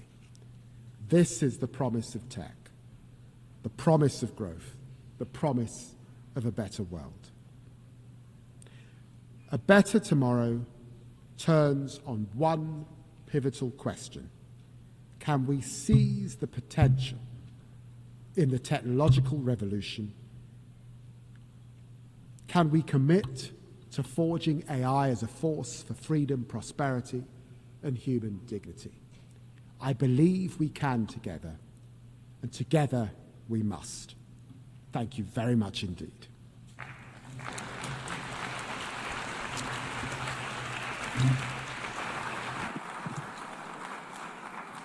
I thank the Lord Chancellor and Secretary of State for Justice and Deputy Prime Minister of the United Kingdom.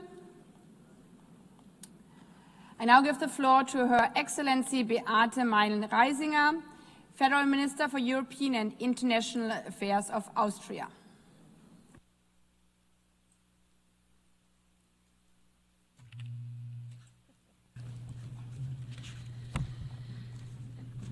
Madam President, Excellencies, ladies and gentlemen, dear friends.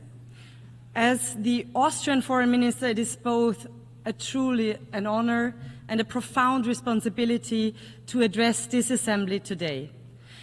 Yet, I am not only a foreign minister and, by the way, a party leader, I'm also a mother of 3 daughters. When I reflected about why I'm coming to New York to participate in the General Assembly, it became clear to me. The values of the United Nations are the very same values that my husband and I try to pass down to our children. That conflict and dispute can and must be resolved by mediation. That every human being, regardless of their offspring, sex, religion, or race, deserves dignity and owns the same rights. That rules have to be followed by everyone, and big problems can only be solved together, and that every one of us has the responsibility to act not only in their own interest, but to work for a better future for everyone. I suppose that all parents around the globe share a common wish for their children to grow up with the promise of a bright future, especially now, especially in critical times like these, especially in times when these values and simple rules are threatened by disrespect. Madam President, Excellencies, when I listen to my oldest daughter, a teenager, I sometimes get the feeling that weighs really heavy on me. Namely, that for our children, for my children's generation, the future does not seem brighter than the present. We all can sense that there are fundamental fears. Fears of war and conflict, fears of climate change, of radicalization, of fundamentalism, and the division of our societies. That burdens me deeply as a mother, but also as a leader. I believe that the most powerful and most important promise leaders can make is to do everything in their power to ensure that our future is at least a little better than the present. Yet today we cannot close our eyes to the gap between this aspiration and the harsh reality we live in. For example, in Gaza, where devastation, starvation, and despair have reached terrible proportions. For Austria, it is clear the attacks of Hamas on Israel on October 7th were horrible and beyond imaginable brutality. They must be condemned by all of us. We have said it from day one and will continue to do so. Hamas must immediately and unconditionally free all hostages and its rule in Gaza and hand over its weapons. At the same time, nothing justifies the devastating humanitarian catastrophe we are witnessing in Gaza. Civilians must be protected at all times. There is no justification for violating international law, including international humanitarian law. Austria is not only, because of our own historical responsibility, a friend of the people of Israel, but the actions and decisions of the Israeli government break my heart. This war must end now. The hostages must be freed and humanitarian aid must reach the suffering civilians in Gaza as soon as possible. Our vision, the Austrian vision, is clear: a comprehensive, just and lasting peace in the Middle East. 2 states, Israel and Palestine, living side by side in peace and security within recognized borders. Austria's support for the 2-state solution is not just words. We have supported the Palestinian Authority for many decades. At that point in the future, when this step can make the most meaningful contribution to peace, and when the right conditions have been met, we will also recognize Palestine as a state. We welcome President Abbas' condemnation of the October 7th attacks, his call to free the hostages, the prospect of elections, and his demand to disarm Hamas. We thank all those who took a huge effort to end this war and bring solutions for peace and security to this region. These are steps towards peace, and Austria will work with all partners to turn them into reality. Madam President, Excellencies, we all see the basic principles of the Charter challenged in Ukraine, where Russia has been waging an illegal and unprovoked war of aggression against its neighbor. A very brutal war with horrific numbers of dead and wounded, soldiers and civilians. We support US and all efforts to end the war through high-level diplomacy. Since the beginning of the war, and especially since March, many initiatives have been launched to end this war. Ukraine showed several times that they are ready for peace. But instead, Russia continues its attacks on cities and villages, on schools, on hospitals and kindergartens. Russia even escalates now towards the EU and NATO countries, and this is unacceptable. Austria calls urgently for an immediate ceasefire as a precondition for genuine talks to end this war. Russia cannot simply talk peace during the day and bomb during the night. And it is absolutely clear that it is up to Ukraine and Europe to decide on our hopefully common future and security architecture.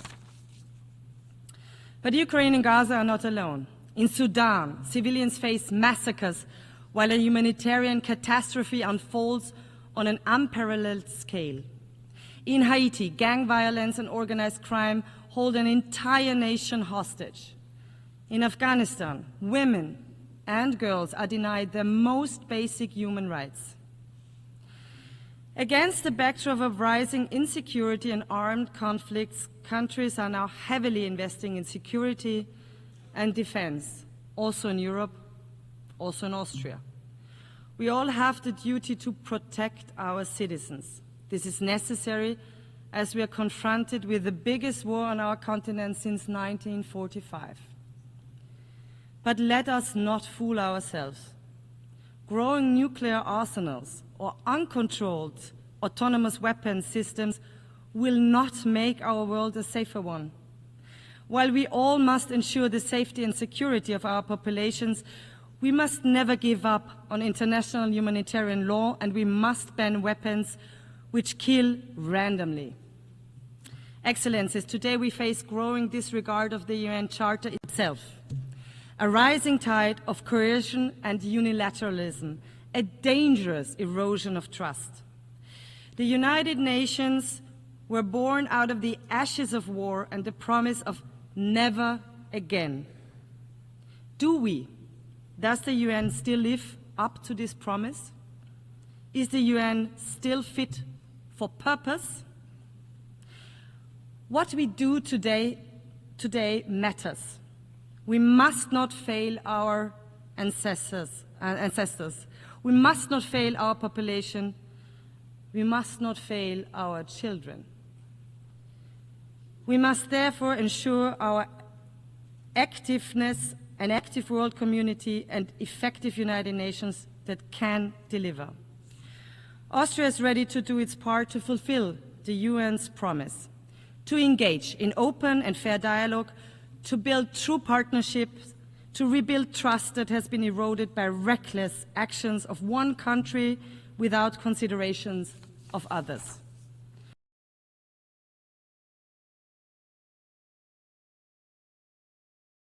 It is about time to rebuild partnerships. It is about time to rebuild trust. That is why Austria presented its candidacy for the UN Security Council for 27-28 already back in 2011. We strongly hope to count on your valuable support at the elections in June next year. Why should you support us? Austria is a rather small country and a military neutral one. We are a reliable host country, proud host country, of one of the UN headquarters in Vienna and support the Secretary General's reform efforts. Many negotiations in Vienna took place that have bridged divides and saved lives. We know that small countries depend on the rule of law, on diplomacy, transparency, and inclusiveness. That's why we will serve the entire international community if elected. We champion international law, the protection of civilians, disarmament, and UN peacekeeping. More than 100,000 Austrians have served as peacekeepers around the world since the 1960s. We are a reliable development partner and make our contribution to the enormous challenge of climate change. And no, denial will not help us to adapt to this challenge. This is why Austria is proud to co-chair the UN Climate Security Mechanism this year. Excellencies, the people of the world, our populations, the children of the world, rely on us. They trust us to protect peace, prosperity, stability, and healthy United Nations that delivers answers to global challenges. 80 years ago, our predecessors gave the world a charter and a promise for a better future. Let us renew this promise and work hard so that the future is better than the present. Thank you very much.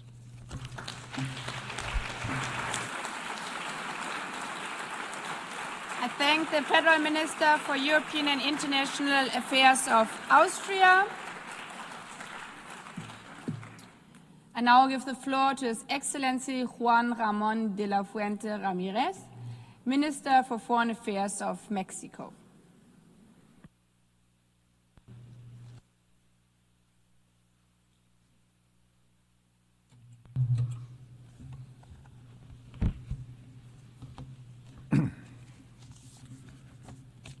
Señora Madam President, Excellencies, the time of women has come, and Mexico has made this very clear through the landslide election of Dr. Claudia Sheinbaum Pardo as the first female president of our country. It's an honour for me to participate in this assembly representing her, and being the voice of a government that is delivering the transformation of the public life of Mexico. I come from a country that was born in the wisdom, bravery and dignity of its original peoples, with a rich political history of extraordinary heroes and heroines who built a free, independent and sovereign country.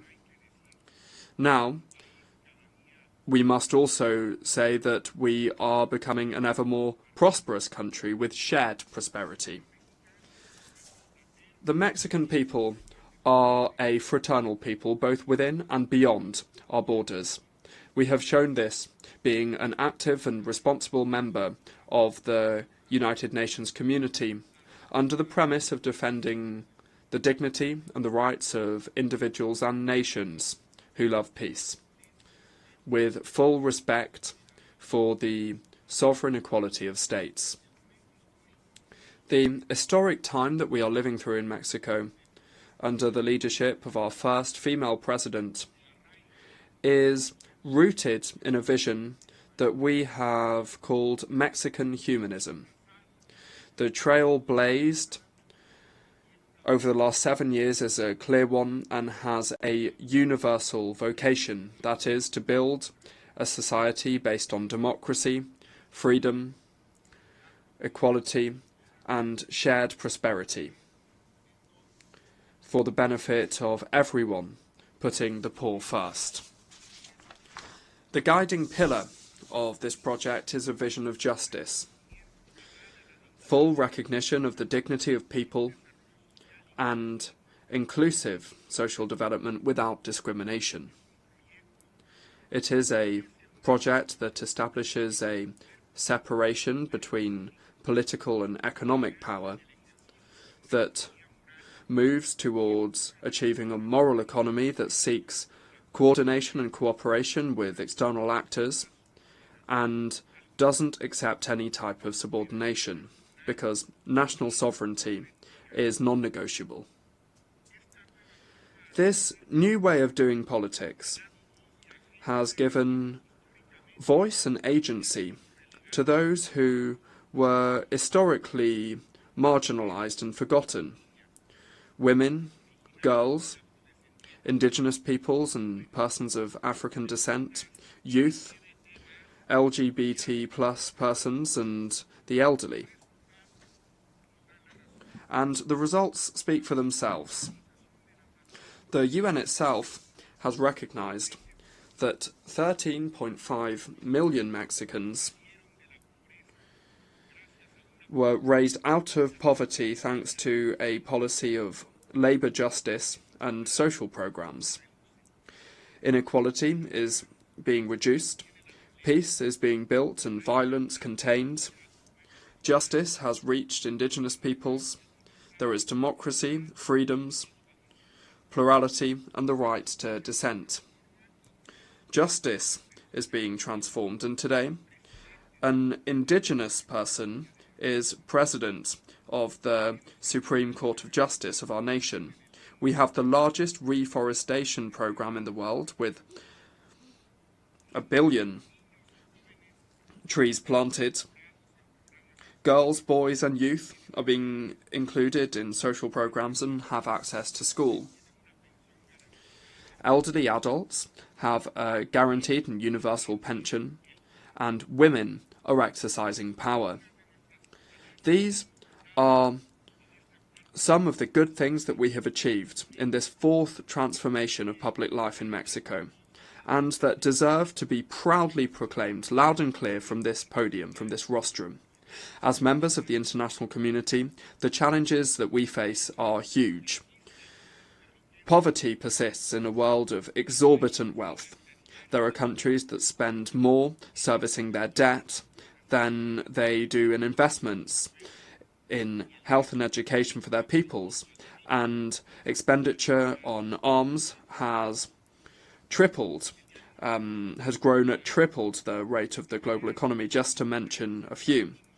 And the diagnostic has always been clear: the arms race, the immoral concentration of wealth, violations of international law and of human rights are the fuel that fuel the flames of war and violence.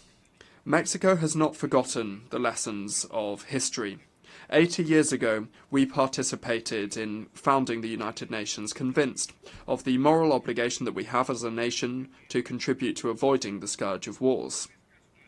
It is not a coincidence that many of the purposes and principles of the United Nations Charter are reflected in the constitutional principles of our foreign policy.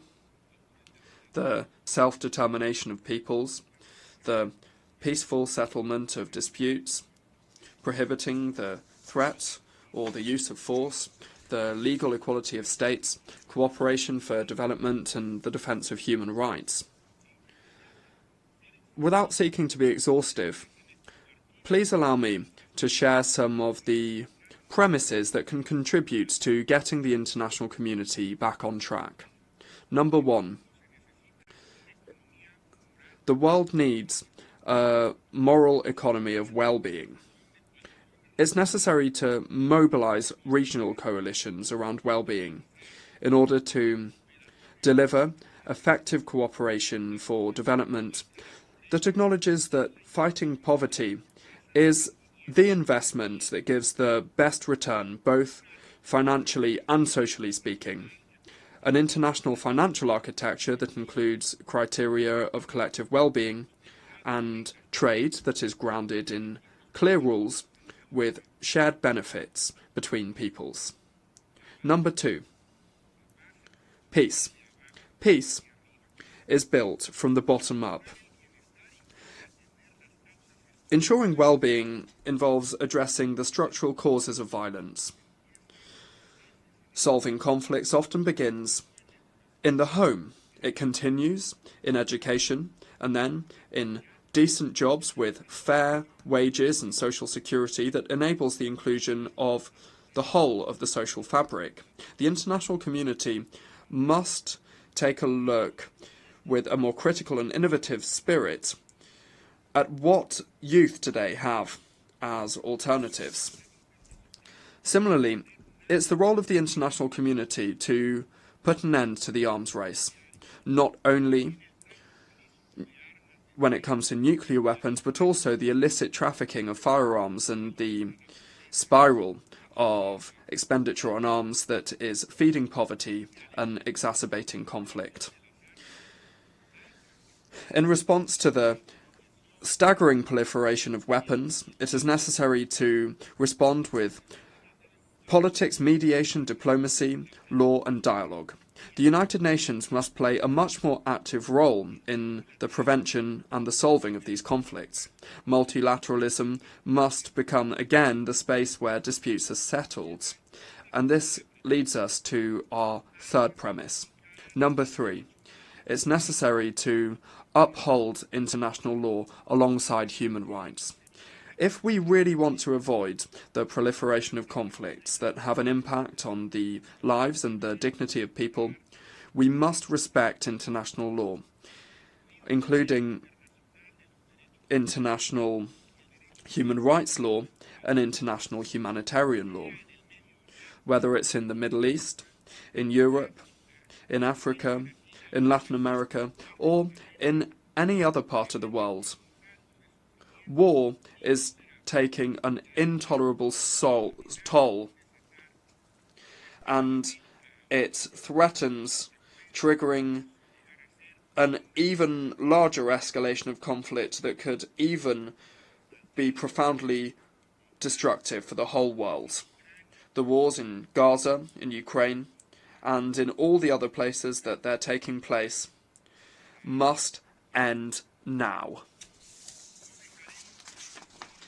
We will not tire in insisting on the urgent appeal for a ceasefire, to always achieve a negotiated solution with the participation of all parties directly involved.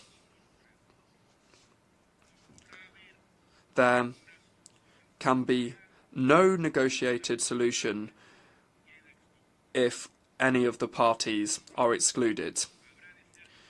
The solution must be a diplomatic one, otherwise it will be hardly achievable. Mexico will always advocate for the peaceful settlement of disputes, and that's why we reject sanctions and trade embargoes that only harm the well-being of peoples and do not contribute to building regions of peace or prosperity.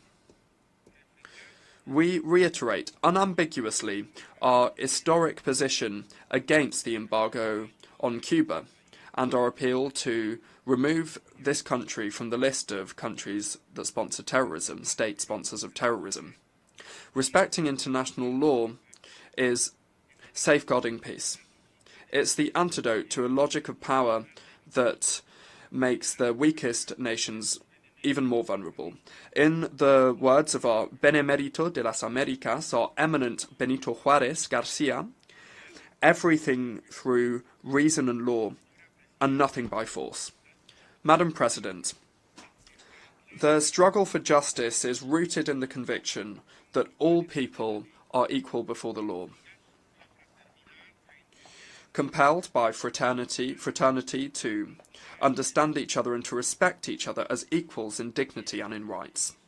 Mexico has a tireless commitment to human rights, to freedoms, and to non-discrimination in the world. We condemn classism, racism, and all forms of discrimination, including discrimination based on sexual diversity or gender identity. We particularly reject the criminalization of people who, for whatever reason, have been forced to leave their homes and forced to migrate, whether it's to seek refuge or to escape conditions of injustice or poverty.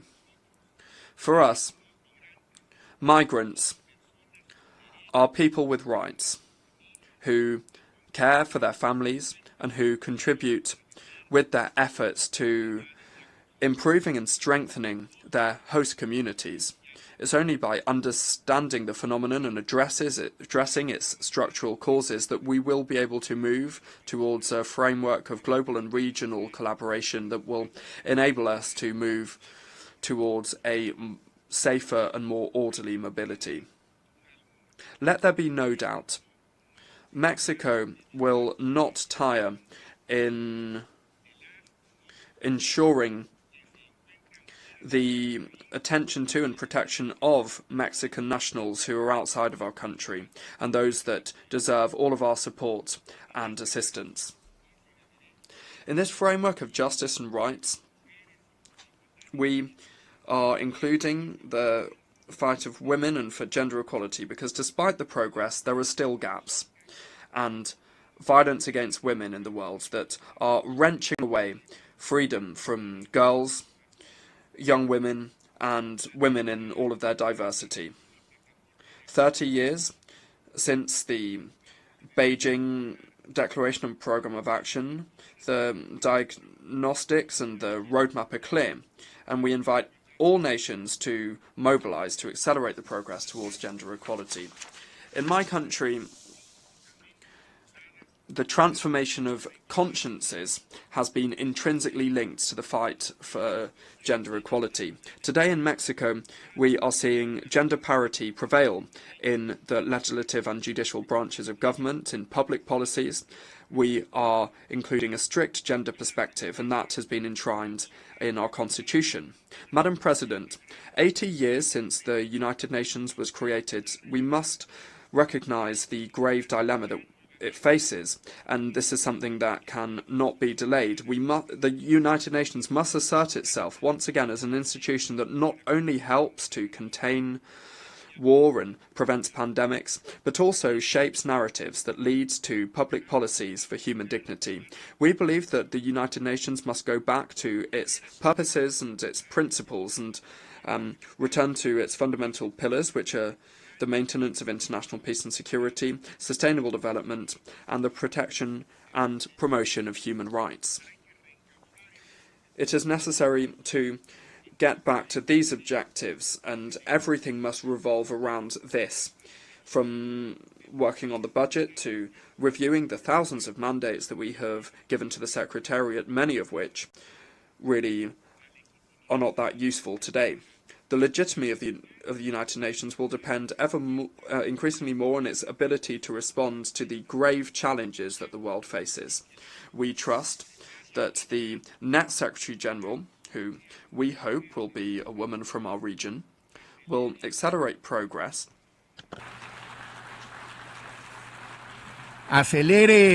will accelerate the transformation process that we set forth, with the objective of ensuring peace and justice, as well as the well-being and freedom of people, the sustainability of the planet, and shared prosperity. In Mexico, Excellencies, colleagues, Madam President, in Mexico, the time of women has come, and it's going very well for us. We think that at the United Nations also the time for women has come. Thank you very much.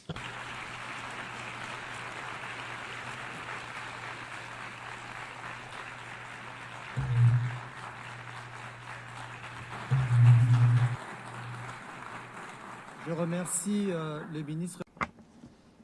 I thank the Minister of Foreign Affairs of Mexico, and I now give the floor to His Excellency Olivier Nduhungirehe, Minister of Foreign Affairs and International Cooperation of Rwanda.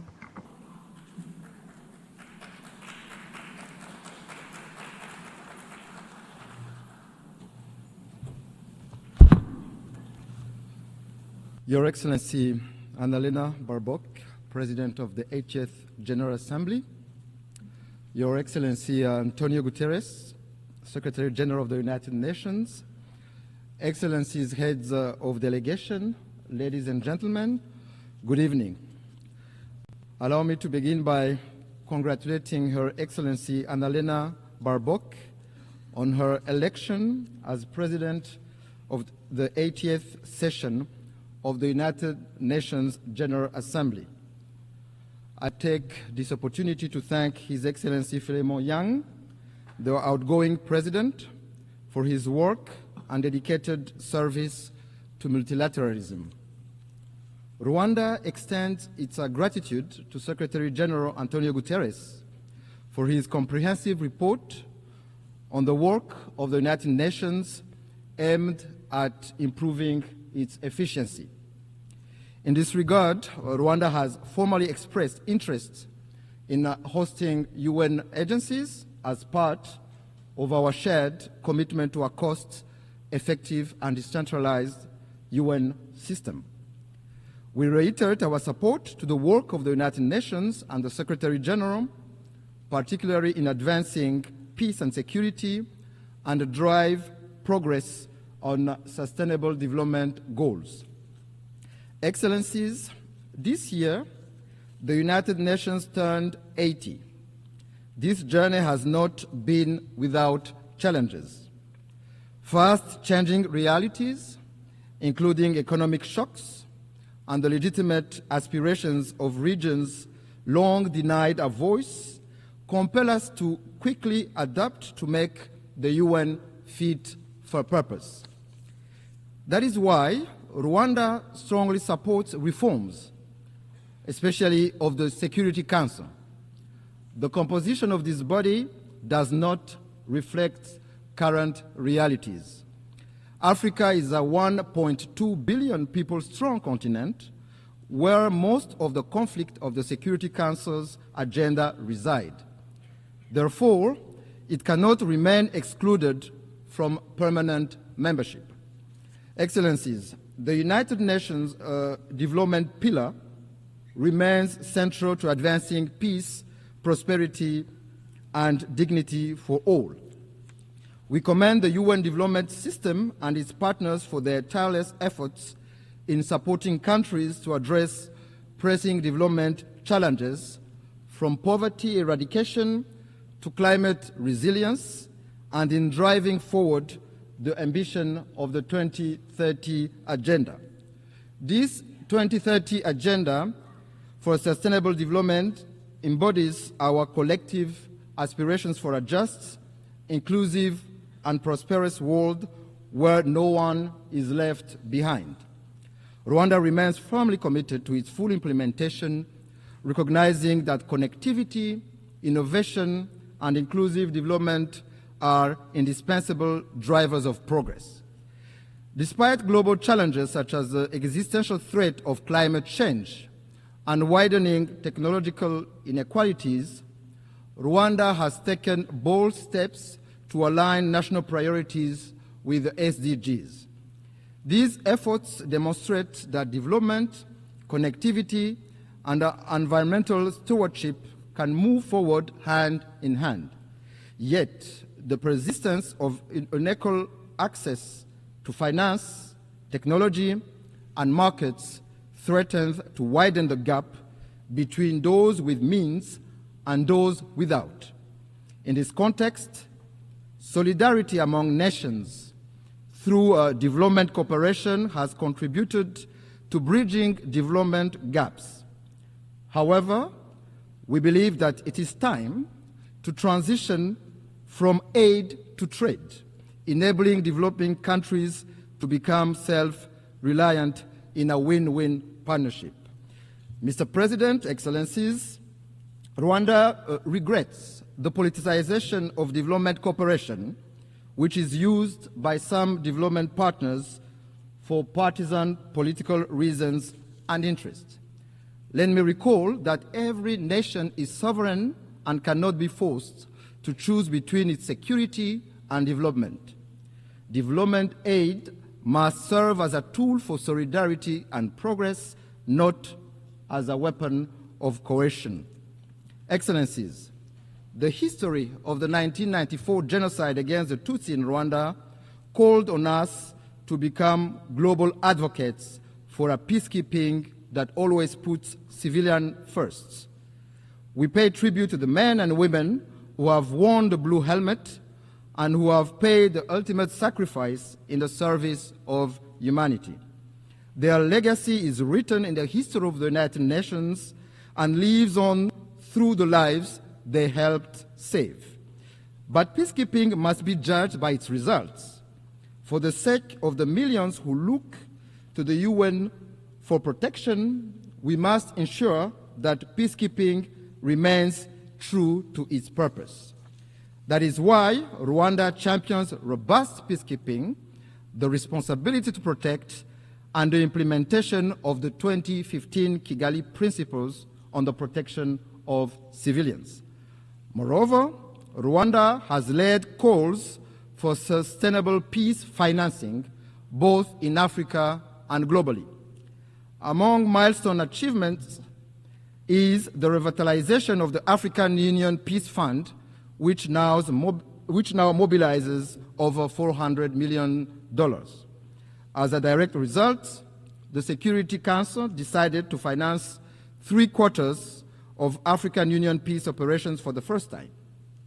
Excellencies, beyond the UN, Rwanda contributes to peace support operations on a bilateral basis in the Central African Republic and Mozambique in an effort to promote South-South cooperation and Pan-African solidarity.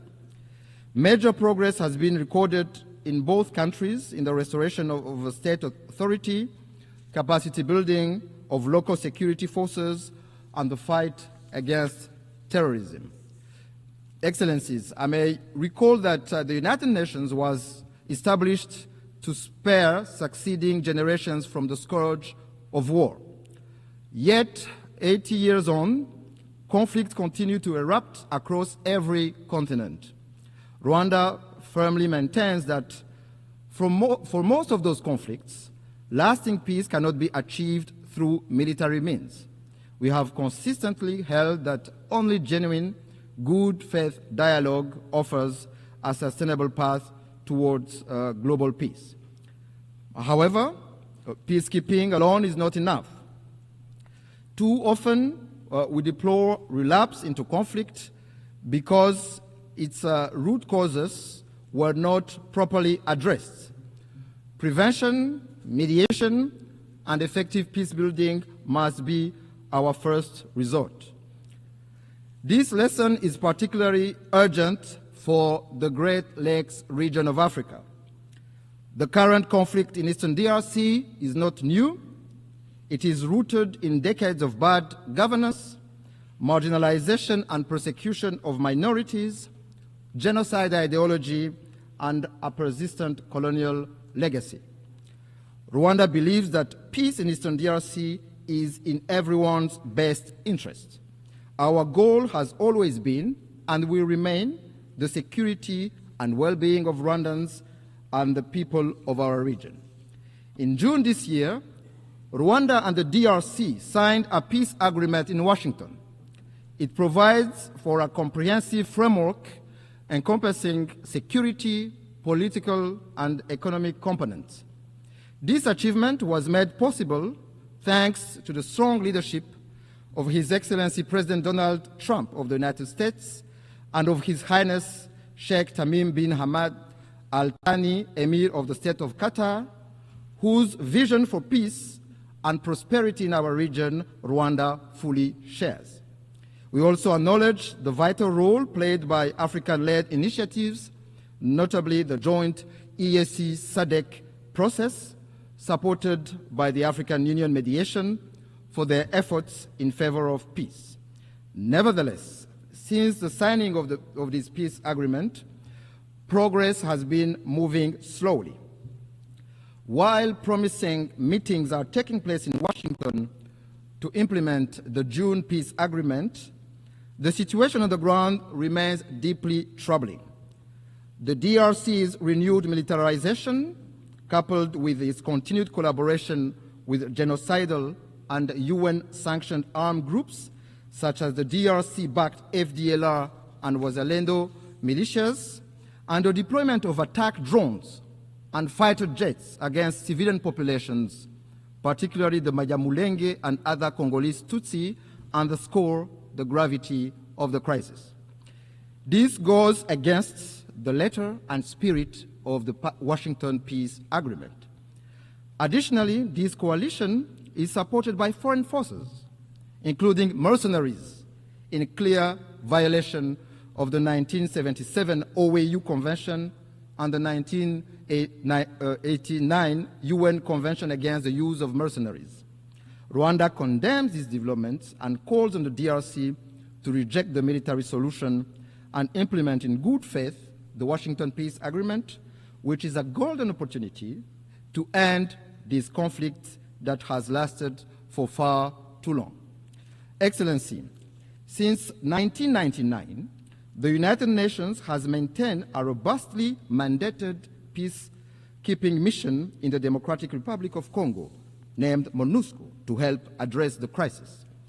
Yet, despite its efforts, the mission has not succeeded in halting the proliferation of armed groups, especially the eradication of the DRC-backed FDLR. Instead, MONUSCO has ended up working alongside a military coalition that includes the FDLR, going against more than 20 Security Council resolutions calling for the neutralization of that group. There is an urgent need to review the legal conformity of MONUSCO's mandate. Of particular concern to Rwanda is the emergence of Wazalendo militia, armed and supported by the DRC government, which are committing countless abuses, including burning down whole villages of Congolese Tutsi, lynching and burning alive civilians and military officers, as well as arming children for ethnic cleansing. Their brutality, methods, and ideology bear an alarming resemblance to that of the genocidal militia of 1994 in Rwanda. Strong action is needed to put an end to this dangerous development before it is too late. Excellencies, human rights are a major pillar of the United Nations. Rwanda rose from the ashes of the genocide in 1994 by placing human dignity, unity, and accountability at the center of our governance. We thank the United Nations for establishing the International Day of Reflection of the 1994 genocide against the Tutsi, commemorated every April 7th. We also thank the Secretariat and the many member states who have established genocide memorials on their soil as a lasting pledge to never forget. Equally, we commend the work of the International Criminal Tribunal for Rwanda and the residual mechanism for prosecuting genocide perpetrators. However, Rwanda is deeply concerned about the persistence of genocide ideology and related crimes in Eastern DRC under the watch of the international community and the UN itself. We call on the international community to not turn a blind eye once more for what is clear to see. The targeting, persecution, and massacre of Congolese Tutsi, including the Banyamulenge community, amounts to crimes against humanity which have all the early warning signs of a genocide. Indeed, genocide follows a pattern. It follows clear stages. It is not an umbrella term. It is defined by international law. Genocide targets a specific group for who they are, with the intent to exterminate them as such. In this regard, no amount of calculated cynicism can rewrite the truth and recast perpetrators as victims or victims as perpetrators. These are denialist behaviors often deployed by perpetrators. In the same vein, no claims from a government arming a genocidal militia will change the facts of history. Financing and providing weapons to a group with a proven genocidal record and ongoing intent is nothing less than complicity in the crime itself. I must say that if there are crimes in the DRC committed for economic gains, they have clear names. Those are corruption, bad governance, and the embezzlement of public funds. Mr. President, Excellencies, I wish to conclude by reaffirming that Rwanda stands ready to work alongside all member states to ensure that the United Nations remains a force for peace, justice, and sustainable development. While the challenges and solutions for multilateralism are clear, it is political will that must guide us today to build a UN fit for purpose. Together, we must build an organization capable of addressing the needs of billions across the globe, tackling human rights abuses, climate change, and responding to an increasingly interconnected world for successive generations to come. I thank you.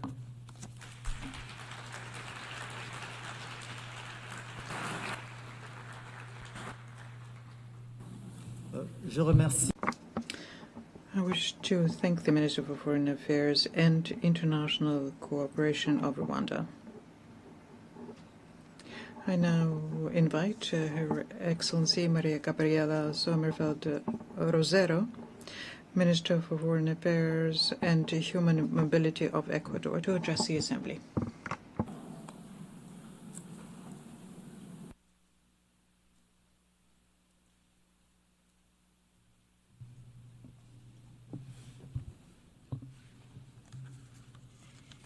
Señora Presidenta. Madam President, on the 80th anniversary of the adoption of the United Nations Charter, Ecuador honours with respect and renewed commitment its status as a founding member of this organisation. What was born out of hope for peace upon the ruins of the Second World War has become the most ambitious project of international cooperation in history, a system of norms, institutions, principles, purposes, and universal values geared towards protecting human dignity, preventing violence, and driving development. 80 years ago, states chose cooperation over disputes, peace over war.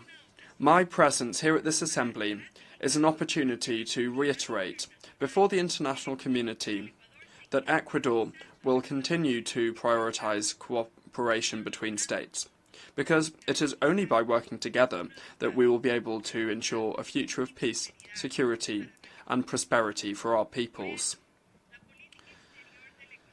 Therefore, the foreign policy of Ecuador supports multilateralism, which is the model that enables international cooperation to be possible in order to address global challenges and to achieve common goals.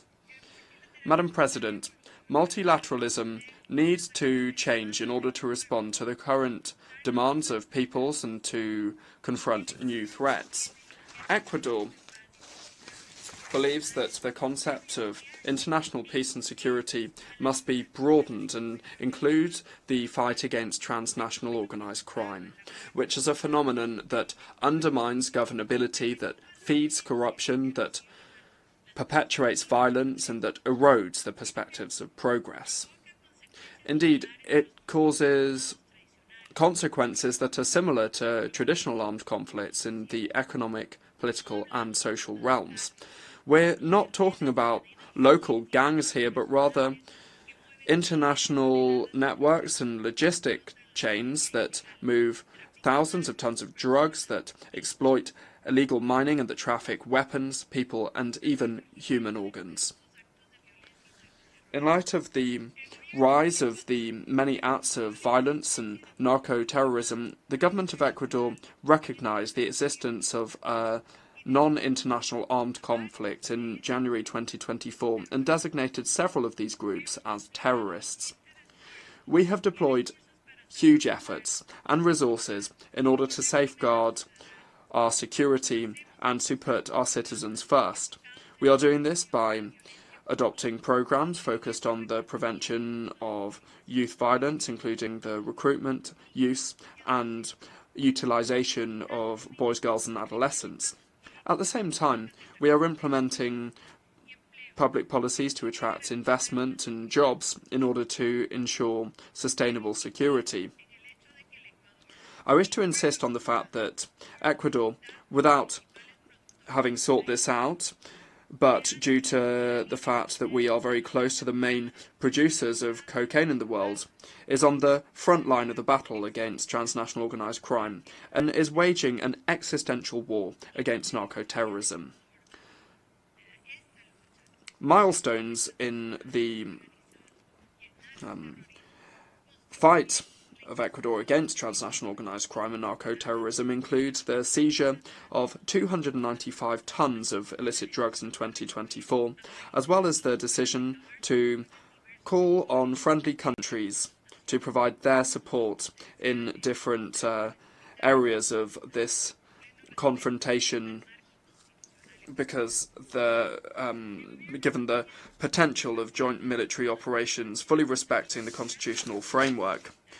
The Ecuadorian government has called a national and democratic debate on foreign military bases, by way of a referendum that will take place in November next, providing strategic areas that can serve to help us to control and monitor criminal activities in order to achieve peace and international peace and security. This referendum will be coupled with a call for a constituent assembly that will be tasked with drafting a new fundamental charter that will contribute to defeating narco-terrorism and lead us inexorably down the path of prosperity and social peace. Madam President, on a regional level, Ecuador has established and what spearheaded the establishment of the resolutive plan of action as a strategic response of the Andean community to the illicit trafficking of drugs and transnational organised crime. On a multilateral level, Ecuador has spearheaded initiatives such as the presidency of the Latin American Community of Security and Intelligence, where we have promoted the updating of the operational action plans and organised the Latin American Security Summit, consolidating strategic alliances with the European Union and Ameripol.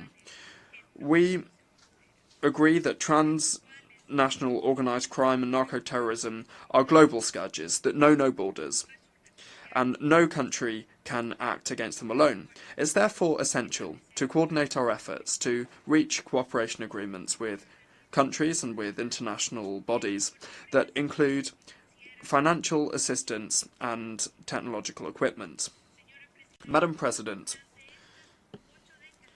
over the last 8 years that the UN has been in existence, it has been shown that lasting peace can only be built upon solid foundations: security, development, and human rights. These three pillars, which are independent and indivisible, represent the pillars of the international order and multilateralism that are currently seeing cracks in them that are compromising their stability. Indeed, today multilateralism is being called into question, and rightly, because it hasn't been able to address the contemporary conflicts and challenges effectively. Ecuador advocates for a more innovative, inclusive and representative multilateralism that takes account of the realities of countries, in particular those of the developing world, that promotes the equality of men and women, and that finally opens up a space for youth in decision-making. It's essential to strengthen the respect of the fundamental principles of international law enshrined in the United Nations Charter, that is the bedrock of this organisation and whose strength depends on our adherence to its spirit and letter. Abandoning it would lead us back to a time in which the only source of law was force. It is therefore our role to reform it and update it, so that it can respond to the current challenges we face on a global level, so that precisely we can strengthen these principles. In summary, this institution is called to support the evolution and accompany the evolution of human beings and of the planet, to address technology changes and new challenges. Madam President, human mobility is yet another of the most complex challenges of our time. Ecuador, which is a country of origin, transit, and destination and refuge for migrants, reaffirms its commitment to safe, regular and orderly migration, convinced that managing it properly can contribute to sustainable development. Ecuador strongly rejects irregular, unsafe, and disorderly human mobility, because this often responds to the interests of transnational organised crime groups that can also be transnational in nature. Emerging technologies, in particular artificial intelligence, offer up unprecedented opportunities for human progress. However, they also offer up significant risks for security, equity and human rights. Ecuador believes that it's essential to move towards multilateral and ethical governance of these tools that would guarantee their inclusive access to them, that would avoid new digital gaps, and that would ensure their use is guided by the common good. Climate change and the loss of biodiversity threaten our stability and development. As a mega-diverse country, Ecuador advocates for more environmental financing for technology transfer and for international support for the conservation of unique ecosystems like the Amazon and the Galapagos Islands, which are the treasure of humanity. Financing for development is another great challenge. The international financial architecture must respond to the needs of developing countries, in particular those that are classified as middle-high income countries. The exclusive use of GDP per capita, which is limiting and limited, does not reflect our reality, nor does it reflect our vulnerabilities. We require more comprehensive indicators that include multidimensional poverty, structural inequality, and climate resilience, as access to concessional resources and international cooperation are not unfairly undermined. Ecuador supports the use of sustainable financial instruments such as green and thematic bonds and promotes the creation of new financing mechanisms.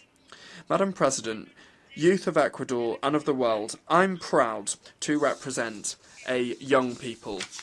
Ecuador is a country of more than 18 million inhabitants in which youth represent around 40% of our population.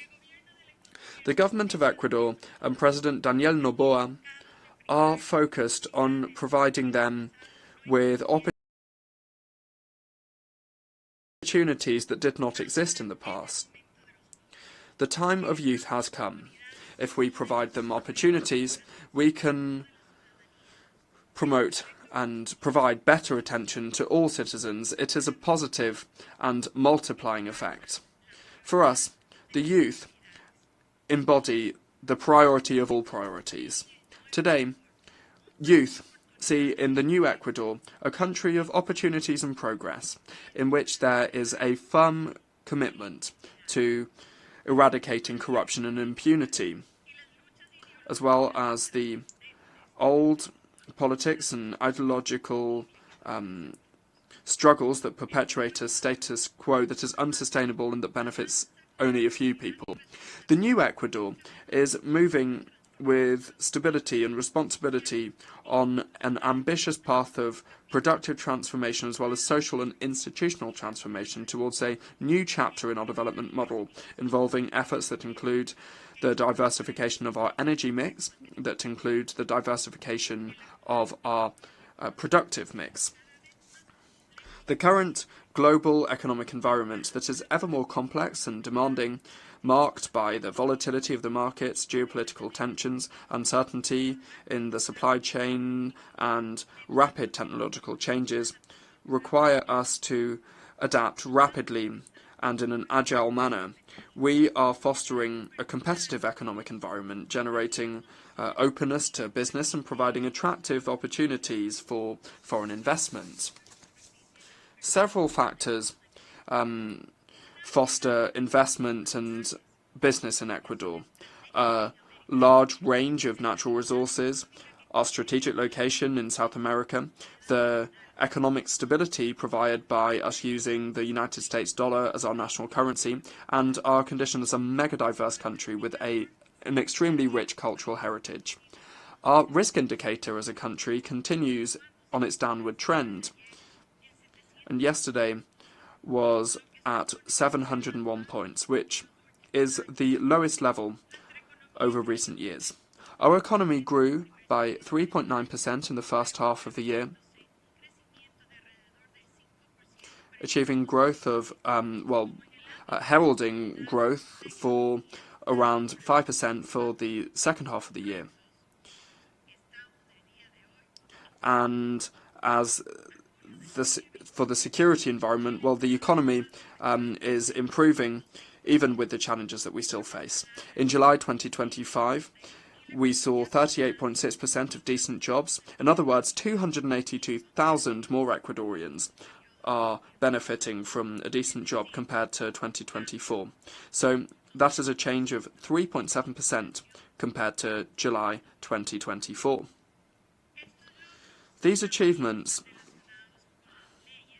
are also to do with the laws that President Daniel Noboa and his cabinet have drafted and put to the National Assembly that seek to safeguard peace, transparency, and the fight against terrorism and crime, and also providing jobs, economic stability, and creating social programs and opportunities for development.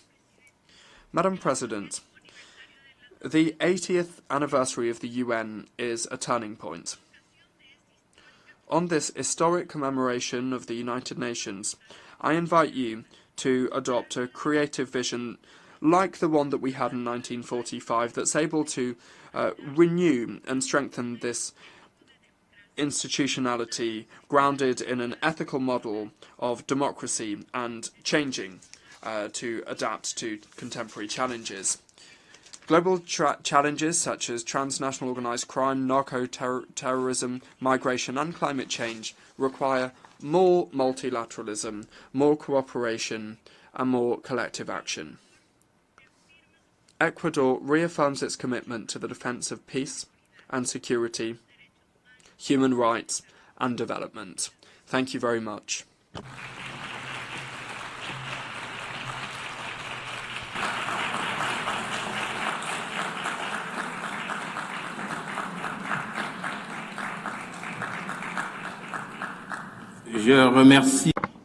I thank the Minister for Foreign Affairs and Human Mobility of Ecuador.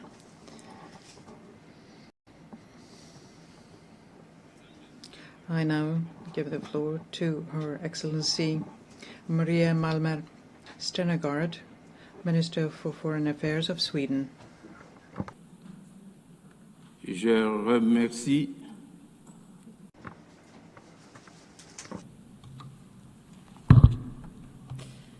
Mr. President, Excellencies, 80 years ago, nations came together. It was a bold act of faith. Faith in multilateralism, the rule of law, and the shared responsibility to save future generations from the devastation of war. But as we gather here, the world and our organization, the United Nations, are facing the risk of failing. Leaders of several nations are choosing conflict over cooperation. Around the world, we are witnessing grave violations of the rules and principles that we have all agreed to. For too many, peace is fragile, justice abstract, and dignity denied. There is so much wasted potential. The UN was founded to curb aggression and the arbitrary exercise of power by the strong against the weak. That vision remains as valid today as it was then. Mr. President, it is not only the UN that turns 80 this year, it happens to be 80 years since Astrid Lindgren published her first book about the strongest girl in the world, Pippi Longstocking, a strong-willed girl who believed everything was possible. Pippi has inspired generations of children, especially girls, to believe that strength and independence are not confined by expectation or tradition. I have never tried that before, so I should definitely be able to do it. Although not a direct quote, it captures the spirit of Pippi. Let us use the coincidence of anniversaries as a reminder that even in the face of unprecedented challenges, we must approach the impossible with boldness and resolve. Mr. President, Sweden is a committed defender of international humanitarian law, principles that safeguard human dignity even in the darkest of times, and they must be upheld without exception. We cannot be deterred by a few states' disregard for our charter. This is our time to act and to defend these fundamental rules and principles for us and for future generations. We need an efficient UN that defends the right of every state, big or small, to uphold its sovereignty, territorial integrity, and political independence. We need a strong UN that helps member states deliver on their commitments to respect, protect, and promote the human rights of every individual. And we need a focused UN. The UN must remain true to its core, securing peace, advancing human rights, driving sustainable development and providing humanitarian relief. Mr. President, as a steadfast partner and major donor to the United Nations, Sweden remains committed to addressing global development challenges and to humanitarian efforts to provide protection and life-saving assistance. Sweden is also a strong supporter of UN peacekeeping and peace-building efforts. We actively take part in the Peace-Building Commission. We chair the Liberia configuration, and we have contributed substantially to the Peace-Building Fund since its creation. The Security Council must evolve to better reflect today's global realities. Sweden supports a balanced expansion of the Security Council by adding permanent and non-permanent seats, including African countries. We need to act together based on our shared principles and common goals. These include our commitments under the Pact for the Future adopted last year. Looking ahead, we will seek a candidate for the next UN Secretary General who leads the way and builds on important reform initiatives. And let me be clear, Sweden's choice is always merit-based. But isn't it strange that for 80 years, especially if the selection is based on merit? Mr. President, in a world in which armed conflicts are multiplying, we must not allow injustice to go unpunished. Accountability is critical to uphold our international rules-based order.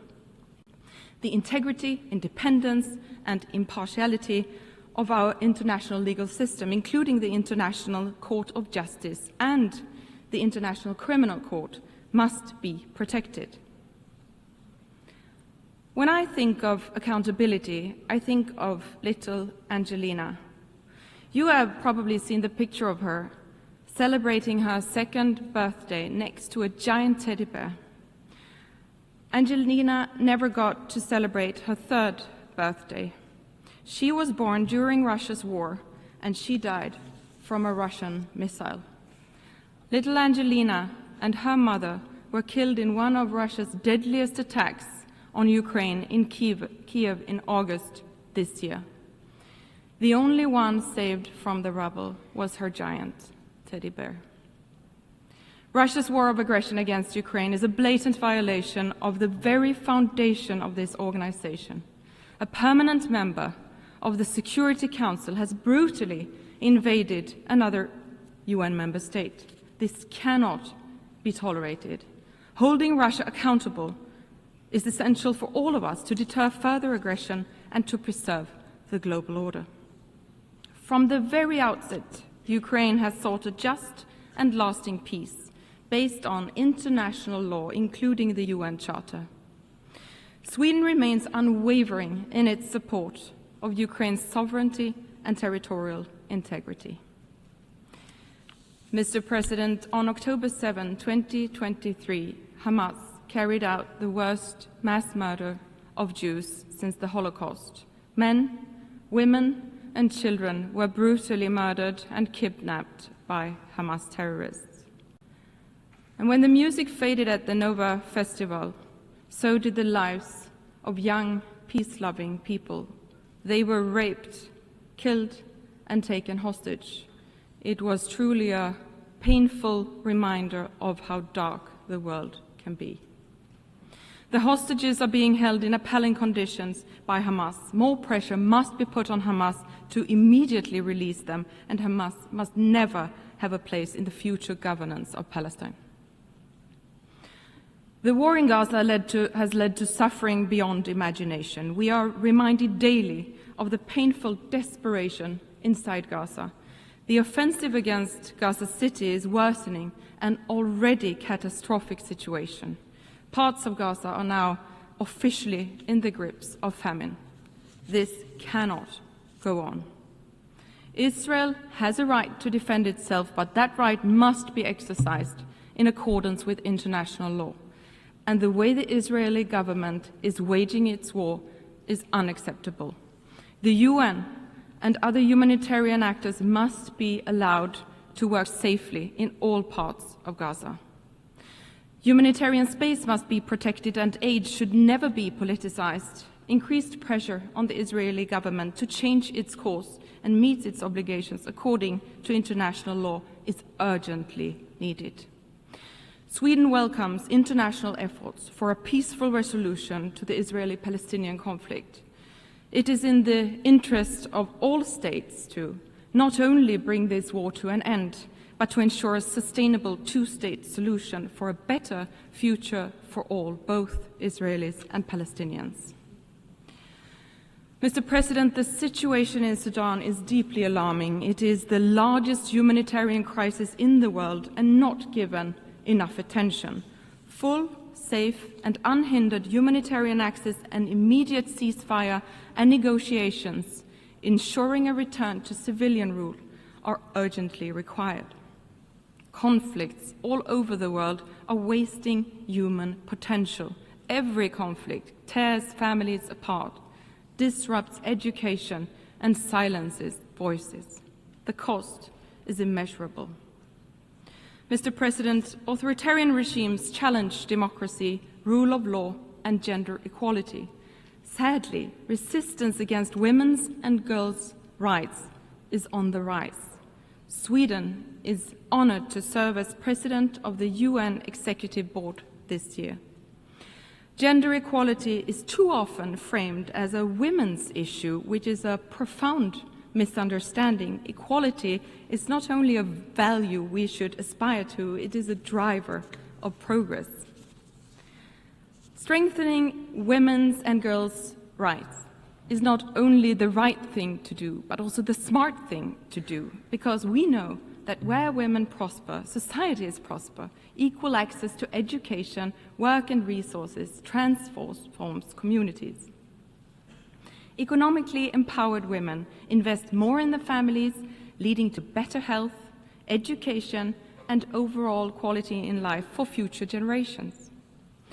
Societies that include women in peace building are more likely to enjoy sustainable peace. We must stand firm against those who seek to roll back freedoms. We must push back the pushback. Everyone has the right to live safely and freely, regardless of gender, religion or beliefs, skin color, or whom they love. Sweden will always defend the equal rights and dignity of every human being. Mr. President, the crisis of our time, armed conflicts, climate change, extreme poverty, demand urgent collective action. But public aid alone is not enough. To achieve our goals, we need to mobilize finance from every source, not least private capital. We must use synergies between development cooperation and trade to meet growing needs and lay the foundation for economic growth and entrepreneurship. The green and digital transition brings great opportunities in terms of jobs, growth and solutions to mitigate climate change and achieve the goals of the Paris Agreement. Emerging technologies such as AI hold immense promise in addressing some of our most pressing common challenges. The global community must support innovation while addressing risks. Mr. President, the UN was not created to take mankind to heaven, but to save humanity from hell. These words of the second Secretary General of the United Nations, Dag Hammarskjöld, remain just as valid today. These are difficult times, but times have been difficult before. Let us not surrender to despair. Most nations continue to stand by the fundamental principles agreed upon 80 years ago. We should not let this anniversary become a celebration of the past alone. Let's see this as a call to action. Let's embrace the spirit of Pippi Longstocking and carry on with fearlessness and conviction. Together we must act for ourselves and for future generations. Let them inherit a better, freer, and fairer world than the one we found. For my son, Christian, and for my daughter, Kajsa, for all our sons and daughters who deserve to grow up in a world where their paths are not limited by their gender, tradition, or violence. We must not let potential go to waste. We must not let them down. I thank you.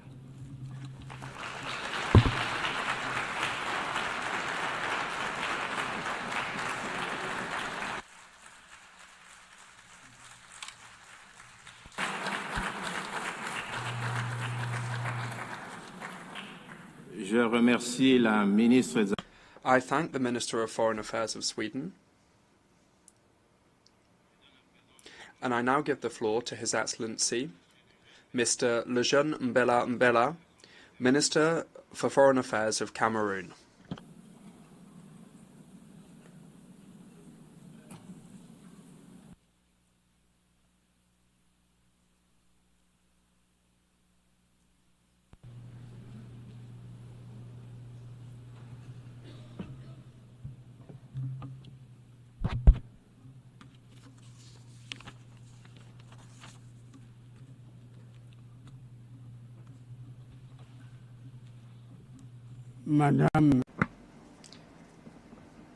Madam President,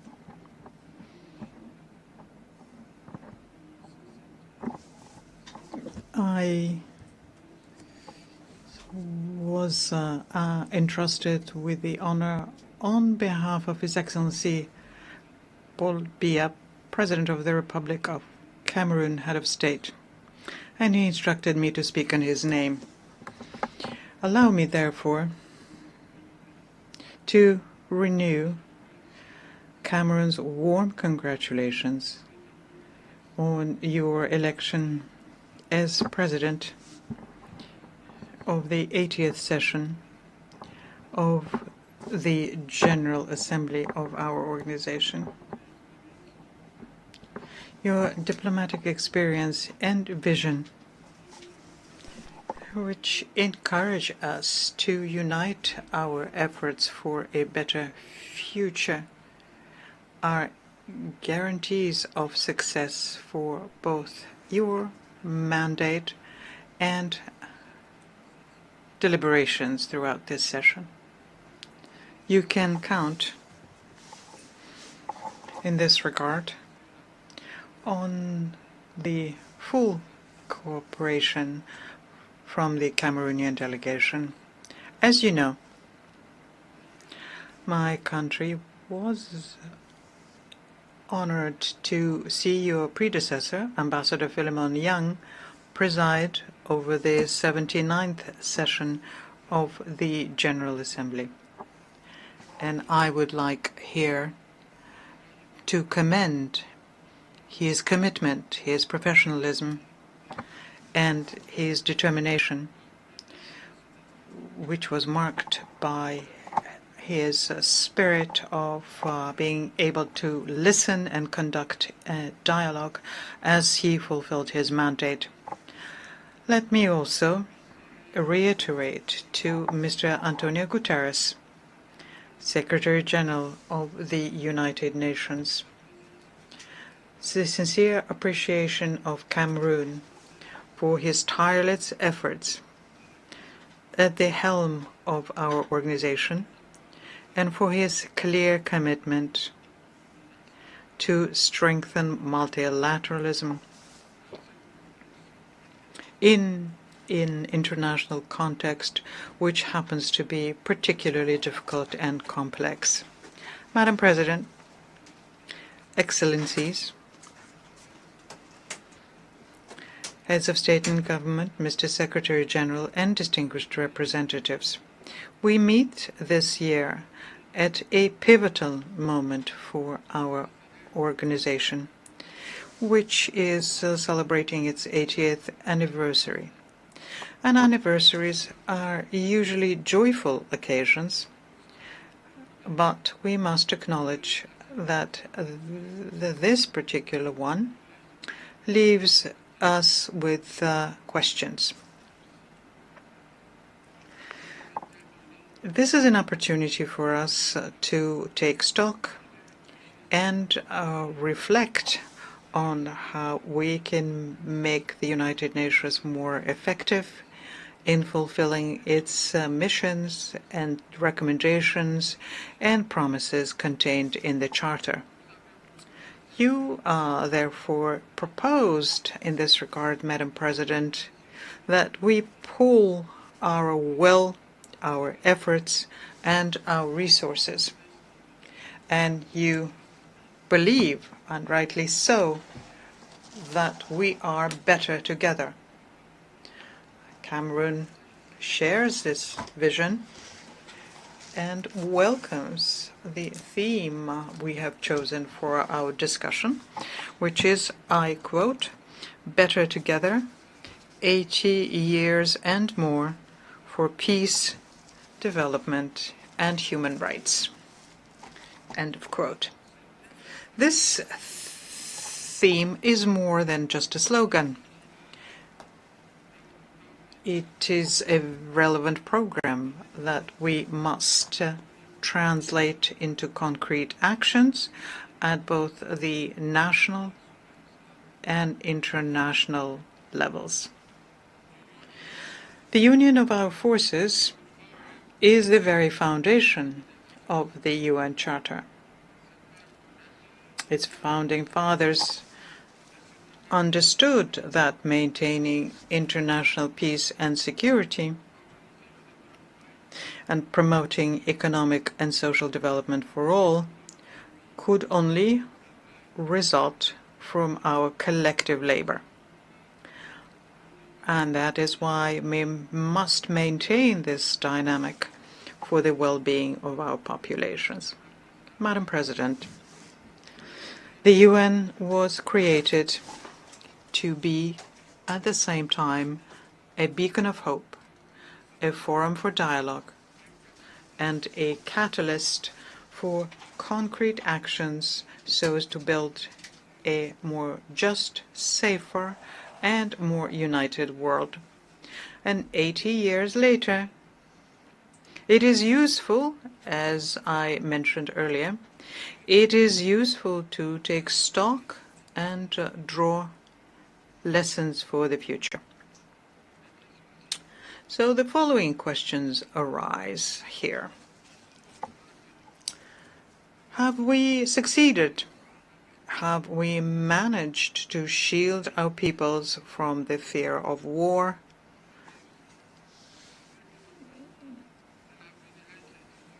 Uncertainty about their future? Have we succeeded to shield our peoples from famine?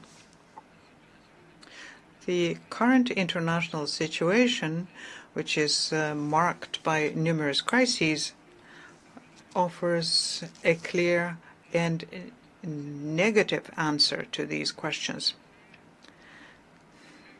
Indeed, in 2025, the global security environment remains, unfortunately, characterized by a proliferation of conflicts and threats of all kinds to human security, including the nuclear threat, which we once thought to be a thing of the past.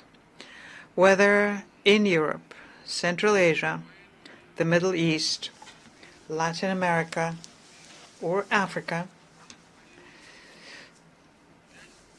tensions are emerging or persisting, endangering peace, stability, and international security more than ever before. The ongoing armed conflicts around the world are a painful reminder for us that 80 years later, we neither could nor would succeed in protecting the world from the scourge of war. And this situation is further compounded by various natural disasters, including extreme weather events such as storms, hurricanes, forest fires, earthquakes, landslides. which cause significant material damage and loss of human lives, not to mention various pandemics on that list. The world will only meet the challenge of development if it first wins the challenge of peace. We have a historic responsibility to choose. Either we allow war and these multiple scourges to thrive, or we offer our children a stable, united, and prosperous world. And Cameroon has made its choice. It made the choice of peace and development and stands firmly by your side in order to turn this aspiration into a shared reality. Madam President, Your Excellencies, it is well known that there can be no development without peace, nor can there be lasting peace without development. The ongoing crises, which negatively affect international trade, the cost of raw materials and market supplies, undoubtedly hinder the development of many countries. And yet, economic development through the Sustainable Development Goals remains a primary objective that the United Nations must attain for the well-being of our peoples.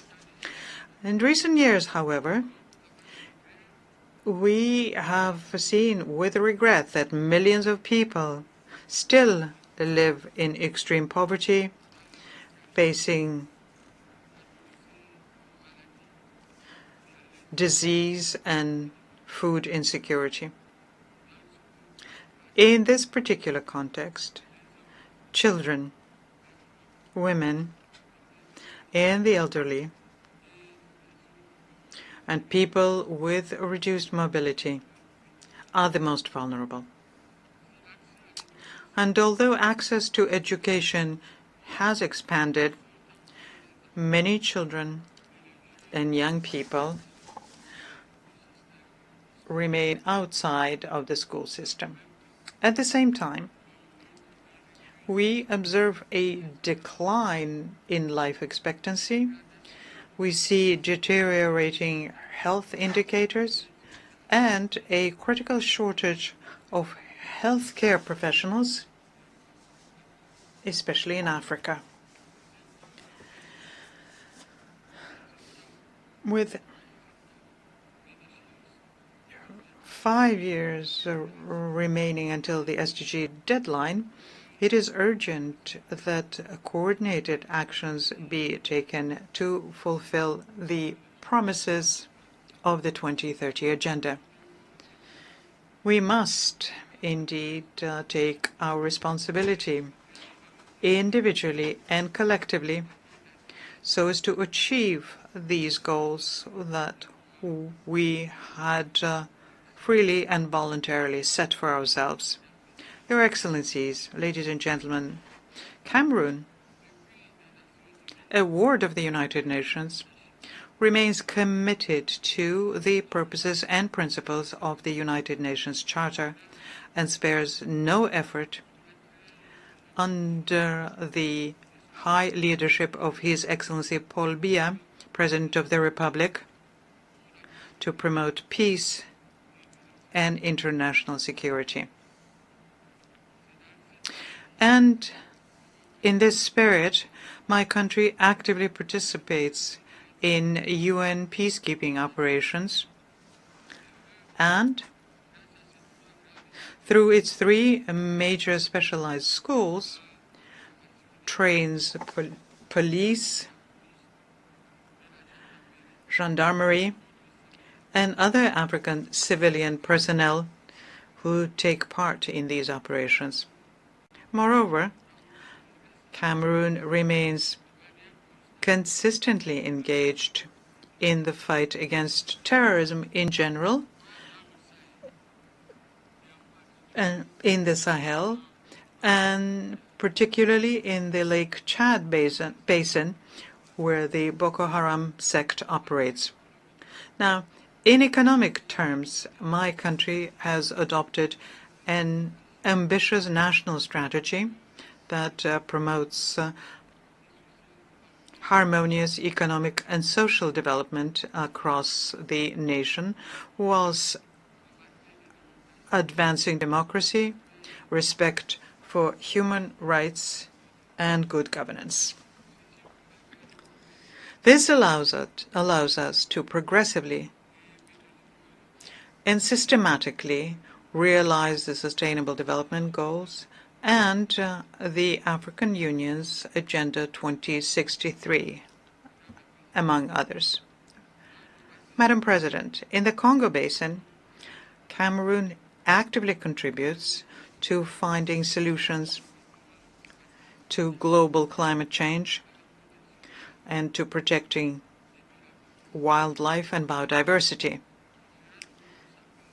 He will always do its part and expect that promises made, especially in terms of financing, will be honored. For Cameroon, it is essential that the efforts of developing countries be supported. In this regard, it is worth recalling yet once again that over a decade ago, developed countries pledged collectively to mobilize $100 billion annually to support climate change efforts. The same applies to development aid, which was set at 0.7% over 50 years ago. To date, none of these promises have been fulfilled. Cameroon believes that it is time for these funds, which were expected to be effectively mobilized to support the substantial efforts made by developing countries, especially in Africa, to preserve our shared environment for the benefit of all. On another front, Cameroon is mobilizing resources for major projects in education, health, infrastructure, and rural development, etc., all aiming to bring about structural transformation in our country. We take this opportunity here to thank our multilateral and bilateral partners who support us in this endeavor. And we encourage them to strengthen this partnership to help us achieve our goals. Your Excellencies, the Pact for the Future and its two annexes, namely the Digital Compact and the Declaration for Future Generations, require that we implement them. Similarly, the recent final documents that came out of the Nice and the Seville conferences, as well as the Yaoundé Declaration on Sustainable Blue Economy in the Gulf of Guinea, reaffirm commitments regarding financing and access to technologies, especially in this digital and artificial intelligence era, as decisive factors for promoting sustainable development. Cameroon welcomes these advances and the commitments made during these occasions for reforming the international financial architecture and advancing energy transition. My country aspires very much to see the realization of other long-awaited reforms, notably that of the United Nations Security Council, to allow Africa to occupy its rightful place in line with the Esselwini Consensus and the Sirte Declaration. When it comes to human rights, Cameroon welcomes the drafting of the International Pact on the Right to Development. The eventual adoption of this important instrument will mark a milestone in human history by unequivocally affirming that development is a fundamental right and not a privilege. Madam President, Your Excellencies, ladies and gentlemen, at this pivotal moment in the history of the United Nations, we must act. It is imperative obligation that we cannot ignore. This requires, in my view, respecting our commitments to development financing, fulfilling our promises for peace, and ensuring the effectiveness of our choices in human rights and humanitarian assistance. In the years to come, we must strengthen the foundations of lasting peace, rooted in prevention, resilience, and justice. And we have the means to do so, especially now when global wealth in 2025 has reached unprecedented levels and technological development allows for significant improvements in living conditions for all. In conclusion, and as a call to action, we must do better and we must do more so that the United Nations fulfills the promises made to the peoples of the world and becomes more than ever the engine of strengthened multilateralism, fair and equitable cooperation, and reimagined solidarity in the face of the concerning rise of multipolarity. I thank you for your kind attention.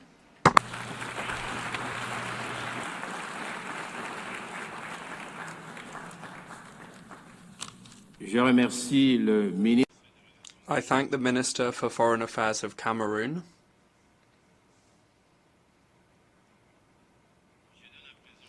I now give the floor to His Excellency Mr. Espen Barth Eide, Minister for Foreign Affairs of Norway.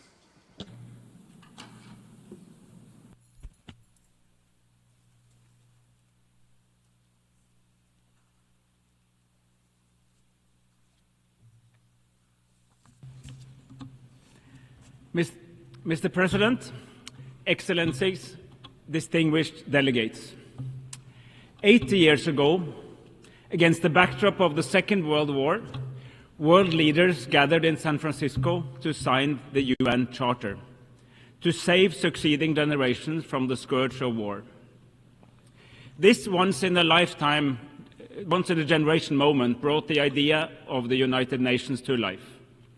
Let us imagine for a moment that we are there in San Francisco in 1945 as the UN was negotiated. Participants who were at my age would have experienced the First World War, the short-lived Roaring Twenties, the Great Depression of the 1930s, fierce trade wars, the rise of fascism and Nazism, the Second World War, the Holocaust, and the nuclear bomb.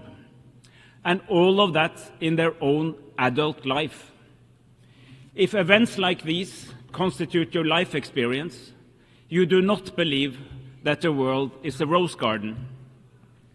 Those who shaped the United Nations were not guided by naive idealism. Quite on the contrary.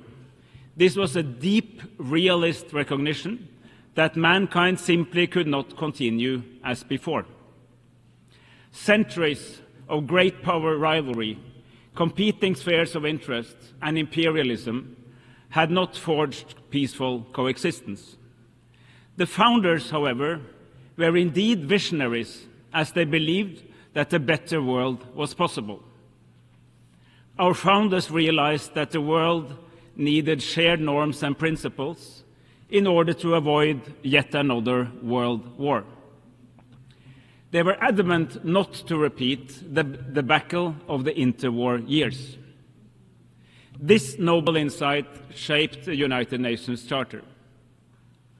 Simply put, the Charter rests on three sets of principles. Peace and security should be achieved through recognizing the sovereign equality of states, the prohibition of the use of force, and through peaceful settlement of disputes. Economic and social development should be ensured through close international cooperation and through finding common solutions to common problems. The dignity and worth of all human beings should be established through mutual commitment to universal human rights. Our United Nations, imperfect as it is, has since provided an unrivaled global arena for seeking common solutions to common challenges. There is little doubt that the world would have been a more brutal and less prosperous place without the United Nations. Since 1945, interstate wars have been fewer and farther apart. Former colonies gained independence and became sovereign states of their own. Hundreds of millions have been brought out of poverty. President, however, at 80, we find our United Nations in crisis. This crisis is both political and financial. Political, because core principles of the Charter are under threat. The world is more divided, more dangerous, and more unpredictable than it has been for decades. Respect for international law is eroding. Gross violations go unchecked. This, in turn, weakens the trust in our institutions. It is a vicious cycle. The crisis is also financial, because several member states are significantly reducing their economic contributions, and this, in turn, makes it difficult to accomplish the core mission of the United Nations. President, savage wars are raging in several corners of our world. In Sudan, civilians are facing the largest displacement and hunger crisis in the world today. The war in Sudan has been raging for almost 900 days. This is but one of the many horrific wars that receives way too little attention in the power centers of the world, even in this organization. In Ukraine, Russia has violated the most fundamental principles of international law. There is simply no other way of seeing it. Russia's invasion of the sovereign state of Ukraine is a blatant violation of Article 2.4 of the UN Charter. While Ukraine is in its full right to defend itself as affirmed by Article 51. Norway and so many other states stand firmly with Ukraine's fight for freedom and independence. We do so in solidarity with the brave Ukrainian people, but we also do so to uphold the respect for international law, an interest shared by all states, large and small. In Palestine, Israel is in clear violation of international law. Life in Gaza is living hell. For almost 2 years, we have witnessed extreme levels of death, starvation, forced displacement, and massive suffering. The fact that these atrocities continue is a disgrace to all humanity. In the West Bank, the illegal occupation, settlements, and settler violence continues unchecked. The Palestinian authorities are under massive stress, its finances strained, and its capacity to operate is severely restricted. The war must end now. Massive humanitarian aid must reach those in need now. The remaining hostages must be released now, and the illegal occupation must end now.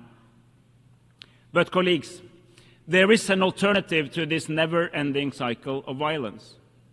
We have made important steps just these past few days.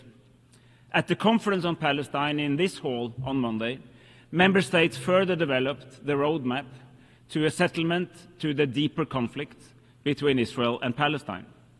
By now, 159 Member States have recognized the State of Palestine as a contribution to the realization of the two-state solution.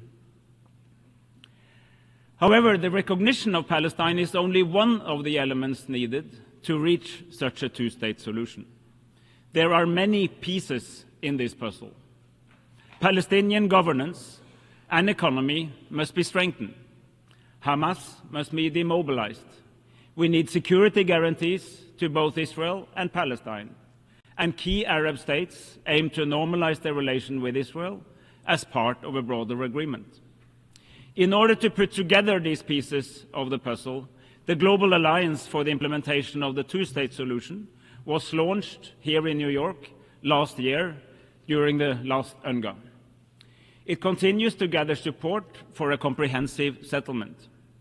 It is our firm conviction that both Israel and Palestine have the right to live in peace and security, side by side in two states. Excellencies, ladies and gentlemen, a world order based on international law is not a luxury, it's a necessity. When we condemn Russia's blatant violations of international law in Ukraine, we must also speak just as clearly against Israel's violation of the rules in Palestine. International law cannot be applied with double standards. It must be upheld universally, regardless of who commits the violations and regardless of where they take place. This is not optional, this is fundamental. We must also defend the institutions that safeguard accountability, the International Court of Justice and the International Criminal Court. Just as important as the sacrosanct integrity of borders and the sovereign equality of states is our mutual commitment to human rights. The UN Charter commits us to respect and promote these fundamental freedoms for all, without distinction to race, gender, language, or religion. Human rights are universal. They are our best hope for a world that rejects injustice, inequality, violence, and brutality. A more equal world where women and girls participate on equal footing with men and boys is a more peaceful and a more prosperous world. President, in these times of crisis, the United Nations must reposition itself to meet a new political and financial reality. The UN 80 initiative gives us a unique chance to turn this crisis into an opportunity and to build a United Nations that is not only stronger, but also smarter. As a country with an unwavering commitment to the United Nations, I can say this with conviction. It is time for some tough love. We want a UN that is stronger, yet leaner. A UN that is more efficient. A UN with structures optimized to deliver real impact where it matters most, on the ground, with the people we serve. We need a UN with sharper prioritization of resources, clearer mandates, and a UN that works smarter, not just harder. This is also a moment for self-reflection for all of us as member states and for our United Nations. As member states, we have contributed to a proliferation of mandates, long, complicated, overlapping, and burdened with endless reporting requirements. My country, Norway, is not exempt. We too are guilty as sin. The time has come to change this. We need bold and ambitious reform. We must stand firmly behind the Secretary General to drive this forward.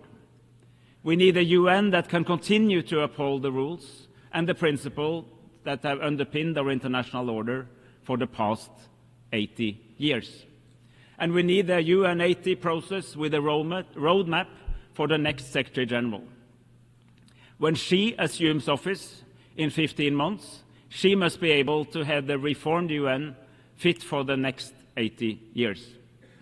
President, we need a global convention on tax cooperation. States have the primary responsibility to provide essential service to their people. But then we must enable states to fulfill this duty. The capacity to tax both citizens and companies is paramount. It is the backbone of public service delivery, the engine of resource redistribution, and the cornerstone of sustainable development. We know what works, but we must assure that it can work for all. Colleagues, let there be no doubt. The climate crisis is real. It is here, it is man-made, and it's affecting the lives of millions of people around the world. As an Arctic nation, we experience some of the fastest paces of climate change anywhere on the planet, and we feel its impacts in our everyday life. The science is irrefutable. Observed warming is outpacing predictions. Curbing global warming and making peace with nature is the greatest collective challenge of mankind. We have no time to lose. Yet over the past decade, the world has achieved significant progress in this area. At COP28 in Dubai, nations united around the goal of phasing out fossil fuels in a just, orderly, and equitable manner. Today, countries, regional organizations, companies, and investors are beginning to recognize a fundamental truth. Embracing the technologies of the future, low on carbon, high on circularity, and responsible resource management, is not an obstacle to growth. It is an opportunity for growth, innovation, and a sustainable future. Now we must build on this momentum. COP30 in Belém presents a crucial opportunity to reconnect the climate, biodiversity, and pollution agendas into a coherent, integrated approach.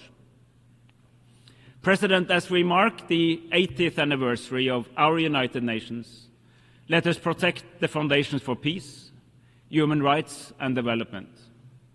The norms and the principles are not the problem. They are just as relevant for the world today as they were back then.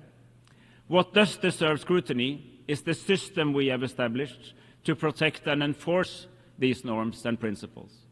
And that is what the UN 80 is all about.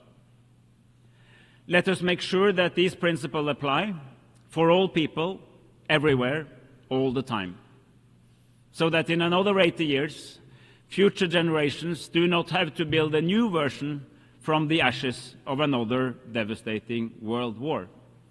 It is up to us to find the answers that fit the 21st century. But when it comes to the core purpose, we should take the cue from our founders. We are, indeed, better together.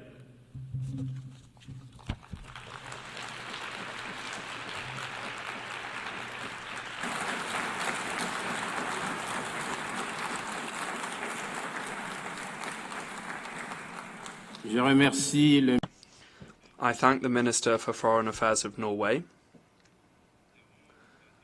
We have heard the last speaker in the general debate for this meeting. We will continue the general debate tomorrow at 9 a.m. in this hall. The meeting is adjourned.